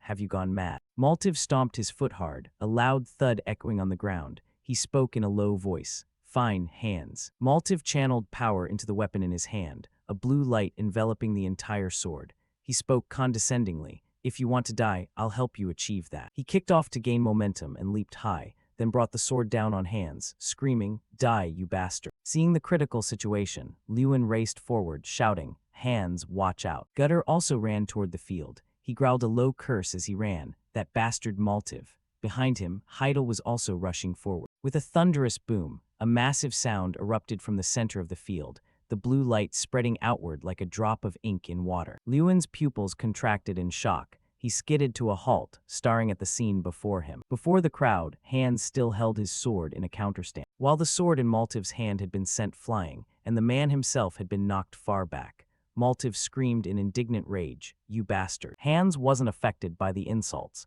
His entire demeanor exuded seriousness. Looking at Maltiv lying motionless on the field, the boys ran over and sat beside him. "Maltiv, get a grip. Damn it, is he unconscious?" Then whispers broke out. What just happened? So fast? Did Hans actually defeat Maltiv? Hans was still standing there like a statue. Before Lewin even reached him, he asked urgently, "Hans, are you okay?" Hans turned his head to look at him and called out, "Lewin." Lewin froze, staring at him in shock, and then let out a gasp. He pointed at Hans's hand. "Hans, look at your wooden sword." He looked down at his hand and asked doubtfully, "My sword?" At that moment, a brilliant yellow light radiated from the sword. Hans murmured, "Aura, it's red." Shifting to another location, a voice rang out from within the castle as expected. "You are truly incredible, Lewin." Tyrion Ignit and Lewin were chatting as they walked. He marveled, "I had a hunch, but I didn't think you'd actually defeat a senior alumnus." He clenched his fist and asked back, "You only had a hunch?" Lewin turned and spoke with a tone of certainty. "It was you, Principal, who called Jekyll Garryhill here in the first place. Didn't you already foresee this result from the start?" Tyrion Ignit laughed. "Oh my, so I've been found out." He gazed at the paintings on the wall and spoke up. "I wanted to use this opportunity to teach Garryhill a lesson in humility, but instead, it seems I've only deepened his hatred." Lewin asked doubtfully, "Hatred?" Tyrion Ignit explained, "Rumors of this match have already reached the capital. Since you defeated the eldest son of the Garryhill house, the nobility is whispering that this might be the downfall of that family." He warned Lewin, "And Josh Garryhill will certainly do everything to reclaim his family's honor. That means you might soon be in danger." Tyrion Ignit's voice dropped. "As the principal, I cannot let my student be in danger. That is why we are here." The two were standing at the top of a staircase, looking down. He introduced the stairs leading to the academy's basement. Then Tyrion Ignit recounted that a few days ago, Kingram had woken up from hibernation. The first thing he said upon waking was. Lewin's hand tightened as he heard him recount Kingram's words. "I smell the scent of my own kind." Tyrion Ignit acted mysterious. "Now we just need to go down. Kingram is waiting with a gift." Seeing Lewin not reacting, he asked, "Why don't you ask about it?" He asked doubtfully, "Ask what?" Lewin was half joking. "I suddenly appeared with an ogre on my back. There's no magic like that in this world. Aren't you curious at all?" Tyrion Ignit looked at him with eyes full of trust. "Whether you appear with an ogre on your back or carrying a goblin's head, the Lewin Odell I know is always someone I can trust. That is all I need." Lewin replied with a voice full of sincerity, "Thank you, sir." Tyrion Ignit signaled, "Now go down. Kingram has been looking forward to seeing you for a long time." Now he was standing before a massive door. Lewin slowly pushed open the heavy door, a loud groaning sound echoing out. After stepping inside, he walked deeper into the room, step by step. Just a moment later, a low voice rang out. "Long time no see, little destroyer." Lewin replied with a slight smile. "Yes, it has been a long time." In front of him was Kingram, sitting majestically on a large chair. Lewin greeted him, "Kingram." Kingram's booming voice echoed, "Little destroyer, I still can't believe it. I can smell my tribe from Celestial Mountain on you. I can even sense my father, Muncan." After a moment of silence, he proposed, "If possible, could you tell me what happened?" Lewin didn't hesitate and nodded. "All right, I'll tell you everything." Then the two stood facing each other, talking. "I told Kingram about what happened at Celestial Mountain and how I crafted an artifact from Kun Khan's fang." After hearing the whole story, Kingram laughed with delight. "You arm-wrestled 100 goblins. You truly are reckless." Lewin added, "Not only that, I won every single match." He nodded. That's certainly your style. My tribe must have had a very enjoyable time. Kingram covered his face, his voice somewhat choked up. I thought I would be trapped in this artifact forever and then vanish, but I never expected to hear news of my homeland again. Then he looked at Lewin with gratitude. Little destroyer, thank you, my benefactor. He comfortably accepted the thanks in return. It's my honor. The system screen suddenly lit up in front of Lewin with an artifact unlocked notification. He wondered to himself, this is. The shimmering screen displayed the text. The title, Friend of Goblins, has been upgraded to Goblin Lord. Thanks to the passive effect of Goblin Lord, strength has increased by 1,000. Strang's power incarnation has reached 5 stars. Human form is now usable through the special skill companion. Strength has permanently increased by 500. Kingram spoke up. You are Draka's incarnation, my benefactor, and the only human the elves of the Heavenly Mountain trust. This is my gift to you. Lewin was utterly shocked, seemingly unable to believe his eyes. His power instantly surged by 7,000, and Chang reached 5 stars. Chang stood with her hands on her hips and let out a long burp. That was one hell of a meal. I reached 5 stars way faster than I expected. Then she hopped off Lewin's shoulder onto the ground and cried out, I've been stuck in this useless kid form for way too long. Chang's body began to expand and glow intensely. She frowned, clenching her fists, and asked, do you have any idea how boring it was? A blinding flash of golden light erupted. Lewin had to shield his eyes with his hand. He asked hesitantly, what the hell is this? Long brown hair fluttered slightly as a soft laugh rang out.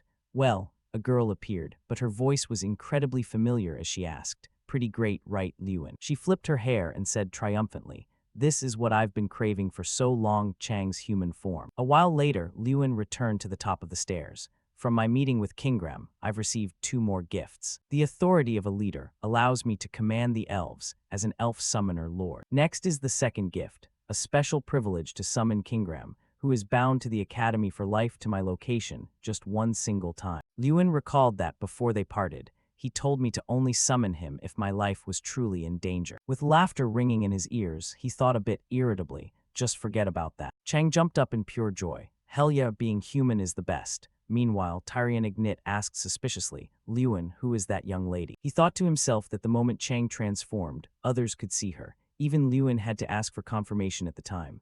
Wait, are you actually a girl? Chang snapped back, hands on her hips. How many times do I have to tell you? He lowered his voice and muttered, I just thought you were lying. Tyrion Ignit's voice rang out again. Only 1 person went underground, yet 2 came out. Care to explain this? Lewin closed his eyes and sighed. Aw man, I'm screwed. In the silence, he cleared his throat and spoke up. So, Tyrion Ignit stroked his long beard and inquired, with my limited knowledge, I can only guess you're a spirit, right? Chang replied with her hands on her hips. Close enough. To be precise, I'm an incarnation. Lewin was a bit flustered, wondering if this explanation would actually work. Chang looked around and continued, he and I have a symbiotic relationship, so we're inseparable. He called out, feeling somewhat embarrassed. Hey, are you really going to talk to the principal with no respect like that? Chang scoffed, I've lived dozens of times longer than him. Lewin felt he was losing the argument. She might actually be right. Tyrion Ignit's voice cut him off. Since you came here through Kingram, Lewin's noble incarnation, I will arrange for you to stay at the academy. Chang asked, looking quite interested. Oh, you got a plan. He gave a slight nod in confirmation. Of course. The scene shifts elsewhere as a shocked voice echoes from inside the academy. Wait, what is this? Everyone stared at Chang in a daze and asked hesitantly, so you're saying, Lewin? A male student shouted in total surprise, you have a cousin like this, and she just enrolled today. Chang laughed loudly with her hands on her hips as she introduced herself. I'm Chang Ardle. Lewin added sheepishly, yeah, she's in the same grade as us. Jason clutched his pounding chest and asked, the graduating class? You just said she was younger than us. Lewin explained, she skipped grades, she's a genius. He raised his voice again, a genius. Jason held out his hand politely. A pleasure to meet you, my lady. Jason dropped to one knee and introduced himself. I am Jason's son Damon, Lewin's best friend. Would you like a tour of the academy? If you haven't seen it yet, I can show you around. Chang asked nonchalantly, who are you? Lewin, not understanding what was happening, wondered what he was doing. Jason suggested, how about the cafeteria? The baguettes there are delicious. Chang flatly refused. I don't like bread, beat it. He tried another angle. Do you like the ocean? It's amazing. Suddenly, someone walked up and called out, Master Lewin. Seeing who it was, Lewin greeted him. Hans. Right, you're leaving today, aren't you? Hans smiled and replied, yes, I came to say goodbye. Lewin lamented, it's a shame we have to part ways again. I'll come visit you in Foldren someday. He replied, I look forward to it, you're always welcome. After a moment of hesitation, Hans spoke up. And Lewin, after I graduate from the training center, can I come to Ardal? Lewin replied heartily. Ardal, of course, come whenever you want. He said firmly, no, I don't just want to visit. I want to become a knight of Ardal. Hearing this, Lewin asked in shock, are you serious? Hans nodded with certainty. Yeah, I want to do something meaningful like protecting Ardal, the place you'll lead, so please give me a chance. Lewin greeted him with a smile. Of course, thank you, Hans. Suddenly, someone cut in. Are you two planning to keep this between yourselves? Jason jumped onto Lewin's back and cried out, I want to go to Ardal too. I'll help wash dishes and clean, as long as I can be with Lady Chang. He threw cold water on the idea. I never said you were allowed. Taken aback, he grabbed Lewin's neck and shouted angrily, Hey, that's too much, I know you're joking. Lewin thought happily to himself, having my friends move to Ardal after graduation. That's actually a great idea. The scene shifts to the capital of Duke Ladian.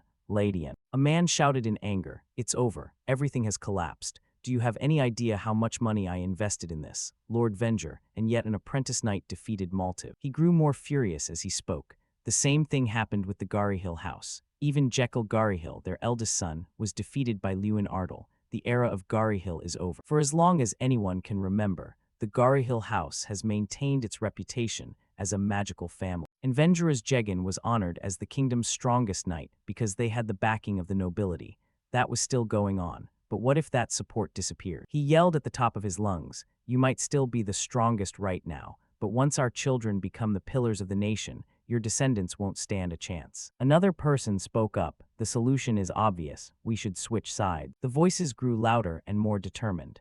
We must switch sides to Ardal immediately. Then someone spoke up hesitantly, but the head of Ardal doesn't take bribes. Another person laughed mockingly. Oh please, who in this world doesn't like money? Just look at Garyhill. Suddenly, someone stepped toward the crowd and spoke. Are you talking about? Everyone's jaws dropped in shock as they cried out. Councilman Josh Garyhill. He growled. You all seem to be having a nice chat.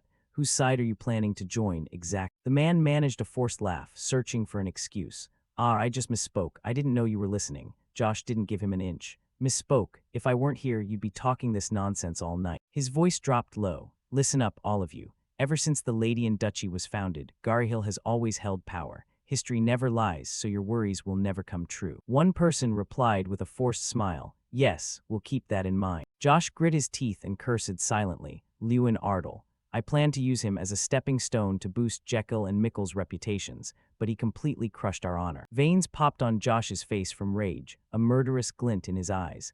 I will kill him at all costs. Another important class in the second semester was a visit to the capital. Inside the train car, chatter filled the air. We're going to see the Magic Tower and the Royal Mages. That sounds awesome. Lewin watched everyone and thought, a great class where we get to visit the Magic Tower and the Royal Palace to observe and learn from current mages. He felt a bit uneasy, but again, while the class's purpose was great, Chang suddenly asked, Josh Garyhill, does this mean we'll finally see his face? Lewin didn't deny it. Probably. He knew very well that the head of the Garyhill family must be overflowing with resentment toward him lately. Going to the capital meant stepping into enemy territory, a place where he can easily manipulate the royal mages. In that situation, there are countless opportunities for him to target me. Chang voiced her question. Is Josh Garyhill strong? Lewin quickly replied. According to rumors, he's a 7th circle mage, just like the prince. Hearing that, she blurted out in surprise, 7th circle. If I were still my old self, I could easily take him down with one finger. He also thought curiously, I'm not sure how strong Chang was back then, but a 7th circle mage isn't something to be taken lightly. Lewin looked toward Tyrian Ignit ahead of him. His system window only showed that information was unavailable at this time. From that, he understood one thing, the principal, someone at that level. I can't confirm any information through the player's eye. Lewin told himself, I can't let my guard down for even a second while I'm in the capital. A while later, an announcement rang out. Next stop is J Radian, the capital of the Radian Kingdom. Everyone cheered excitedly. We're here. They excitedly told each other, just as expected. The capital is different. It's so magnificent. Right? Truly the best. Lewin also felt a bit of admiration. Yeah, the capital is still the capital, but he remained extremely vigilant, thinking, it's just a flashy shell, unworthy of a small kingdom like this. Just then, someone walked up to greet Tyrian Ignit. Principal, it's been a long time. He asked suspiciously, do you have some business coming all the way here yourself? Kiri called out his name, Chairman Josh. Josh walked up and asked, isn't it a bit harsh to ask why I'm here? When the future buds of the kingdom visit the capital as the protectors of this land, The least I can do is come welcome them. Then he added with sinister emphasis, but there's another reason too. Josh looked straight at Lewin and said, I wanted to see how much those buds have grown and confirm exactly how he crushed our son. He glared threateningly. So, you're Lewin Ardle. He felt a bit uncomfortable under that gaze, like a snake was coiling around his body. But something isn't right. The Josh Garihill I know is a 7th circle mage. But the system window shows Josh Garihill, 6th circle mage. After reading it, Lewin was incredibly confused. The player's eye says he's only a 6th circle mage. How could he deceive everyone? He suddenly had a realization. Wait, could it be? Lewin looked at Josh's hands, covered in gold bracelets and rings, and speculated, all of those are artifacts. He curled his lip in a sarcastic smirk, like father, like son. Seeing him like that, the old man asked irritably, is something funny? Lewin turned around before answering, no, it's nothing, I'm leaving. Josh immediately grabbed his arm. Where do you think you're going? I'm not done asking you questions. He glared and demanded, I asked what you were laughing at. Dion Ignit quickly stepped in to mediate. Chairman Josh, he's still just a student. Please stop. Chang looked visibly angry. This crazy jerk, Josh snapped, be quiet, principal. He threatened him. You might be the principal inside the academy, but once the students set foot in the capital, managing them is my responsibility. Tyrion Ignit shot back immediately. If that authority is used as a tool to threaten innocent students, I will never accept it. I'll take the students back to the academy right now. Hearing that, Josh just found it ridiculous. You're going back. Right, our noble principal Tyrion is always like this, isn't he? He mocked him harshly. You think I don't know? Your goal was to humiliate my son in front of the whole school by luring him out. Are you still upset that I was appointed guardian instead of you? Principal, such petty jealousy. Dion Ignit shouted in rage, Josh Garihill. A sudden gale immediately surrounded everything. The people there all cried out in fear, what's with this wind? Josh still gave a thin, provocative smile. You want to go all the way with this. Fine, have it your way. Lewin suddenly spoke up. This is quite interesting. The old man asked in a daze, what? Only then did he reveal the reason. You asked why I was laughing. I'm laughing because it's interesting. I've never seen anyone wear so many rings before. Lewin's next words stunned Josh. Mikkel and Jekyll, my seniors, also loved accessories. It seems all rich people are the same. He wondered guiltily, what does this brat mean by that? Josh quickly found a justification. There's no special reason, we just happen to have a lot of accessories. He acted as if he understood. Ah, I see, of course. He glanced toward Tyrion Ignit and barked an order. Anyway, Principal Tyrion, step aside so I can lead the tour. From today on, I will personally direct all classes under my authority. He just remained silent, his thoughts unknown. Josh turned as he blurted out, I'm leaving now. The tour of the capital turned out to be nothing like a tour at all. Lewin recounted that Josh Garihill, who claimed he'd participate in the whole schedule, vanished without a trace as soon as they reached the royal palace. Instead, an old mage led. He nodded in appreciation. Although the tour's content was nothing special, the atmosphere wasn't too bad. Everyone was quite enjoying the trip, with constant praise being heard. Is this really the magic tower? Incredible. Except for one thing. Chang asked Lewin, you feel it too, right? He confirmed it honestly. Yeah, I noticed immediately. Lewin knew very well they were being way too obvious in tailing. As night began to fall, Lewin sat by the window, meticulously pointing things out to Chang. Look over there, Chang. Looking down, they saw a few suspicious people lingering around. The two of them began to discuss it.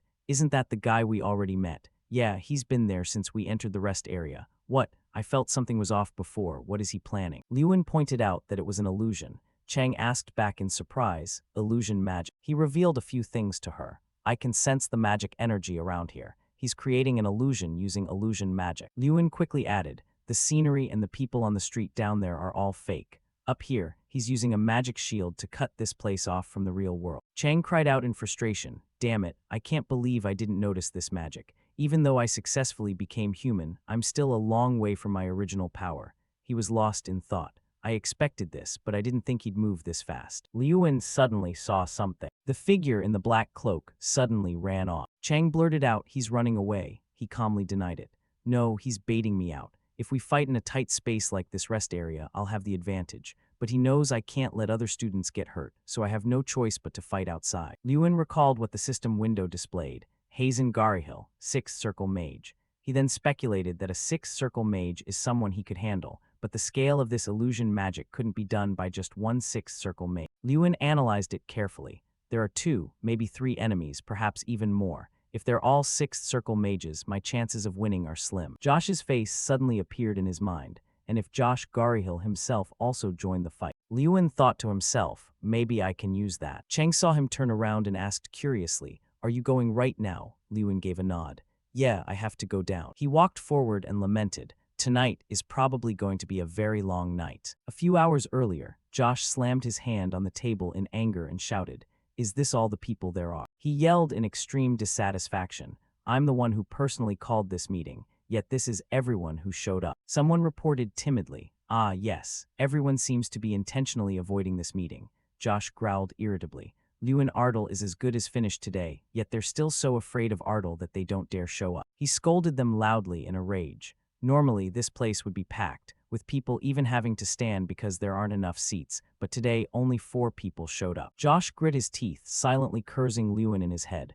Damn it, that bastard ruined everything. Finally, he let out a long sigh. Fine, they'll regret it sooner or later. Has the matter I entrusted to you been handled properly? The other person quickly replied, yes, the Night Guard forces in the capital are all our people now, so no matter what happens, there won't be a problem. Josh turned to ask Vengras, what about the mission I gave the captain? He answered flatly, last night we received confirmation that the assassins have reached Ardle. Vengras continued explaining the plan.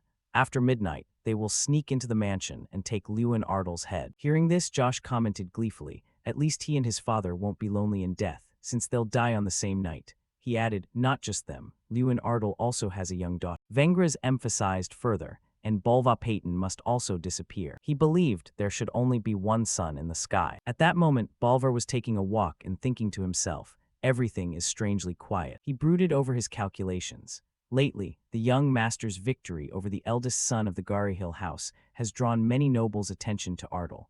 But the Garhill I know isn't the type of person to give up so easily. Bolvar remembered the Lord of Ardle's words. If you notice anything suspicious, report it immediately. He nodded in agreement. It seems the Lord and I are on the same page. I must be careful. Bolvar suddenly saw a man carrying a wooden crate. He asked him out of concern, done for the day. The worker smiled and replied, Sir Bolva, yes, I just finished cleaning up and was about to head home. Bolvar continued to inquire. I wanted to ask, did anyone suspicious visit today? He thought deeply. Suspicious people, the worker quickly remembered. There were 5 merchants, but I've never seen them sell anything, and I haven't seen them leave. Bolvar finally reached a conclusion. Assassins often disguise themselves as merchants. Now they've completely vanished after entering the territory. The worker suddenly blurted out, and they were carrying swords too. You should be careful. Sir Bolvar was on his guard just in case. He suddenly ran off in the opposite direction at full speed. Seeing that, he felt a bit relieved. There was probably no need to worry much. The mansion was strangely quiet. The group of assassins was searching inside, whispering to each other as they moved.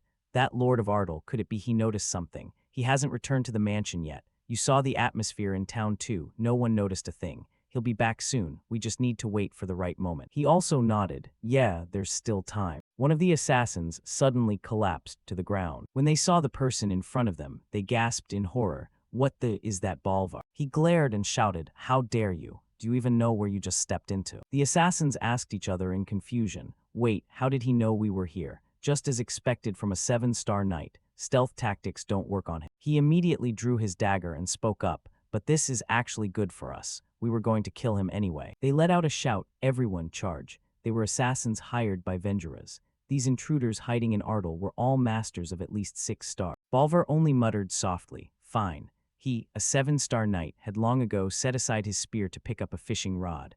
Therefore, the people in the territory thought his skills were no longer what they used to be. However, that was a grave mistake. Bolvar raised his spear and barked, all of you, charge at once. The elegant tip of the spear slashed through the assassins line by line, and in no time he had taken them all down. They were sent flying through the air. The heavy bodies of the assassins slammed directly into the wall. One of them wondered in terror, 7 stars. He's a 7-star knight. He doesn't look like it at all. But we've taken down more than 10 7-star knights of the Empire before. It was then that he heard Bolvar speak slowly. Do you know why I stopped practicing the spear? The assassin gasped in horror. It can't be, while cursing inwardly this bastard. Don't tell me. The assassin didn't dare say it aloud. Was he an 8-star knight? Bolvar revealed to him. No matter how much I honed my spear technique, I reached the limit of what pure technique could teach me. One man took a desperate leap, attempting a sneak attack from above.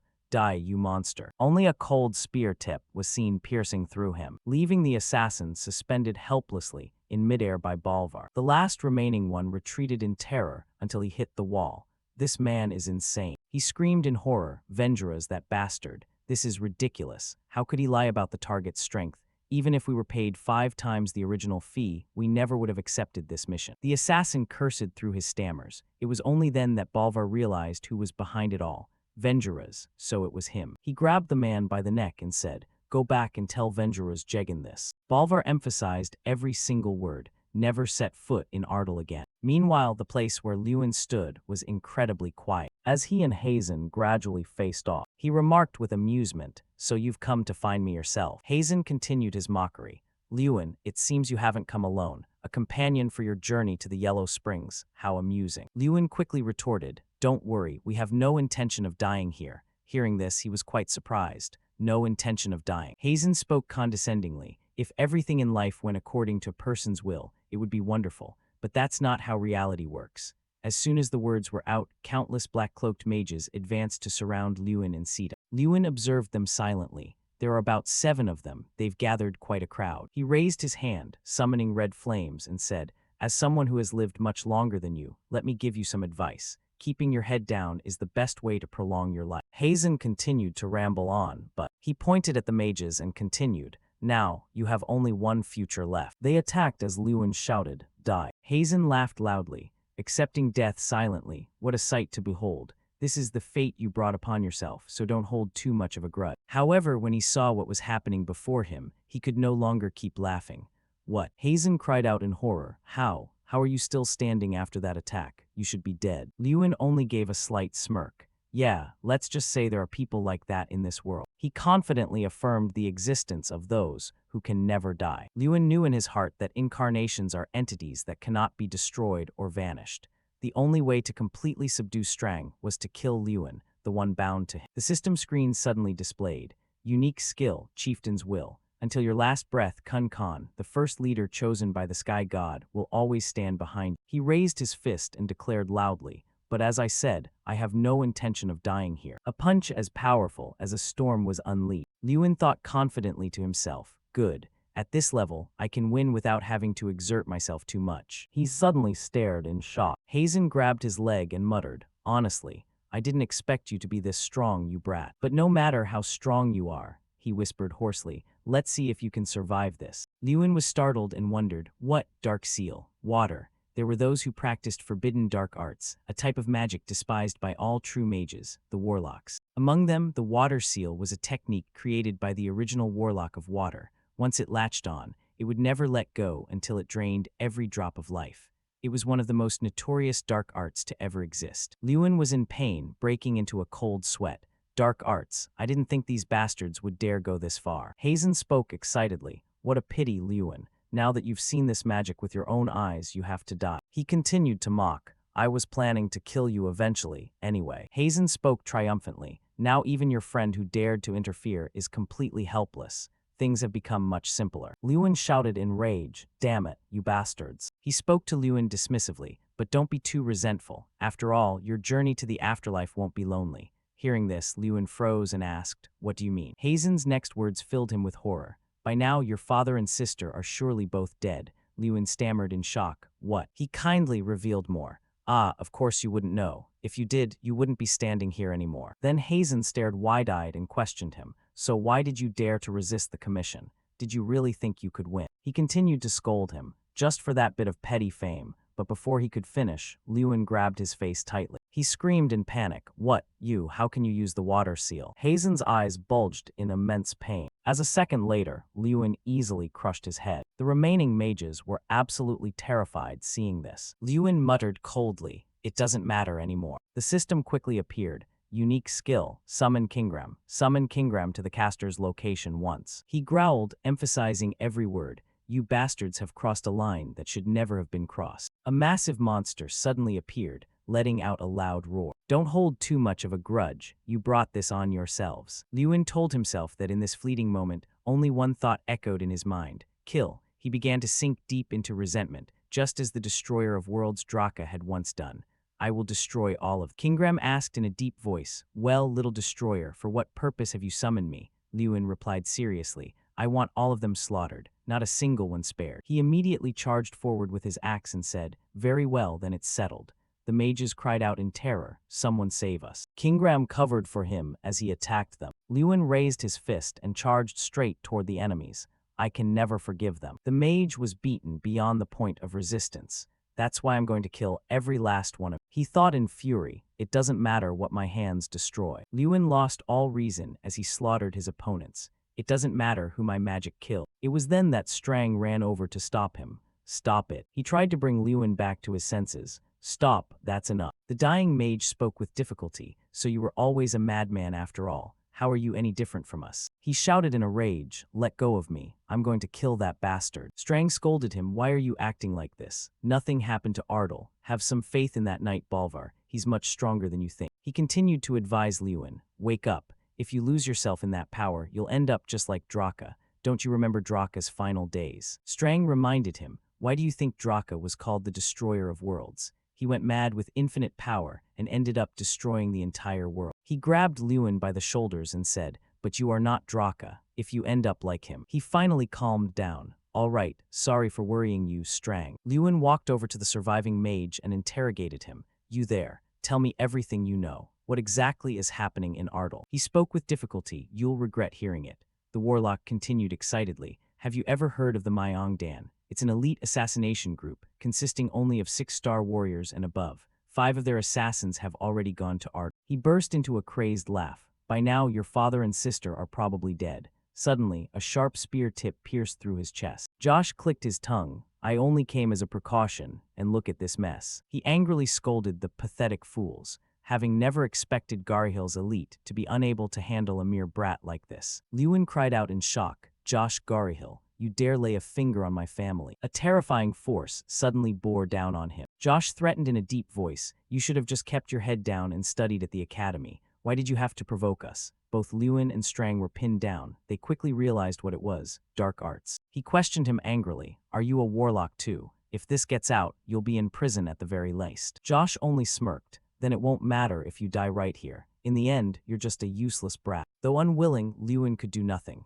Damn it, I can't move a muscle. The summoning time for Kingram had expired, and he had vanished. He heard the old man say, now, let's end this, and then countless spears were summoned from a magic circle. Josh launched the spears at Lewin and barked, time to die, Lewin. Seeing this, he could only think in fear, no, I can't let it end hopelessly like this. A massive explosion occurred as expected, yet he was unharmed. He stared in shock at the person blocking for him, Headmaster. Josh also cried out in amazement, Tyrion, why is the headmaster here? Tyrion Ignit angrily interrupted him, Josh Garhill. His terrifying power made the man tremble with fear.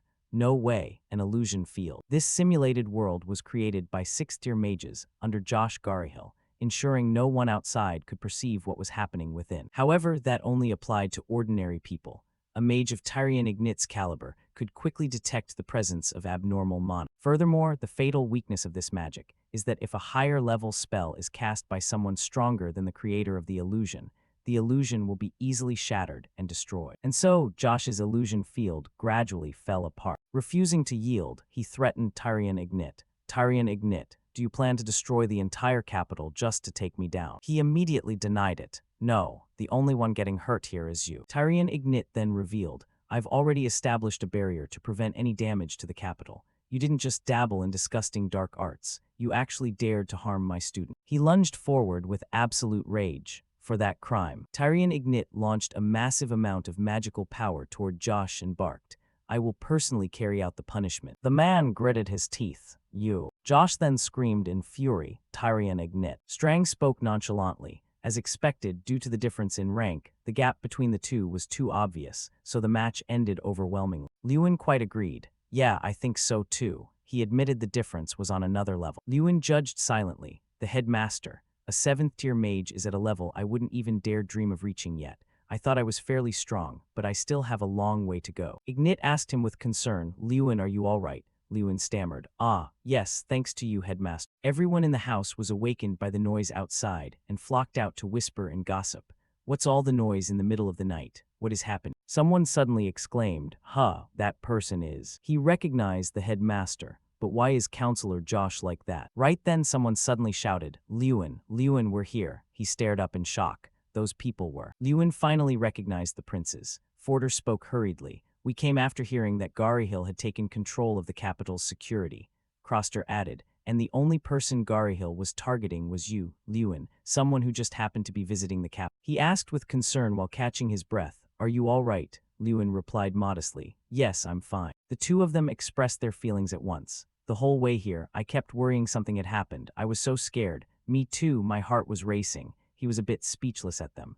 You haven't changed, my lords. They quickly turned to greet Tyrion Ignit. Oh, even Headmaster Tyrion Ignit is here. Then the person lying over there is. Lewin didn't deny it. Yes, that is Josh. He tried to target me with dark arts, but the headmaster stopped him. Croster grew furious upon hearing this. That demon. How dare he harm my beloved Lewin? This is a challenge to the royal family and an act of treason. I will go to my father immediately and have Garyhill arrested for treason. Forder also spoke up. It's rare for us to be of one mind, brother. Indeed, this is treason. And since we've confirmed he learned forbidden dark arts, we must arrest the entire Garyhill family in this land. Lewin spoke up suddenly. Before that, I have a request. The two princes asked immediately, what is it? We will grant whatever you ask. He spoke hurriedly. I need to check on the situation of my father and sister in Ardal. Lewin waited anxiously. To receive news from Ardal as quickly as possible from the capital, we had to request information from the nearest commercial city, Monzo. Waiting for that news took nearly half a day. It felt like the longest time of my life. Someone carrying letters walked over to him and said, we've finally received information from nearby Mons. He announced quickly, fortunately, they are all safe. He continued reading. The Lord was already on guard against potential assassins, and Lord Bolvar completely overpowered the 5 assassins. Additionally, they've discovered who ordered the hit. Croster asked impatiently, wasn't the one who ordered the assassination obviously Josh Garyhill? The messenger didn't deny it. Yes, but there were accomplices. He spoke a name. The one most deeply involved is Lord Vengeras, commander of the Golden Knight Order. Croster tapped his forehead in disappointment. Lord Vengeras? Damn it, they're all rotten to the core. Forder immediately ordered. From this moment on, Vengeras Jegan is dismissed from his position as commander, and Josh is stripped of his position as High Counselor of the Wizard Tower and his guardianship. The messenger spoke up again. My lord, because those two held very important positions, you must also appoint replacements. He immediately made the decision that the vice commander would temporarily take over the commander's position. Forder continued to declare regarding the counselor position and guardianship Josh held. He looked toward Tyrion Ignit and asked, I wonder if the headmaster could help us out for the time being. He gasped, forgive me, Prince, I'm just an old man. Forder replied quickly, yes, I understand better than anyone that you have no interest in politics, but as you can see, the situation is not good. At least until a new successor is decided, I beg for your help. Tyrion Ignit was still hesitant, but it was a well-known story across the country that the princes had put in a lot of effort to bring the headmaster to the capital. However, the headmaster had always refused, saying that an educator should not be involved in politics.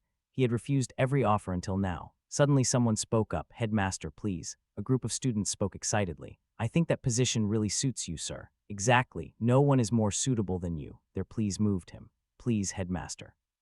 Finally, Tyrion Ignit made a decision. If that is what the students believe in, I should follow their wishes. He still had conditions, but only until a successor is chosen. Everyone cheered happily at this. Excellent, I'll be counting on you. Our kingdom will prosper even more. Lewin had a hunch in his heart. I suspect a new successor will appear soon. His mood gradually relaxed. I'm glad everything ended well. When this capital tour ends, the final exams will begin soon. The long yet short time at the academy will soon be over. The fall of Garyhill, the victory of Adel. Banners with these words began to appear all over the capital, and the news spread not only among the nobility, but across the entire kingdom. Meanwhile, at a certain castle, a shout rang out. Hey, I said no, get out, wait just a sec. Jekyll tried to explain himself. I really just need a little bit of time, when someone happened to walk up and ask, what's all this noise about? The guard hastily cried out, forgive me, but this man keeps trying to force his way inside. Jekyll immediately knelt before the newcomer and said, I apologize for the sudden intrusion. I am Jekyll Garyhill, the eldest son of the Garyhill family, and it is an honor to meet the Crown Prince. Standing before him was Crown Prince Sumnan Genak of the Genak Empire. Jekyll continued to make excuses. Even though I have acted rudely, please understand that it was not intentional. Sumnan spoke coldly, that is enough. He then asked, so why have you come all this way? Jekyll quickly replied. I have come to seek asylum in the Empire for myself, my siblings, and our family's mages, over 40 people in total. Sumnon questioned his reason. He pleaded to offer what little strength we have to the great crown prince and for the endless glory of the Empire's future. Sumnon glared and snapped. How annoying. Did you come here just to flatter me? He questioned him again. What crime have you committed? Jekyll was confused. Pardon, Sumnon inquired further. The Hill family is the strongest in that tiny kingdom, so why would you leave your country in such shame to seek asylum in this empire? Jekyll stammered his reply. An assassination plot. He spoke sternly. You turned against the royal family over something so trivial. Don't tell me you tried to assassinate a member of the royalty. Jekyll stuttered for a while before saying, no, it wasn't like that. Sumnon then rejected him. No matter how small the Giant Kingdom is, harboring a criminal like a Hill would go against my principles. In fact, handing you over would benefit my reputation much more. His next words made Jekyll's eyes widen with fear. I see no reason to grant you asylum. Sumnon turned to leave, not forgetting to remind him. Go now. I will not grant you asylum, but I will not detain you either. Jekyll suddenly trembled as he spoke a name, Lewin. He finally revealed the truth. We tried to assassinate Lewin Otto. Sumnon asked in shock, the Lewin I know. Jekyll nodded tremblingly. Yes, that's right. He suddenly stepped closer and said, I want to hear more about that assassination. Sumnon flashed a cunning smile and said, let's go have some tea. Although many incidents had occurred, they all seemed minor now. Time passed peacefully after the visit to the capital. 3 months later, the new year arrived. And just like the heavy snow that fell that winter, many nobles arrived at the academy. The reason they came to the academy was simple. The graduation exam. This is a system where graduating students showcase their skills to others, creating opportunities for them to be recruited by nobles. Today, that very exam is being held at the academy. Lewin thought pensively, graduation. Once this exam is over, it'll be time to graduate. 6 years that felt both long and short were finally coming to an end. Jason suddenly asked him, Lewin, what's with that look on your face? Don't tell me you're nervous. Lewin quickly denied it. No, not at all. Did you prepare a lot for this exam? He replied with a smirk, the exam, that doesn't matter to me. I'm going down to Ardell with you anyway. Lewin was a bit speechless and said, I never said I was taking you with me. Hearing that, Jason shouted angrily, hey, are you serious? Just then, someone walked up. Oh. Seeing the young girl, Lewin's eyes widened in surprise. He thought to himself with emotion. I heard you were safe, but seeing you in person makes me feel much more relieved. Now Lewina was standing in front of Lewin, greeting him. It's been so long. Have you been well, brother? He quickly walked over to her and replied, thank you all for coming. Nothing has happened since that day, right? Lewin bowed his head in self-reproach and said, I'm sorry. Father ended up in danger because of me. Lord Ardell spoke gently. It's all right. You don't need to feel so bad about it. I am truly proud that we didn't compromise and stood up to them. He then turned to Bolvar and said, thank you, Father, and you too, Sir Bolvar. Thank you so much. He laughed heartily and politely. It's nothing, young master. I only did what I had to do. Lewina suddenly spoke up, but Oppa. Lewin turned back, wondering, yeah. She pointed at Chang and questioned, who is this lady? He felt guilty and cursed to himself. Damn it, I can't even use the cousin excuse with my own family. Lewina asked suspiciously, don't tell me you got a new girlfriend just because Sister Irene isn't here. Lewin hastily explained, she's just a friend, just a friend. Someone happened to walk up and greet him. Long time no see, Lewin. At that moment, Jason stepped in front of Lord Ardell and said, hello, Father. I am Lewin's soulmate. Lewin was delighted to see the newcomer, feeling lucky that his family weren't the only ones attending his graduation exam. Hans, you fulfilled your oath and become an official knight. He cheered excitedly. Hans. 2 more people stepped forward to greet him. How have you been lately? Lewin blurted out in surprise. Theta, did Lady Irene come too? Bonds were formed during the grand tournament, and this felt like a reward. The crowd suddenly erupted in hushed chatter. Wait, look at those people. Croster and Forder also came over to call out, Master Lewin, we're here. Lewin was extremely happy to see even the strongest figures among his connection. The 2 of them even complained, Master Lewin, you have no idea how hard we looked for you.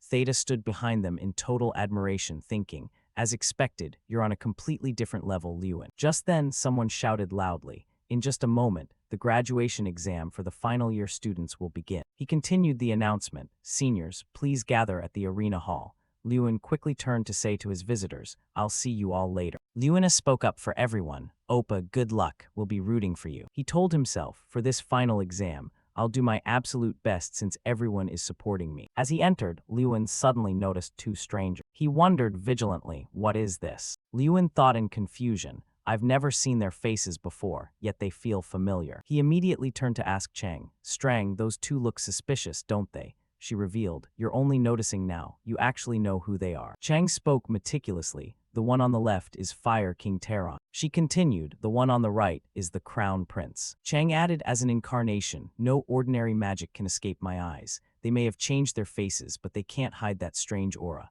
Liyuan was utterly bewildered. Why would the Fire King and the Crown Prince come here in person? Even if they wanted to visit, they could have appeared openly. Countless questions filled his head. Don't tell me. Is it just because of me? Are they trying to check how strong I've become through this exam without being noticed? Thinking of this, Liyuan couldn't help but smirk. They're quite thorough. He told himself that if they made the same offer as before, he would still refuse it just as he had back then. Liyuan flashed a cunning smile and thought, but since they've gone to the trouble of coming here, I should at least give them a show worth watching. He stared at them and sent a silent message. So keep a close watch and see how much I've grown. The graduation exam consisted of the following parts: isolation, glacial escape, and destruction.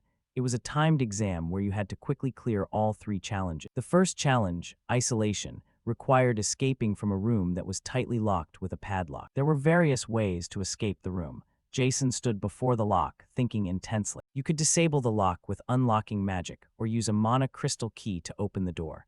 There were truly many ways. It didn't matter which method you used, as the only thing that mattered was escaping the room. After some time, a massive cheer erupted as 7 mages from Group 6 escaped the room almost simultaneously. Then someone shouted regretfully, "What a shame, another person was just blocked by a monster." Starting from the next challenge, the difficulty increased crazily, from defeating a pack of frost beasts in a bone-chilling glacial region, to using their strongest magic to destroy a solid stone wall in the final challenge. Someone who was stalled there shouted furiously, "Why is this thing so stubborn?" If you passed everything, you would finally complete the graduation exam successfully.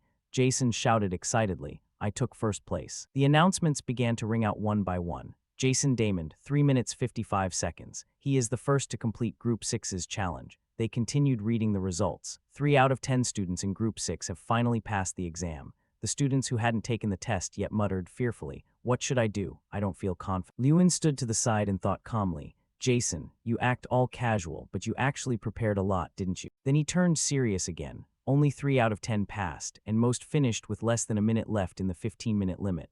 I'd better come up with a plan to clear it as fast as possible. The judge announced again, "Next is Group 7. Please step forward." Liyuan moved quickly. It was finally his turn. People in the stands asked each other curiously, "This group has Liyuan Ardell, the pride of our academy, doesn't it?" Whispers broke out everywhere. "That's right. I heard many distinguished guests came just to see Liyuan. I'm so excited to see how he'll perform." Shomerton also spoke up. "I'm looking forward to seeing how much stronger he's become. What do you think, Godfather?" Terran commented flatly. "He hasn't changed." He suddenly asked, "By the way, what are you planning to do?" He wondered in response, "About what?" Terran instinctively looked toward Liyuan. "The reason you came here today. You called it your final loose end, didn't you?" Soam didn't deny it. "Yes, that's right, my final regret." He believed that if he joined his side in the future, he would certainly be a valuable asset.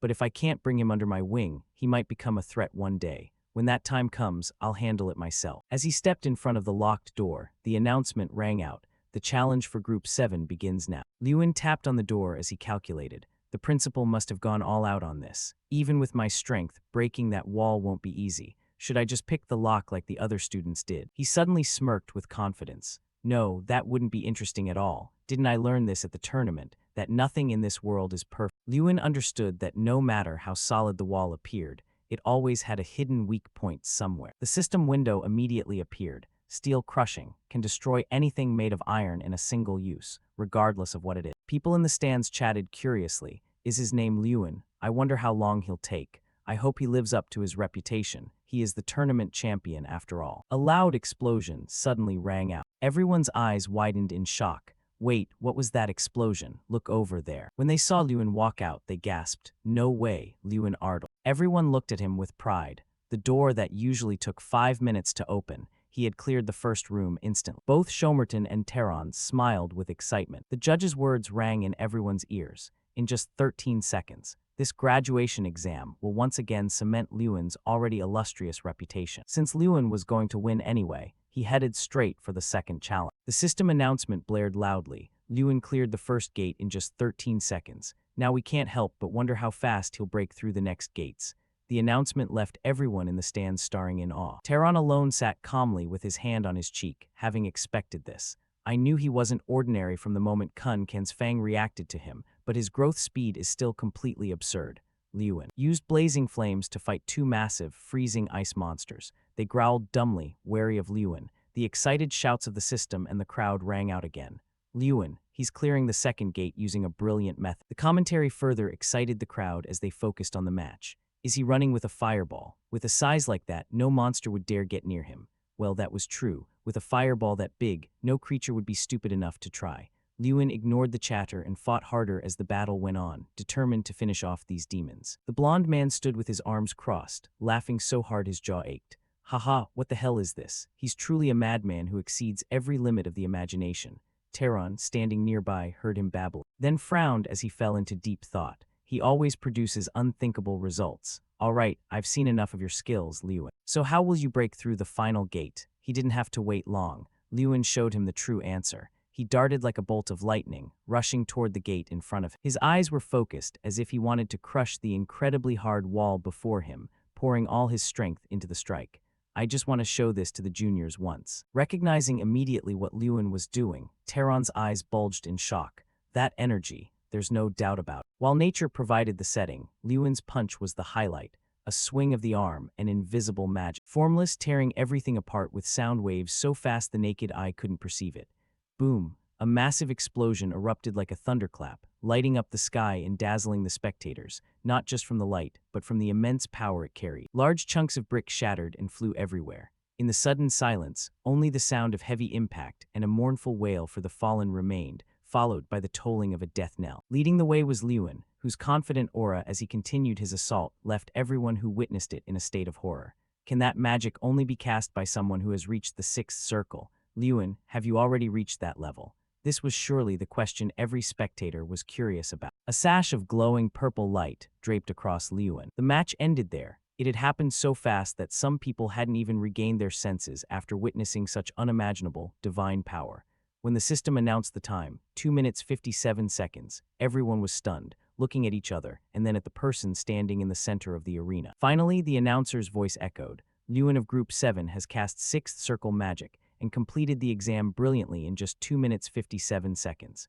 Cheers of victory erupted from all sides of the stands, while our protagonist calmly wiped the sweat from his face with a relieved smile. The person who felt the least relieved was likely Tehran. He was still deep in thought, analyzing the most prominent young man of the moment. The Sixth Circle is a realm some can't reach in a lifetime, yet Liyuan achieved it at only 16. This isn't good. Before he grows even more and becomes a threat to my position, I have to crush him no matter what. He glared with undisguised hatred at the boy who was smiling and thanking the cheering crowd. It turned out Tehran feared his own status would be shaken by Liyuan. The two princes, Kroster and Forder, raised their hands in celebration.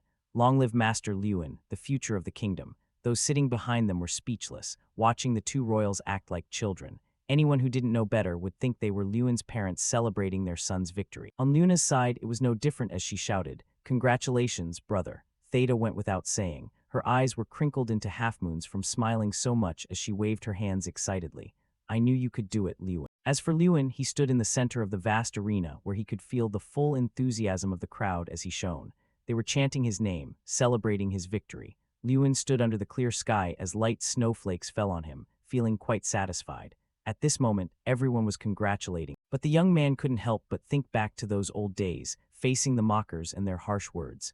Now, he no longer had to ignore them in silence. Who could have imagined back then that he would graduate like this, surrounded by cheers? Jason laughed so wide his mouth wouldn't close as he rushed over and threw an arm around Liyuan's neck. Whoa, Liyuan, when did you reach the sixth circle? I can't believe my friend is already a high-level mage. This brat startled him before he could prepare himself. Jason and everyone around them stepped forward to congratulate him together. Honestly, even for you, Liyuan, I didn't think you'd reach that level so soon. Jason still hadn't let go of Liyuan's shoulder, putting on a preachy tone. There's one thing that is absolutely indispensable on a day like today. A friend standing nearby heard how serious he sounded and asked curiously, what is it? He broke into a wide, toothy grin, putting on a bizarrely mysterious face as he drawled out his answer. That would be. Ta-da! The answer was revealed to be 2 large mugs of barley smoothies. all that mystery for just that. Everyone happily raised their barley mugs, arms around each other, as they boisterously prepared for a party. Now that we're adults, let's drink like crazy. Woo, alcohol, alcohol, keep it coming, cheers. Avatar walked over as Lewin stood watching their rowdy no-drink-no-return resolve, feeling a mix of helplessness and amusement. That said, he truly enjoyed this precious, joyful moment. It would surely be one of the best memories of his life. It's really starting to sink in. Tomorrow is graduation, and since this might be the last time we're all gathered like this, I'm sure everyone just wants to enjoy it to the full. While he wasn't paying attention, Avatar, looking a bit withered and stumbling with a face flushed from the alcohol, suddenly appeared behind him. Without a word, she slapped an arm around his shoulder like a good buddy and pointed to the sky. Another bottle. Lewin stared at her blankly, surprised by this unfamiliar sight. By the way, I just found out today that even Avatar can get drunk. Two men walked toward them. The old man with long white hair and a white beard stepped forward first. Lewin, are you enjoying the party? Hearing his name, he turned to look. Principal, and Professor Heidel, you're here too. He glanced at Avatar, who had completely collapsed onto the floor, then stood up straight and spoke politely to the two men. Thank you for organizing this event. I'm enjoying it very much. The principal laughed heartily. Haha, you're graduating soon. You should enjoy yourself to the fullest, shouldn't you? Lewin nodded to express his gratitude. Since tomorrow we'll be very busy with the ceremony, let me say this now. Thank you for everything. To you, principal, and to you, professor. Both of them flashed gentle smiles. A thank you, eh? Well, it's quite touching. Soon, even if we wanted to, we won't be able to see you anymore. The principal finished speaking and then continued to tease him warmly. In that case, we'll have to invite Lewin as a guest lecturer for next year's graduating class. Of course, as long as you say the word, sir. You've promised. Professor Heidel here is my witness, so don't go pretending you don't know about this after you graduate. They all continued to chat happily. By the time the party ended, it was already dark. Lewin walked quietly across the stone path in front of the manor with a weary sigh. Phew. He reached up to rub his throbbing head. I must have had too much beer. My head is starting to ache. He was busy complaining to himself about his beer-induced headache, not noticing the figure standing right in front of him. A man with a straight posture and leather shoes suddenly approached to greet him. Excuse me, you are Lewin, right? The voice coming from the side startled him into turning his head. Two men stood there. The one in front stepped closer. He was dressed entirely in black. He bowed, placing a hand over his chest as he introduced himself respectfully. I am Reika, a merchant running a small trading company in the east. If possible, I would like to speak with you privately for a moment. Lewin remained calm. He was wary of these two strangers but didn't refuse. Yes, go ahead, Crown Prince Schomert. As soon as the words left his mouth, the man was visibly startled. What? It turned out the previous introduction was just a fabrication of a false identity. He probably didn't expect that a second after he started lying, he would be exposed immediately. Thus, the expression on his face stiffened, and he froze for a moment. The man with silver hair and slick-back hair standing behind him was Taron. He stepped forward with a scowl and questioned sharply, How did you know it was me? After speaking, he stopped his pace, and for no apparent reason, threatened the young man. You'd better answer honestly. In contrast to the man's exaggerated attitude, Lewin only smirked slightly and replied calmly, You can hide your face, but you cannot hide your presence. Your eyes reminded me of the crown prince I once knew, so I took a chance. After speaking, he stared at the man's unhappy, scowling face and greeted him cheerfully without any offense. In that case, you must be the Fire King. It's been a long time. It's good to see you again. Taron was surprised by Lewin's unexpected explanation. You recognized me just by my eyes. I'm truly impressed. He clearly highly valued Lewin's perceptiveness in this first exchange. Shomerton interrupted the conversation that was flowing smoothly. He reached out his hand with an arrogant expression he couldn't hide, nor did he want to. Now, this is my final offer. There won't be a second time. Come to the Empire with me. He widened his eyes, scowling as he threatened Lewin with brief but meaningful words. Refusal will not be accepted. Oh, is that so? But Lewin had never known the meaning of fear. He only let out a small chuckle from deep within and replied gently with 3 words, I refuse. The 3 of them stood in a standoff amidst the freezing winter snow. Shomerton grew increasingly irritated by Lewin's rock-hard attitude, yet he tried one more time to persuade him. You really won't listen, will you? I warned you before. Any gem I cannot possess, I will destroy. Oh man, what is with that entitled attitude? But Lewin remained indifferent. You could certainly do that, it's true. But I don't think you will. This answer caught Shomerton off guard and actually made him reconsider his stance. He asked back, what makes you so sure? Because the crown prince I once knew would never lower himself to sneak around under a false identity and order the death of an ordinary student.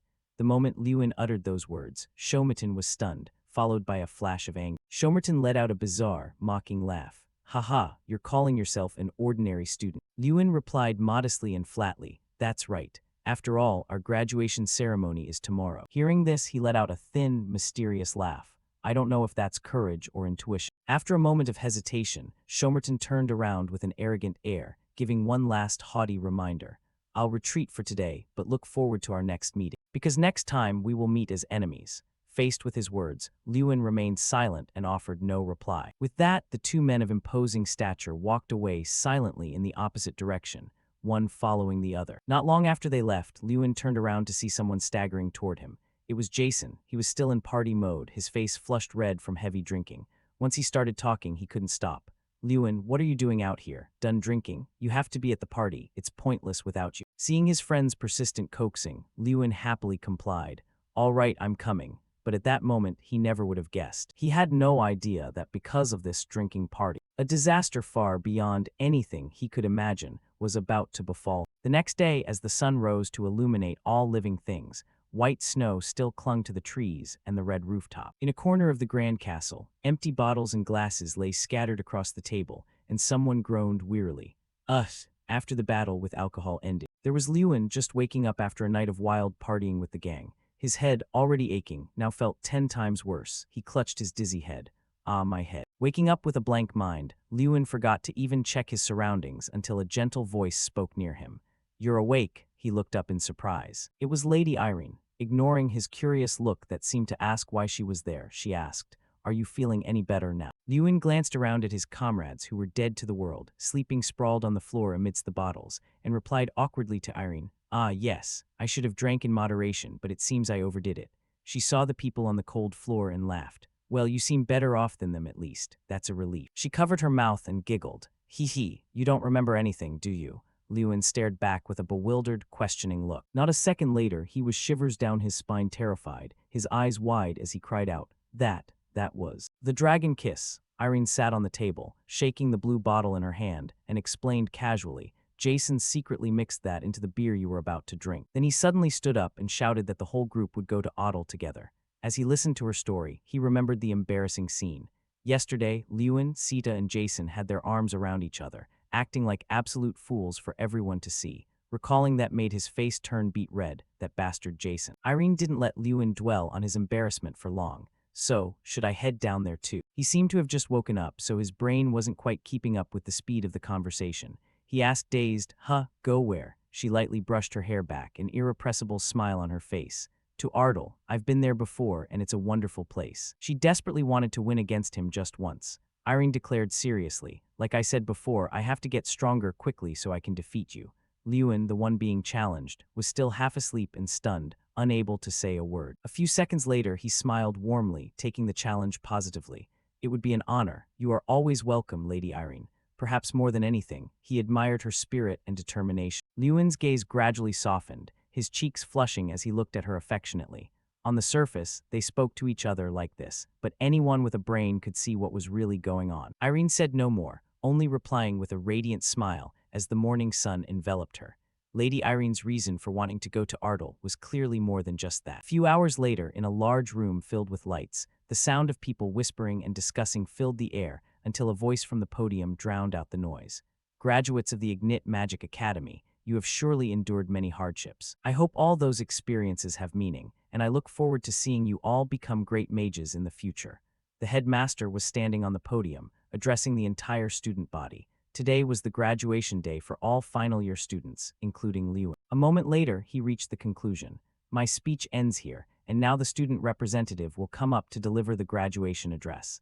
A pair of straight legs in polished leather shoes slowly stepped forward. It was none other than Lewin, the elite student known to the whole school. The headmaster formally introduced him to everyone, representing the entire student body and the valedictorian of this class, Lewin Ardle. He stepped to the podium with a calm demeanor. The headmaster stepped back to make room for him, not forgetting to pat his shoulder in encouragement as he passed. Lewin, don't be nervous, just speak naturally, but you don't look worried at all. Lewin replied politely, Yes, don't worry, headmaster. As the saying goes, don't judge a book by its cover. That was exactly Lewin's case. Don't let his calm exterior fool you. In truth, his heart was pounding so hard it nearly skipped a beat. I say that, but I'm actually very nervous. Just thinking about being the center of attention for all these people. I'm so tense I've forgotten everything I prepared. Because before Lewin's eyes were thousands of students sitting there, listening intently to his speech. Lewin stood in position and took a very deep breath to steady himself. But it's okay. Even if I've forgotten my prepared words, I still remember exactly what I want to say. Under the expectant gaze of everyone, including Irene and Sita who listened closely, he began his speech. As you know, I won the grand tournament. An achievement I reached in just 1 year, but the journey there was not smooth. I suffered from a condition called mana release disorder for 5 years. Lewin slowly recalled those days, his voice low as he continued. For a mage like me, being unable to release mana was a truly heavy blow. But even worse than that was how everyone looked at me. Many wondered why I stayed at the academy, why I refused to give up even until the very last moment. Speaking of this, he didn't seem to harbor any resentment or anger about their past words. He only gave a gentle smile. But I didn't want to give up because magic is everything to me. It was the only way I could protect myself, my family, and the people I care about. That is the reason I persevered until the end. Winners and losers, let's just see how fate turns out, shall we? The speech hadn't even ended, but the crowd's excitement and enthusiastic cheering were already evident. More importantly, he had struck a chord of deep empathy within them. Lewin continued, and if there is anyone here struggling because they haven't seen results despite their efforts, I absolutely must tell you this today. Please keep moving forward. He stood there, heroically delivering his declaration, encouraging everyone to keep going. Lewin's gaze swept across every person sitting in the stands. Even if you fall, get back up. Even if you feel no one notices you right now, there is surely someone out there who will. As long as you don't give up, a miracle will happen. Everyone was thanked for their efforts over the past 6 years. With that, the powerful speech officially ended, closing today's graduation ceremony. The sound of applause, mixed with many emotions, rang out like thunder and wouldn't stop. The scene changed to the end of the session. Pure white snow had already covered the trees and roads, and the sound of rhythmic horse hooves spread across the cold, snowy ground. One carriage after another left the academy. Inside a luxurious dark mahogany carriage, voices could be heard chatting. That speech was so good, brother. I think everyone really liked it. You're always so amazing. Thanks, Lewina. It was the Ardell siblings discussing the hottest topic of the moment, Lewin's powerful speech. Lewina pondered something, then glanced out the window at the pure white carriage driving steadily alongside theirs. So your friends are coming to Ardell immediately, too. Through the window, Irene, Sita, Jason, and Hans could be seen sitting inside, laughing and talking together. Lewina confirmed again, all four of them. He replied flatly, "Ah, yeah." Memories of that terrifyingly drunken night flooded back. Actually, it was only yesterday. A gang of people trashing the room, mouths moving faster than cooldowns. Lewin had even climbed onto the table and pointed at a crying, drunken mess. Sita, become my teammate. They say drinking makes you forget the past, but in their case, they remembered every bit. It made his skin crawl just thinking about it. But out of embarrassment, he had to pretend to Lewina, I don't know how things ended up like this. Following the two lead carriages were rows of soldiers marching in sync. Right after graduation, we decided to head straight to Ardell together, or more accurately, I was the one who hired them. Not only that, but 3,000 soldiers would also join us. The twin princes had promised to send reinforcements for the Southern Pacification Campaign, but I never imagined they would send so many troops. While lost in thought, a voice suddenly snapped Lewin out of it. Hey Lewin, after the conquest ends, do you plan to stay in the territory forever? Lewin smiled, not hesitating to state his future intentions. No, father is still there, after all. He thought he might travel for a bit afterward, but he hadn't made any concrete plans. For now, he needed to focus on the conquest. Under the clear blue sky, with snow still falling, two people were chatting away. A short break, and then we head straight to prepare for the conquest, right? The other replied. Oh, I plan to start by surveying the terrain. Our protagonist and Sita were standing before a map, laying out plans for the upcoming campaign. She asked, have you come up with any strategic plans yet? I'm considering a few ideas. While they were discussing, they heard the scuffling sound of soldiers rushing toward the other side.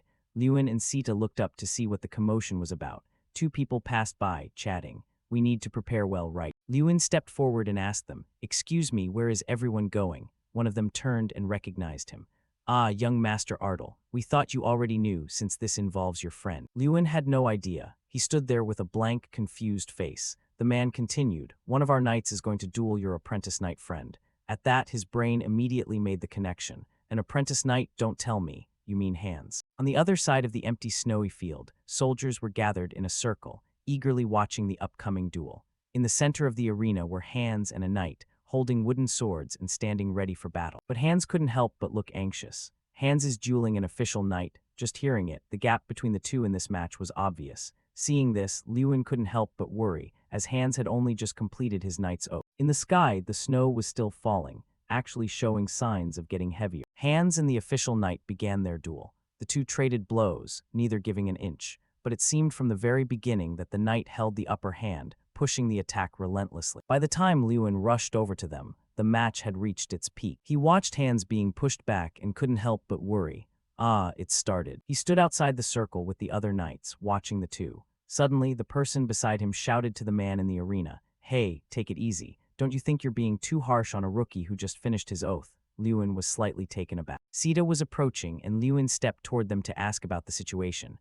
"Why are those two dueling?" One of them looked at Lewin, thought for a moment, and replied, "Oh, no special reason." The knight gestured for Lewin to watch the two of them trading blows, then told him what had happened. "While cleaning up after lunch, we were bored, and since there was an eager junior, I suggested a test of strength." At the same time, Balvar approached silently. From behind them, he quietly greeted Lewin. "Is the young master here too?" Lewin was surprised. Where did he come from? Then, reacting quickly, he greeted him politely. "Lord Balvar, you're here too." He stood with his arms crossed behind his back, smiling with a bit of enjoyment. "Of course. How could I miss such an interesting sight?" Hearing this, Lewin only glanced at the subject of the discussion and chuckled to himself. "Interesting, huh?" He looked at the knights standing there. If they recognized Lord Balvar, their reactions would be just as interesting. With that thought, Lewin continued to follow the increasingly heated duel. Suddenly, he turned to ask, "What do you think of this match, Lord Balvar?" He didn't think twice and gave his assessment. "Both aren't bad." His attention fell on the young man with light purple hair, whose face showed a level of determination and lack of hesitation beyond his years. Balvar didn't know who he was, so he asked the boy beside him, "Is that young knight your friend, young master?" Lewin smiled, proudly introducing his best friend. "Yes, his name is Han." Balvar's voice grew lower and more serious as he analyzed it from his perspective. He's clearly being pushed back, but the fact that he's holding his own against a golden knight is admirable in itself. His words made Lewin wonder. A golden knight. He knew Lewin was curious and explained what he had accidentally overheard earlier.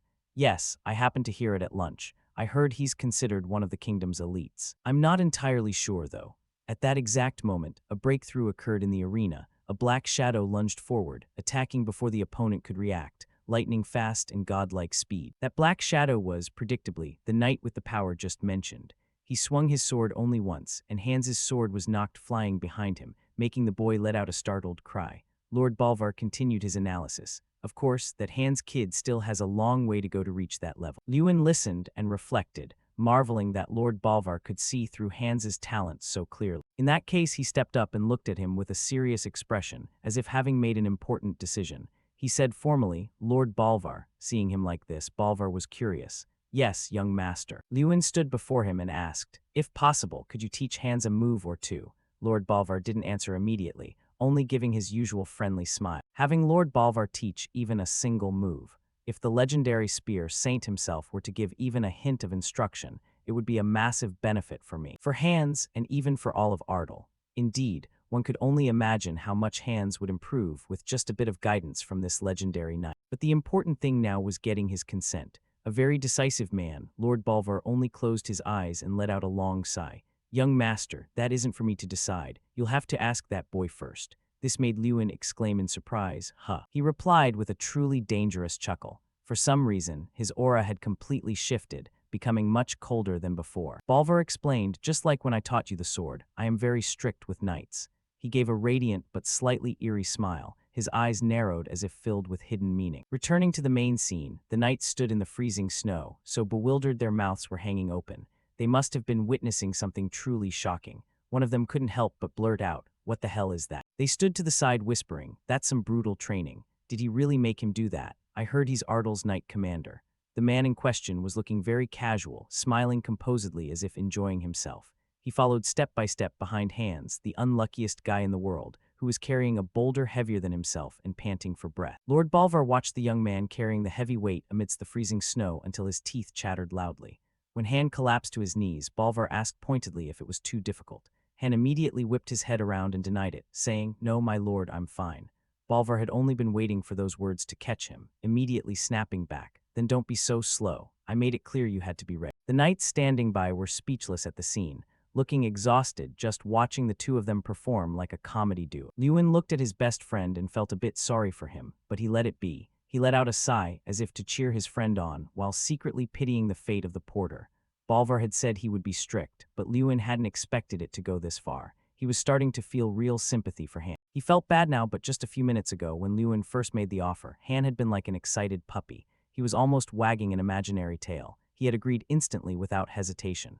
Really, Lord Bolvar is training you. It's said to be extremely difficult. Maybe you should. I'm confident I will definitely succeed. Han had been so decisive then. Lewin could only shrug. He had given him the choice. Lost in his helplessness for his friend, Lewin was startled by a voice calling from behind. It was the knights from earlier. They approached Lord Bolvar with a cautious air. Oh, it seemed they had finally realized something. The one in the lead asked softly, "Excuse me, sir, may I be so bold as to ask your name?" Lord Bolvar remained silent, eyes closed, perhaps deep in thought or simply ignoring them. He was likely pondering why they hadn't recognized him sooner. Seeing his lack of movement, the knights looked at each other anxiously. Why isn't he answering? There are rumors he once took down 5 assassins alone. Maybe I should ask about that. The other replied, "Hey, that must be just a rumor. How could one man kill 5 assassins by himself?" Right then, as fate would have it, little fool Han came running over, shouting loudly, "Lord Bolvar." He was panting as if someone were stealing his air, standing exhausted in the center of the gossip and reporting,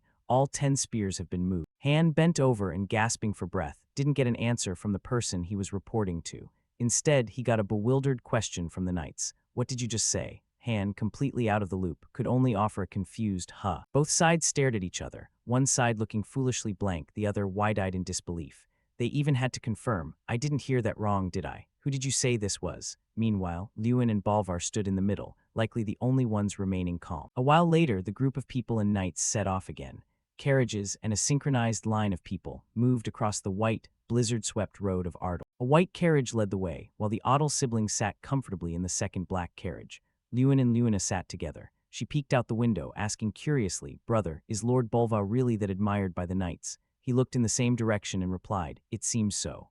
Inside the carriage, they chatted away, a total contrast to the scene outside where the sound of the knights gasping for breath was constant. As expected, Han and the other knights were being favored with Bolvar's special training. Each of them, drenched in sweat despite the freezing cold, marched behind the carriage carrying sacks heavier than themselves. One of them complained loudly, "Isn't this too much? This is the training method Lord Bolvar personally recommended. Stop asking and just do it." Another snapped back. They continued to bicker and complain, though it only made them more tired. The man they were talking about was currently relaxing in the carriage, eyes closed and enjoying the ride. Lewin could only let out a helpless sigh and called out softly, Lord Bolvar." Even hearing him, Bolvar didn't change his expression, whispering back, "Speak, young master." "About that training, is it really useful? From what I can see, it looks a bit primitive." Lewin stated his view quietly. It was the truth, especially seeing them look like they were about to collapse. Drenched in sweat in this biting weather was a pitiful sight. Bolvar understood his concern. He didn't criticize, but explained gently, "It's not necessarily a good method. If your posture is wrong, you'll end up with chronic injuries first." Lewin was baffled, not understanding the point. "Huh, then why did you make them do it?" Lord Bolvar smirked, giving a nonchalant, half-joking answer.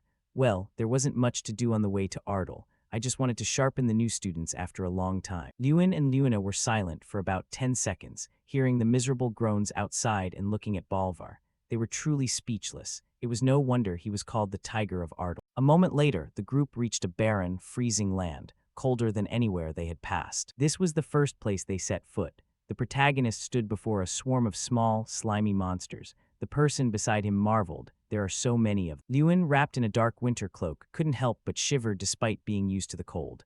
"That's right, we've finally arrived." Lewin and Sita stood in the middle of this land, with monsters crawling everywhere below. Surrounded by towering mountains and biting winds, they stood on the red plain. This land lies south of the southern mountains and was once part of Ardal's territory. But since the Mudmen occupied it, the rulers are no longer human. The tribe Lewin mentioned are those round, squishy, monster-like creatures everywhere.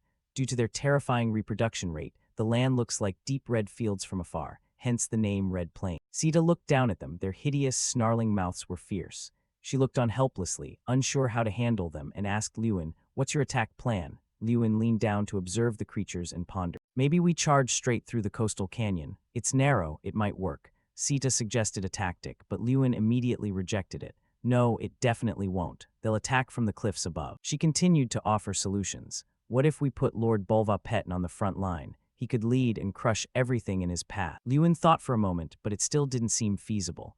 That won't work either. There are too many. Mudmen have a core in their heads that can't be destroyed by ordinary attacks. Oh, I see, Sita understood. Even Lord Bolvar would have trouble killing each one individually. That's a problem. Now I see why previous campaigns failed. There's no path wide enough for a large army, so they always took heavy losses. So there's no other way. Lewin could only accept the truth. Yeah. After a moment, he looked into the distance. Maybe there is one way. The next day, the voice of a man we weren't familiar with shouted powerfully. There is only one way. A frontal breakthrough, he said, slamming his hand on the map. He stood firmly before the other leaders, not flinching at all. This was Morrow, commander of the capital's forces and captain of the Golden Knights. He growled his position. If we hesitate to fight, how can we win? A frontal confrontation is the best choice. Lewin's father, Lord Ardle, knew this but disagreed. He was torn. What the commander says isn't wrong, but the projected losses are too great. Morrow remained firm. My lord, if we didn't have the capital's support, weren't we going to start with only 300 men? Lord Ardle replied flatly. Yes. Morrow laughed coldly. We were ready with only that many. Why hesitate now with such a large force? Lord Ardle looked at him and explained, because this is not a matter of number. To destroy them, we must pass through a narrow canyon. Those bastards will never let us pass. Whether we have 300 or 3,000, it won't change anything. That was why he didn't approve of Morrow's plan. But then the Lord offered a more feasible measure. In short, instead of entering the canyon, we must lure them out. Morrow was concerned, but we have no way to do that. Regardless, a frontal attack. Before he could finish, Lewin's low voice rang out as he entered the room. That sounds fine. His sudden appearance caught everyone off guard. Morrow reacted immediately. Fine, young master, what do you mean? He raised his voice in question. Lewin smiled slightly. Father just gave the right answer. Instead of entering, we should lure them out. Based on his survey, he laid out a plan. I have an idea. We will attack from the top of the cliffs surrounding the canyon. Morrow knew those cliffs and was skeptical. Those cliffs, no one can climb them. Are you saying we all have to climb up there? He was truly a difficult man. Lewin explained again, we don't need many people. We only need 1 or 2 mages up there to use magic and lure them out. Morrow finally saw the logic. Good idea, but how do we get up there? Mage, can you use flight magic? He said this to Jason, who was standing beside Lewin. Being singled out was startling, but Lewin poked him half-jokingly. No, he can climb it himself. Jason stammered in terror. What are you saying? How could I possibly climb that? No way. Lewin's words were sincere. He wanted Jason to try. He patted his shoulder. No, you can climb it. Jason stared in shock. Me. Hee, of course. Lewin put on a friendly but eerie facade. Because I'm going to throw you up that cliff. Whenever he made that face, nothing good followed. Jason turned pale with naive shock. What? Another clear winter morning began. Snow fell lightly as a voice echoed. Finally, the day of battle is here. Is everyone ready? Morrow's voice boomed as the knights shouted their readiness. They stood majestic, battle-ready. At the front was the banner of the House of Ardle. Everything was ready. Morrow growled the order. All troops move out. And finally the conquest began. At the front were Morrow and the Golden Knights, along with my father and Lord Bolvar-Petten.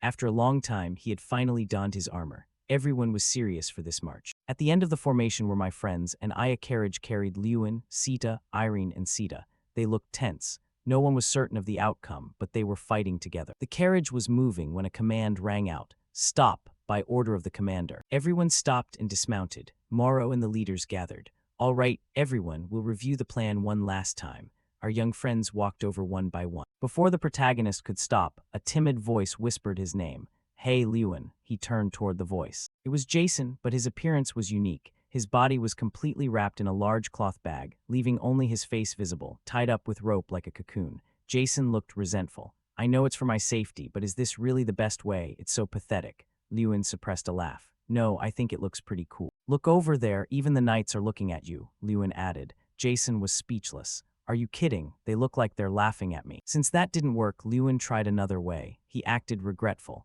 Oh, you don't like it. That's a pity. It was a good opportunity. Jason grew curious. What opportunity? Lewin knew his friend well. The opportunity for you to be the main star of this conquest. Jason, imagining the admiration, puffed out his chest. The main star. A few seconds later, his eyes lit up. He acted righteous. Lewin, leave it to me. I'll handle it. Lewin smirked, so naive. Morrow walked over. Sita, young master, are you ready? Lewin replied instantly. Yes, no problem. He then looked at the cocoon beside him. Right, Jason. Jason replied timidly, oh, of course. But Jason looked down with regret at the hand, gripping the rope around his neck, his brows knit. Lewin, please, be gentle. A second later, he was snatched up. Jason screamed, gentle, gentle. He was thrown mercilessly by Lewin, straight up into the air amidst his mournful screams. The throwing force was immense. It even created a shockwave, making Irene and Morrow look at the cocoon with pity. One peaceful soul bids farewell to a grieving one, as Jason finds companionship with the deep blue sky and vast clouds, weeping until his head throbs beyond words. Ah, it feels like my heart is about to stop, and I'm going to die right here. Before his soul can even return to his body, he is forced to face a cruel reality. He is currently perched on a mountain peak and more peculiarly being held up by these cursed magical vines. He lets out a long, dazed huh, before realizing, wait, surprisingly, this might not be that scary after all. Are you kidding me? Jason, somehow escaping his fat cocoon phase, flops to the ground while glaring at the people below who are busy praising each other. Irene exclaims, Father's accuracy is incredible. We might not even need blankets and ropes. While someone laughs, haha, Lady Irene, your skills are still as sharp as ever. He stands up and brushes the dirt off his pants, appearing much calmer than before, and quietly celebrates the fact that he's halfway to safety. Phew, all right, now I just need to do my part well. But as he looks up, his eyes widen and his jaw drops. Jason has seen the one sight he absolutely did not want to see. What is this? He knew the mudmen here reproduced quickly and in great numbers, but he never expected it to be this horrific. Thousands, no, tens of thousands. He can't even count them all. You want me to lure that many mudmen out? Just the thought makes him break into a cold sweat. This is hard, really hard. Jason is utterly bewildered by the conquest ahead of him, which seems far too difficult for him to handle. I can't do this. How could I possibly? Jason, you can do it, comes Lewin's cheering voice from below. Just that single word of encouragement is enough to wash away nearly half of his self-doubt. Down below, Lewin understands his best friend perfectly. He just isn't ready and doesn't trust himself yet. Right now, the best thing is a word of encouragement to keep him moving. Lewin's voice echoes upward. You're my friend. Surely you can handle at least that much, right? Now go and hit those mudmen hard. Reality proves that his encouragement is indeed effective, as Jason is now a different person, his heart filled with much more determination. He grinds his teeth and swears to himself, yeah, I can't let Lewin down after he trusted me enough to bring me here. Jason summons a sphere of fire energy about the size of a palm. A moment later, the gloomy sky turns even darker as the sunlight fades behind the clouds, making way for the storm that is about to arrive. He looks incredibly cool, a far cry from his earlier clumsy self, as he raises his hands as if calling down a great power from the heavens. Balls of fire like meteors weave through the clouds and snowflakes, suddenly plunging straight down toward the mudmen below. Lewin, who has been watching Jason fight so fiercely, feels proud of the person he trusted. The protagonist smiles with satisfaction and pride.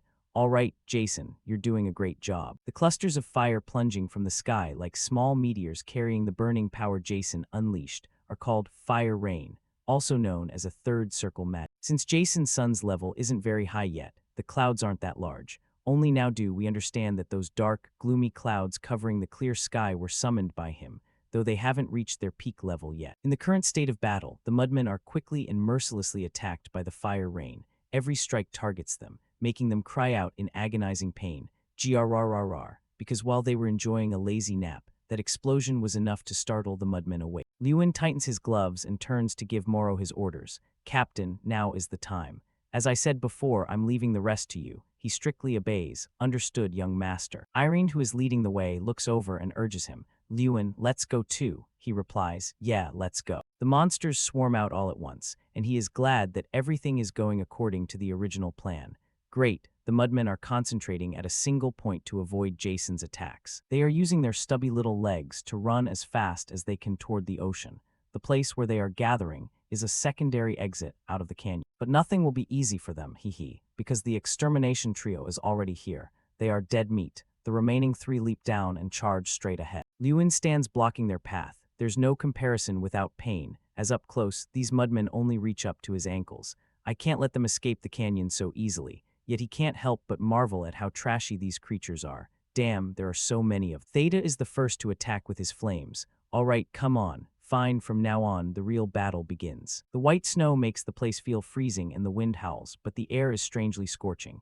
Irene and Lewin stand silently behind, their icy gazes pinned on the center. Theta stands there, his face brimming with spirit as he summons a roaring fire, his voice full of contempt. Welcome, you filthy mudworm. Standing from a distance, he launches a fierce flame that swallows the mudworms in a blaze, his voice filled with arrogance.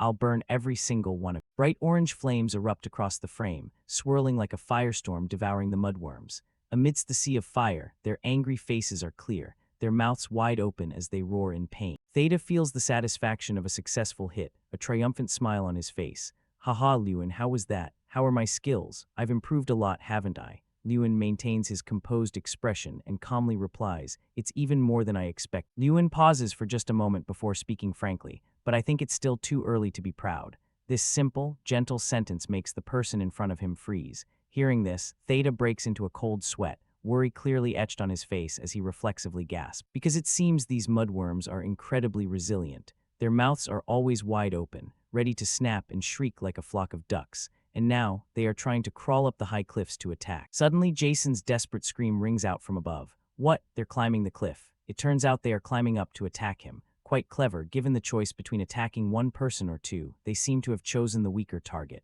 Jason is overwhelmed by this stubborn vitality. They're really like leeches. Meanwhile, the mudworms keep trying to climb faster, their resentful faces staring at him, wanting revenge. He sits on the cliff edge, trying to scramble backward in a panic, not forgetting to scream for help. "Wah, save me." Lewin hears the commotion up there clearly. He is worried and confused, not knowing how to resolve this situation. Letting out a sharp breath, he curses, "Jason, damn it." Irene is just as worried, but a solution suddenly flashes in her mind. She isn't sure if it's sound, but saving a life is the priority, so she makes a fearless and determined suggestion. "Lewin, please throw me up there too." He glances at Irene, truly surprised by this, but also constantly bewildered. Since this decision is a bit dangerous, he asks again, "What?" Irene smiles with a determined attitude, her eyes remaining firm and full of certainty. Lewin bites his lip. He hesitates for a moment, as any choice in this situation is dangerous, but above all, safety of life comes first, so he makes his decision. At the same time, the mudworms have nimbly climbed the cliff with their short legs. They let out growls, "Erg, grrrr." Jason is still terrified, but can only sit there. Regardless of whether they understand human speech, he repeatedly yells at them to get back, get back. In this life or death situation, Jason thinks he is truly about to offer his life to the mudworms, only able to gasp, "Damn it." He is terrified, his eyes widening in fear and tears nearly falling. Jaw clenched, he thinks, "I can't die here." Even now, Jason is still feeling regretful for his passionate youth. "I haven't even ever been in a romantic relationship."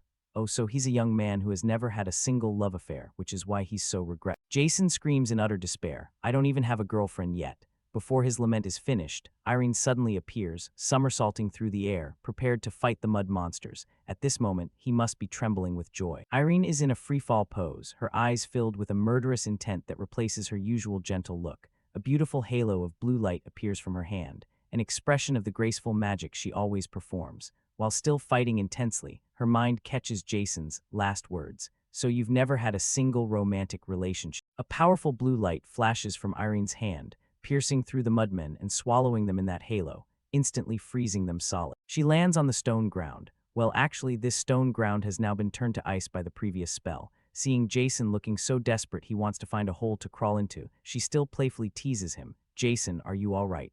Thanks to you, I learned something quite interesting. He has no more regrets. Thank you for saving me." Irene stops joking and returns to a serious demeanor, turning to look below. By the way, just as Lewin said, everything is going exactly as planned. Jason doesn't understand a thing, offering a dazed huh. She stares intently at the mudmen dragging themselves along down there, explaining to him with a sigh, "The mudmen can't escape through the side path or climb the cliff, so now they are retreating toward the shore." Jason finally realizes something and wakes up, his face looking as though he has just grasped everything.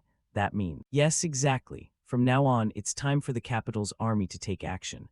At that moment, our brave knights are also ready to advance, led by the Lord and Sir Balv. Despite having talented leaders paving the way, the knights are still worried about this battle. Their hands are fully armed, but their hearts are in turmoil. The surrounding air is tense. They're coming. And just a few seconds later, the mudmen slowly peek out from behind the ice blocks and then swarm forward in droves like a flood. The situation is increasingly out of control because they are swarming in far too many numbers, their faces looking much angrier than usual. They must be furious after being handled so roughly by Lewin's group. One of the knights screams a warning of danger. The mudmen are coming. He is terrified by the sheer force of the swarm.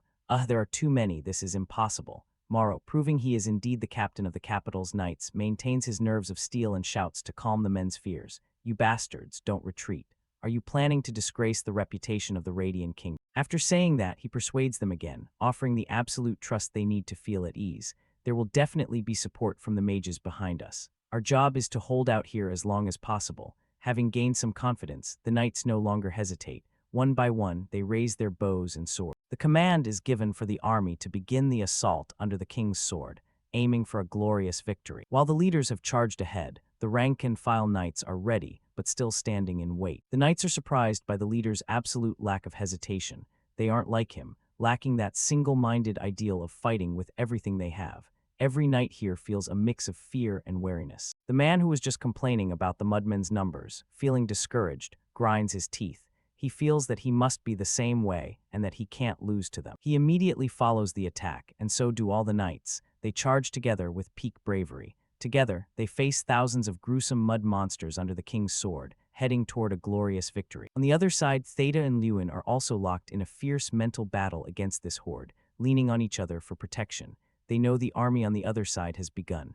Theta whispers over his shoulder, "I hear the sounds of combat." It seems the capital's army and the mudmen are engaged. Lewin clenches his jaw, his mind racing for the next move. That means the number of mudmen on this side has decreased. It also means the rest have been pushed toward the beach. Assessing the situation and seeing that the mudmen on this side are no longer a major threat, while the other side is in a more intense deadlock, he makes a decision that surprises his friend. "Theta, I'm leaving everything here to you. I think I should go lend a hand. He can't let everyone be in danger." Theta only lets out a small smirk. He knows Lewin trusts him, and he fully believes in his own abilities. "Yeah, I was waiting for you to say that. Leave this to me and go. I can handle all of these myself." Waiting only for those words, Lewin vanishes instantly, not forgetting to say, "Thank you, I appreciate it." He weaves behind Theta, twists through the air, and then flies toward the mudmen. He dodges through them at maximum speed, making them dizzy before dashing outside. Back on the other side, the soldiers rely on their steady teamwork to relentlessly hack and slash at these monsters. Spearheads pierce through as they refuse to retreat or fear. Surely the ones who should be afraid now are those creatures. Their bodies are heavily ravaged by sharp blades, torn in half with a sickening sound and a bizarre smell. Sir Balvar and Captain Morrow look much more relaxed than the regular knights. They remain on horseback, their swords moving gracefully through the air, striking targets with ease. It looks gentle, but the damage is severe, truly the mark of the strong. The knights, hearing the commotion, can't help but glance over at the two of them with spirits full of admiration. It's so cool, so skillful and wonderful that it dazzles them. Even their eyes can't believe it, and one can't help but exclaim, "Whoa, are they even human?" Suddenly, a knight with a goatee opens his eyes wide in shock, visibly shaken. The others also react, hearing a loud noise from behind. They turn their heads in horror and awe. What was that? Where did that explosion come from? Could it be him? They are bewildered, not knowing what is happening, with doubts rising in their hearts. "I'm not sure exactly what's going on out there, but one thing is for sure. Someone is wiping out the mudmen." And of course, there's no need to say who it is other than Lewin. He appears like a savior, helping everyone escape the danger with roaring fireballs, striking the mudmen repeatedly, and causing them to writhe and melt in an instant. Humans and mudmen alike stare in stunned silence at Lewin's sudden, unannounced appearance. The goateed knight and his companion freeze, their blades still held stiffly. It takes them several seconds to regain their train of thought. He slowly comes to his senses, his voice choking with a mix of joy and trembling as he forces out the words, "Sir, Sir Lewin has arrived." "It's Mage support," the knight screams joyfully, informing everyone around him. Lewin, the most anticipated person right now, quickly flies up and unleashes powerful fire punches through the mudmen's bodies, shattering them and sending pieces flying everywhere. Sir B has also seen it. He smiles, looking at the boy fighting with an undisguisable pride. Oh, exactly as expected from the young master. Morrow, the versatile captain, doesn't miss a second of the opportunity. He raises his sword high and gives the order. "Now is our chance. Everyone advance. Exterminate every single mudman." Under the constant aid of Lewin's legendary magic, the battle situation is swept clean. Every horde is pierced through, whether large or small. Lewin takes the chance as their numbers dwindle to finally relax his body. But at that moment, he can't help but remember the past. The horrific devastation this land suffered when harassed by these mudmen. Beasts acting on instinct might not remember, but he remembers every detail. Ardal was destroyed by them 10 years ago. Houses, streets, even the great trees did not escape the fate of being reduced to ashes in the roaring fires everywhere. Plumes of smoke rose as if showing the tragic fate of this place. His people were attacked by those monsters. They chased and pounced on the residents here without caring who they were or what they screamed. Those innocent people suffered extreme misery, running in chaos and being injured. But above all, they faced death and ruin. And my mother, you lost your life because of them. The woman with a kind face and shimmering chestnut-brown hair, who suffered to the bitter end when her life fell into all of their hands. The more he recalls those painful memories, the more Lewin's heart seethes with unceasing hatred. His eyes are fixed with determination. He must make them pay a price dearer than anything they ever did. With that, he explodes, radiating a murderous aura as he unleashes violent celestial fire punches at the mud monsters that are barely holding together. These beasts have no reason or thought, only instinct. I will not stop, Lewin says these words to lift his own spirits, and also as a desire to avenge the past. With a defiant aura, he continues to pummel. In the blink of an eye, it is dark. The bright full moon high above shines down on the thousands of things moving on Earth. In a peaceful space shaded by trees, the rustling whispers of men can be heard. So, the next thing I'll do is, these wicked mudmen, Jason Damon the Mage, will destroy all of you right here and now. After shouting loudly, surely enough, this loud and ceaseless chatter continues. He even puffs out his chest to brag about his achievements. Who else could it be but him? Jason sits on a long wooden bench, grandstanding about himself to two girls sitting in front of him. Right in the middle of his smooth storytelling, he suddenly stops, his face looking helpless and annoyed as he reproaches the listening girl. Wait, miss, are you even listening to what I'm saying? She smiles bashfully. Sorry, I think I must have dozed off. Ho ho, well that's fair. She did her best to listen this far. At the same time, Lewin and Theta are strolling toward them to eavesdrop. As soon as they arrive, they hear the reproachful tone of some innocent fool. Please listen carefully this time. This will be the last time I tell it. These wicked mudmen.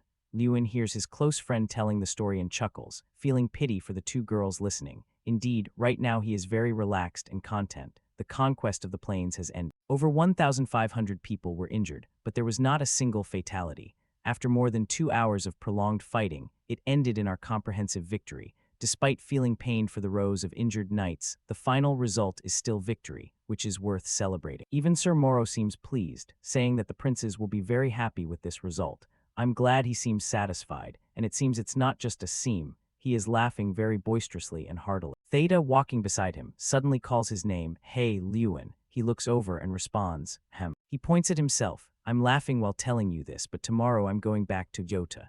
You might not believe it, but the Holy One has been searching for me constantly all this time. I'm actually a quite promising mage in Yota, you know. No wonder he has to go back, yet he isn't sad at all, looking quite cheerful instead. Lewin also nods in acknowledgement. Yeah, I know. You've become much stronger. These are sincere words of evaluation because from the time they fought together until now, he has witnessed all of Theta's progress. He replies with a bright smile, joking loudly. Hee hee, you little brat, just you wait. One day I'll pay you back for what you did to me. After that interesting conversation ended, everything gradually settled into place. Lewin returns to his home, and as soon as he enters, he sees the butler standing in front of his room, having waited for him for a long time. He greets him, "Ah, young master." He immediately smiles. "Yes, butler, where is my father?" He points to the door, inviting him in with a hand gesture. "Lord Melvin is on the terrace, sir." Additionally, the butler reports more on his father's behavior since returning from the conquest. He seems to be carrying a heavy heart, so I think he's taking some time for himself. Looking at the portrait of Lewin's mother hanging on the wall, his father is surely lost in sorrowful thoughts of his late wife. Lewin hears the butler's words and can't help but reflect. He seems to be carrying a heavy heart. He thanks the butler, but the man speaks politely in return. "No, young master, I am the one who should thank you." His voice is much more serious than usual, calling Lewin's name with an unidentifiable catch in his throat. "Young master." He also responds seriously, though he doesn't quite understand. "Yes." The butler places a hand on his chest, sincerely expressing his feelings. "I have lived in Ardell for a long time, but today is one of the happiest days of my life." After saying that, he pauses for a moment, then closes his eyes and bows his head in a gesture of profound gratitude. "Once again, thank you. Young master, what you achieved today is something no one in this territory, including myself, will ever forget." Oh, Lewin hears this and is also moved, his eyes tearing up. "Butler." The man, seemingly afraid his master will be sad from waiting too long, urges him. "You should go in, he is likely waiting for you." He politely replies, "Yes, I understand." Lewin's hands grip the door handle, both hesitant and moved. Today's victory is truly worth celebrating. But not everyone can wear a smile. Yes, especially his aging father, who always carries a heart deeply carved by a dull blade, one that will never heal. Lewin slowly steps through the door, having never stepped onto the hallway with such a suppressed, emotional mood. As soon as he looks up, he sees the man. The years of hardship have covered him in a layer of dust, but standing before the wine table, he doesn't look any less dignified. Furthermore, there is a look of lingering sadness. Deep in thought about many things, he looks up at the high sky, watching the distant moon. Lewin stops, unable to help his thoughts. Just as the memory of losing his mother years ago is still vivid, his father must be remembering that day as well. His father, Lord Melvin Ardle, is certainly looking back on that day 10 years ago amidst today's victory. On the territory's day of celebration, he chooses the saddest way to recall that dusty, horrific memory, grieving for the beloved wife who is no longer by his side. While he is lost in a whirlwind of emotions, his father suddenly calls out softly, "Lewin." He is startled, not expecting it. "Ah, you knew I was here, father." He can only awkwardly rub his hair, not knowing how to explain. "Sorry, I didn't mean to disturb you." His voice is as soft as a breeze blowing past the ear, but full of meaning as he calls Lewin, "Come here." Father and son stand before the wine table, where 2 glasses of wine have been placed as if planned in advance. Melvin picks up the wine bottle and offers, "Would you like to taste the wine I am offering?" "Yes," he agrees immediately. He gently lifts a glass and pours the wine, then calmly introduces it. "This wine has been aging for 17 years. It is called Selvok, but Maria and I used to call it by a different name." Lewin is momentarily stunned, his heart seemingly skipping a beat for several seconds when he hears that name, Maria, his mother's name. This is the first time in a very, very long time that his father has softly mentioned that name from the past. His father continues, holding one glass in one hand and offering the other glass of wine to him. "We used to call this wine Amoros Lewin. It means lovely Lewin, a name as meaningful and cute as the person it was named after." Then Lord Melvin continues the story, and this is also the first time he has heard it, that on the day he was born, his father made this wine and promised himself that he and his son would drink it on a day even happier than that one. Lewin looks at his reflection in the wine glass, his heart heavy. The day his father considers even happier than that one is today, when they have achieved a glorious victory in the conquest, or what he sees as the battle to settle an old debt. Lord Melvin's heart is just as heavy, but he maintains his calm, raising a glass with his son full of pride.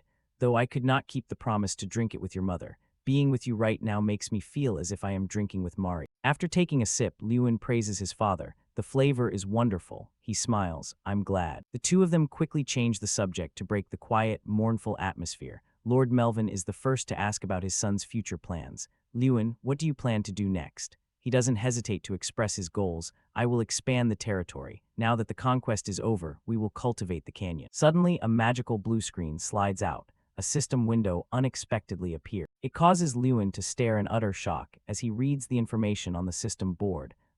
What is this? And in that system window, there is a message that leaves him incredibly confused. The little bear, who had gone to cultivate its spirit in some remote place and hadn't appeared for a long time, suddenly appears sitting on his shoulder, talking incessantly as soon as it arrives. "Lewin, something is wrong. I think something has happened to Kingram," while he hasn't even reacted yet and reflexively gasps. It scowls with irritation, its brow furrowed as it speaks.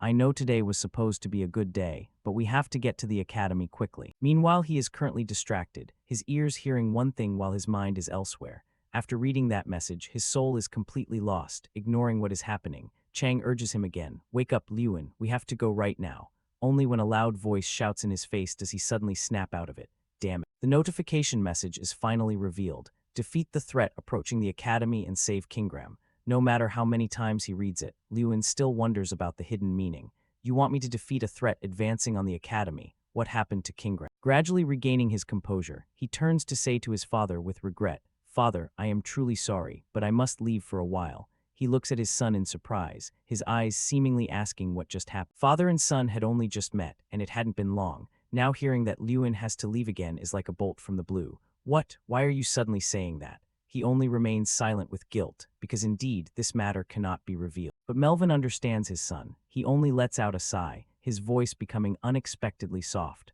"All right, if you say it that seriously, there must be a reason." "Then go." Hearing the approval, Lewin does not hesitate for a second. Since he is already on this open terrace, he decides to take this path. He leaps away like a gust of wind, his heart unable to help its resentment. Why now of all times? Why did the quest appear at this exact moment, right after the suppression? Lewin leaves with soaring resentment for having his chill vacation with his old man ruined, but he has no choice. What the hell is going on at the academy anyway? The scene at the academy is revealed. A mage in a cloak unleashes a lightning sphere toward the green monster sitting on the center chair in front, Omrat. It seems he is the one being targeted. So what evil is going to happen at the academy that needs Lewin to resolve it? The figure wrapped in black is gathering power into a sphere in their palm. Kingram, sitting on the throne, is understandably angry. "I can't believe this. You just barge in and attack me. Are you crazy? Now Kingram threatens him angrily. I've heard the rumors about you at the academy. It turns out the person wrapped tightly in the black cloak is Fire King Taron. Taron recounts his story. Everything was very strange from the moment Run Ardal was chosen by Kun Kan's Fang. How could he use power equal to an ogre? So I started digging through Ardal and then the academy, and finally, I solved the mystery. Then Taron suddenly shifts to a majestic tone. Ancient ogre King Kingram, you did something to Lewin Ardal, didn't you? Suddenly, someone speaks up from behind. Whatever your reason for being here, I will hold you responsible. Taron is a bit surprised to hear this. But nothing can faze him. Instantly, Taron discovers Tyrion Ignit. Tyrion Ignit no longer hides anything. He reveals himself clearly. You truly are different, recognizing my presence instantly, but then shifts to a serious tone. Taron, how do you plan to bear the consequences of all this? Tyrion Ignit remains firm on this. Consequences. Yet Taron answers indifferently. If I were worried about that, I wouldn't have started this in the first place. Taron recounts, I felt it during Lewin Ardal's graduation exam. If he continues to grow, there will come a day when my position is threatened. If I wipe out all the key targets here, that will no longer be a concern. And finally, I will find Lewin Ardal and end everything. Suddenly someone runs up to report, shouting loudly, Kingram, making everyone jump. It turns out to be Lewin, accompanied by a girl. He is a bit surprised to see what's happening here. Fire King Taron and the principal too. What's going on here? That man Taron acts all majestic and proud upon hearing this. Thanks to you, I don't have to go looking myself anymore. Taron suddenly interrogates him. Lewin Ardal, what is going on? He runs toward Lewin with a bit of anger. How did you even realize and make it all the way here? Actually, whether you answer today or not doesn't matter, because you're going to die anyway. Tyrion Ignit steps forward to advise Lewin. Lewin, get out of here quickly. However, Lewin hesitates. But seeing this, Tyrion Ignit gives a careful warning. Listen to me. He is not someone you can handle. With that, Tyrion Ignit runs to fight Taron. Unfortunately, Taron's power is so horrific that Tyrion Ignit is defeated. Seeing this, Lewin shouts in worry, Principal. Then the cruel Taron turns his aim back toward Lewin. Lewin Ardal. Now you go and die too. Taron immediately unleashes a move, and Lewin is prepared for it. Kingram, who has been sitting silently, suddenly roars in anger. He uses his power to defeat the aggressive Taron. Taron is sliced into different pieces by one of Kingram's moves. He is furious but helpless, cursing, damned ogre, how dare you. Lewin, standing nearby, is somewhat affected and cannot stand firm, falling down. He is both bewildered and angry, thinking to himself, damn it, what the hell is going on? Why is the Fire King here looking for Kingram? While he is lost in thought, Kingram's voice startles him. Seeing this, Lewin asks worriedly, Han, Kingram, are you all right? Kingram doesn't answer but is filled with rage. Damn it, even after sacrificing all the underground artifacts, banishment is all I could manage. Kingram speaks in a remorseful tone. I'm sorry I ended up putting you in danger. However, Lewin doesn't consider it a serious matter. Please don't say that. I was the one who couldn't do anything. Then he looked toward Tyrion Ignit and asked with concern, are you all right, sir? Principal Tyrion Ignit, now safe and sound, replied, yes, I'm fine, don't worry. But he immediately remembered something. But Lewin, I sensed Taron's energy because I was nearby. However, you were supposed to have returned to Ardal already. How did you discover this? Kingram was also curious. I would like to hear that explanation as well. Lewin found it a bit difficult to explain. Well, but in the end, he remained honest. What I am about to say may be hard to believe, but I hope you will listen. And so Lewin began the story of an artifact called the Player Andraka, an incarnation of a mage. After hearing it, everyone understood a little better. So that's why Lewin can use powers related to the ogre tribe. Everything is clear now. Lewin felt a bit of regret and said, I'm sorry for not telling you sooner, Principal. This information was extremely sensitive, but everyone sympathized with him, saying it was fine. Now we finally understand the situation clearly. Tyrion Ignit expressed his opinion. There's no way Fire King Taron could have known all that, but given your rate of growth and his personality, there's no way he would leave you alone. He must have thought that one day you would become a threat to his position. Hearing this, Lewin felt a bit angry and thought with a scowl, it seems the Fire King really is targeting me. In truth, I'm still far from being able to defeat him. Suddenly, the system notified Lewin that the quest was complete. Quest reward, you can break Kingram's contract. If the contract is broken, it could lead to gaining even greater power. Lewin was incredibly surprised to learn this. What? According to the description, Kingram's contract dated back hundreds of years. After being defeated by Freen Ignit, the principal's ancestor, he was sealed in an artifact and forced to serve the academy for the rest of his life. After learning this, Lewin suddenly questioned with unusual authority, Kingram, what exactly does it mean that we can break the contract? Kingram was taken aback by the sudden interrogation. How do you know about that? Kingram said that breaking the contract meant he could return to his original form and leave this place. Lewin asked again, can the player artifact really break the contract? Kingram replied calmly, yes, it is now possible to break the contract as a reward for this event. But immediately after, Kingram gave a careful warning. However, to break that contract, you need the consent of the curse itself. Tyrion Ignit, who was present, spoke seriously. Do you truly need my consent? My will is also Lewin's will. Hearing this, Lewin gave his joyful thanks. Thank you, Principal. Then Lewin decided, then let's leave this place, Kingram. And as a result, the contract between Freen Ignit and Kingram was now broke. Kingram felt the liberation of his body and rejoiced. Unbelievable. Even the player can break the contract. Kingram expressed his sincerity. Thank you, everyone. Kingram inquired, it seems you are very concerned about the upcoming challenges, aren't you? Lewin did not hesitate to share. Yes, I am too weak to face Fire King Teron. Hearing that, Kingram suggested, very well, I have just thought of a good method for that. However, it came with a condition. But to try that, I'm afraid this place is not suitable. He then proposed, what do you think? Do you want to come to the Heavenly Mountain with me? Lewin was a bit surprised to hear this. A while later, there was chaos. Emergency, emergency. The underground prison has been attacked. Pursue the escaped prisoner. This caused a stir of gossip. Who on earth would attack a prison? Is there a description of the suspect? We don't know. They looked like mages. Damn it, who would dare attack the capital's prison? And what about the escaped prisoner? Has he been identified? Yes, so far only one prisoner has been confirmed. It turned out to be Josh Garyhill. Josh Garyhill, caught in the act, was not afraid but proud. It is truly an honor that you personally came to save someone like me. The heavily hooded figure replied calmly, don't misunderstand. It's not that I particularly like you. The other person looked dangerous. It's just a little amusement. It turned out to be the crown prince of the empire, Shomerton. Under a clear blue sky, a group of people resembling Kingram were chatting with each other. Suddenly, someone called out loudly, Chief Omrat. The other person announced that the great human warrior, the human Bilko's warrior, had once again returned to the Heavenly Mountain. Along with those words was the presence of Lewin and the orange-haired girl. Seeing this, Omrat wondered, and who is the person behind him? Then both Omrat and Hakan were confused. Because they saw Kingram, the two of them said in unison, have you finally returned? Kingram replied clearly, yes, I have finally returned, back to my homeland. Hakan observed the situation with joy. Two great Bilko's warriors appearing at once. We must throw a feast to celebrate. But immediately after, Omrat grew worried. But Kingram, your arm. Kingram remained calm. I will tell that story later. It is a long one. Suddenly he spoke up, and Hakan, sorry for the sudden request, but I truly have something to ask. Hakan happily replied, it's fine, go ahead. Whatever it is, we will listen. So Kingram shared freely. Lewin needs a refined elven sinew elixir. Upon hearing these words, Hakan's expression suddenly changed. Kingram continued to explain calmly, for our dear close friend, Little Destroyer, can you concoct that elixir? An old coconut bowl contained some kind of liquid. This is the secret elixir of the Heavenly Mountain Elves, considered so precious that it is used to nurture young elves as they grow. Lewin, now admiring this treasure, had strange feelings, but now he was witnessing it with his own eyes. He asked with a bit of anxiety, Kingram, do I really have to drink this? Kingram didn't hesitate for a second. You must drink it. He explained, didn't you say you needed strength to defeat the Fire King? I have my own reasons for giving it to you, so you must drink it. Hearing that, Lewin felt reassured. Yeah, if Kingram is insisting this much, there must be a good reason. So he gathered all his courage, picked up the coconut bowl, and determinedly drank it all.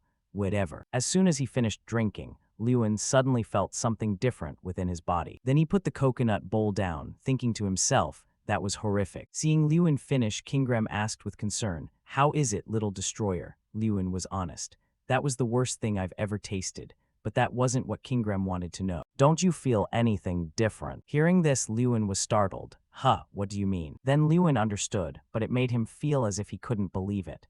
What is this? Lewin wondered. My strength increased by 100. This was no lie, as the system had recorded it. You have consumed an elf-refined elixir. Strength increased by 100. Lewin was once again confused, just from drinking one bowl of elixir. This left him utterly bewildered. Kingram, is this even reasonable? Can the elves here just get stronger like that? Kingram explained, no, it's not like that. For an elf, you drink it once and that's it. It has no effect after that. Lewin had only one question. Then what about me? If I keep drinking it, will my strength keep increasing? However, far from his expectations, Kingram didn't give an answer but steered the conversation elsewhere.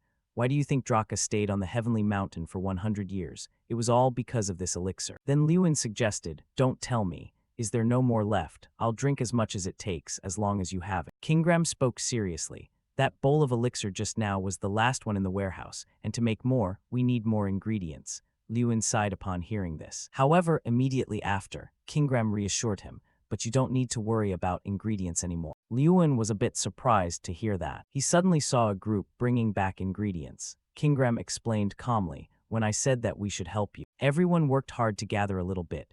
Heartwood fruit, tendon-strengthening grass, stone pith, and many other things. They all wanted to personally bring the ingredients to you, little destroyer. Lewin was secretly delighted after learning this. Everyone went this far for me. But immediately after, Kingram also mentioned a difficulty, but there is still one final ingredient they couldn't find.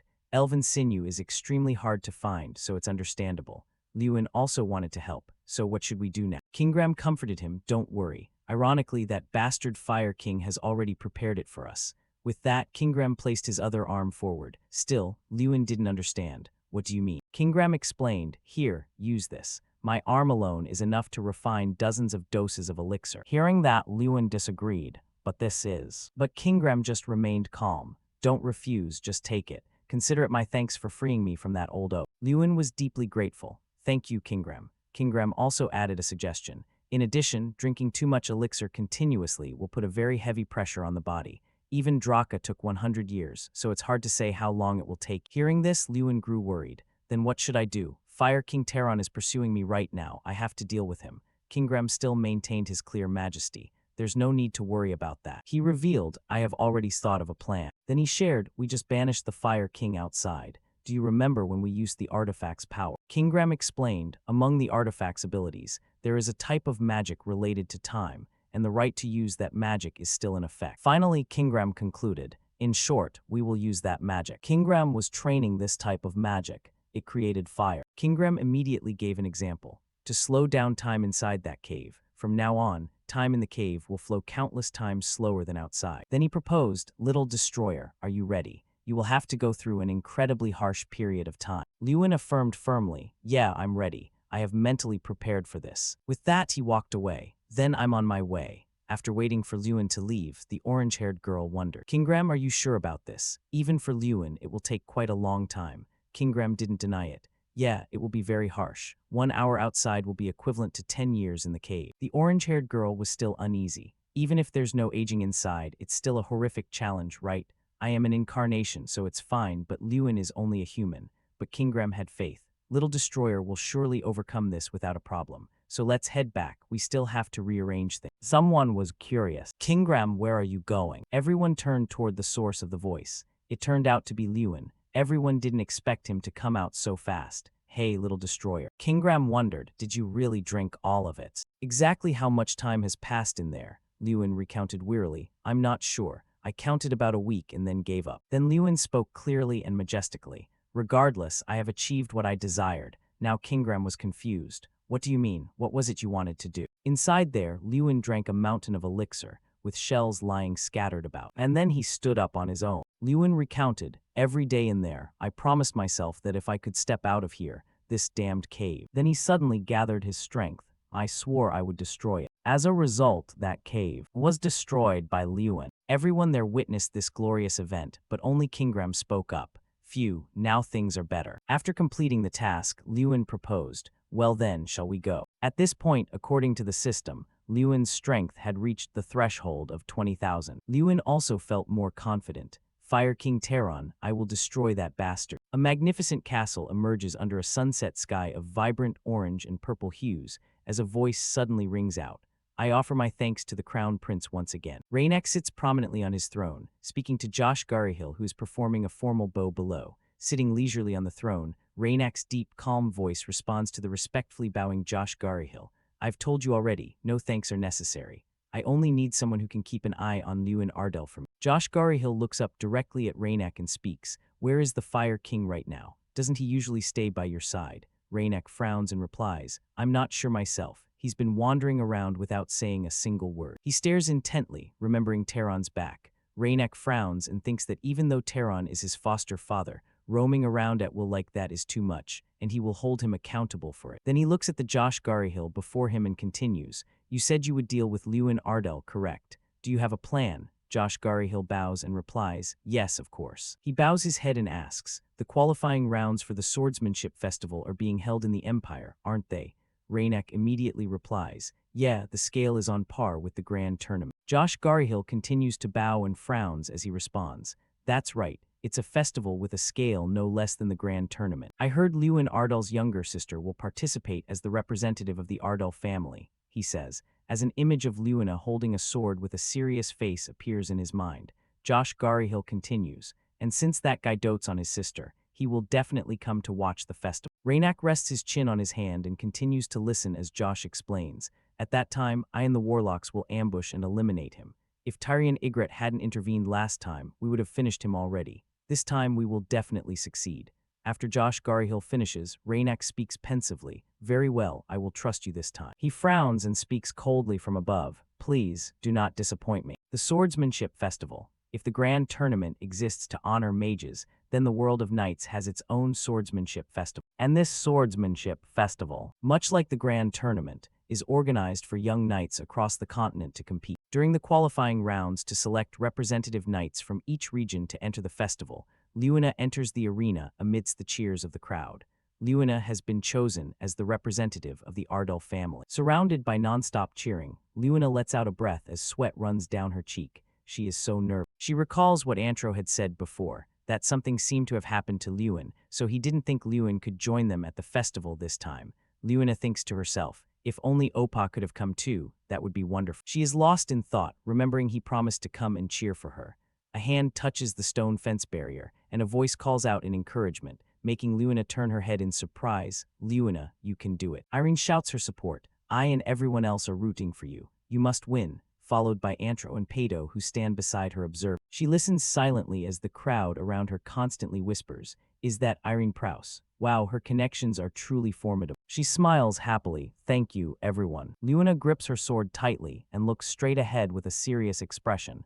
I must win. Facing her opponent, she enters a combat stance. The referee raises an arm and shouts, now then, both of you, get ready. The referee drops his hand quickly and screams, start the match. Hearing the signal, Lewina immediately charges at her opponent. She swings her sword, and her opponent immediately parries. The two forces of power create a blinding light. Neither gives up, continuously engaging in battle as their swords strike each other with dizzying speed. Raynek and Josh Garyhill watch the match from high above. Raynek holds a wine glass and asks, what is the meaning of this, Lord Josh? He turns to look at Josh Garyhill. Didn't you say this plan would lure him out? Even after searching the entire audience, Lewin Ardell is nowhere to be found.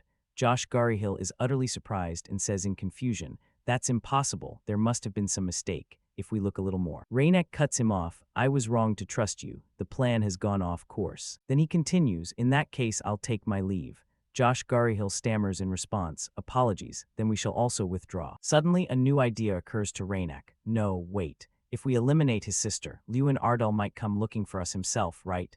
Then he continues, proceed with the original plan. Unexpectedly, an explosion rings out, causing thick smoke to blur everyone's vision. Both Lewina and her opponent are taken by surprise, and the match stops immediately. People in the stands scramble in panic. Some scream in fear. What was that? An explosion. Run quickly. She turns her head toward the crowd of panicked people who are running and screaming. Antro suddenly realizes something and speaks up. Wait a moment. Then he looks down at the arena floor and continuously shouts, Lewina, Lewina. Pato sees this and rushes to stop him. Sir, it's dangerous. Antro is extremely worried, sweat pouring down his face. Damn it, what the hell is going on? Why did this have to happen right during Lewina's match? Please stay alive, Lewina. At this time on the arena floor, Lewina, her opponent, and the referee lie motionless on the ground. She and her opponent struggle to sit up. She turns to her opponent and asks, hey, are you all right? And he quickly responds, yes, I'm fine. Looking around, Lewina thinks in confusion, why was there an explosion? Was it an accident? A footstep approaches, making her and her opponent turn around in shock as a person speaks.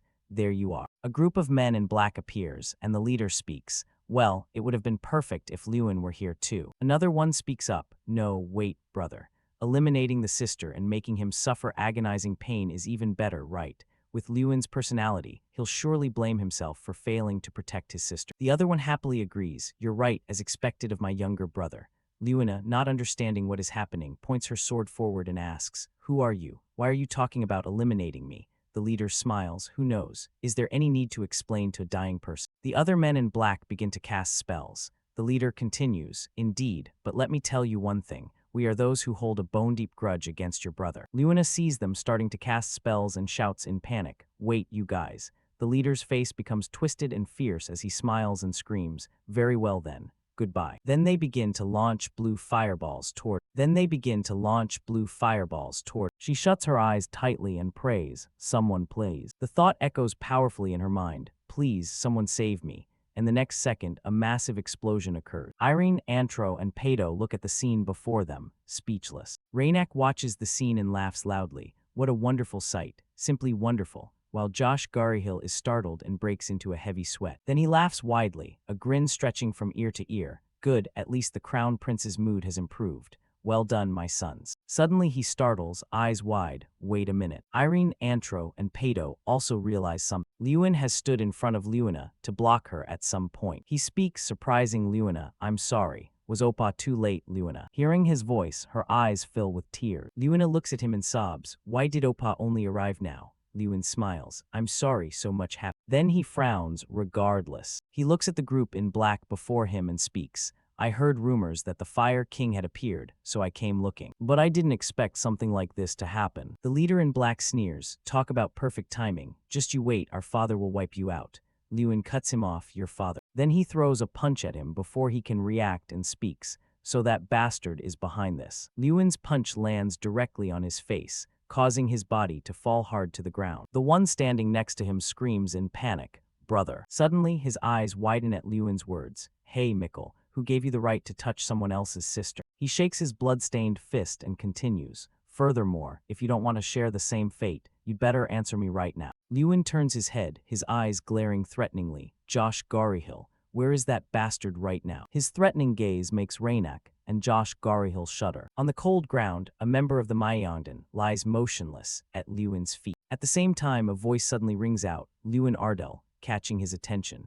Josh Garyhill unexpectedly jumps down. "How dare you?" His face is full of rage, a glowing red energy swirling around his hand as he plunges down, screaming, "A mere brat like you dares to kill my son." Josh Garyhill's hand releases a massive power that slams into the ground, sending chunks of earth flying everywhere. Lewin manages to dodge and crouches on the ground before the scene. Then he flashes a provocative smile. "Oh, so you crawled here yourself. Good, saves me the trouble of looking for you." Hearing this, Josh Garyhill frowns in fury, his eyes bulging as if about to explode, a vein popping on his face. "You bastard." His hand now creates a golden energy, slowly transforming. Josh Garyhill raises the transformed golden bow, looking at him with rage. I will personally kill you. Die, Lewin Ardell." As he speaks, the arrow flies forward with incredible speed, the light radiating from it carrying immense power as lines of fire wrap around the shaft like a roaring, angry dragon. They fly rapidly toward Lewin. Seeing this, he doesn't feel fear or run away. Instead, Lewin only lets out a contemptuous smile. "How ridiculous. Who said I was going to die?" With that, he begins to take his stance. His legs begin to gather momentum. "The one who must die is not me." He slowly unleashes a kick. "It's you," with a powerful declaration to Josh Garyhill and the glowing red arrow he launched. He swings his kick and sends the fire arrow flying back, to the shock of Josh Garyhill. He hurriedly creates a barrier to withstand the power he himself just created. It seems his barrier isn't strong enough to resist, as several cracks appear, making him even more anxious. Lewin's entire body then rushes toward Josh Garyhill with horrific speed. He stammers, unable to believe what is happening before his eyes. "Damn it, what the hell is going on? Back at the capital, I alone pushed him into a corner. And yet now, after just a few months, the gap has become this wide."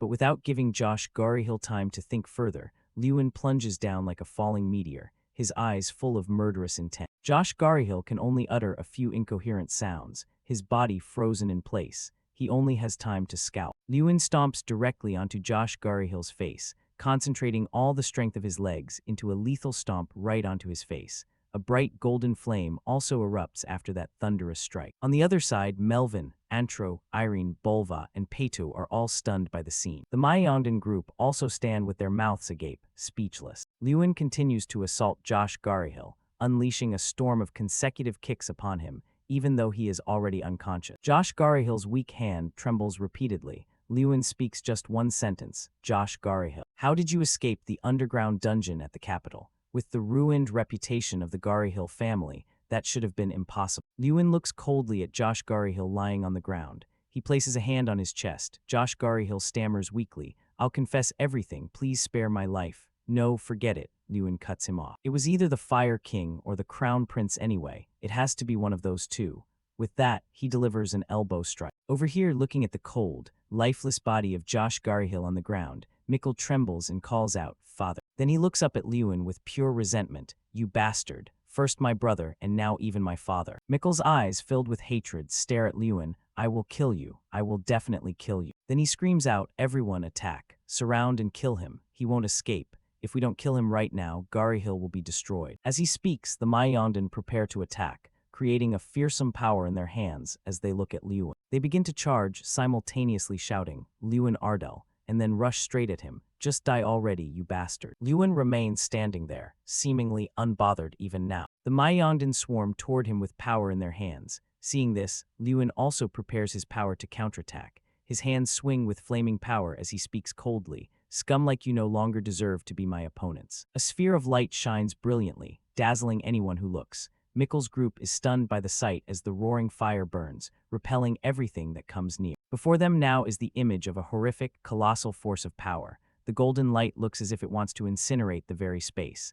This is eighth circle magic, and it is truly formidable that Lewin controls it with just one hand. The scene is truly lit. He looks at the crowd and only says coldly, Goodbye, Garihill. With that, he directs the flames and rushes toward the Mayon. A massive, swirling force of power, like a storm of giant fire winds, rushes forward, tearing through everything in its path. They shatter the glass partition in front of Raynak above. After that strike, Lewin's body is surrounded by the remaining flames, making him look incredibly cool. The people above are all watching what is happening below. Raynak is also stunned and lets out a bizarre smile. Insane. You've truly gone insane. He looks down with a face that seems to be going mad and a twisted smile. Lewin Ardell, you are indeed the strongest. Taron suddenly pushes the door open. Shomerton. Raynak hears the noise and turns to look. He looks at him in a rush. My son, what the hell are you doing? Raynak only looks at him coldly. Foster father. Why have you suddenly come here, foster father? He looks at Raynak reproachfully. You ask why. Do you think I don't know about the chaos happening in the Empire? How can you act so blatantly like this? Below, the fire still blazes, creating a somewhat chaotic scene. He looks at his son with a look of helplessness. You vanished without a word, and now you dare raise your voice. What did you just say? You saw that magic just now and you still say that. Raynak looks at his father and responds, Yes, it was impressive, but what kind of spell is it that makes you make such a big deal out of it? Meteor, it's eighth circle magic, Taron replies. Hearing this, he stares wide-eyed in surprise. The eighth circle is a realm that only top archmages can reach. In other words, the current Lewin Adel has equaled, or perhaps even surpassed, Fire King Taron. Then Taron glares at him. Is this truly the outcome the Crown Prince Highness desired? Sending trash from a collapsing nation to provoke. Looking at the chaotic scene below, Raynak remains calm with the wine glass in his hand. Why are you so angry, father? Please stay calm and listen to me. Taron stands there looking at his nonchalance. You just saw it. He cast eighth circle magic. Raynak smiles. Yes, I saw it clearly. He has reached the eighth circle. Seeing him still so leisurely and indifferent, Taron shouts angrily, Shomerton, making him startle as well. Rage flares up within Taron. The Crown Prince has made a grave mistake. You must absolutely not underestimate him. He is very cunning. He might have already guessed that you are the one behind Gari. After hearing this, Raynak only lets out a sinister smile. Foster father. He looks at Taron with a look of pure ridicule. Do you really think I tried to hide that from him? This makes him scowl, speechless. Seeing this, Raynak speaks again. Why must you worry about him so much? You are the master of the magic tower who holds power across the continent, and I am the crown prince who will inherit and rule this mighty empire. He is merely an interesting toy from a small neighboring country. Raynak answers him indifferently. He continues, or is it that you are afraid, father? Taron only remains silent. Then he looks at him gently. Crown Prince, you have always done as you pleased, so proceed then. Taron turns and leaves. Raynak looks at his foster father's back and asks, What do you mean by that? He replies coldly, It means I have nothing more to discuss with you, Crown Prince. I shall personally go to have an audience with His Majesty, the Emperor. Taron only replies thus, leaving Raynak standing there stubbornly watching him. Scene shift. This time, chatter rings out at the palace. I heard there's an eighth circle mage in a small kingdom, apparently only 17 years old. In truth, the reason for their reaction is very simple. Lewin Ardell of the Ardell family reached the 8th circle at such a young age, meaning his rate of comprehension has even surpassed that of the Fire King. That is why Lewin, who is proving himself superior to Terran, might be aiming for the throne that he holds. In short, public opinion is increasingly pushing the prediction that the master of the magic tower should be changed. And of course, those rumors reached the Emperor's ear. Titan let out a majestic voice. What do you all think? A mage from a small kingdom is threatening Terran's stand. I want to hear your thoughts on this matter. A voice immediately rang out. Your Majesty, there are many 8th rank knights on the continent, but only one 8th rank mage, the Fire King. But now, another young mage has also reached the 8th rank. Perhaps the one with superior talent is the one who truly deserves the position of Magic Tower Master. Right then, a voice cut in. Please, do not let their words sway you. The man walking into the main hall was the Fire King, Terran. Titan looked at him with some surprise.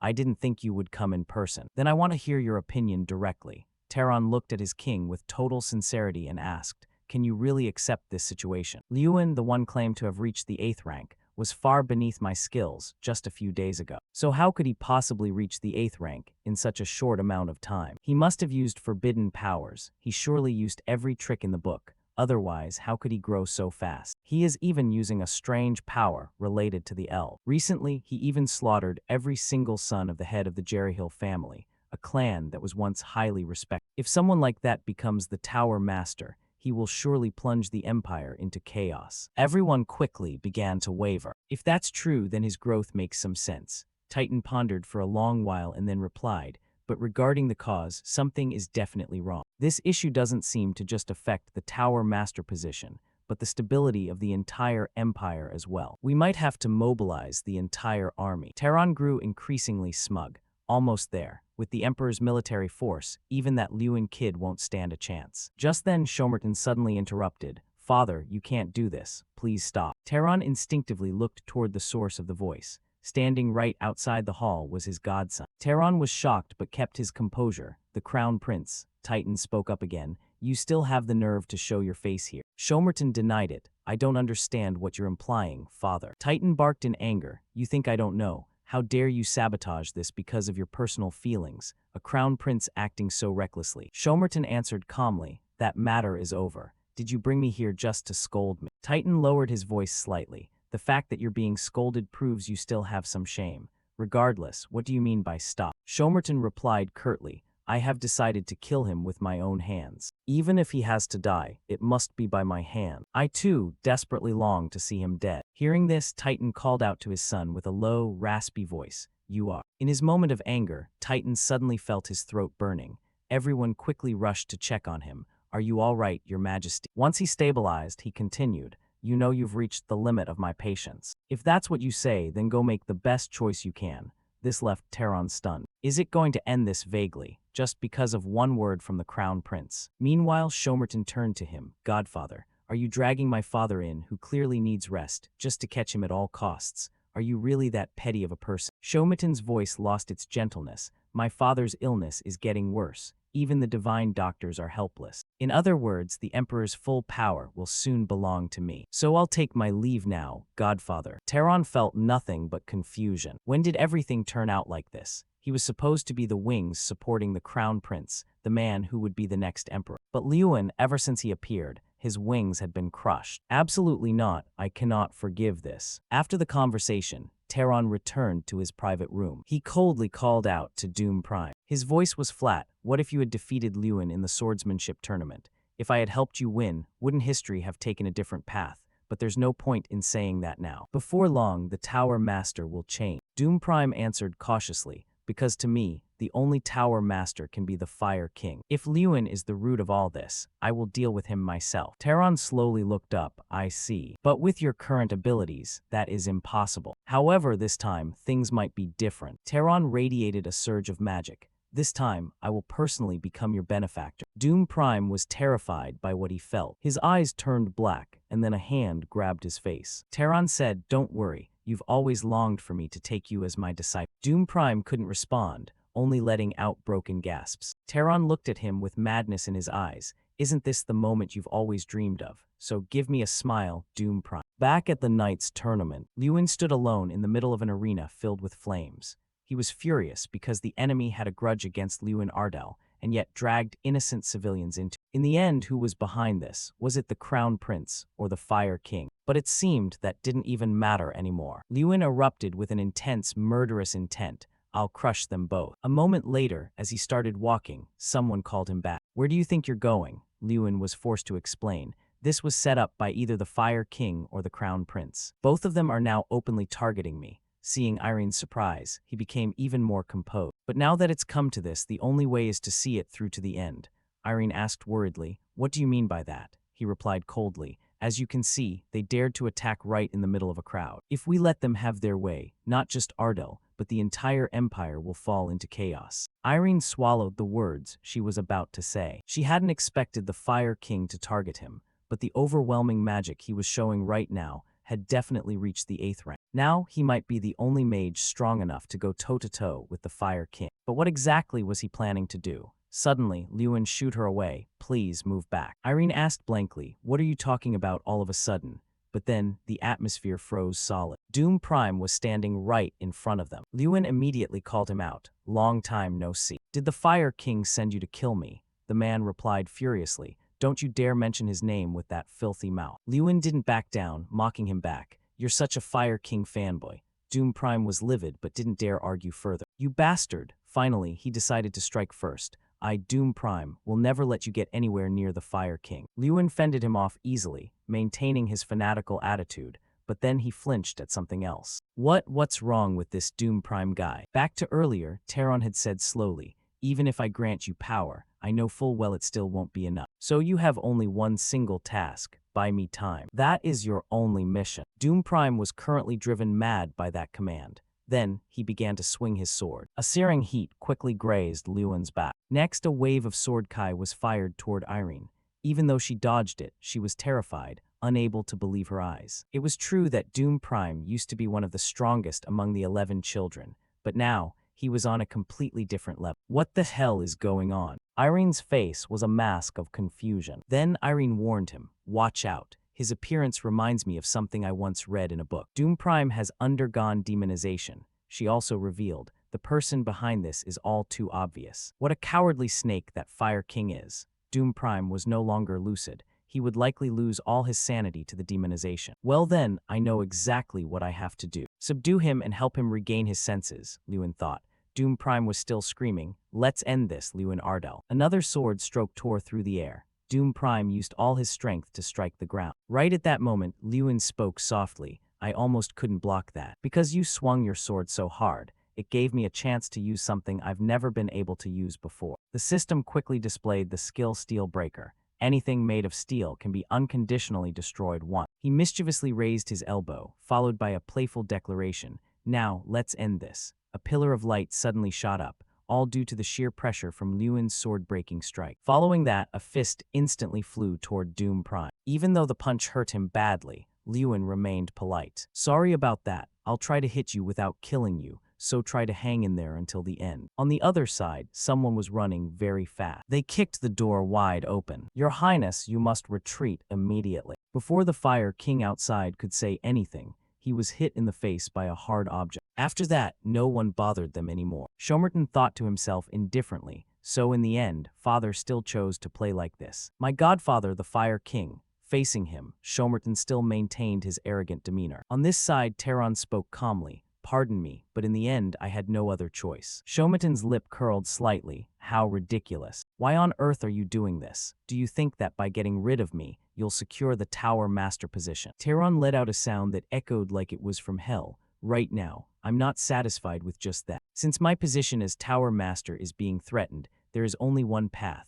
I must obtain overwhelming power and crush Lewin with absolute force. And not only become the Tower Master, but rule the world as well. That power comes from the latent energy inside you, Your Highness, the heir to the throne. Do you remember what I taught you when you were little? Never back down from your beliefs. And just as I taught you, I will make everything happen exactly as I want." Shomerton shouted in panic, "You think I'll just give up because you said that?" Guards, seize him. The guards quickly rushed forward, following their master's orders. But Taron was no ordinary man to be easily defeated. He turned his blank, white eyes toward the enemy. A second later, magic began to crash down upon them. The guards were completely enveloped by his spells. Madness was clearly visible in Taron's smirk. He spoke as if nothing had happened. "Are you finished, Your Highness?" Shomerton smiled but felt a sense of despair. "So this is how it all ends. Fine, go ahead and try to take down Lewin. Even if I die, I will curse you." Back on this side, Lewin and Irene were looking down intently. Looking at Doom Prime, Irene was a bit worried. Will he be okay? He's been punched so many times. He quickly reassured her. He's still alive, so he should be fine.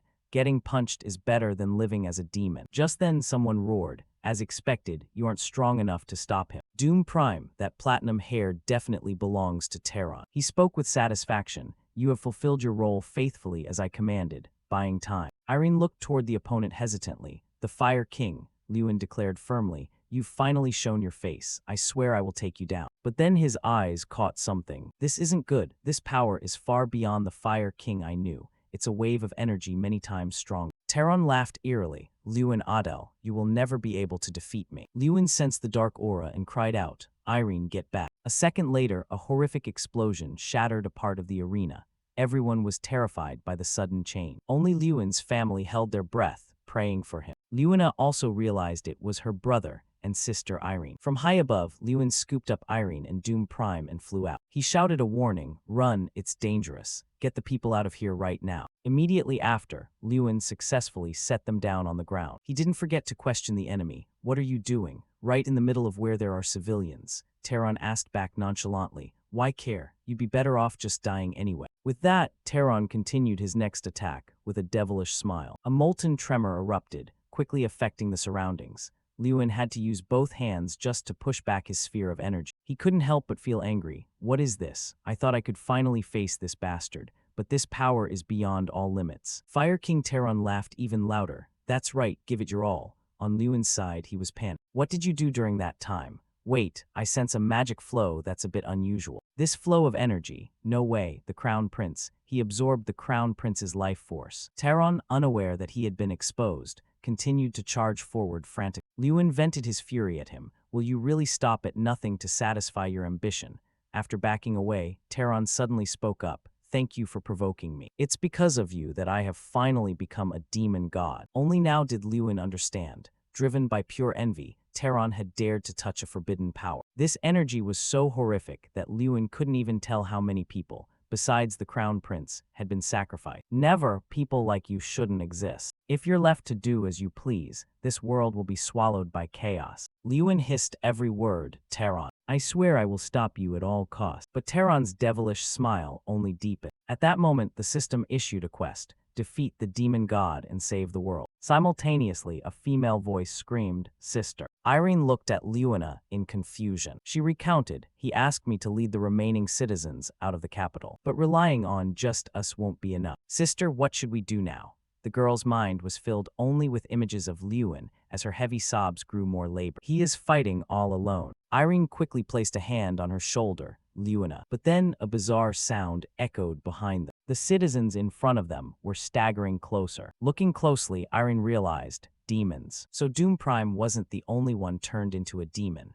They had intended to wipe everyone out from the start. Irene urged, run quickly. This place is dangerous. Bova suddenly stopped her. Everyone get back. It seems this is where this old man meets his end. Irene quickly demanded, I will fight alongside you. But Bova shook his head. The young master would be heartbroken if he knew. Irene interrupted, I've made up my mind. The human demons let out a violent shriek. Irene affirmed once more, if we can't protect the people here, I think I'll regret it for the rest of my life. A brilliant flash of fire erupted before them. To be precise, pyromancy flared up from somewhere. An elderly voice reached their ears. We've arrived late. My sincerest apologies to everyone here. I didn't expect it to take so long to bring such a large force. And then everyone began to act. Then we shall fight by your side. The heat from the explosion sent the demons flying back. Fearless, the crowd continued to advance. Skilled knights drew their swords, utilizing a lifetime of techniques to strike down the demons. Han, in particular, urged, we have to take them down quickly and go help Lewin. His face froze as thick smoke and dust suddenly appeared ahead. Seeing Taron flying high, Han hurriedly searched for Lewin,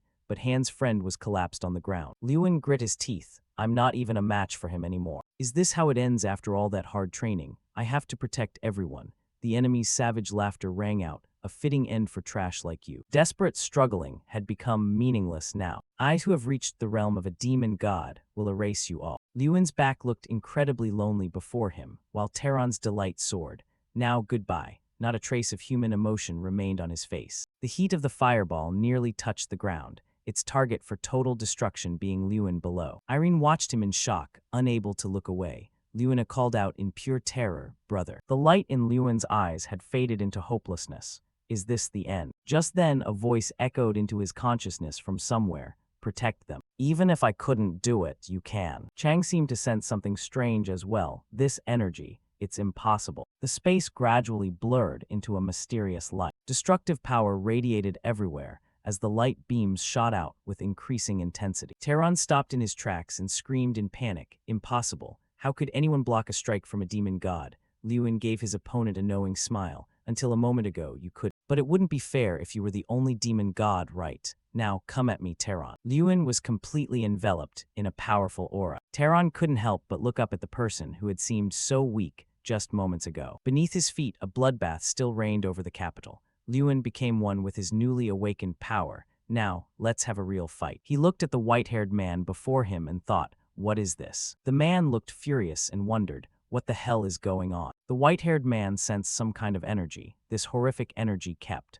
He looked at Lewin and instinctively praised. It's as if a real god has descended. Without further delay, he raised his fist. All right now. Lewin decisively threw a punch straight at the white-haired man. It's my turn. Caught off guard, the man offered a weak defense. Damn it, I have to block it somehow. But because Lewin's strike was too powerful, the white-haired man screamed and was sent flying. Lewin stood watching his opponent get blown away by the blow. Watching from a distance, Tyrion was equally stunned and spoke up. What in the world? Is that truly Lewin's power? The brown-haired girl was also bewildered and asked herself, is that Draka's incarnation? Did Lewin summon that? What exactly is happening? She immediately imagined a possibility. No way. Is Lewin becoming the new god of destruction? Suddenly, a voice spoke up that surprised even Lewin. You use dirty tricks to the end, Lewin Ardell. The man declared firmly, I will not allow it. A sinewy hand slammed into the ground as the white-haired man, his face starting to crack, emphasized, anything that stands in my way now. He quickly leaped up and hissed, will absolutely not be permitted. The white-haired man slowly raised a hand, emitting a purple light, and boldly declared, let's see how long that arrogant attitude lasts. Purple spheres appeared around him as the white-haired man continued his threats. In the end, your fate is destruction. Immediately after, he soared high and charged at Lewin. Even Terran, as a demon god, failed to realize one thing. Draka stood there calmly extending a hand, the Draka that Lewin had summoned, once known as the god of destruction. Lewin mirrored the exact same movement. The opponent reasoned, therefore, facing Draka now. Seeing the horrific power before him, the white-haired man reached a conclusion. It is no longer merely suicide. Suddenly, hands clapped together and rotated, creating a golden light. Immediately, a beam of white light enveloped the area, forcing the white-haired man to look up. He was stunned, unable to believe his eyes. What is this nonsense? Without giving the opponent a chance to recover, Lewin spoke, is it my turn again? Instantly, a golden light from above struck down hard, where the white-haired man stood. That thunderous punch landed directly on the man's cheek. The white-haired man seemed completely overwhelmed by Draka, standing still as Draka continued to strike his side. The powerful punch was so potent, it created a flow of golden light. And so, Lewin controlled Draka to continuously attack the arrogant white-haired man. Everyone witnessing the scene stood with their mouths agape in surprise. Lewin suddenly stopped punching when the opponent gasped, I admit it, Lewin Ardell. The man quickly soared high, out of his sight. The white-haired man spun a purple sphere in his hand and said, even if I use every means I have, I cannot defeat you. He slowly grew stronger and said,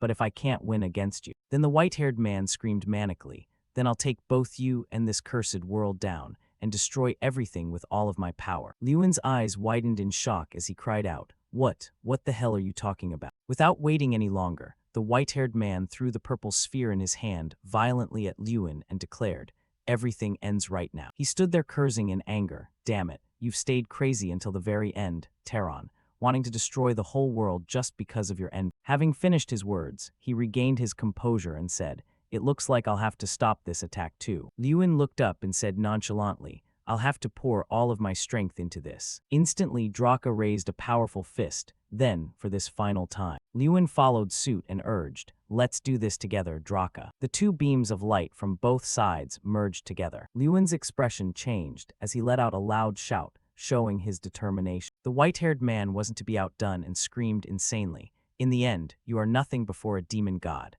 I will sweep you away along with those fools." Everyone standing below looked up, worried about the current situation. Lewin glared and said firmly, "No, the one who can't do anything." A voice of affirmation rang out as Draka's heavy punch landed.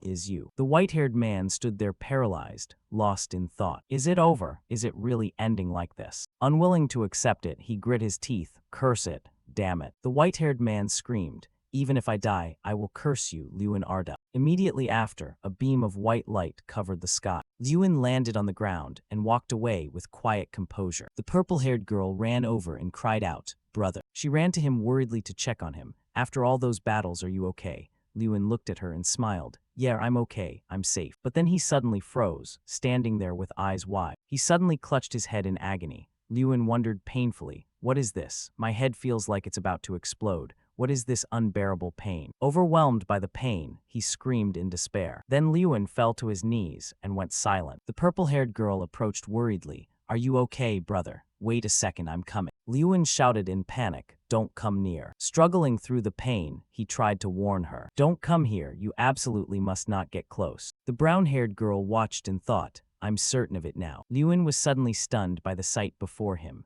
Truly, it was the dragon dubbed the most perfect creature, and also the destroyer of worlds, Draka. Before that majestic and imposing figure, he thought, just facing it, this overwhelming energy is truly unbelievable. Lewin spoke to break the silence, "Where are we, Draka?" And it replied, "I'm borrowing your inner world for a moment. I felt that if I left you alone, something terrible would surely happen." Then Draka spoke slowly, "Currently, you are just one step away from going mad with power, just as I once was." Seeing his dazed face, it explained, "That is why, no matter what, I had to pull you into this inner world." Watching from afar, Chang suddenly spoke up. "Then what should I do?" She screamed in anger. I don't want to go through what you endured. I don't want to watch another person lose themselves." Just one sentence from Draka made her freeze. "That is why I am here, Chang." It immediately provided the answer. "The player artifact connects me and the little destroyer. Since there is a connection, it can also be severed." Its face suddenly became unusually grave. "Therefore, if I focus all of my power to destroy it,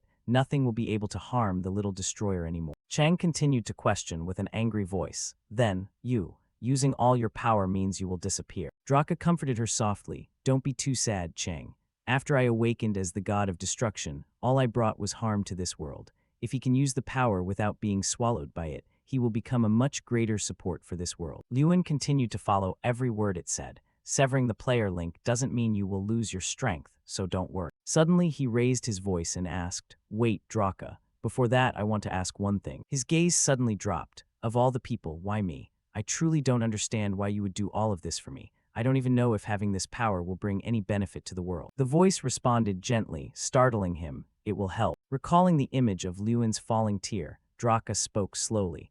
"I gave my power to you because you reminded me of myself." With its head bowed in exhaustion, it continued, "Before obtaining power, my life was also full of pain, but in the end, I was swallowed by that very power and destroyed the world. But you are different." Draka's voice suddenly turned serious. "As a player, I have watched your entire life." Witnessing that courage, the voice suddenly rang out calmly. "From when you had no power at all until now, when you have become strong, you have always used that power the right way." Before Lewin's stunned expression, Draka called out slowly, "Unlike me, you will lead the world onto the right path." The next sentence made both of them freeze. "It seems time is up. It was good to see you, little destroyer." Its eyes remained fixed on her as it spoke. "And you too, Strang." Not forgetting to say goodbye before leaving. "In the past and the present, thank you always." Hearing that, a hint of shock flashed across Strang's face, her eyes widening in sheer amazement. She gritted her teeth and spoke with a sharp, steely voice. "You damn lizard." Yet those ice-cold eyes didn't forget to send a farewell. "Goodbye, Draka." His whole body was aching as his eyes slowly opened. A call rang out. Ruin. Principal Tyrion and the others surrounded Lewin. He could only utter, "Huh." Jason spoke up worriedly. "You really scared me, man. Dropping like that out of nowhere. I thought something terrible had happened." Lewin replied softly, "I see. Sorry for making you worry." He looked at them with affectionate eyes. "And thank you all so much. My plea for help was so sudden, yet you all still came. Principal Tyrion spoke gently. Even if it was just a last-minute request, everyone rushed here immediately. That just shows what an incredible person you are, Ruin. Suddenly, a voice rang out, catching everyone's attention. Sorry to interrupt this heartwarming moment. Jason's face immediately froze when he saw the newcomer. Huh, what? Before that majestic presence, the blonde-haired friend stammered, Your Majesty. The man spoke slowly. I have business with Lewin Ardell.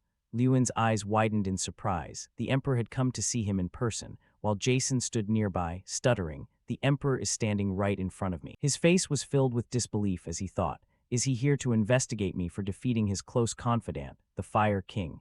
It's very likely the Emperor isn't thinking clearly right now, having just lost his son, the Crown Prince. The Emperor spoke again, calmly, Lord Ruin. Suddenly, he bowed his head to everyone's astonishment and said, Please allow me to apologize in person. The Emperor's voice was soft. The state of chaos within the Empire right now is entirely my fault.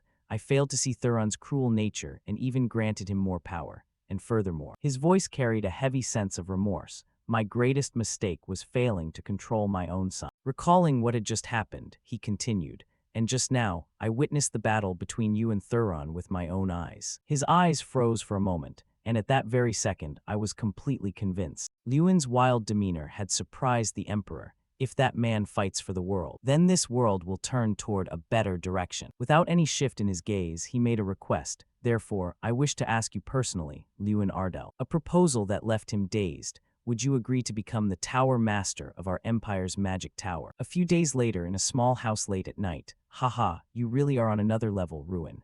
A few days later. Jason burst out laughing, teasing him. I always thought you were on another level, but to be offered the position of Tower Master at your age. Lewin's gaze suddenly dropped as he replied, Yeah, I never even dared to dream of it, being offered the position to succeed the Fire King, Thuron. He told himself inwardly, becoming the Tower Master means becoming the person everyone looks up to. The image of the old man with the white beard flashed through his mind. I defeated the previous Tower Master and traitor, Fire King Thuron. The Emperor's silhouette appeared next, and the Emperor personally recommended me. If I agree, that title could be granted immediately. Lewin thought for a long while. With Thuron Artemis's rebellion and the death of the Crown Prince, the world was in chaos.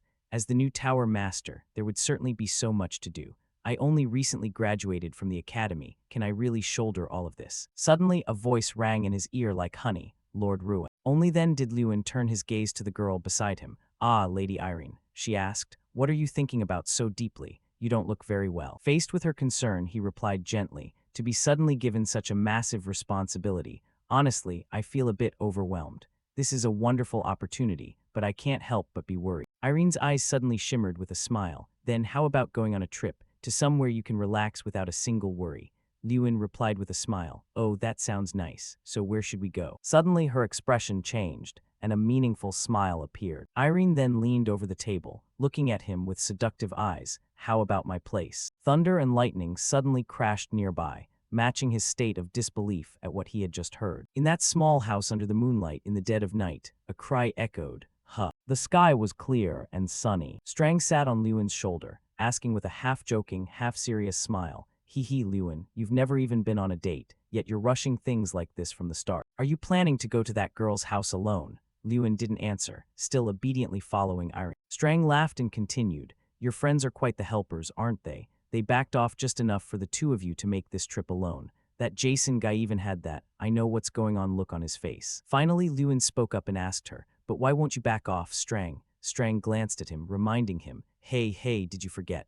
I am your one and only incarnation, remember. Suddenly, Irene turned back to look at him, asking curiously, Lewin, what are you muttering to yourself? Being called, he flinched slightly and quickly replied, Oh, it's nothing. Looking at Irene's beautiful face, Lewin thought to himself, Regardless, I've ended up on a journey with Lady Irene, just the two of us. The destination this time, Prius. All I know is that it's Lady Irene's hometown, but I didn't expect it to be so mountainous.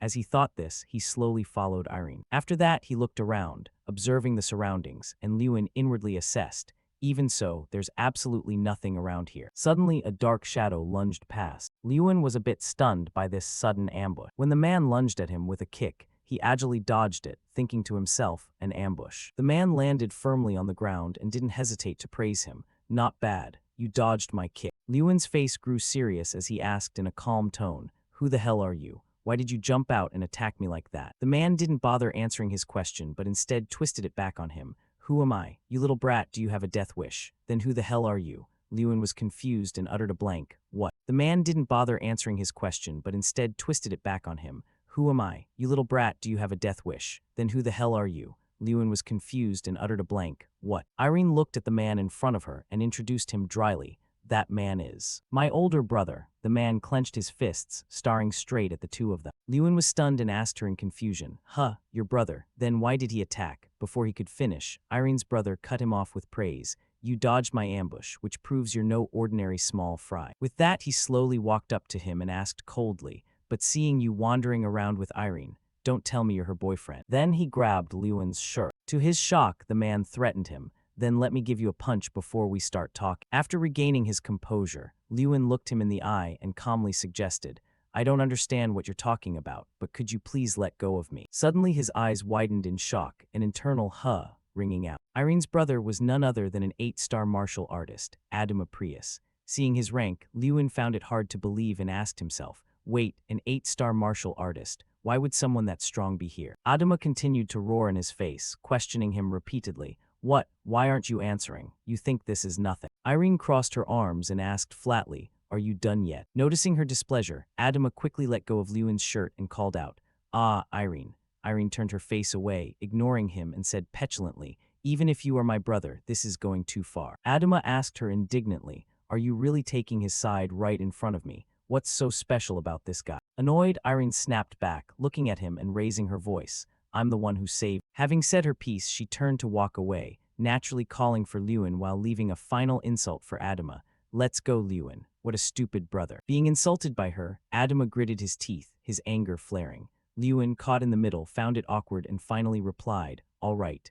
In his heart, he was both curious and trying to reassure himself, but the rest of the clan must be fine, right? Surely that's the case. Soon, they arrived at a house. Inside the house, a middle-aged man was furious, landing a powerful, fiery punch on the floor. He shouted in a rage, What did you say? After calming down, he sat on a chair, his hands still clenched into fists. In disbelief, he muttered, My precious, incredibly adorable daughter Irene, the apple of my eye brought a man home. Bringing him all the way home means he's here to ask for her hand. Then he roared again, irritably protesting, I will absolutely never, ever approve of this marriage. This middle-aged man was Irene's father, a 9-star martial artist, Achan Prius. Achan had a temper as hot as fire, shouting a challenge, If you truly want my daughter, then you'll have to defeat me first.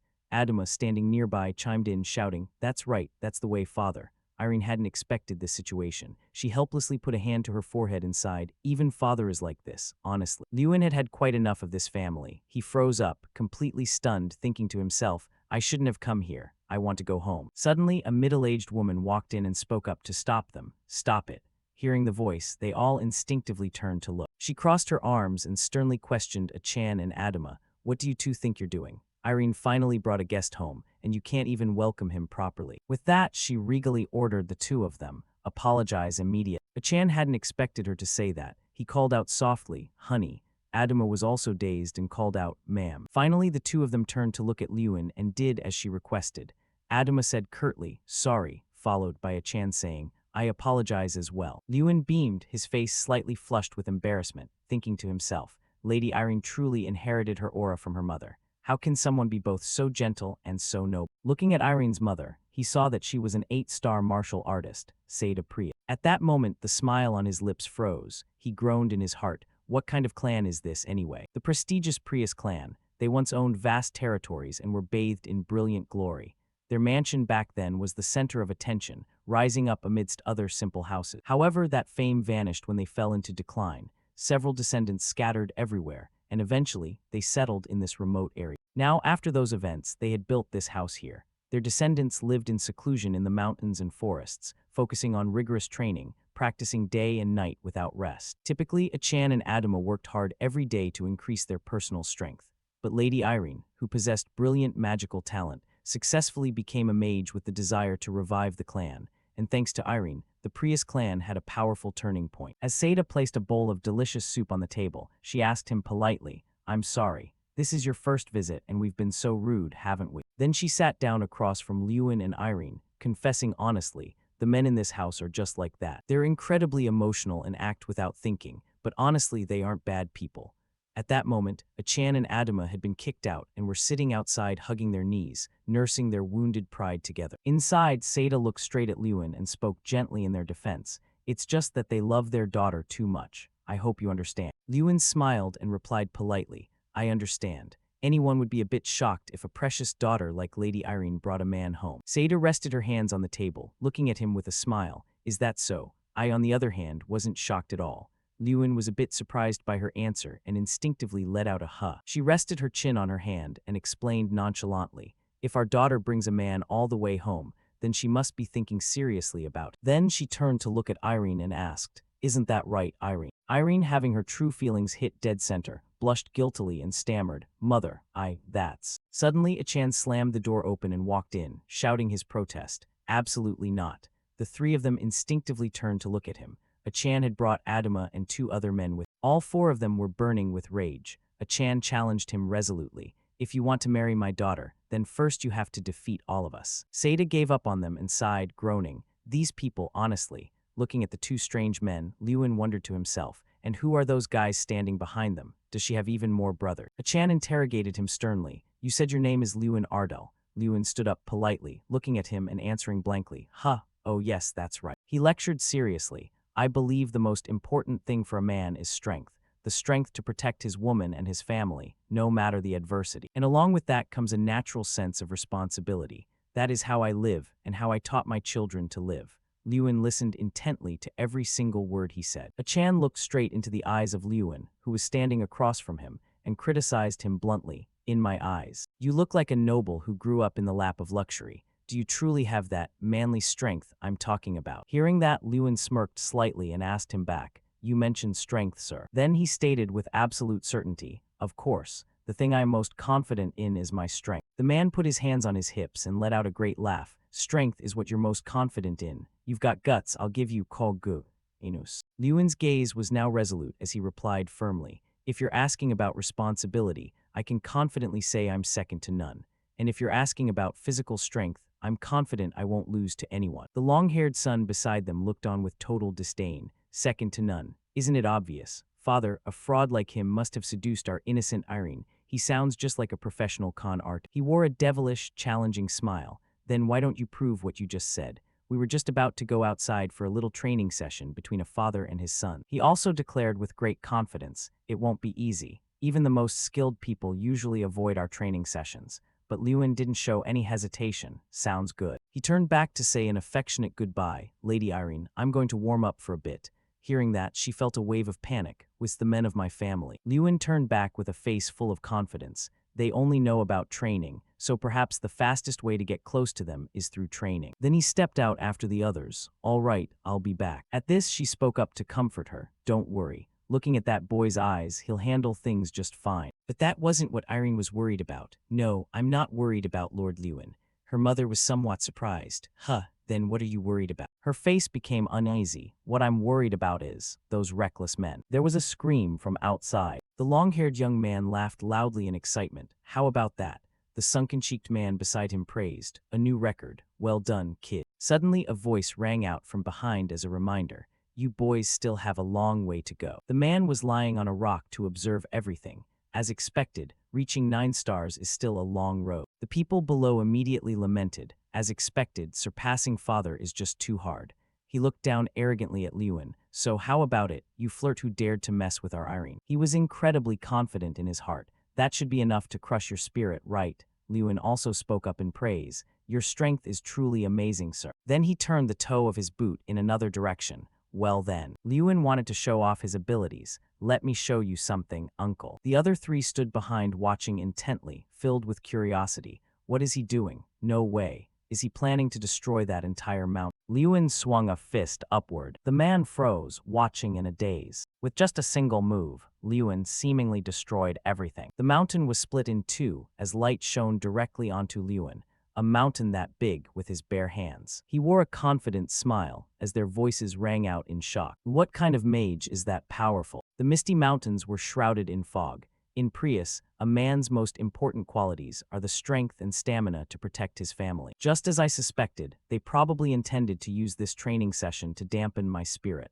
Lewin ran headlong forward, chased by Irene's brothers. Where do you think you're going? His whole body was drenched in sweat. Fine, I'll play along with you until the end. However, this became an opportunity to prove my own strength and stamina. Several days passed like that, with Irene's brothers lying scattered across the ground, panting in exhaustion. Lewin's shadow fell over them. Are you all right? He reached out a hand to help them up. Can you stand up? We still have to have dinner together. Irene's brother took Lewin's hand and sat up. Yeah, thanks. They chatted intimately. Are you training again tomorrow? Of course. Suddenly Lewin called out, hey, and Irene's brother replied softly, yeah. He asked warmly, can we call you brother? Hearing this, the brothers answered with a mix of confusion and embarrassment, sure. They continued their lively conversation as a figure stood nearby watching. Irene's father watched them, lost in thought for a long time. Back at the house as night fell over everything, a shocked voice cried out, what, really? The brothers slammed the table in disbelief, shouting,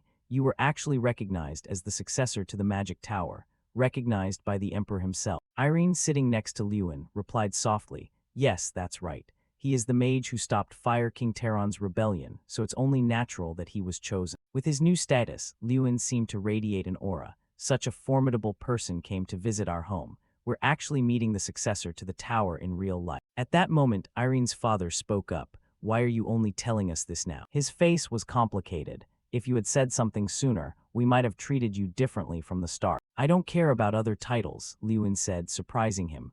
What? Lewin explained with a smile. I wanted to be recognized by Lady Irene's family. In that process, I didn't think the title of Tower Master was important. He gasped, falling into deep thought. Irene's mother rested her chin on her hand and teased. Truly, he's exactly the type of person Irene would fall for, right, honey? Irene blushed. Mother. His face was pensive and full of thought. It seemed so. In a small room, each person had their own bed. Suddenly, a voice called out to wake Lewin. Hey. It was Irene's father. He bolted upright, startled. Huh, father. While he was still dazed, the man added, follow me. He turned around and said seriously, we need to talk. In the quiet night, the full moon shone down. Lewin followed him anxiously. He said he wants to talk to me. I wonder what it's about. Suddenly the man called his name, Lewin, and he replied softly, yes, father. His voice rang out steadily. As I've said many times, Irene is an incredibly precious daughter to me. The two men faced each other under the moonlight. Can you take responsibility for a girl like... Although still a bit confused, Lewin answered decisively, yes, I can. Irene's father closed his eyes and smiled slightly. All right, skill, effort, character. Even though we treated you quite rudely, your attitude toward the whole family has been irreproachable. He opened his eyes, his gaze sharp and determined. But if there comes a day when you make my daughter cry, I won't let it slide. Then he entrusted Irene to him. Take good care of my daughter, Lewin Ardell. Hearing that, he smiled with joy. Thank you, father. Lewin and Irene stood before the whole family. Are you really leaving already? It's quite sad. Lewin smiled and said casually, me too. I'll visit again another time. Irene's brother waved it off. Oh my goodness, no need. We'll come visit you ourselves. His words turned both their faces as red as tomatoes. We plan to hold an official meeting at Ardell, so keep dadding until then. Irene kicked her brother in embarrassment. What are you saying, you silly brother? Then she turned and walked away first. Lewin, let's go. He waved goodbye to everyone and followed her. Huh, oh yeah, take care, everyone. On the way, Irene spoke hesitantly, but Lewin, and he replied, yeah. She bowed her head slightly, her hair covering half her face. Now that both families have given their approval, no one will stand in our way anymore. Irene looked him directly in the face. So then, what are we to each other? Hearing that, Lewin's face instantly turned bright red. His eyes widened. He smiled shyly and called out, Lady Irene. In the gentle breeze, Lewin stood facing Irene and said, let's date seriously. Irene wore a happy smile upon hearing the words she desired. She smiled broadly and replied, please take good care of me, Master Lewin. 5 years later at the skyscraper tower dominated by black and pink. Just thinking seriously about that time is crazy. You actually confessed, Lewin. That was the magic tower. Inside the tower, Chang lounged on a chair, rambling on, and I remember every single word. Lady Irene, let's date seriously. Then she giggled. Lewin stood to the side organizing books and said, you talk too much. It's been so many years and you're still bringing that up. He glanced at Chang and reminded her, if you're helping me, focus on the work. Stop lazily reminiscing about the past. Thanks to the Emperor's recommendation, I finally became the Tower Master. Chang lazily sat up. Yeah, Tower Master Lewin. He ignored her and continued shelving books. Since becoming the Tower Master, I've lived a busy life, Chang took on the role of assistant to help me handle the workload. Under the blue sky, the peaceful small town emerged. Ardell had undergone many changes. Thanks to continuous development, Ardell had become a stable and solid city. Following that was the cool appearance of Hansen and Jason. This was achieved thanks to Hansen, who became a knight of Ardell, and the immense help of Jason, who was in charge of administrative work. Next was the presence of a middle-aged man with a kind face. Of course, the one who worked the hardest was still my father. At that moment, someone suddenly entered and called out to Lewin, "Opa." Lewin's joy was visible as he warmly welcomed the person. "Oh, look who's here." He teased her, "Isn't this our swordsmanship festival champion?" Lewina stood there laughing and replied, "Oh, come on, Opa, with my skill, that was only natural." An image of Lewina always by the emperor's side while riding a horse appeared. By the way, Lewina continued to pursue her dream of becoming a swordsman, and a few years later, she participated in the swordsmanship festival again and won. Now, she is by the side of the emperor, who has recovered his health. Lewin moved closer to Lewina and asked, "So what brings you here today?" She put her hands on her hips and joked, "I just came to check if our tower master is working properly." Pausing for a moment, Lewina continued, "And to see how well you've prepared." He suddenly looked bewildered upon hearing this. Prepared. Lewina frowned, inquiring suspiciously, "Don't tell me you don't know what I'm talking about." But Lewin smiled and replied, "Of course I know." He held a book to his chest and reassured her, "Don't worry, everything has been perfectly prepared. No one will have anything to complain about." Time passed quickly. A few days later, in the territory of Ardell, the whole town suddenly became much more lively. Hansen and Sita stood amidst the stream of people passing by. All right, everyone, don't push. Please move slowly." "Hey, I said don't push." Just then someone called out, making the two of them instinctively look over. Hansen, Sita. Lewin strolled along amidst the chatter of the local residents. "Oh, Lewin, one of today's stars has arrived. Is that the tower master?" "That's Master Lewin." He stood before Hansen and Sita and said, "Thank you for helping so much." Sita immediately laughed and replied, "What's all this between friends?" Hearing that, Lewin turned to Sita and inquired, "Especially you, Sita. Long time no see. How have you been? I heard you became the leading high counselor of Yoda." Sita smiled proudly. "Haha, news travels fast. Yeah, that's right." Then he suddenly asked, "So, how does it feel to be getting married? I thought with your talent you'd go first, but I didn't expect it to be this fast." Lewin could only laugh it off. Suddenly, a shrill scream echoed from another direction. Several men from the bride's side were hugging each other and weeping. "Irene is getting married already. Isn't this too soon?" Only Irene's mother sighed in exasperation. "Come on, people are watching. Stop crying, you guys." Seeing this, Sita couldn't help but remark, "Your future brothers-in-law haven't changed a bit." While the two were talking, the ground beneath their feet suddenly shook. "It's about to start, so I'll go get ready. It seems everyone has arrived except for one more group." "Who?" Everyone present froze at the unexpected tremor. Two men instantly cried out in terror. "What? Don't tell me it's an earthquake." At that moment, Lewin calmly reassured them, "Please stay calm, everyone." Ogres with tall, muscular bodies now appeared. It's just the ogres who were invited. The leader of the ogre group smiled and spoke in a booming voice. "How could we miss the wedding of the little destroyer?" Next, someone slowly walked up the steps, the sound of steady footsteps echoing. Before the crowd, Jason stood formally behind the podium. He suddenly spoke, "Can everyone hear me?" Jason smiled and introduced himself. "First of all, I am a mage from the Magic Tower, and I will serve as the presider for today's ceremony. My name is Jason Damon." His red eyes softened as Jason continued, "The wedding will begin shortly, so please, guests, take your seat." Under the clear blue sky, individual rays of sunlight shone down as if offering a blessing. Although I introduced myself as a mage of the tower, I'm actually better known as the Tower Master's friend. Regardless, thanks to that, I have the honor of standing in such a significant place today. Before the hundreds of guests, Jason spoke again. "I met the bride and groom not long ago, and they asked me to convey their sincere thanks to all of you who traveled from afar to join them." He looked straight in a certain direction. "So then, let us now welcome today's protagonists. Let's welcome the main characters of the day." Lewin stepped forward slowly to the sound of everyone's applause. Lewin Ardell. Meanwhile, Lewina, sitting below, called out loudly, "Opa, congratulations." Beside her, other acquaintances of his spoke up, "Master Lewin, congratulations on your wedding." Immediately after, Jason spoke again. "Now, let's meet the bride." Irene, in a pure white dress, was led in by her father. "Irene Prius, please enter." Irene raised her head confidently, an infinite happy smile on her lips. Lewin was suddenly dazed, staring at her without blinking. Irene Prius. His father-in-law and Irene drew closer to him. Thanks to her non-stop efforts to restore her family, she had become a world-renowned mage. a name everyone had to know at least once. Irene smiled broadly, looking directly at him, and now she was about to become his wife. Irene left her father's arm and stepped forward to take Lewin's hand. He wore a soft smile and promised, "I will be a good husband." Irene's father replied firmly, "All right, I trust you, Lewin." The two held hands and walked before Tyrion. Next, it's time to welcome the presider of the ceremony. He stood on the podium with a kind face. Today's presider is the mentor of the Tower Master, and also my own mentor, Principal Tyrion Ignit of the Academy. As those words finished, Tyrion spoke. "First of all, as the presider, I wish to offer my congratulations to you both." He looked gently at the two young people before him. "The two of you standing here today have overcome every hardship by always staying by each other's side." Irene and Lewin instinctively turned to look at each other. Even if similar challenges appear in the future, this couple, united in marriage, will overcome them all once again. Their hands were tightly intertwined as if the two were one, leaning on each other in times of difficulty and sorrow. That is the meaning of marriage. After looking at each other for a moment, they both turned their eyes back toward Tyrion.